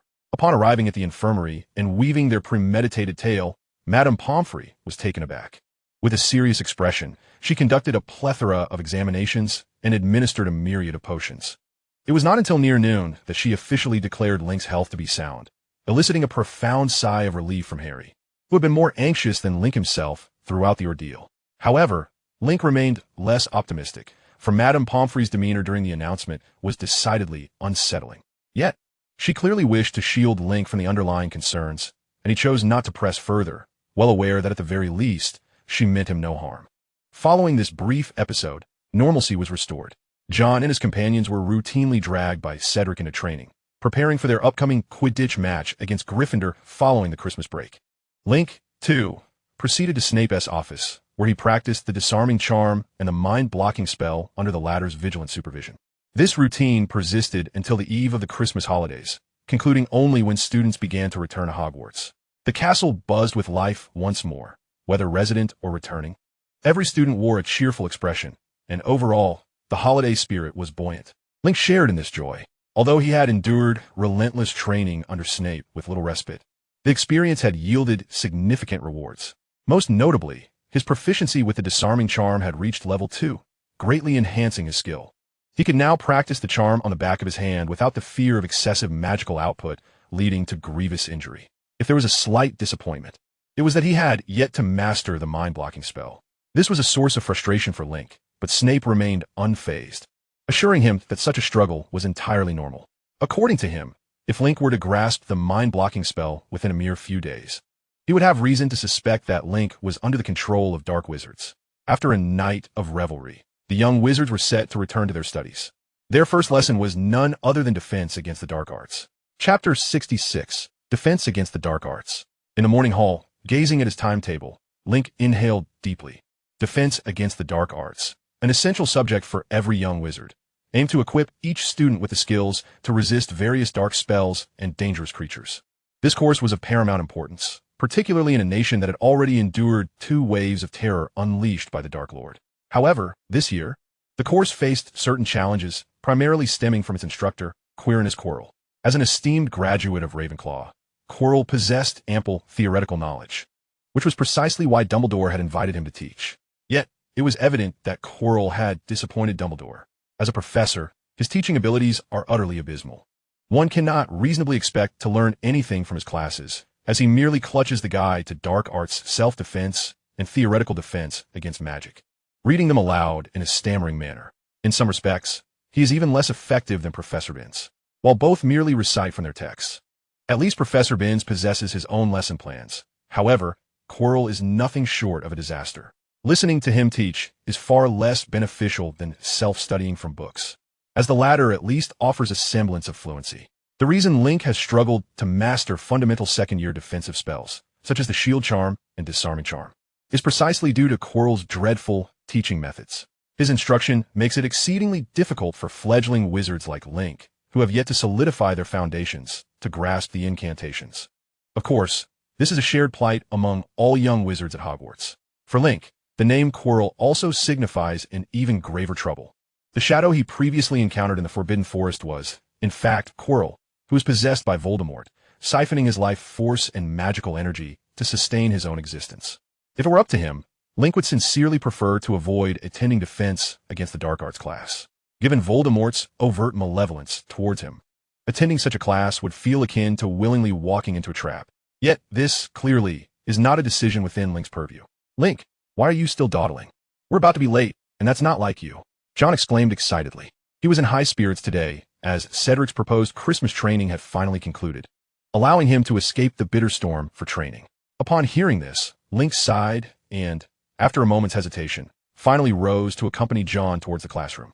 The classroom for defense against the dark arts is a rather ordinary square-shaped room, with a modest area that ensures even those seated in the back can clearly see the blackboard. Link and John arrived just on time, but they were not the last to enter. Along the way, Link noticed numerous fellow students congregating in the corridor, reluctant to enter the classroom. The sole reason for this reluctance was the pervasive, lingering stench of garlic that always permeated Quirrell's classroom. The odor was so potent that even a brief stay would leave one reeking of it.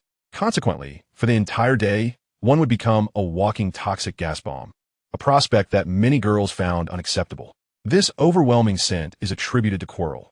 Many, specifically George and Fred, speculate that it is a personal defense against vampires, while others believe Quirrell simply has an insatiable fondness for garlic, carrying it as a snack wherever he goes.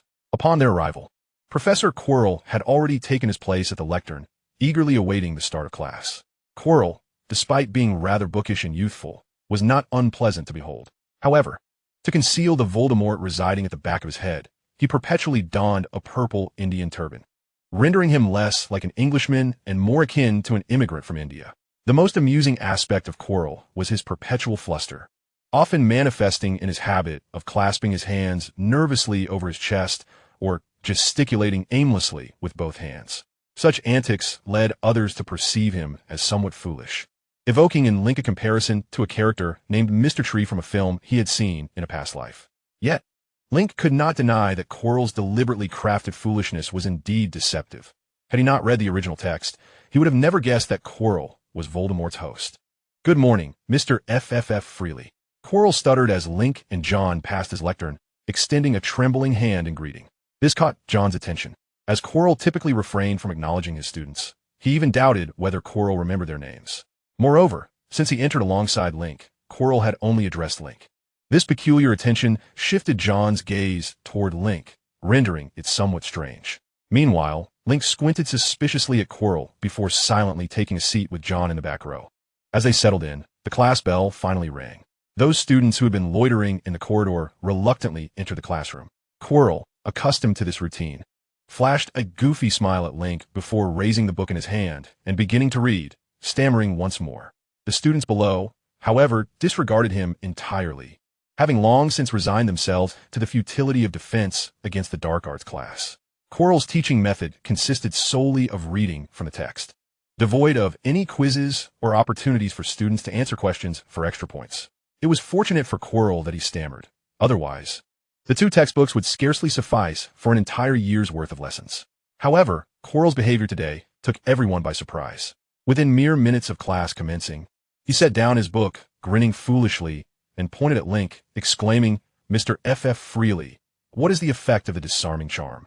Quirrell's unusual behavior immediately captured the attention of all, their gazes fixated on Link. Link himself was momentarily taken aback, but ultimately stood to respond. The primary function of a disarming charm is to cause weapons or any objects to fly from an opponent's grasp, enabling the caster to disarm their foe. Absolutely correct. 10 points to Hufflepuff, Quirrell exclaimed with enthusiasm, and as he spoke, everyone, including Link, was momentarily stunned. Today, Quirrell not only called on a student to answer a question, but also awarded Link 10 points for such an exceedingly simple query. This was nothing short of miraculous. Chapter 67, Malice. Even more bizarre events followed. Less than half an hour after Link answered the question, Quirrell once again summoned Link's name. "Mr. Freely, what is the effect of the shield charm?" It creates a magical barrier that deflects spells and physical entities, thus protecting a specific individual or area. Generally speaking, it can often rebound weaker spell attacks. Splendid. 10 points to Hufflepuff. Mr. Freely.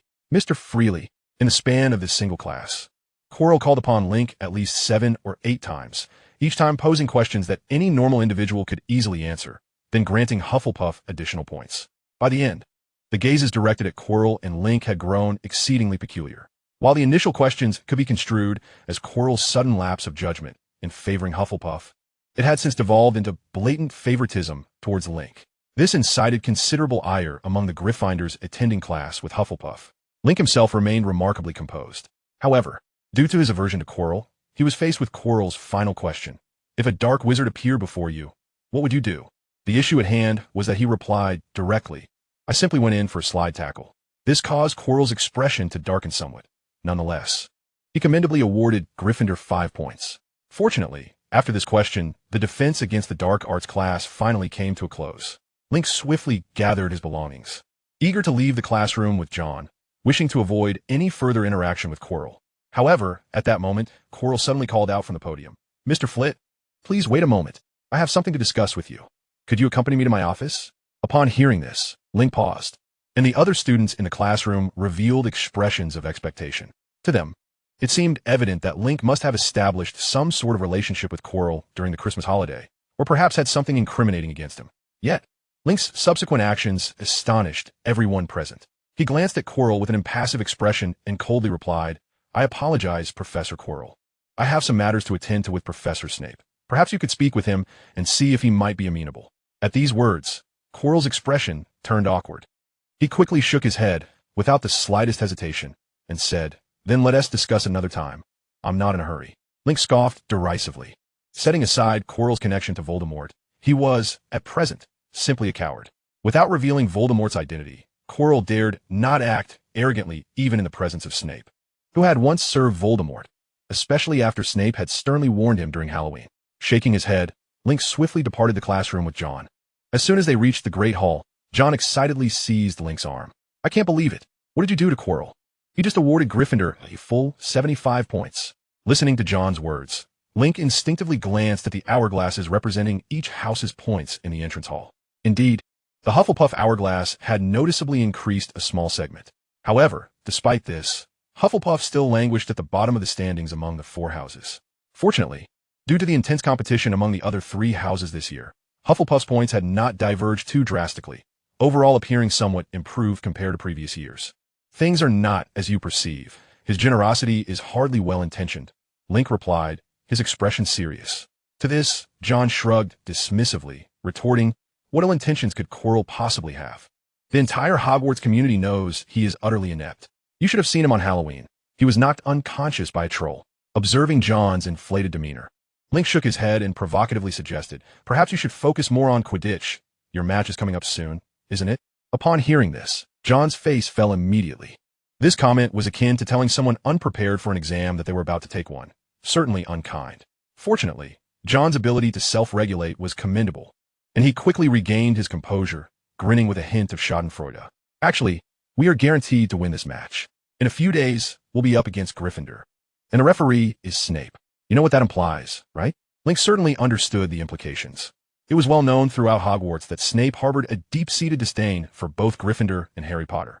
Given Snape's character, everyone assumed he would undoubtedly favor Hufflepuff in the match. Moreover, any equipment advantage Harry had would be neutralized by the Nimbus 2000 Link had provided, making Gryffindor's defeat almost inevitable. Yet, Link did not share this conviction.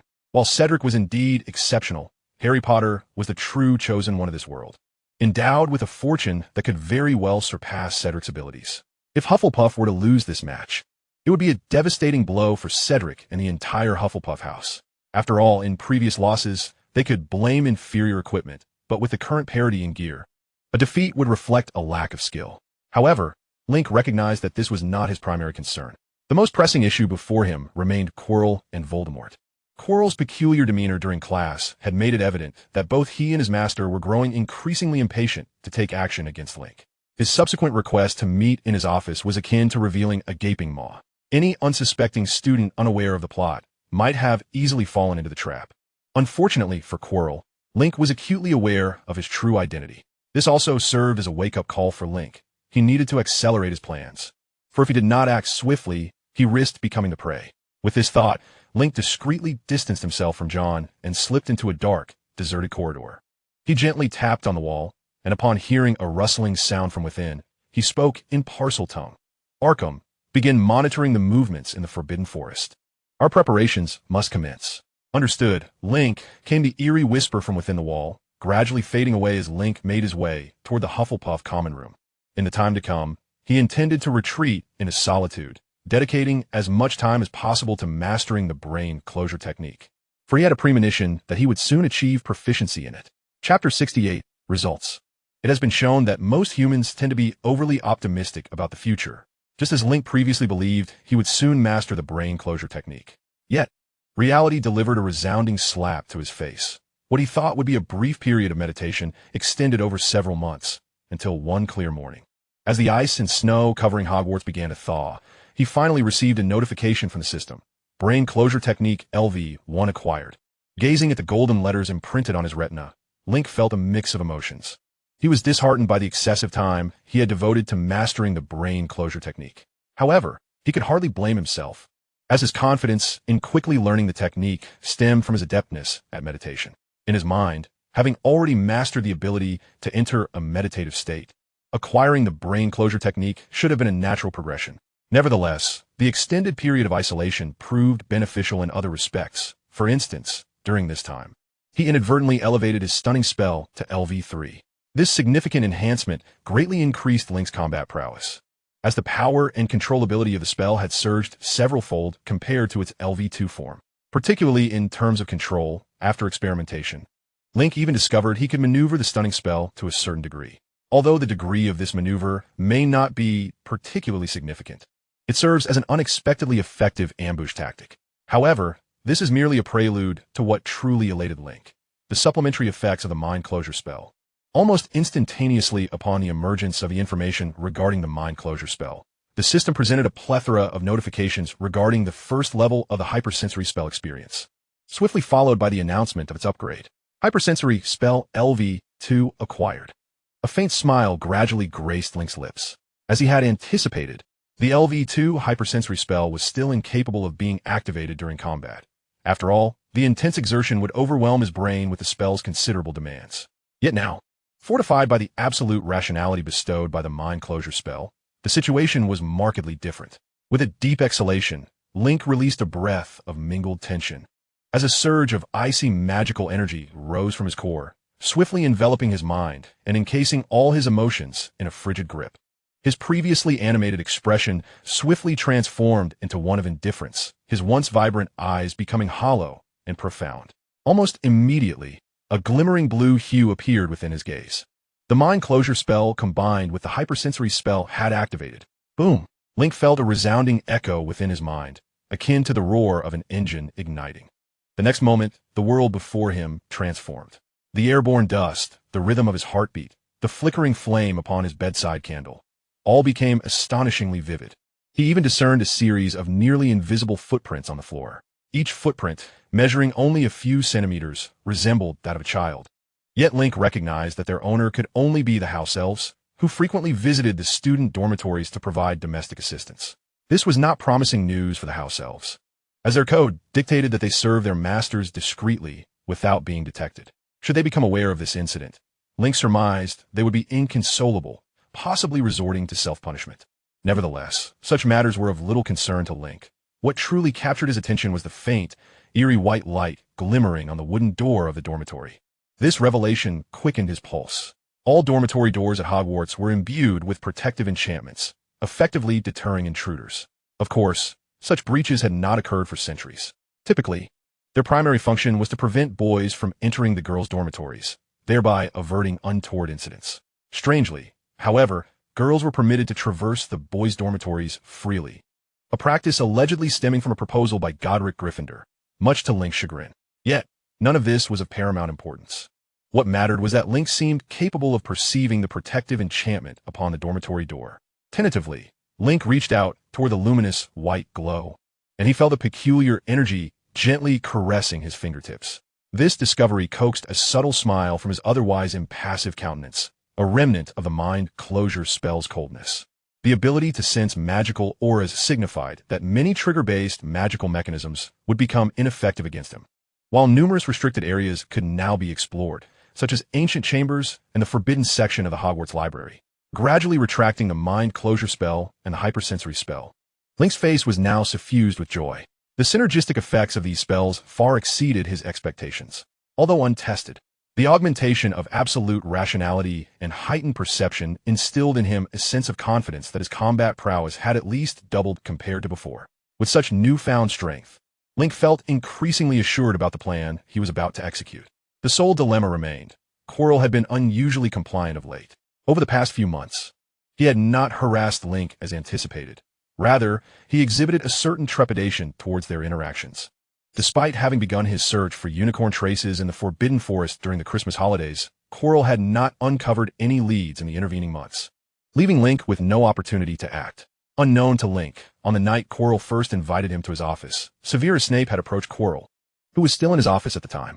Although the details of their discussion remain unclear, according to the accounts of Hogwarts resident gossip mongers, George and Fred, Snape spent a full 2 hours in Quirrell's office that evening, during which intermittent cries of pleading could be heard. Nonetheless, this was, in fact, good news for Link. After all, he was not particularly concerned about Quirrell's absence from the Forbidden Forest. It was evident that Quirrell's magical prowess alone could not sustain Voldemort for long. In a bid for survival, he would inevitably compel Quirrell to seek unicorn blood in the Forbidden Forest to prolong his life. With this thought in mind, Link, still smiling, finally pushed open the door to his dormitory. It was time to greet everyone. Chapter 69, Hermione's Second Gift. Link's outing did not unfold as smoothly as anticipated. It was not due to any misfortune he encountered, but rather the overwhelming enthusiasm with which every Hufflepuff he met greeted him, leaving Link somewhat flustered. To be fair, this was a stark contrast to the treatment he received upon his arrival at Hogwarts. Furthermore, the Hufflepuffs had shed their previous timid demeanor, striding with their heads held high, exuding an air of pride. This was decidedly uncharacteristic of the Hufflepuff persona. Yet, Link understood their exuberance, as the Hufflepuff Quidditch team had been performing remarkably well of late. Since Christmas, they had secured 2 consecutive victories. The first match was against Gryffindor, and despite numerous pre-match predictions, the outcome was nothing short of astonishing. The Hufflepuffs decisively defeated Gryffindor. Indeed, it was a swift victory. Within mere minutes of the match's commencement, Harry and Cedric simultaneously spotted the golden snitch. According to the original narrative, Harry was supposed to seize victory due to the speed advantage afforded by his Nimbus 2000. However, this time was different. Cedric, also mounted on a Nimbus 2000, matched Harry's speed. The two engaged in a fierce aerial chase for nearly 3 minutes, ultimately resulting in Cedric's triumph, thanks to his superior athleticism. In contrast, the second match against Ravenclaw was somewhat less thrilling. Nevertheless, Cedric did not disappoint, ultimately capturing the Golden Snitch, even while the Hufflepuffs were trailing significantly. These two matches propelled Cedric to fame, yet he did not claim all the glory for himself. He attributed their success to the collective efforts of the team and even acknowledged Link's gift of a Nimbus 2000, conferring upon Link the honorary title of team member after conversing with Professor Sprout. This title, coupled with Link's recent commendable conduct, being consistently kind and warm to his classmates while accruing numerous points for Hufflepuff in class, further solidified his standing. This has resulted in Link's reputation within Hufflepuff shifting from that of a difficult Death Eater offspring to that of a benevolent academic prodigy and affluent individual. Consequently, a rather vexing scene soon unfolded before Link. Yet, this was not the most troublesome aspect, for as soon as Link stepped into the library, a familiar voice rang in his ears. "Link, you finally decided to show up." Upon hearing the voice, Link turned to see Hermione at the reception desk, her arms wrapped around a book, her face alight with joy as she gazed at him. Meanwhile, opposite Hermione, Madame Pants, the librarian, frowned and reached for a nearby feather duster. Clearly, Hermione's enthusiasm had been a tad too exuberant. Noticing Madame Pants's reaction, Hermione quickly placed a hand over her mouth and, before Madame Pants could truly grasp the duster, pulled Link towards a corner table. "Link, what have you been up to recently?" Hermione whispered, her tone tinged with frustration. "I've gone to Hufflepuff to look for you 3 times, and each time your roommate John has prevented me from entering, claiming I was there to spy on their Quidditch strategies." At this, Link's expression grew somewhat awkward, for he knew well that this was indeed something John would do. Link recalled how John had previously encouraged him to use his charm to extract information, turning a mere campus Quidditch match into a game of espionage. Truly ridiculous. However, Hermione's predicament was partially Link's fault. Having secluded himself to minimize the chances of an ambush by Quirrell, he had hardly left his quarters outside of classes, which naturally meant Hermione, who was not in his year, had not encountered him. With an awkward smile, Link explained, "Actually, I've been busy with revision. You know, the exams are just around the corner." Upon hearing this, a nearby Ravenclaw boy rolled his eyes, clearly dismissing Link's statement as blatant nonsense, considering there were still 2 whole months until the exams. Yet, Hermione, upon hearing this, brightened up and nodded enthusiastically. "Oh, you've started revising? You must have taken a lot of notes. Could I borrow them?" My notes are all from second year. They wouldn't be of any use to you now." Link replied dismissively, having spent his time recently studying the art of mental enclosure rather than preparing revision notes. However, knowing Hermione's persistence, he swiftly changed the subject before she could press further. "By the way, did you need something from me?" "Ah, is that what you're asking about?" Hermione's cheeks flushed slightly as she hesitated, glancing around to ensure that aside from the Ravenclaw boy, no one else was present. She then discreetly pulled out a sealed scroll from her robe and handed it to Link. "I just wanted to give you this." Listening to Hermione's voice, soft as a whisper, Link slowly unwrapped the scroll to reveal a poster of a football star, complete with an elaborate signature. Regrettably, Link had little interest in football, especially regarding older stars, and thus did not recognize the individual on the poster. Nevertheless, he displayed a look of astonishment, perplexed by Hermione's intent in gifting him this. At that moment, Hermione seemed to sense Link's confusion. With her head lowered, she nervously fidgeted with her clothing and murmured, "This is to say thank you. Thank you for helping me previously. You mentioned you watched some football and basketball matches, right? My father is a football enthusiast and has a vast collection of memorabilia, so I thought." As her voice dwindled to an inaudible murmur, Link smiled at the sign poster in his hand. He recalled the Christmas gift Hermione had given him, noting her meticulous attention to detail. It was amusing to think that such a thoughtful girl in the original story ended up with Ron. Link found it hard to suppress a chuckle. With that thought, Link smiled at her. "Thank you. I truly appreciate this gift, just as I did the one from Christmas." "Oh, really? That's wonderful," Hermione exclaimed, her excitement palpable. "My father has an extensive collection of signed footballs and boots. I'll bring you some next time I visit." Perhaps let's not," Link replied, wiping the sweat from his brow. "After all, your father's hobby can't be easy to maintain." Hermione, recognizing Link's reluctance, didn't press further on that front. Suddenly, as if recalling something, she leaned closer to Link and whispered, "By the way, there's something else. Hagrid has a fire dragon. Would you like to go see it?" "A fire dragon?" Link pondered thoughtfully. The fire dragon incident marked a pivotal turning point in the original narrative, leading Harry to confront Voldemort for the first time. It was also during this period that Voldemort, through Quirrell, sought the blood of a unicorn. This implied that if the plot did not deviate significantly, Link could simply follow the storyline and inevitably encounter Voldemort in the Forbidden Forest. With this in mind, a flicker of cold determination flashed in Link's eyes. Yet his expression remained cheerful as he replied, "Ah, I certainly want to see it." In a small scene, observing the pair of Link and Hermione, who were engrossed in whispered conversations not far away, a certain Ravenclaw boy could no longer contain himself. He abruptly stood up, casting a disdainful glance at the two before hastily exiting the library. Chapter 70. Hagrid's Fire Dragon. That afternoon, Link finally beheld the fire dragon that Hermione had mentioned. He had always harbored a profound fascination for the wondrous creatures of this world, particularly fire dragons, legendary beings of unparalleled might. The Norwegian ridgeback that Hagrid had raised did not disappoint Link, although it was still quite small. Its sharp claws and the occasional sparks of fire it emitted clearly indicated its dangerous lineage. The only disappointment was that it was currently nestled in Hagrid's embrace. Despite its efforts to display its ferocity, neither its bites nor its sparks posed any threat to Hagrid's colossal frame. "Look, Norbert just kissed me," Hagrid exclaimed excitedly, while Link and the others wore expressions of amusement. From their vantage point, the dragon named Norbert was clinging tightly to Hagrid's cheek, unwilling to let go. Link couldn't help but marvel at the terrifying resilience of Hagrid's giant physique. A normal person would likely spend an entire day in the infirmary after being bitten by such a young dragon, especially considering that Norwegian ridgebacks possess a certain level of toxicity, a fact that Ron, still bandaged, could attest to. "Don't take it to heart. Hagrid has always dreamed of having a fire dragon." "Yes, just a bit too excited," Harry explained to Link from a short distance, though his expression suggested he himself found it hard to believe his own words.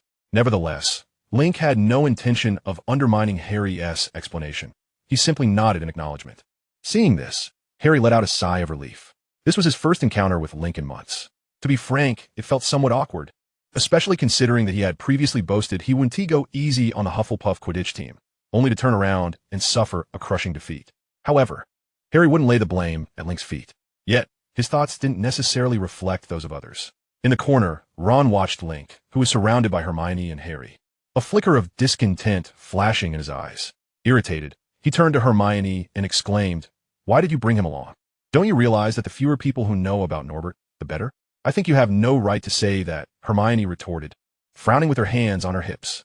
"You should know that it was your fault that Malfoy discovered Norbert's existence."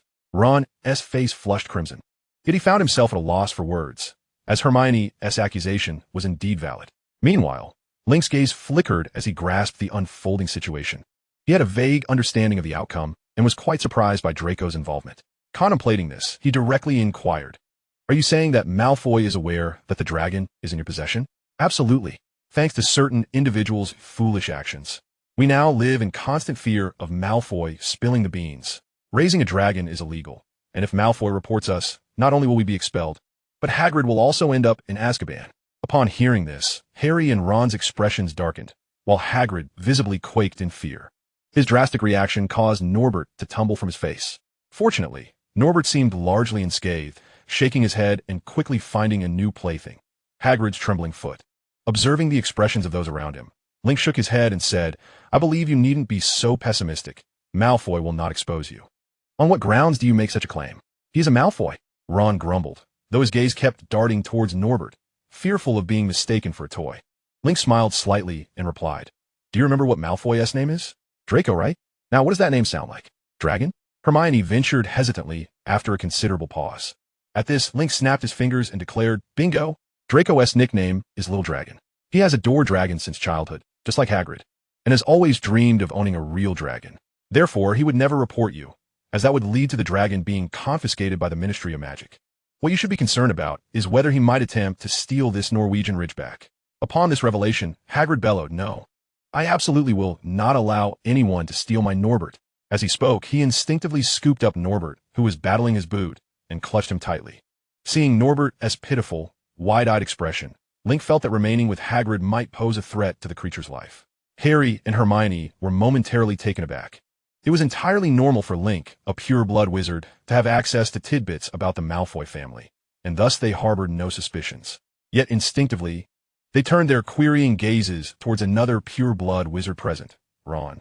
This made Ron exceedingly uncomfortable. Although he was a pure-blood, He belonged to the most impoverished tier of purebloods, and few relatives were eager to associate with them. Moreover, the Weasley family had a long-standing feud with the Malfoys, making it implausible for him to possess detailed knowledge about Draco. Nevertheless, faced with Harry and Hermione's doubtful looks, Ron mustered, "Ah, it seems that way. Yes, indeed. I have heard about this matter, but I just forgot it until Link mentioned it." Hearing this, Hermione scoffed disdainfully, while Harry patted Ron on the shoulder to offer comfort. As a friend, he was still willing to believe Ron, despite his suspicious demeanor. However, Harry's gesture seemed to have the opposite effect, causing Ron's face to redden even further. This made Link want to laugh, though he restrained himself and said, "However, I believe it would be best for you to expeditiously send this dragon away. Dragons grow at an astonishing rate, and it won't be long before you're exposed at Hogwarts." "We have considered that," Harry responded, following Link's lead. "We contacted Ron's brother Charlie, who studies dragons in Romania. Tonight, we'll hand Norbert over to him for his research." "Exactly," Ron exclaimed with a hint of excitement. The flush on his face faded a little, clearly grateful that his beloved brother had helped him regain a bit of dignity. At that moment, Harry seemed to suddenly recall something and asked, "By the way, Link, are you coming with us to deliver Norbert tonight?" "No, I need to visit Snape tonight," Link replied with a cheerful smile. At this, the expressions of Harry and the others turned to one of pity.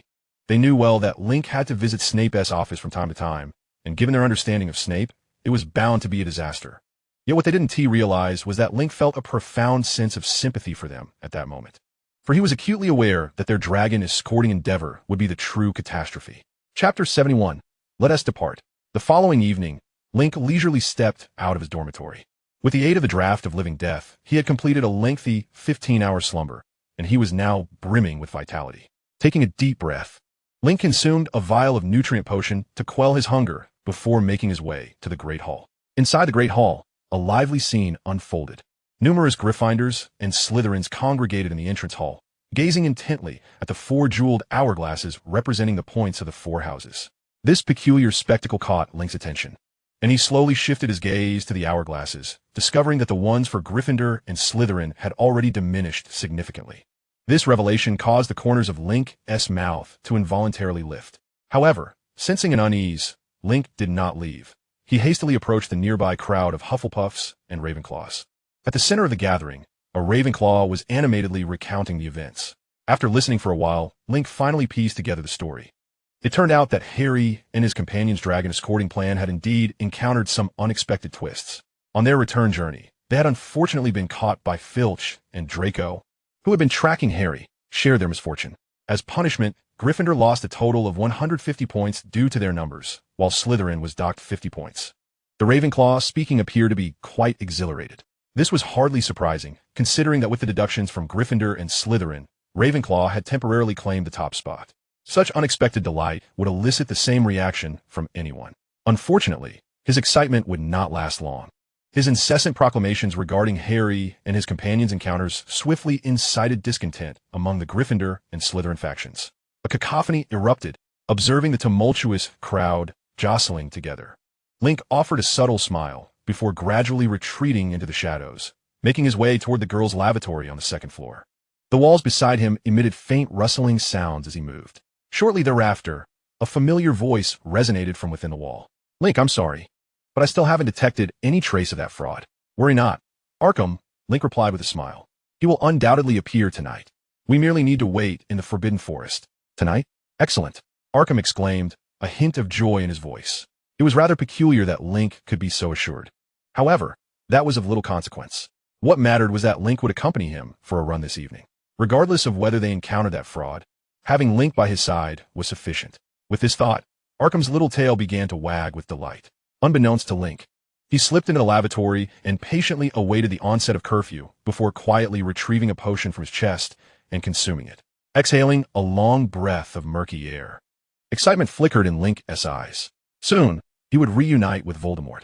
Unlike the last encounter, their roles had now reversed. Link firmly believed he would be the hunter, while Voldemort and Quirrell were merely his prey. With this thought, a smile graced Link's lips. He glanced back at the rustling wall and softly remarked, "You're eager as well, aren't you? Ha! Let us depart, Arkham. Tonight, let us hunt with fervor." Meanwhile, in the office of Hogwarts headmaster, Dumbledore sat behind his eagle-clawed desk, expressionless as he reviewed a series of parchment scrolls. Opposite him sat a visibly restless Snape. Do you comprehend the ramifications of suddenly ceasing surveillance on Quirrell? Snape finally could no longer contain himself, springing to his feet as he spoke. I do. Dumbledore replied, without lifting his gaze. Then are you aware that tonight is the night Harry is to serve as detention in the Forbidden Forest? Of course I am aware. Then why did you choose today to lift the surveillance on Quirrell entirely? Snape slammed his hand on the desk, roaring, Are you attempting to endanger Harry? The violent tremor of the desk caused Dumbledore to slip, ruining a perfectly good signature. He sighed and finally raised his head, stating, This is a trial for Harry. Moreover, the trapdoor, the mirror of Ariste, and even the Philosopher's Stone serve as tests for him. As for safety, Hagrid is not to be underestimated. Severus, you know this. Our time is limited. This is the only way to ensure Harry's rapid growth. Is it? Snape stepped back, his expression contorted with rage. Are you aware that Link is also out for a night stroll tonight? If I am not mistaken, his target is also Quirrell. A flicker of surprise crossed Dumbledore's face, quickly replaced by a smile. Is that not fortuitous? Link's recent performance has exceeded our expectations, and indeed, a milestone is necessary to assess our progress. Severus, you need not worry. As far as I know, you have already taught him the disarming charm and the mind-blocking spell. Haven't you? That boy will be fine. Had I known his motivation for learning offensive spells was to confront Quirrell and that mysterious figure, I would never have taught him. Snape bellowed in fury. Yet, as he beheld Dumbledore's cheerful demeanor, he seemed to suddenly recall something, a smirk forming at the corners of his mouth. He leaned closer to Dumbledore, narrowing his eyes and speaking in a teasing tone. Are you not concerned that Link might simply kill Quirrell? If that were to happen, regardless of the intricate design surrounding the Philosopher's Stone and the trapdoor, the absence of Quirrell, a pivotal figure, would render your entire year-long scheme against Harry a failure. Dumbledore chuckled softly, shaking his head. Severus, I believe you may have misunderstood something. Like Harry, Link is also our hope for the complete eradication of Voldemort. Therefore, if things transpire as you suggest, and Link kills Quirrell, it could be considered good news, as it signifies that our efforts have finally borne some fruit. As for the subsequent trials and training for Harry, I assure you, I have my own arrangements. I apologize, Severus. I hope you will not hold this against me. Listening to Dumbledore's sincere tone, Snape's expression darkened to the utmost degree. You are a heartless butcher. With that, Snape stormed out of the office, his black robes billowing behind him. Watching his retreating figure, Dumbledore sighed and softly called after him. Go now. Severus, protect those children. With you present, I can rest easy. And do take a moment to observe how remarkable these children we have nurtured truly are. Chapter 72. An ambush. At the entrance to the Forbidden Forest, 5 figures, 1 large and 4 small, were gathering. Harry appeared somewhat anxious, glancing at the ominous and eerie expanse of the Forbidden Forest under the night sky. Unable to contain himself, he asked, Hagrid, are we really going in? Upon hearing this, Hermione and Ron also turned their gazes toward Hagrid. A short distance away, Malfoy feigned indifference. But a keen observer would note that he too was covertly watching the proceedings. It is imperative. Dumbledore has entrusted us with this task, and it must be completed. However, you need not worry, for I and Fong are here, Hagrid reassured them. In recent months, the creatures within the Forbidden Forest have grown increasingly skittish, some even panicked enough to flee. This is highly suspicious. I suspect a powerful foreign entity has intruded upon the forest, and our mission today is to locate it and drive it away. Is that so? Harry's head drooped in disappointment, and he cast another uneasy glance at the looming Forbidden Forest. For some reason, he felt an unsettling premonition. Meanwhile, deep within the Forbidden Forest, accompanied by the faint rustling of foliage, Link and Arkham were moving stealthily through the woods. Thanks to Arkham's presence, Link did not enter the Forbidden Forest through the main entrance like Harry and the others. Instead, he darted straight into the depths of the forest. This granted him more time and made it easier for him to locate the unicorn.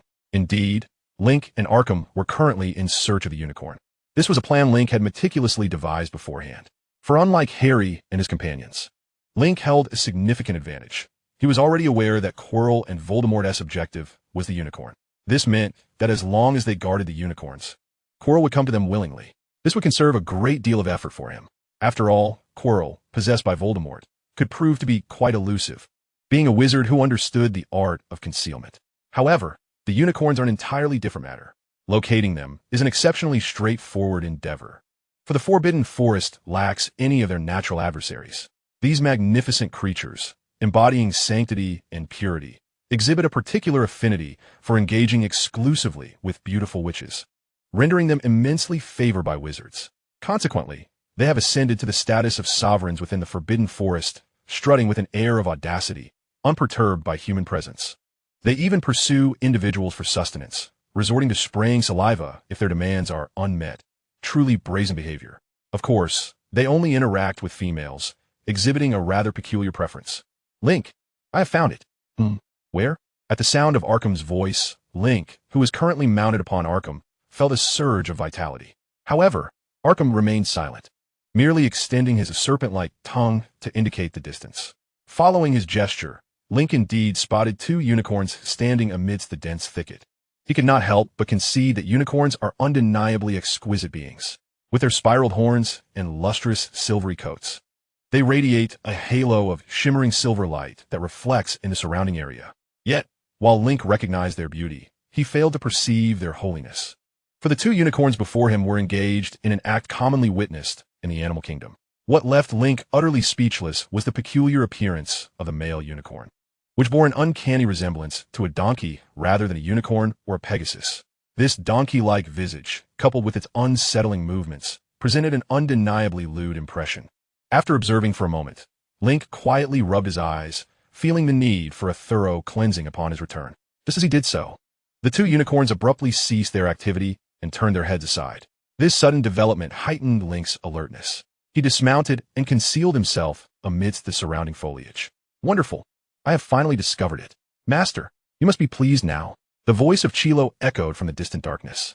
Upon hearing it, Link turned to find a familiar shadow clad in a black hood standing not far from the two unicorns. The moment he laid eyes on the shadow, Link's breath grew heavy. His gamble had paid off. Chilo had indeed chosen this day to act. With a deep breath, a flash of blue light erupted from Link's hollow eyes. Hiss! Arkham beside him was equally exhilarated. Observing this, Link, who had already activated his cerebral shield and heightened awareness spell, gently patted Arkham to calm it. Now was not the opportune moment to strike. Though Chilo was inept, the Voldemort residing in the back of his head was not to be underestimated. Despite Voldemort's current state of weakness, reduced to a mere fragment of a soul, he remained a formidable presence. Link sensed that a rash attack would yield no significant results. Only when Chilo made his move against the unicorns would he seize the opportunity to achieve his desired outcome. Meanwhile, the two unicorns finally reacted. The female unicorn, previously pinned beneath the male, emitted a few plaintive cries before darting into the forest, while the male unicorn approached Chilo with a disgruntled expression, seemingly intent on showing this intruder a lesson. Chilo, taken aback for a moment, then burst into laughter. Ha ha ha! Look, Master, this unicorn is actually coming over. But why does it look so strange? Master, is its blood usable? Enough chatter. Kill it. A deep, gravelly voice resonated from within the black cloak.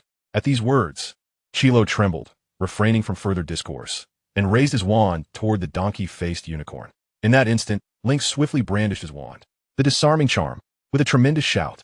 A glimmer of light appeared, swiftly traversing nearly 100 meters, striking Chilo squarely in the chest. Ah! A cry of agony accompanied a spray of blood that scattered across the silent night. Chilo, in disbelief, glanced down at the gaping 20-centimeter wound on his chest. Finally comprehending the situation, he struggled to direct his wand toward the source of the recent spell. Unfortunately for him, Link's assault was far from over. Die, you deceiver! A whoosh echoed as a colossal shadow surged from behind Chilo, its gaping maw lunging towards him with ferocity. Boom! With a resounding crash, Chilo was instantly engulfed by Arkham and a cloud of debris. Chapter 73. The Hunt, Part 1. Gazing at Arkham, now partially obscured by the dust, Link's eyes glimmered with anticipation. In this world, wizards are ranked according to their mastery of magical power and the spells they wield.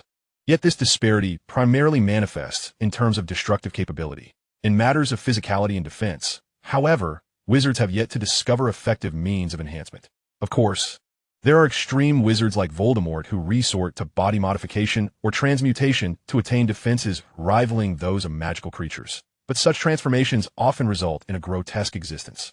Hence their lack of popularity. Under these circumstances, it is relatively easy for wizards to challenge those of greater strength. Just as the infamous Death Eater Bellatrix was ultimately vanquished by Mrs. Weasley, a mere housewife, despite Bellatrix's overwhelming prowess. Regardless of her strength, she remained encumbered by the limitations of a human body, and a single moment of carelessness could lead to her demise at the hands of Mrs. Weasley's spell. This is precisely why Link dared to confront Chilo and Voldemort. Now, everything was proceeding according to Link's grand design. However, would Chilo, possessed by Voldemort, truly fall so easily? Roar. As the dust began to settle, Arkham, who had initially buried his head in the ground, suddenly raised it, emitting a pained wail. With this motion, Link finally discerned that Chilo was curled up within Arkham's jaws, trembling in fear, encased within a flickering black-purple barrier. This barrier was undoubtedly Voldemort's doing, forcibly preventing Arkham from delivering a fatal bite to Chilo. Yet, what difference did that make?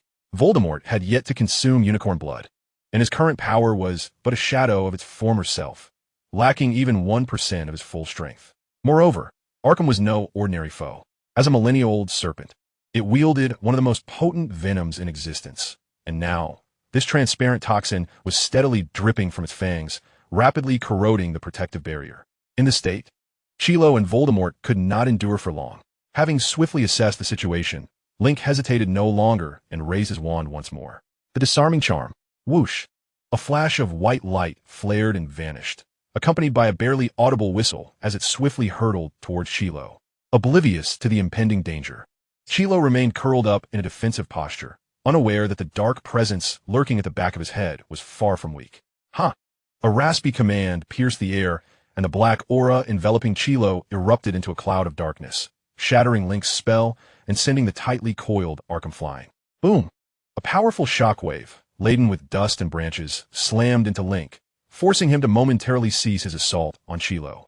Seizing this opportunity, the freed Chilo tumbled to the ground, clutching his chest and groaning in agony for a brief moment before redirecting his vengeful gaze towards Link. Gritting his teeth, Chilo retrieved his fallen wand. Thunderous explosion. Chilo's voice, distorted by pain, did not hinder the incantation he unleashed. A blood-red projectile suddenly materialized, soaring through the air in a parabolic arc towards Link. It must be noted that Chilo, as an accomplished graduate of Ravenclaw, possessed commendable combat prowess. His timing was impeccable, and the force behind his vengeful strike was formidable. A typical wizard would undoubtedly find themselves at a loss against such an assault. Unfortunately for Chilo, Link was anything but ordinary. Thanks to the effects of the sensory charm, Link, despite having his eyes obscured, sensed the surge of potent magical energy approaching. Without the slightest hesitation, he thrust his wand towards the source of that magical response. Armor of protection. Buzz. A translucent shield materialized in the nick of time, intercepting the crimson projectile. Not only did it block the attack, but upon contact, the shield unleashed a tremendous force that rebounded the projectile back towards Chilo. Boom! In Link's perception, the red orb traced a slender scarlet arc across the night sky before plummeting into the distant forest, culminating in a thunderous crash. Meanwhile, Chilo had already dashed into the pitch-black thicket without a backward glance. From the outset, he had no intention of engaging Link in a direct confrontation. His previous attack had merely been a ruse to buy time. But was it effective? As he gazed in the direction of Chilo's disappearance, a sinister smile curled upon Link's lips. Though his initial assault had failed to slay Chilo, the first spell had undeniably struck its mark. Due to the unique nature of that spell, Chilo's wound would not heal anytime soon, and with such an injury, he could not hope to escape far. Most importantly, Link still had Arkham at his side. It is well known that serpents are adept hunters. Hisses. Without needing a command, Arkham, having recovered from the earlier attack, swiftly coiled around Link and then slithered towards Chilo's fleeing direction, flicking its tongue in anticipation. As expected, the moment they entered the thicket, Link, empowered by the sensory charm, detected the scattered bloodstains on the ground. Following these traces, a disheveled figure soon came into view, stumbling and faltering. The unseen blade. The unseen blade. Human explosion. With Link's calls, beams of white light streaked forth, yet Chilo was far from feeble. As a seasoned wizard, his shield charm was equally adept. Bang, bang, bang. Link's spells were deflected one by one, but with Arkham's protective presence, the serpent remained unperturbed by such attacks, effortlessly absorbing the spells without even breaking stride. Observing this, Link's smile broadened. He had never expected his spells to inflict harm upon Chilo, especially with Voldemort's protection shielding him. What Link was doing now was akin to a pack of wolves hunting an exhausted prey, gradually depleting the victim's stamina. He would then strike decisively once they were fatigued. Unbeknownst to the completely flustered Chilo, Voldemort, however, sensed the looming peril. Stop! You fool. The raspy voice echoed in Chilo's mind, startling him and nearly causing him to stumble. Such a reaction only intensified Voldemort's fury as he roared within Chilo's consciousness. Let me take over. Surrender your body to me. I shall handle this personally. But master, your power isn't. Enough of your nonsense, you imbecile. Quickly hand over your body. Or do you believe I am unworthy to face that child? Chapter 74. The Hunt, Part 2. Hearing Voldemort's interrogation, Chilo's legs gave way, and he knelt upon the ground. Voldemort cared little for Chilo's plight. Seizing the moment when Chilo was startled and disoriented, he commandeered control of Chilo's body. Not far away, Link and Arkham, pursuing Chilo, halted their movements. The malevolent grin that had adorned Link's face vanished, replaced by a look of grave concern. Within Link's enhanced perception, Chilo's demeanor had undergone a complete transformation. A sinister black smoke emanated from him, an ominous and eerie mist that instinctively invoked thoughts of death. Voldemort, Link murmured softly, then flicked his wand, releasing a beam of white light. However, at that instant, Chilo, who had been kneeling, suddenly rose, raising his wand in an exceedingly twisted manner. Sizzle. A piercing hum erupted in the air. The blazing white light, accompanied by cascading sparks, flickered through the thicket as Link's formidable unseen blade spell was effortlessly deflected by Chilo's wand. Link's face momentarily registered surprise. He recognized that Chilo had not employed the shield charm, but rather a more advanced technique, spell reversal. This sophisticated technique allowed the user to deflect spells without relying on defensive charms, but it demanded immense magical power and extraordinary reflexes from a caster. Crack! Crack! As Chilo stood shakily, his once brown eyes and whites had been entirely replaced by an inky blackness. His distorted joints and the still bleeding wound on his chest causing his body to twitch involuntarily. Yet in that moment, Chilo seemed utterly indifferent. His eyes wide as he fixated on Link, a grotesque grin slowly stretching across his face. Link freely, we are, boom. Before Voldemort could finish his sentence, a flash of white light erupted from Link's wand, interrupting him. This momentarily stunned Voldemort, swiftly followed by an outburst of rage. Link freely. Voldemort furiously raised his wand. But Link and Arkham had already vanished from sight. Link was no fool. Recognizing that Chilo was gravely injured, it was clear he could not endure much longer. Why should he engage Voldemort in a direct confrontation? What mattered now was simply to keep Voldemort occupied until Chilo succumbed to his wounds. This fact was not lost on Voldemort. Otherwise, he would not have been so eager to compel Quirrell to relinquish control of his body. Thus, realizing the urgency of the situation, Voldemort immediately resumed his pursuit, unleashing a barrage of crimson light from his wand. Unfortunately, in comparison to Voldemort's two legs, Link, mounted on Arkham, exhibited a level of agility and speed that was simply unparalleled. Even though Voldemort had summoned every ounce of potential within Quirrell's body to temporarily mitigate the debilitating effects of his grievous injuries, he still could not catch up to Link. Moreover, his spells proved equally ineffective against Link. Even those that could somewhat anticipate Link's movements were effortlessly intercepted by Arkham, leaving Link unharmed. As he watched Link and Arkham vanish into the dense forest, Voldemort's expression darkened. He understood all too well that Link had not strayed far. He was concealed within the shadows of the surrounding woods, waiting for the moment when Voldemort would collapse from blood loss. Huh, what a cunning little brat. Voldemort chuckled, aware that the current circumstances were decidedly unfavorable for him. Not only was Quirrell's body failing, but even his own source of power was reaching its limits. This was precisely why he had forced Quirrell to procure unicorn blood. He required it to restore his strength. Yet, despite his dire straits, there were certain actions he could still undertake without regard for the cost. Gritting his teeth, Voldemort suddenly spread his arms wide and proclaimed, Link freely. Do you know? That beast you are riding once belonged entirely to me. Do you truly believe I cannot reclaim it? Remember, I am the heir of Slytherin. With a resounding boom, a brilliant green light erupted from Voldemort, resembling a colossal sword of light that pierced the night sky, illuminating the surrounding woods and revealing Arkham and Link hidden within. In that fleeting moment, Link felt Arkham stiffen beneath him, stirring a sense of foreboding within him. He hastily dismounted, attempting to distance himself. Alas, it was too late. A deafening roar erupted from Arkham's throat, followed by a violent sweep of its tail that sent Link hurtling against a massive tree. Coughing, Link slid down the trunk, expelling a torrent of black blood. Arkham's tail had struck him squarely in the chest, and he knew with certainty that several of his ribs had been shattered. Hissing softly, Arkham turned to face Link, who now noticed a faint green glow overshadowing Arkham's eyes. Under this eerie light, the spark of vitality in Acom's gaze had vanished, replaced by an unyielding cruelty. Strangely, however, Link did not succumb to immediate death nor transform into stone upon meeting Acom's gaze, indicating that the veil of white mist over Acom's pupils had not yet been lifted. Did this mean that Acom had not entirely lost its self-awareness? Realizing this, Link's eyes flickered with hope, and he managed to force a faint smile, attempting to utter a few words. But as he opened his mouth, a deluge of blood gushed forth. Coughing violently, he inadvertently dropped a small pumpkin pastry from his grasp. The pastry rolled across the ground, eventually coming to rest before Acom. Instinctively, Acom's eyes were drawn to this moving object, and upon recognizing the pastry, the green light in its eyes dimmed. He remembered this pastry because Link had once fed it to him. Of course, Acom did not recall it for its flavor, being too small for it to discern taste, but rather because it was a gift from someone named Emily, which Link treasured immensely, only ever parting with half a box for Acom, much to its frustration. As memories of their time together flooded back, Acom's pupils began to widen. Link, will you also vanish like my master and that deceiver, never to return? No way.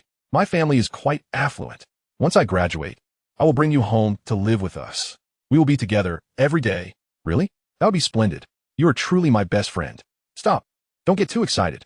You're choking me. Awareness slowly returned, and the world around Acom became clearer.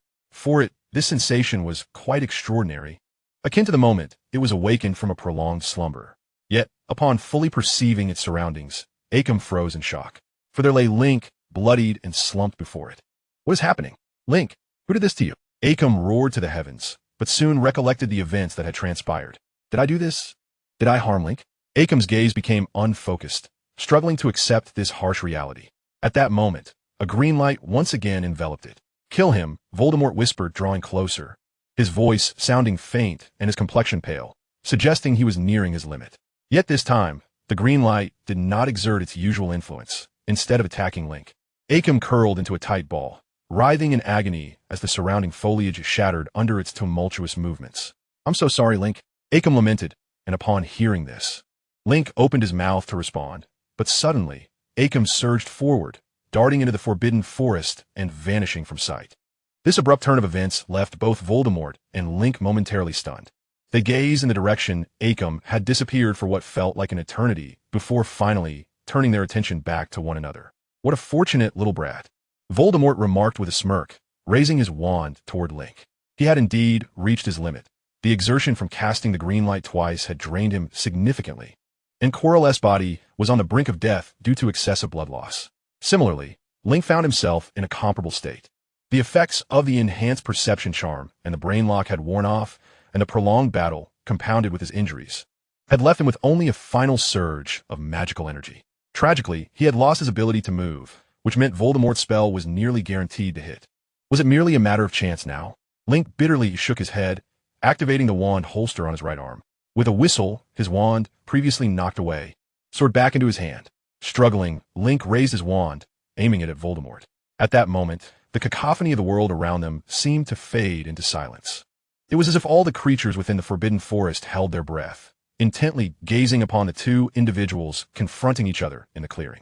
Suddenly, a gentle breeze swept through the tranquil woods, delicately lifting a leaf and carrying it between the two adversaries.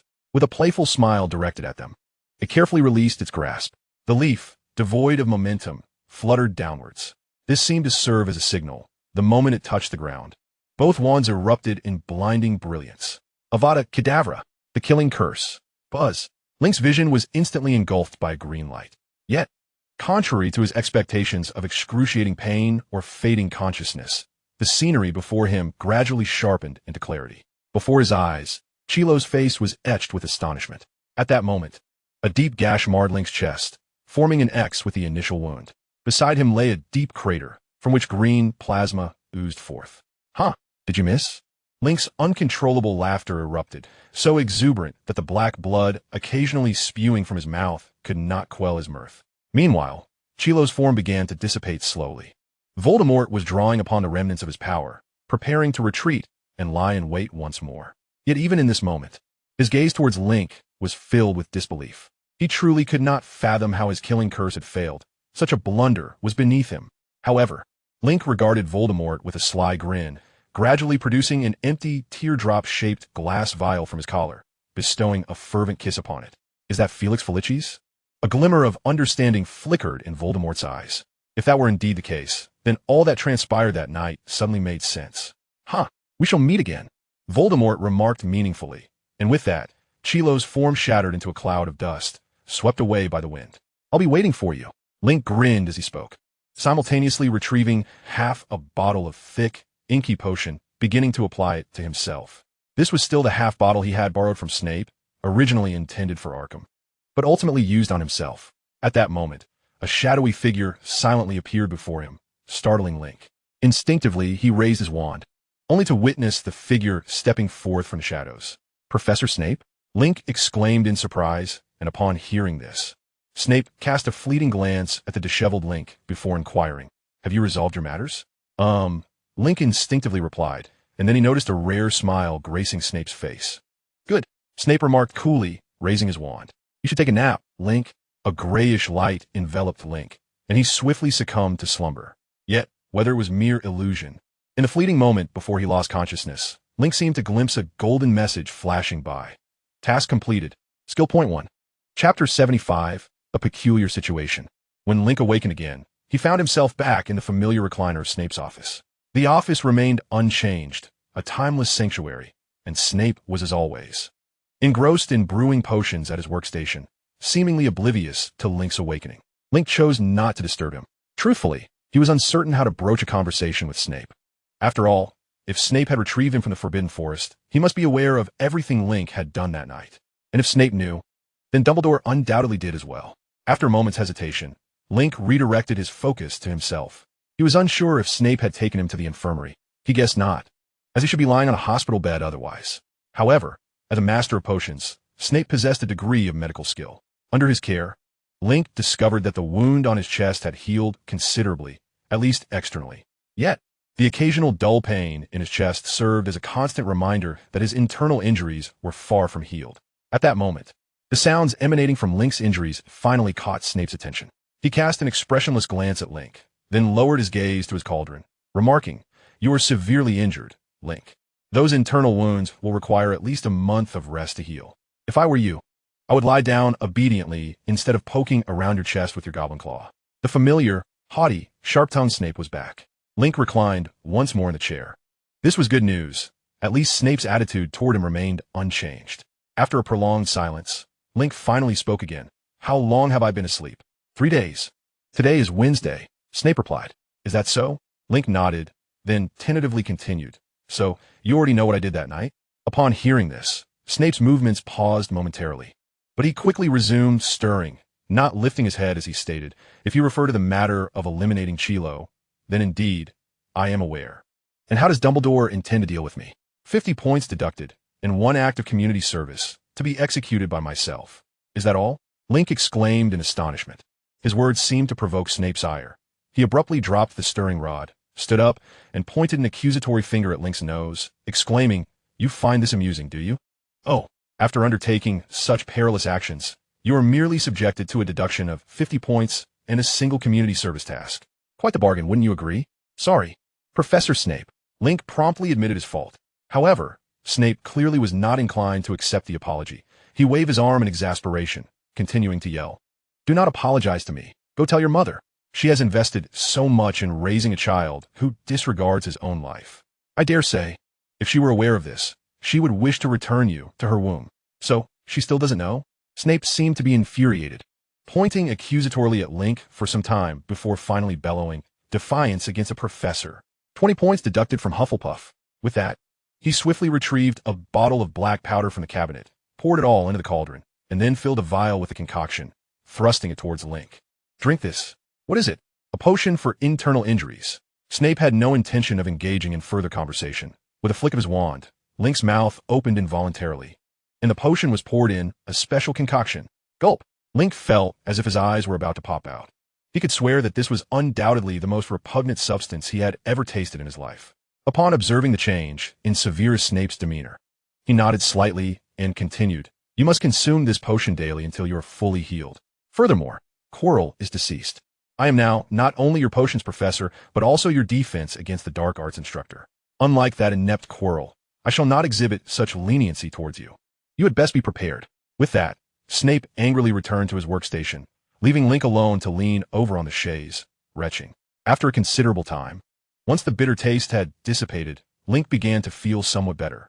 However, his brow furrowed deeply. Through his earlier conversation with Snape, he had gleaned a significant piece of information. Dumbledore did not intend to address his situation. In fact, Dumbledore had concealed this matter, neglecting to inform his mother and refraining from sending him to the infirmary. This was indeed a most peculiar circumstance. In his previous life, Link had encountered numerous conspiracy theories suggesting that Dumbledore had been aware of Quirrell's secret from the outset. It was alleged that he had orchestrated a series of events to facilitate Harry, the supposed savior, in his journey towards growth. Initially, Link had dismissed these theories as mere figments of the reader's imaginations, yet Dumbledore's strange maneuvers since Link's arrival at Hogwarts had begun to make him reconsider this hypothesis. If this conspiracy theory held any truth, what was Dumbledore seeking to gain from Link's involvement? Did he perceive Link's potential after he vanquished Quirrell, who was possessed by Voldemort, and thus wished to cultivate his abilities? The moment this thought crossed his mind, Link quickly shook his head, eager to dismiss it. After all, such an idea seemed exceedingly far-fetched. Yet, there is a saying, once you have eliminated the impossible, whatever remains, no matter how improbable, must be the truth. Taking a deep breath, Link ultimately resolved to set this matter aside for the time being, as he had more pressing issues to attend to. The data panel Link silently chanted, and a blue-white luminescent screen materialized before him. Upon gazing at a golden notification at the top of the screen, a smile graced Link's lips. Quest completed. Skill point acquired. 1.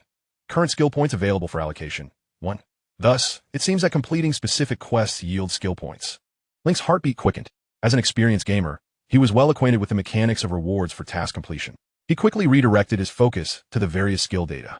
At present, his highest level skill was the stunning spell at LV4. Most of his other skills, aside from a few less frequently used spells, had also reached LV3. In his previous incarnation, Link would have undoubtedly allocated his skill points to enhance the stunning spell to LV5, as this would grant him access to a wealth of advanced knowledge, significantly accelerating the improvement of his other skills. However, after the events of the Forbidden Forest, Link had come to fully appreciate the potency of the disarming charm. He also understood a crucial truth. This world was far from the serene existence he had once imagined. Reality would not afford him the luxury of time to develop at his leisure. With this realization, Link's gaze grew resolute. As his determination solidified, the unallocated skill point vanished instantaneously. Disarming Charm LV4 acquired. Chapter 76, Disarming Charm LV4. With the appearance of this notification, a torrent of information surged into Link's mind. Fortunately, thanks to his training in the mind-shielding charm and the enhanced sensory spell, Link was no longer the same as before. He did not succumb to exaggerated symptoms, such as fainting. By consulting the information in his mind, Link quickly discerned the benefits conferred by this upgrade. First and foremost was the mastery of the silencing charm, along with enhancements to power and controllability. The silencing charm, undoubtedly, was the most significant enhancement. Given the inherent stealth of the disarming charm, its effectiveness would be exponentially amplified when combined with the silencing charm, resulting in a remarkable increase in its suddenness. Moreover, the upgraded disarming charm brought Link an unexpected boon. He could now trigger the charm's effects during its flight toward a target. While this may appear to be a trivial enhancement, it possessed substantial practicality in real combat. It is important to note that spells like the disarming charm are merely manifestations of magical energy until they make contact with the target. This is why Voldemort was able to deflect Link's disarming charm previously. However, possessing this technique changed everything. If Voldemort were to attempt to counter Link's disarming charm again, Link could activate the charm just before it collided with Voldemort's spell. Thus, the cutting effect of the disarming charm would be fully applied to Voldemort's wand, and one can easily surmise the resulting consequences. Imagining its application in a combat scenario, Link couldn't help but chuckle. This skill point was certainly well spent. However, Link's laughter caught Snape's attention. Snape glanced up at the grinning Link, and his expression darkened instantaneously. Enough! Snape abruptly stood, once again shoving a vial of potion in front of Link. Time for your dose. But I just had some. Link protested, bewildered. That was yesterday, yes. It is now past midnight. You must take today's potion. Snape replied coolly, and without regard for Link's frantic hands. He forcefully poured the potion into Link's mouth. Ugh! Snape's potion was truly vile. Link could swear he was exacting revenge. Fortunately, by the end of the term, Link's internal injuries had finally healed, which meant he would no longer be subjected to that dreadful potion. It is worth mentioning that during Link's recovery, numerous events had transpired at Hogwarts. The most astonishing revelation for Link was that Harry had also sustained severe injuries, reportedly inflicted by a terrifying beast lurking in the Forbidden Forest. On the day of the incident, Harry and his companions were tasked with driving away this creature, but alas, it proved too fearsome. Harry and Hagrid were gravely injured without even catching a glimpse of it. Fortunately, their mission could be deemed a success, as the Forbidden Forest had since returned to a state of tranquility, free from the panicked escape of magical creatures. However, Harry's injuries had plunged the Gryffindor Quidditch team into dire straits. Despite having recruited a senior student as a substitute and borrowing a Firebolt 2000 from Harry, they clearly lacked the heroic aura that Harry possessed. Thus, in the climactic final, the Hufflepuff team, propelled by Cedric's remarkable performance, triumphantly secured the championship title. This occasion sparked exuberant celebrations within Hufflepuff, where Cedric and his teammates not only hosted a festive gathering in the locker room, but also expressed their gratitude to Link through warm embraces for his unwavering dedication. This nearly led to Link consuming an excessive amount of potion for half a month. He still vividly recalls Snape's expression of regret when he announced that Link's injuries had not worsened. Shortly after the conclusion of the Quidditch Cup, Link and his peers were faced with the formidable challenge of final examinations. This was a substantial hurdle for Link, as he had missed many classes over the past 2 months due to ongoing treatment. However, despite the relentless administration of that terrifying internal injury potion by Snape, he did not impose any academic burdens on Link. In fact, he took the opportunity to conduct review sessions specifically for Link and Emily when they were both present. Of course, in Snape's own words, he was essentially lecturing solely for Emily's benefit, while Link merely acted as a clandestine listener, a thief of knowledge. Moreover, Cedric and Emily also assisted Link in revising for other subjects. With their support, Link successfully completed the written portion of the examination. As for the practical exam, he felt he had performed adequately, a sentiment reflected in the expressions of the professors present. For instance, when Link executed the human explosion charm as per Professor Flitwick's instructions, the professor was so astonished that he nearly toppled from his high chair. Similarly, Professor McGonagall assigned a task requiring the transformation of 2 pieces of wood into miniature figures for a duel. Link's rendition resembled a legendary battle that left her utterly bewildered. Most amusingly, however, was Snape's reaction upon receiving Link's submission of a potion of exemplary quality for healing injuries. This moment momentarily alleviated Link's psyche, which had been somewhat twisted by months of consuming the specially concocted internal injury potion. Following the examinations, Hogwarts erupted into a jubilant celebration. Chapter 77, The Year-End Feast. Have you heard? Harry and his friends ventured into that corridor on the 4th floor to the right, the one where Dumbledore warned that anyone who dares to enter would meet with grievous harm. Oh, then they must have— no, not at all, they're alive and well. However, it is said that the innermost room of that corridor conceals a treasure. Harry and his companions entered to thwart a dark wizard from stealing it. Did they succeed? Of course. He is the savior. I heard the youngest Weasley say they reduced that dark wizard to ashes. Listening to the chatter of his peers, Link wore an expression of incredulity. He could hardly fathom Dumbledore's unwavering commitment to his plan. Even with the demise of the original antagonist, Quirrell, he insisted on introducing another dark wizard to facilitate Harry and his friends in their escapade. Shaking his head in bemusement, Link joined the throng entering the Great Hall. At that moment, the hall had transformed from its usual simplicity into a resplendent spectacle. Countless candles floated in midair, illuminating the enchanting magical ceiling above, a sight to behold. Most striking were the myriad blue Ravenclaw banners, which combined to almost drown the hall in a sea of blue. This was the reward for the ultimate victor of the House Cup. Ravenclaw, boasting exceptional prowess, had skillfully maneuvered ahead amidst the mutual antagonism between Gryffindor and Slytherin, thus claiming the top position in house points by the semester's end. Hufflepuff, thanks to Cedric and his team's efforts, secured the 2nd place, with the Quidditch Championship adding a significant boost to their points. Slytherin and Gryffindor followed in 3rd and 4th places, respectively. The Hufflepuffs were elated. Though they did not win the House Cup, they were no longer at the bottom. This was enough to satisfy all Hufflepuffs. To be honest, while Slytherin had lost the House Cup they had held for 6 consecutive years, their spirits remained relatively high, especially with Gryffindor languishing below them. The true distress lay with Gryffindor. This proud pride of lions had not only been eclipsed by the snakes and eagles, but also humiliated by the badgers, a blow they could scarcely bear. As for Ravenclaw, Their exuberance could hardly be contained. They were nearly dancing atop their tables. Yet, observing their fervor, Link sighed, well aware that Dumbledore would not allow Gryffindor to languish at the bottom, since he had forcibly nudged the plot to send Harry on an adventure. It was only logical that, just like in the original narrative, he would allocate points to Gryffindor at the last moment. Shaking his head, Link took a seat alongside Cedric and the others.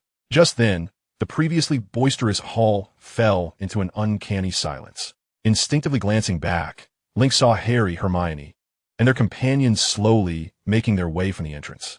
They appeared somewhat disheveled, with Hermione nearly wishing to sink into the floor from embarrassment. Once they took their seats, the hall resumed its normal ambience. Shortly thereafter, Dumbledore arrived. He strode to the podium from the back of the hall, gazing down at the students for a considerable time until they had all quieted before he began to speak. Another year has passed. Before we indulge in the feast, I must ask you to bear with an old man's cliches. At the podium, Dumbledore spoke at length. The Hufflepuffs surrounding Link were abuzz with chatter, as this was not typical of Dumbledore. He had never behaved this way before. The atmosphere in other houses mirrored this sentiment, except for Ravenclaw, who listened intently, eagerly awaiting Dumbledore's announcement of their championship victory. Dumbledore did not keep them waiting long. A few minutes later, he turned his gaze toward the multitude of Ravenclaw banners and smiled, saying, regarding the House Cup, Ravenclaw currently hold a commanding lead with a score of 493. However, before we officially declare the champion, there are a few matters we need to account for. At this pronouncement, Ravenclaw's previously animated expressions instantly froze. Dumbledore then smiled at Harry and his friends. As you all know, Harry and his companions protected my dear friend, this magical stone last night. As a reward, I hereby award Ron Weasley 50 points, Hermione Granger 50 points, Harry Potter 70 points. Finally, Neville Longbottom, your bravery earns you 10 points. The hall was suddenly engulfed in an eerie silence, as if all present had been petrified. However, it was not long before thunderous cheers erupted from the Gryffindor table. Every Gryffindor was jubilantly cheering, and by the end, they even began to chant Harry Potter's name in unison. This was due to Dumbledore bestowing an abundance of points, causing Gryffindor's score to surge from the bottom to the very top.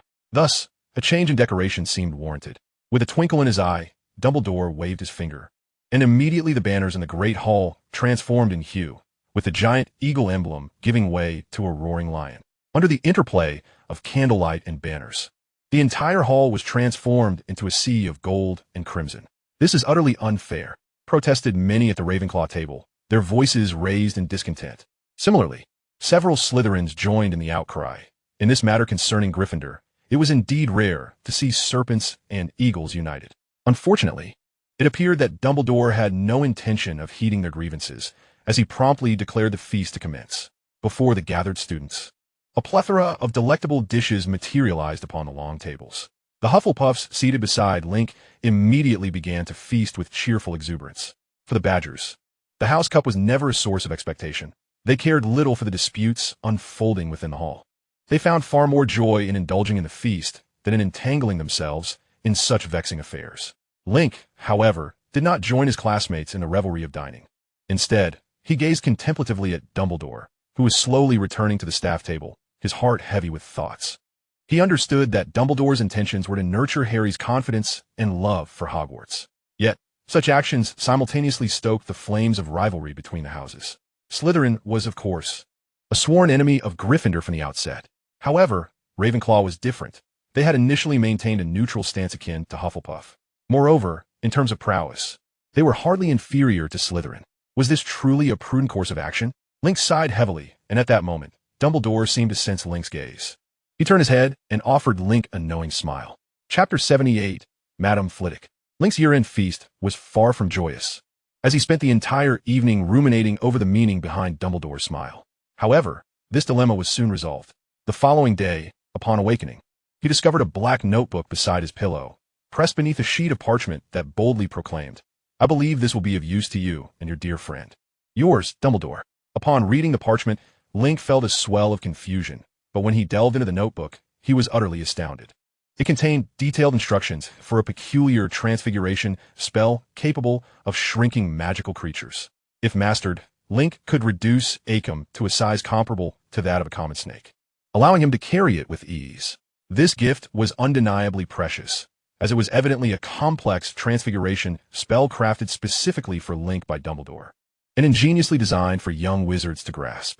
Thus, Harry's reward for triumphing was the House Cup, while my reward for vanquishing Voldemort is this spell. Link mused inwardly. Yet, this gift seemed to have arrived a tad too late. He felt a sudden wave of disappointment wash over him. Ever since that night in the Forbidden Forest, he had not seen Acom again. Despite his efforts to locate him, Acom remained elusive. He even sought Harry's assistance, as Harry and his companions had likely encountered Acom that fateful night. Regrettably, their search yielded no results. With a sigh, Link tucked the notebook and parchment into his enchanted pocket, firmly believing that Acom still resided within Hogwarts, and as long as he had not departed, they would surely reunite. Link, we must depart. John's voice jolted Link from his reverie. He quickly stowed the enchanted pocket away in his robes and exited the dormitory. Today marked their journey home, as the Hogwarts Express was soon to arrive at the castle. The area outside Hogwarts Castle was bustling with activity, with students and their families exchanging laughter and carrying their luggage. John, in particular, had an abundance of belongings, 2 large trunks brimming with various Quidditch memorabilia, and in his arms, he clutched a photograph of their championship victory. In contrast, Link's load was considerably lighter, as he had conveniently stored all his belongings within his enchanted pocket. This magical bag, imbued with the undetectable extension charm, provided ample space, making it ideal for transporting goods. Likewise, several Slytherin students employed similar enchanted bags, most of whom hailed from affluent pureblood families. After all, such bags were quite costly and not within the reach of ordinary households. However, despite others' heavy loads, they had their own methods to manage, such as using the levitation charm to maneuver their trunks. John and Cedric were among those employing such techniques. Under Professor McGonagall's guidance, the young witches and wizards swiftly boarded the old steam locomotive known as the Hogwarts Express. After several long hours of travel, they finally arrived at platform 9 3/4. Link, we have arrived, Cedric whispered, leading the passengers off the train.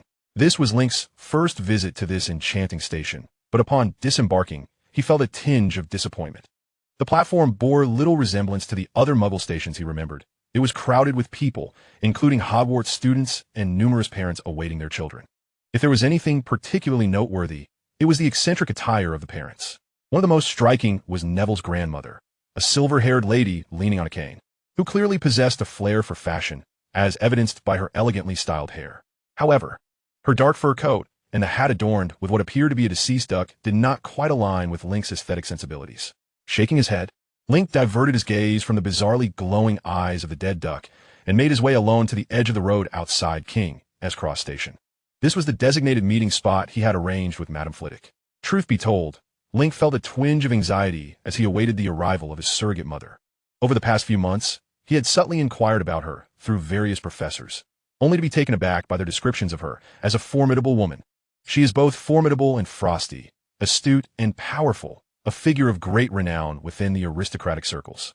Even the illustrious Malfoy family, one of the Sacred 28 and currently among the wealthiest, must lower their voices and address her as Lady Flitwick. Most of this was recounted by Professor McGonagall, who appears to hold a particular admiration for Lady Flitwick. She even shared with Link a tale from the time when Voldemort fell and the Death Eaters were held accountable by the Ministry of Magic. A matriarch of a grand family, after her husband was apprehended, bore the weight of her entire lineage, repelling countless wolves and dogs, ultimately preserving the family's fortune and raising her intellectually challenged son. Though Professor McGonagall did not explicitly state it, Link understood that the matriarch in the story must be Lady Flitwick. As for the intellectually challenged son, that was self-evident. This narrative left Link in a contemplative silence for quite some time, yet it also provided him with a clearer impression of Lady Flitwick. She must undoubtedly be a witch of great strength and multifaceted cunning, given the tendencies of pure-blood wizards and her marriage to a Death Eater. She likely harbors a particular disdain for non-pure-blood wizards and muggles. It was evident that she was not someone easy to engage with. Regarding Lady Flitwick's appearance, Link instinctively recalled the attire of Neville's grandmother. With a sigh, he felt the hairs on his neck begin to prickle. Just then, a sudden screech of brakes jolted Link from his reverie, startling him into retreating a few steps. Upon closer inspection, he found a wine-red convertible sports car had appeared before him, occupied by a stunning blonde beauty dressed in cool attire. Unfortunately, her face was obscured by large sunglasses, rendering her features indistinguishable. TSK. The lack of decorum among the wealthy these days is astounding. Does driving a sports car make one superior? If you were to run into me, I would surely sue you. As he continued to grumble, he attempted to sidestep and find another place to await Lady Flitwick. However, just as he began to move away, the beauty in the convertible suddenly called out in a frosty tone. Link, where do you think you're going? Aren't you getting in? Stopping in his tracks, Link stared blankly at the woman for a moment before exclaiming. What? Chapter 79, Flitwick Manor. Inside the speeding convertible, Link and Lady Flitwick sat in silence. Lady Flitwick was an adept and bold driver, and even within the city limits, the convertible reached nearly 80 miles per hour. The wind whipped Link's hair into a chaotic tangle akin to seaweed in a tempest, mirroring his tumultuous thoughts. To be honest, he had never expected Lady Flitwick to be such a young beauty, and it seemed she had a particular fondness for Muggle culture and items, as evidenced by the luxury goods strewn across the back seat, evidently just purchased. However, her aloof demeanor was undoubtedly genuine since their encounter. She had spoken only a single sentence and had not cast a glance in Link's direction. Reflecting on this, Link instinctively turned to steal another glance at Lady Flitwick. She remained expressionless, her sunglasses firmly in place, showing no inclination to engage with him. With a sigh, he turned back, sensing that the next 2 months could be rather challenging. At that moment, the convertible made a sudden turn into a narrow alleyway. It was an ordinary alley, perhaps a gathering point for local delinquents, with cigarette butts strewn across the corners and walls adorned with sprawling graffiti. Most importantly, it was a dead end. The alley concluded with a grimy, yellowing wall and 2 overflowing trash bins. Rather than slowing down, Lady Flitwick accelerated as they entered the alley. As the wall loomed closer, Link's eyes widened in alarm, instinctively wanting to shout a warning. Yet, before he could utter a sound, the convertible crashed into the wall. Bang! Accompanied by a dull thud, a burst of white light enveloped the air. Link felt as though he had been thrust into a running washing machine, spinning and swirling until he finally regained his senses.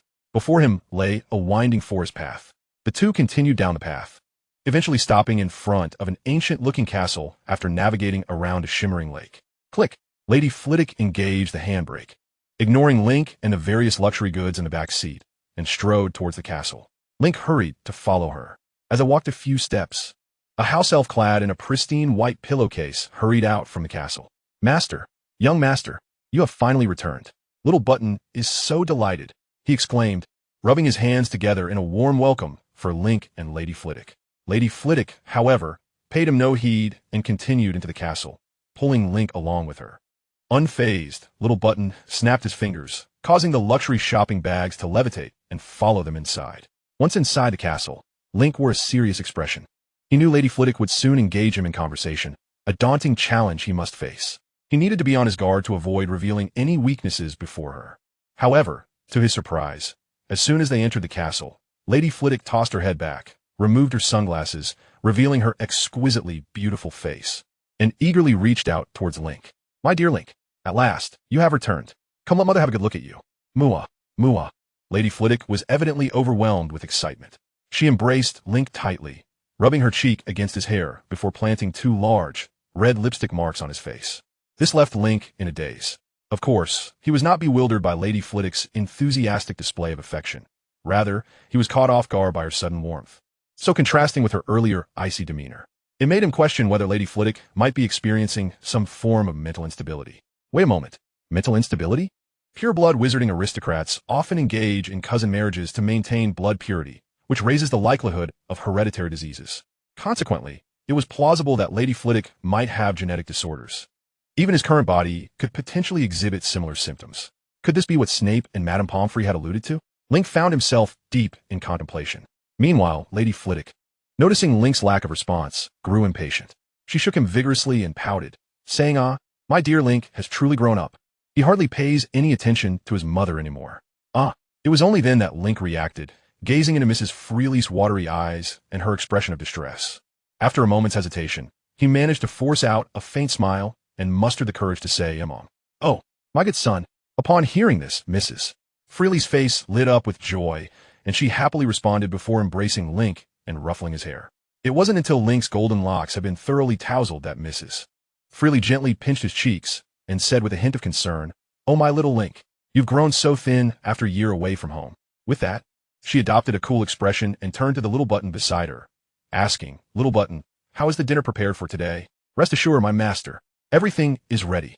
We have roasted squab, roast chicken, foie gras, sausages, roast suckling pig, and a whole roasted lamb. Well, that sounds quite satisfactory. Mrs.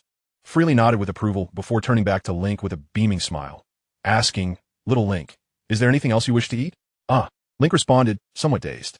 Hearing Little Button list off an array of dishes was akin to listening to a comedic routine from his previous life, and he was consumed by thoughts of the weight he had worked so hard to lose over the past 2 months, which he felt might all return.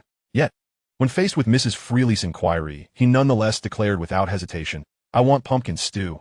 "Very well, my little master. Little Button will not disappoint you." Little Button exclaimed excitedly before snapping his fingers and vanishing from Link's sight. Seeing this, Mrs. Freely nodded with satisfaction and playfully pinched Link's cheeks, saying, "My little Link has done wonderfully this year. Dumbledore and Snape both wrote to me, praising your performance. Now, what reward would you like? The latest model of a flying broomstick? The newest package from the magical joke shop? Or perhaps a new pet? Whatever you desire. Your mother will gladly procure it for you." Well, I actually don't want anything," Link replied awkwardly, shaking his hands. However, before he could finish his sentence, a familiar voice rang from outside the castle. "Aunt Leonie, I'm here to see you." Chapter 80. Emily's Visit. Aunt Leonie, I'm here to see you. Upon hearing Emily's familiar voice, Mrs. Freely's eyes brightened instantly. She promptly abandoned Link and hurried to the castle door. "My dear Emily, you are becoming more and more adorable. Oh my, Aunt Leonie, you look younger than ever." As soon as Mrs. Freely and Emily met, they embraced each other, exchanging compliments at the entrance before linking arms and entering the castle. Meanwhile, Link remained standing in the hallway. Upon seeing Link's disheveled hair and the 2 lipstick stains on his cheeks, Emily couldn't help but stifle a laugh. This left Link feeling somewhat speechless. After casting a spell to tidy himself up, he returned to a more appropriate appearance. At that moment, Mrs. Freely, still chuckling, smiled and asked little Emily, "What brings you here today?" Emily, snapping back to reality, took a step back, composed her expression, and slightly lifted her skirt as she addressed Mrs. Freely and Link, saying, "I am here to invite you and Link to the summer evening banquet that my family is hosting in 2 weeks." "A banquet?" Mrs. Freely inquired, somewhat surprised. "Why has your father suddenly decided to hold a banquet?" At this question, Emily's previously cheerful demeanor darkened. She stood silently, her head bowed. Seeing this, Mrs. Freely seemed to grasp the situation and snorted softly, saying, "Humph. Is he trying to find you a marriage prospect again?" Emily remained silent, continuing to stare at the ground while nervously fiddling with her sleeves. "I've already stated that little Emily is destined to be my daughter-in-law. It seems old Victor has taken my words lightly," Mrs. Freely declared resolutely. "Rest assured, little Emily, I shall attend this banquet. I am quite curious to see who dares to challenge my authority." Her tone was stern and cold, causing even Link to feel a sense of pressure. Unfortunately, her words were laden with unspoken implications. Link instinctively gasped, his expression transforming into one of utter astonishment. "What? Does my little Emily not measure up to you?" Mrs. Freely admonished, her face stern. "Just look at how beautiful this young lady is. Truly ungrateful." Her words left Link momentarily speechless, while Emily, unable to contain herself, immediately burrowed into Mrs. Freely's embrace, nuzzling against her chest and playfully saying in a sweet, teasing tone, "Oh, Aunt Leonie." Mrs. Freely was amused, laughing heartily, while Link noticed that despite Emily's apparent affection towards Mrs. Freely, she was stealing glances at him with her peripheral vision. She would peek out, then retreat, only to emerge again moments later. This left Link feeling rather conflicted. He had never anticipated that a relationship like this would exist between him and Emily. Moreover, judging by Emily's reaction, she too seemed content with the prospect of such a union. It was no wonder that, during their time at school, Emily had always covertly helped Link seek revenge. To be honest, Link was also quite pleased with the idea of this engagement. After all, Emily was undeniably beautiful. Those long legs, that delicate face. How could one resist? Yet, deep within, Link felt a twinge of awkwardness. However, Mrs. Freely and Emily were oblivious to his thoughts. The two continued to whisper amongst themselves before linking arms and dashing deeper into the castle. Based on the direction they took, it seemed they were headed to inspect the luxurious items Mrs. Freely had brought back. This left Link feeling somewhat at a loss. The castle was entirely unfamiliar to him. He didn't even know where his own room was. Fortunately, although Mrs. Freely had seemingly forgotten her son in favor of Emily, the diligent little Button had not forgotten about his little master. Just as Link was feeling troubled, little Button appeared before him out of thin air, gazing at him with wide, earnest eyes and saying, "Little master, is there anything little Button can assist you with?" Little Button wore an unusual expression, one that suggested he would cry if not allowed to help. Link was not surprised by this. He had dealt with these little creatures at Hogwarts and understood that they had been entirely transformed into a kind of magical servitude. For them, serving wizards had become their destiny. The only way they could break free from this servitude was if their master personally gifted them an article of clothing, be it a shirt, socks, or trousers. Only then could the contract binding them be dissolved. Regrettably, while the chains that bind the body may be easily broken, the shackles that ensnare the mind are far more daunting to unravel. One must acknowledge that these beings have been subjugated by wizards for centuries, their thoughts irrevocably distorted. In their eyes, the act of idleness is a source of shame, and receiving garments from their masters is perceived as the utmost indignity. The Ministry of Magic even possesses data indicating that a significant majority of house elves, once liberated by their masters, swiftly succumb to despair and take their own lives. Link gazed upon these creatures with profound pity. Yet unlike the naive Hermione from the original tale, he did not harbor the delusion that he could entirely emancipate them. For now, the best he could do was to treat them with a modicum of kindness. With this thought in mind, Link smiled and nodded, saying, "I appreciate it. Please escort me back to my room, thank you." Upon hearing this, Little Button froze in place, his expression blank as he stared at Link. It was not until tears began to well in his large eyes that he finally found his voice. "Wah, my young master just thanked Little Button. This is the first time anyone has ever said thank you to me. I'm so very happy," Little Button wailed, dabbing at his tears with the pillowcase he wore. Link could swear this was the most copious display of tears he had ever witnessed. In no time, the poor pillowcase was thoroughly drenched. "All right, Little Button, please stop crying and take me back," Link said, feeling a bit exasperated, fully aware that if he did not intervene, the house elf would weep for the entirety of the day. Indeed, as he predicted, the moment he spoke, Little Button ceased his sobbing and promptly led him to a door on the second floor. "Young master, dinner will commence shortly. I shall return to notify you. Should you have any requests, do not hesitate to call upon Little Button. The diligent Little Button is always at your service." With a respectful bow, Little Button escorted Link to the door before vanishing just as he had appeared. Link surmised that he must have hurried off to boast about the earlier incident to the other house elves. Shaking his head, Link entered the room, overwhelmed by the multitude of events that had transpired that day and in need of reflection. Chapter 81, Diagon Alley. The following morning, Link was awakened by Little Button's gentle call. His method of rousing Link involved delicately brushing his face with a feather, resulting in a smooth awakening. Devoid of the jarring experience of an alarm clock from his previous life. "Young master, the master is waiting for you in the sitting room. You must hurry," Little Button exclaimed, his excitement palpable as he seemed still buoyed by the emotions of the previous day. This was understandable. A simple thank you could elate house elves for quite some time. In response to Little Button's call, Link softly acknowledged him with a hum before rising to dress and wash up. Throughout this process, Little Button watched eagerly, as he had always been the one to attend to Link's needs in the past. Unfortunately, that had felt rather awkward. Thus Link did not permit Little Button to continue in this capacity. After completing his morning routine, he descended the stairs to find a lavishly prepared English breakfast awaiting him at the table. The sight of the meal reminded him of the prior evening's events. To be fair, it had been quite amusing. Emily, after acquiring a plethora of muggle luxuries from Madame Malkin, had not departed immediately. Instead, she lingered in the castle to enjoy dinner. Ultimately, she remained until midnight, only to be escorted away by Madame Malkin. Observing Emily's reluctant departure, Link surmised that had it not been for Madame Malkin, she would have undoubtedly chosen to stay overnight. "Good morning, my dear little Link. Come, let us partake in breakfast. Afterward, we must venture to Diagon Alley," Madame Malkin cheerfully proclaimed from her seat, clad in a sleek black ensemble.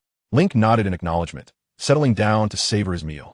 The trip to Diagon Alley had been arranged the previous day, and according to Madame Malkin, it was primarily to assist Link in selecting gifts. Although she would also attend to some errands of her own, Link remained non-committal on the matter. Once breakfast concluded, Madame Malkin naturally took Link's hand, guiding him into the enormous fireplace adjacent to them. With a subtle motion of her hand, a sparkling powder cascaded from her palm into the hearth. "Gringotts."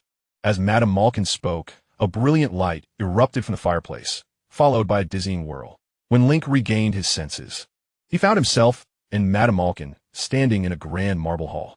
The vastness of the hall was remarkable, and most astonishingly, there were hundreds of goblins busily attending to their duties behind a long counter, some weighing gemstones and coins, while others served clients. This was Link's first encounter with goblins. To be candid, they bore a resemblance to house elves, albeit with sharp teeth and a demeanor that exuded a certain haughtiness. This was likely attributable to their history. Unlike house elves, goblins had not endured such misfortunes. As a magical race endowed with their own abilities, they once dominated the wizards due to their vast numbers and exceptional magical prowess. This dynamic shifted only after wands were invented.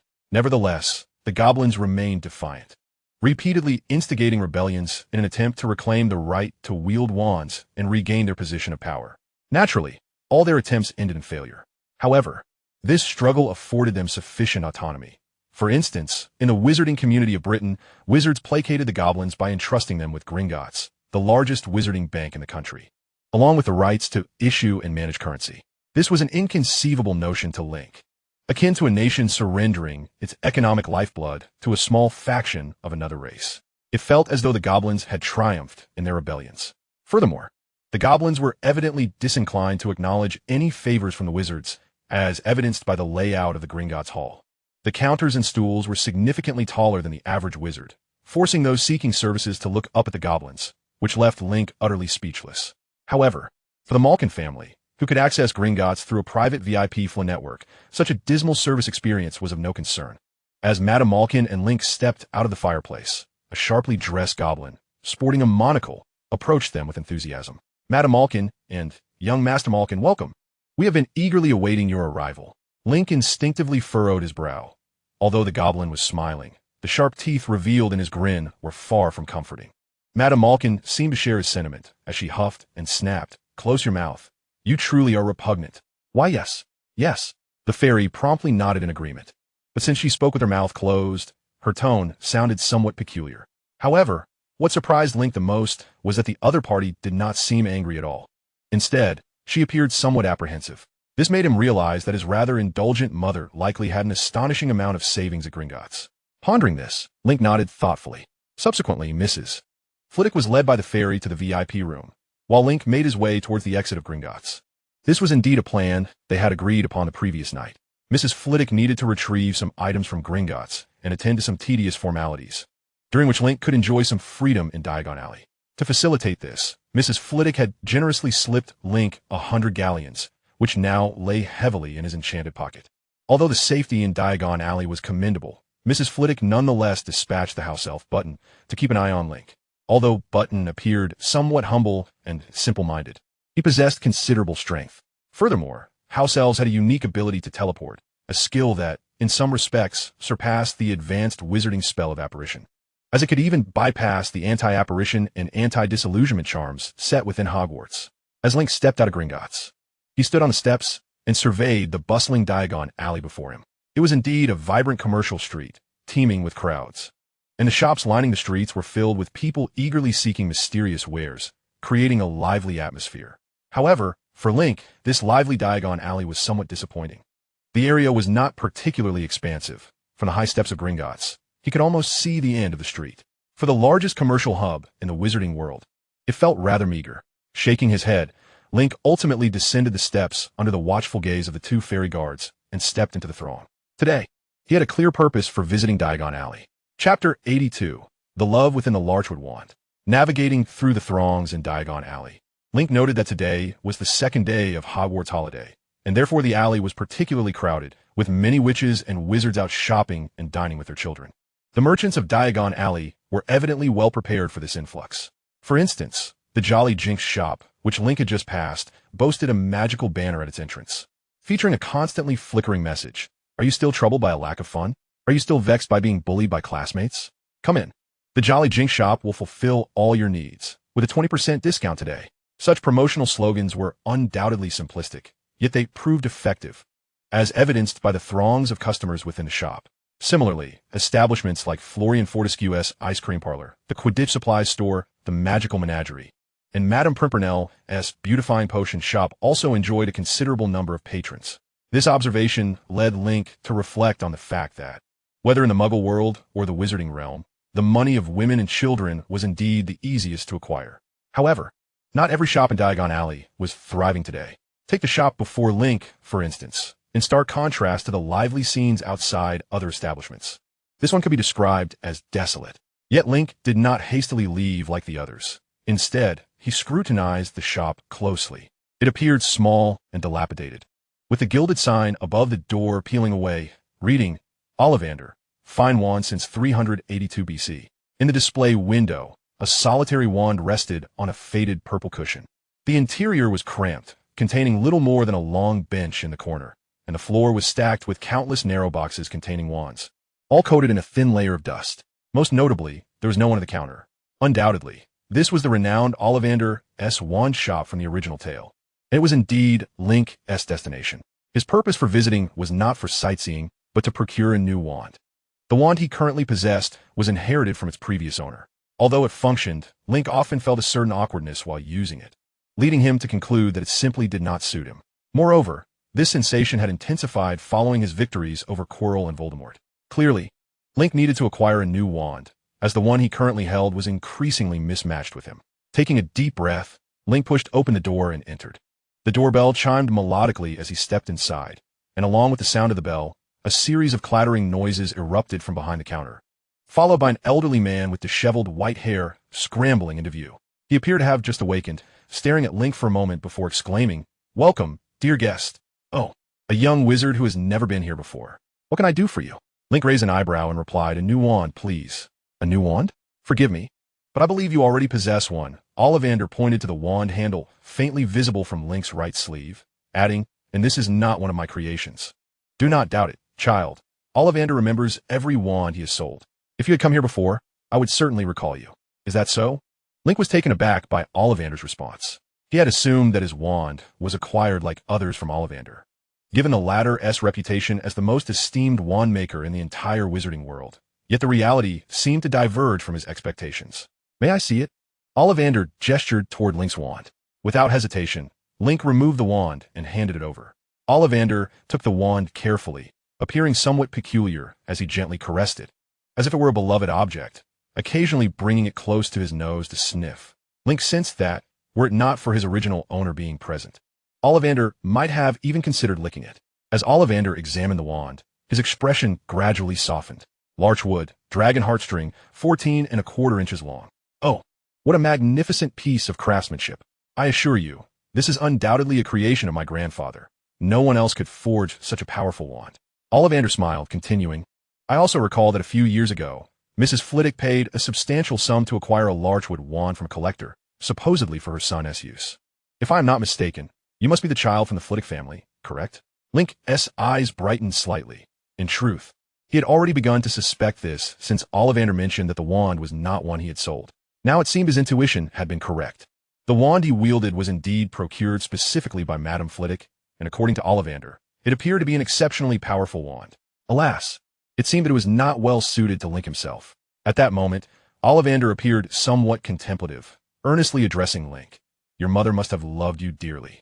The larchwood wand is reputed to instill courage and confidence within its master, and its esteemed reputation, coupled with the considerable difficulty in its crafting, has led to a perpetual demand for such wands. Madame Flitwick likely chose it for you with the hope of making you more courageous and self-assured, did she not? Link murmured softly, his expression reflecting a complex array of emotions. He could indeed feel the profound love Madame Flitwick harbored for the original owner.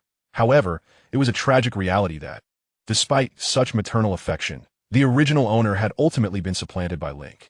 At that moment, Ollivander seemed to emerge from his reverie, shifting the conversation. "So, my child, why do you wish to change your wand?"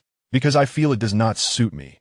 It is a sensation I find difficult to articulate," Link candidly explained, but was abruptly interrupted by Ollivander. "Oh, no need for further explanation. I understand completely. In truth, the relationship between a wand and a wizard is far more intricate than it appears.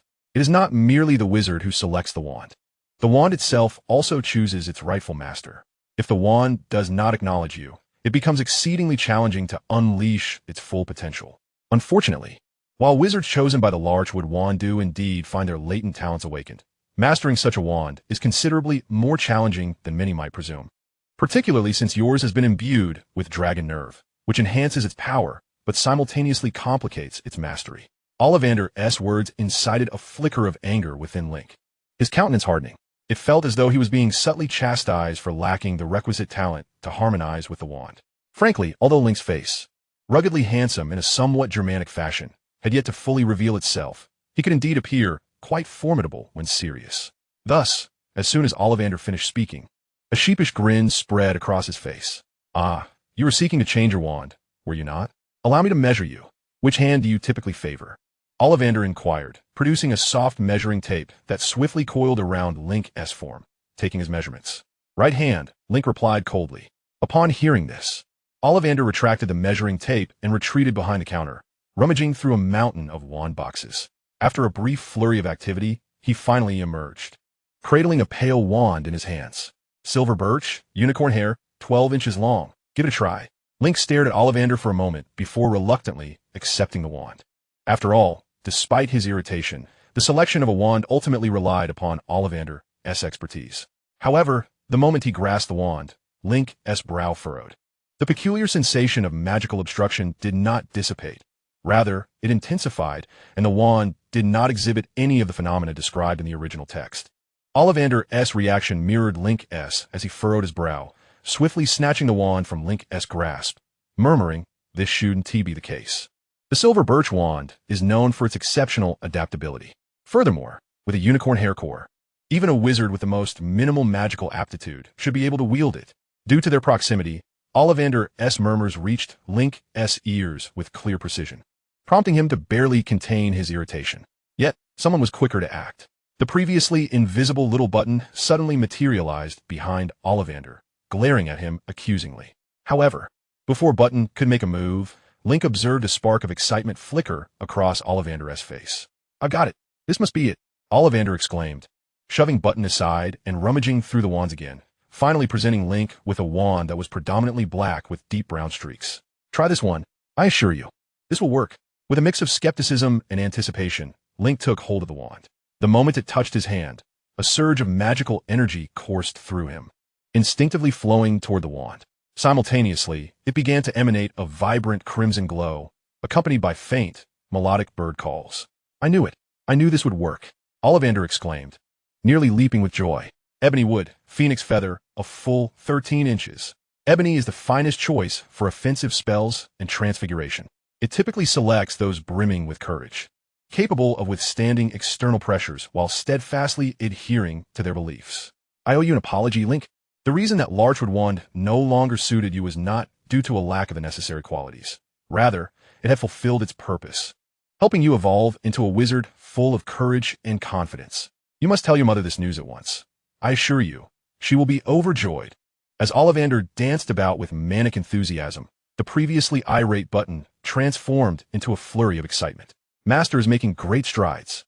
"Oh, Master, I must inform him," Button exclaimed, choking back tears as he snapped his fingers and vanished in thin air. Link's attention remained fixated on the ebony wand in his hand. Though the initial magical phenomena had faded, the sensation of magical connection persisted. Through this connection, Link could distinctly perceive the wand's internal structure and its core, a sensation unlike anything he had ever experienced before. He sensed that the spells he could now cast might be at least 50% more potent than before. This revelation swept away Link's previous frustration and anger. After all, while Ollivander might lack in emotional intelligence, he certainly demonstrated competence in his craft. Taking a deep breath, feeling elated, Link produced his bag of extension spells and inquired, "How much for this wand?" Upon hearing Link's question, Ollivander, who had been jubilantly celebrating moments ago, instantly reverted to a more composed demeanor and leaned closer, softly replying, 90 galleons. "Are you robbing me?"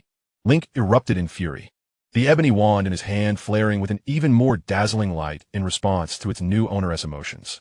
Although he had little shopping experience, he was well aware of the value of wizarding currency. In the wizarding world, there were 3 types of currency: galleons, sickles, and nuts, with the conversion rates as follows. 1 galleon equals 17 sickles, and 1 sickle equals 29 nuts.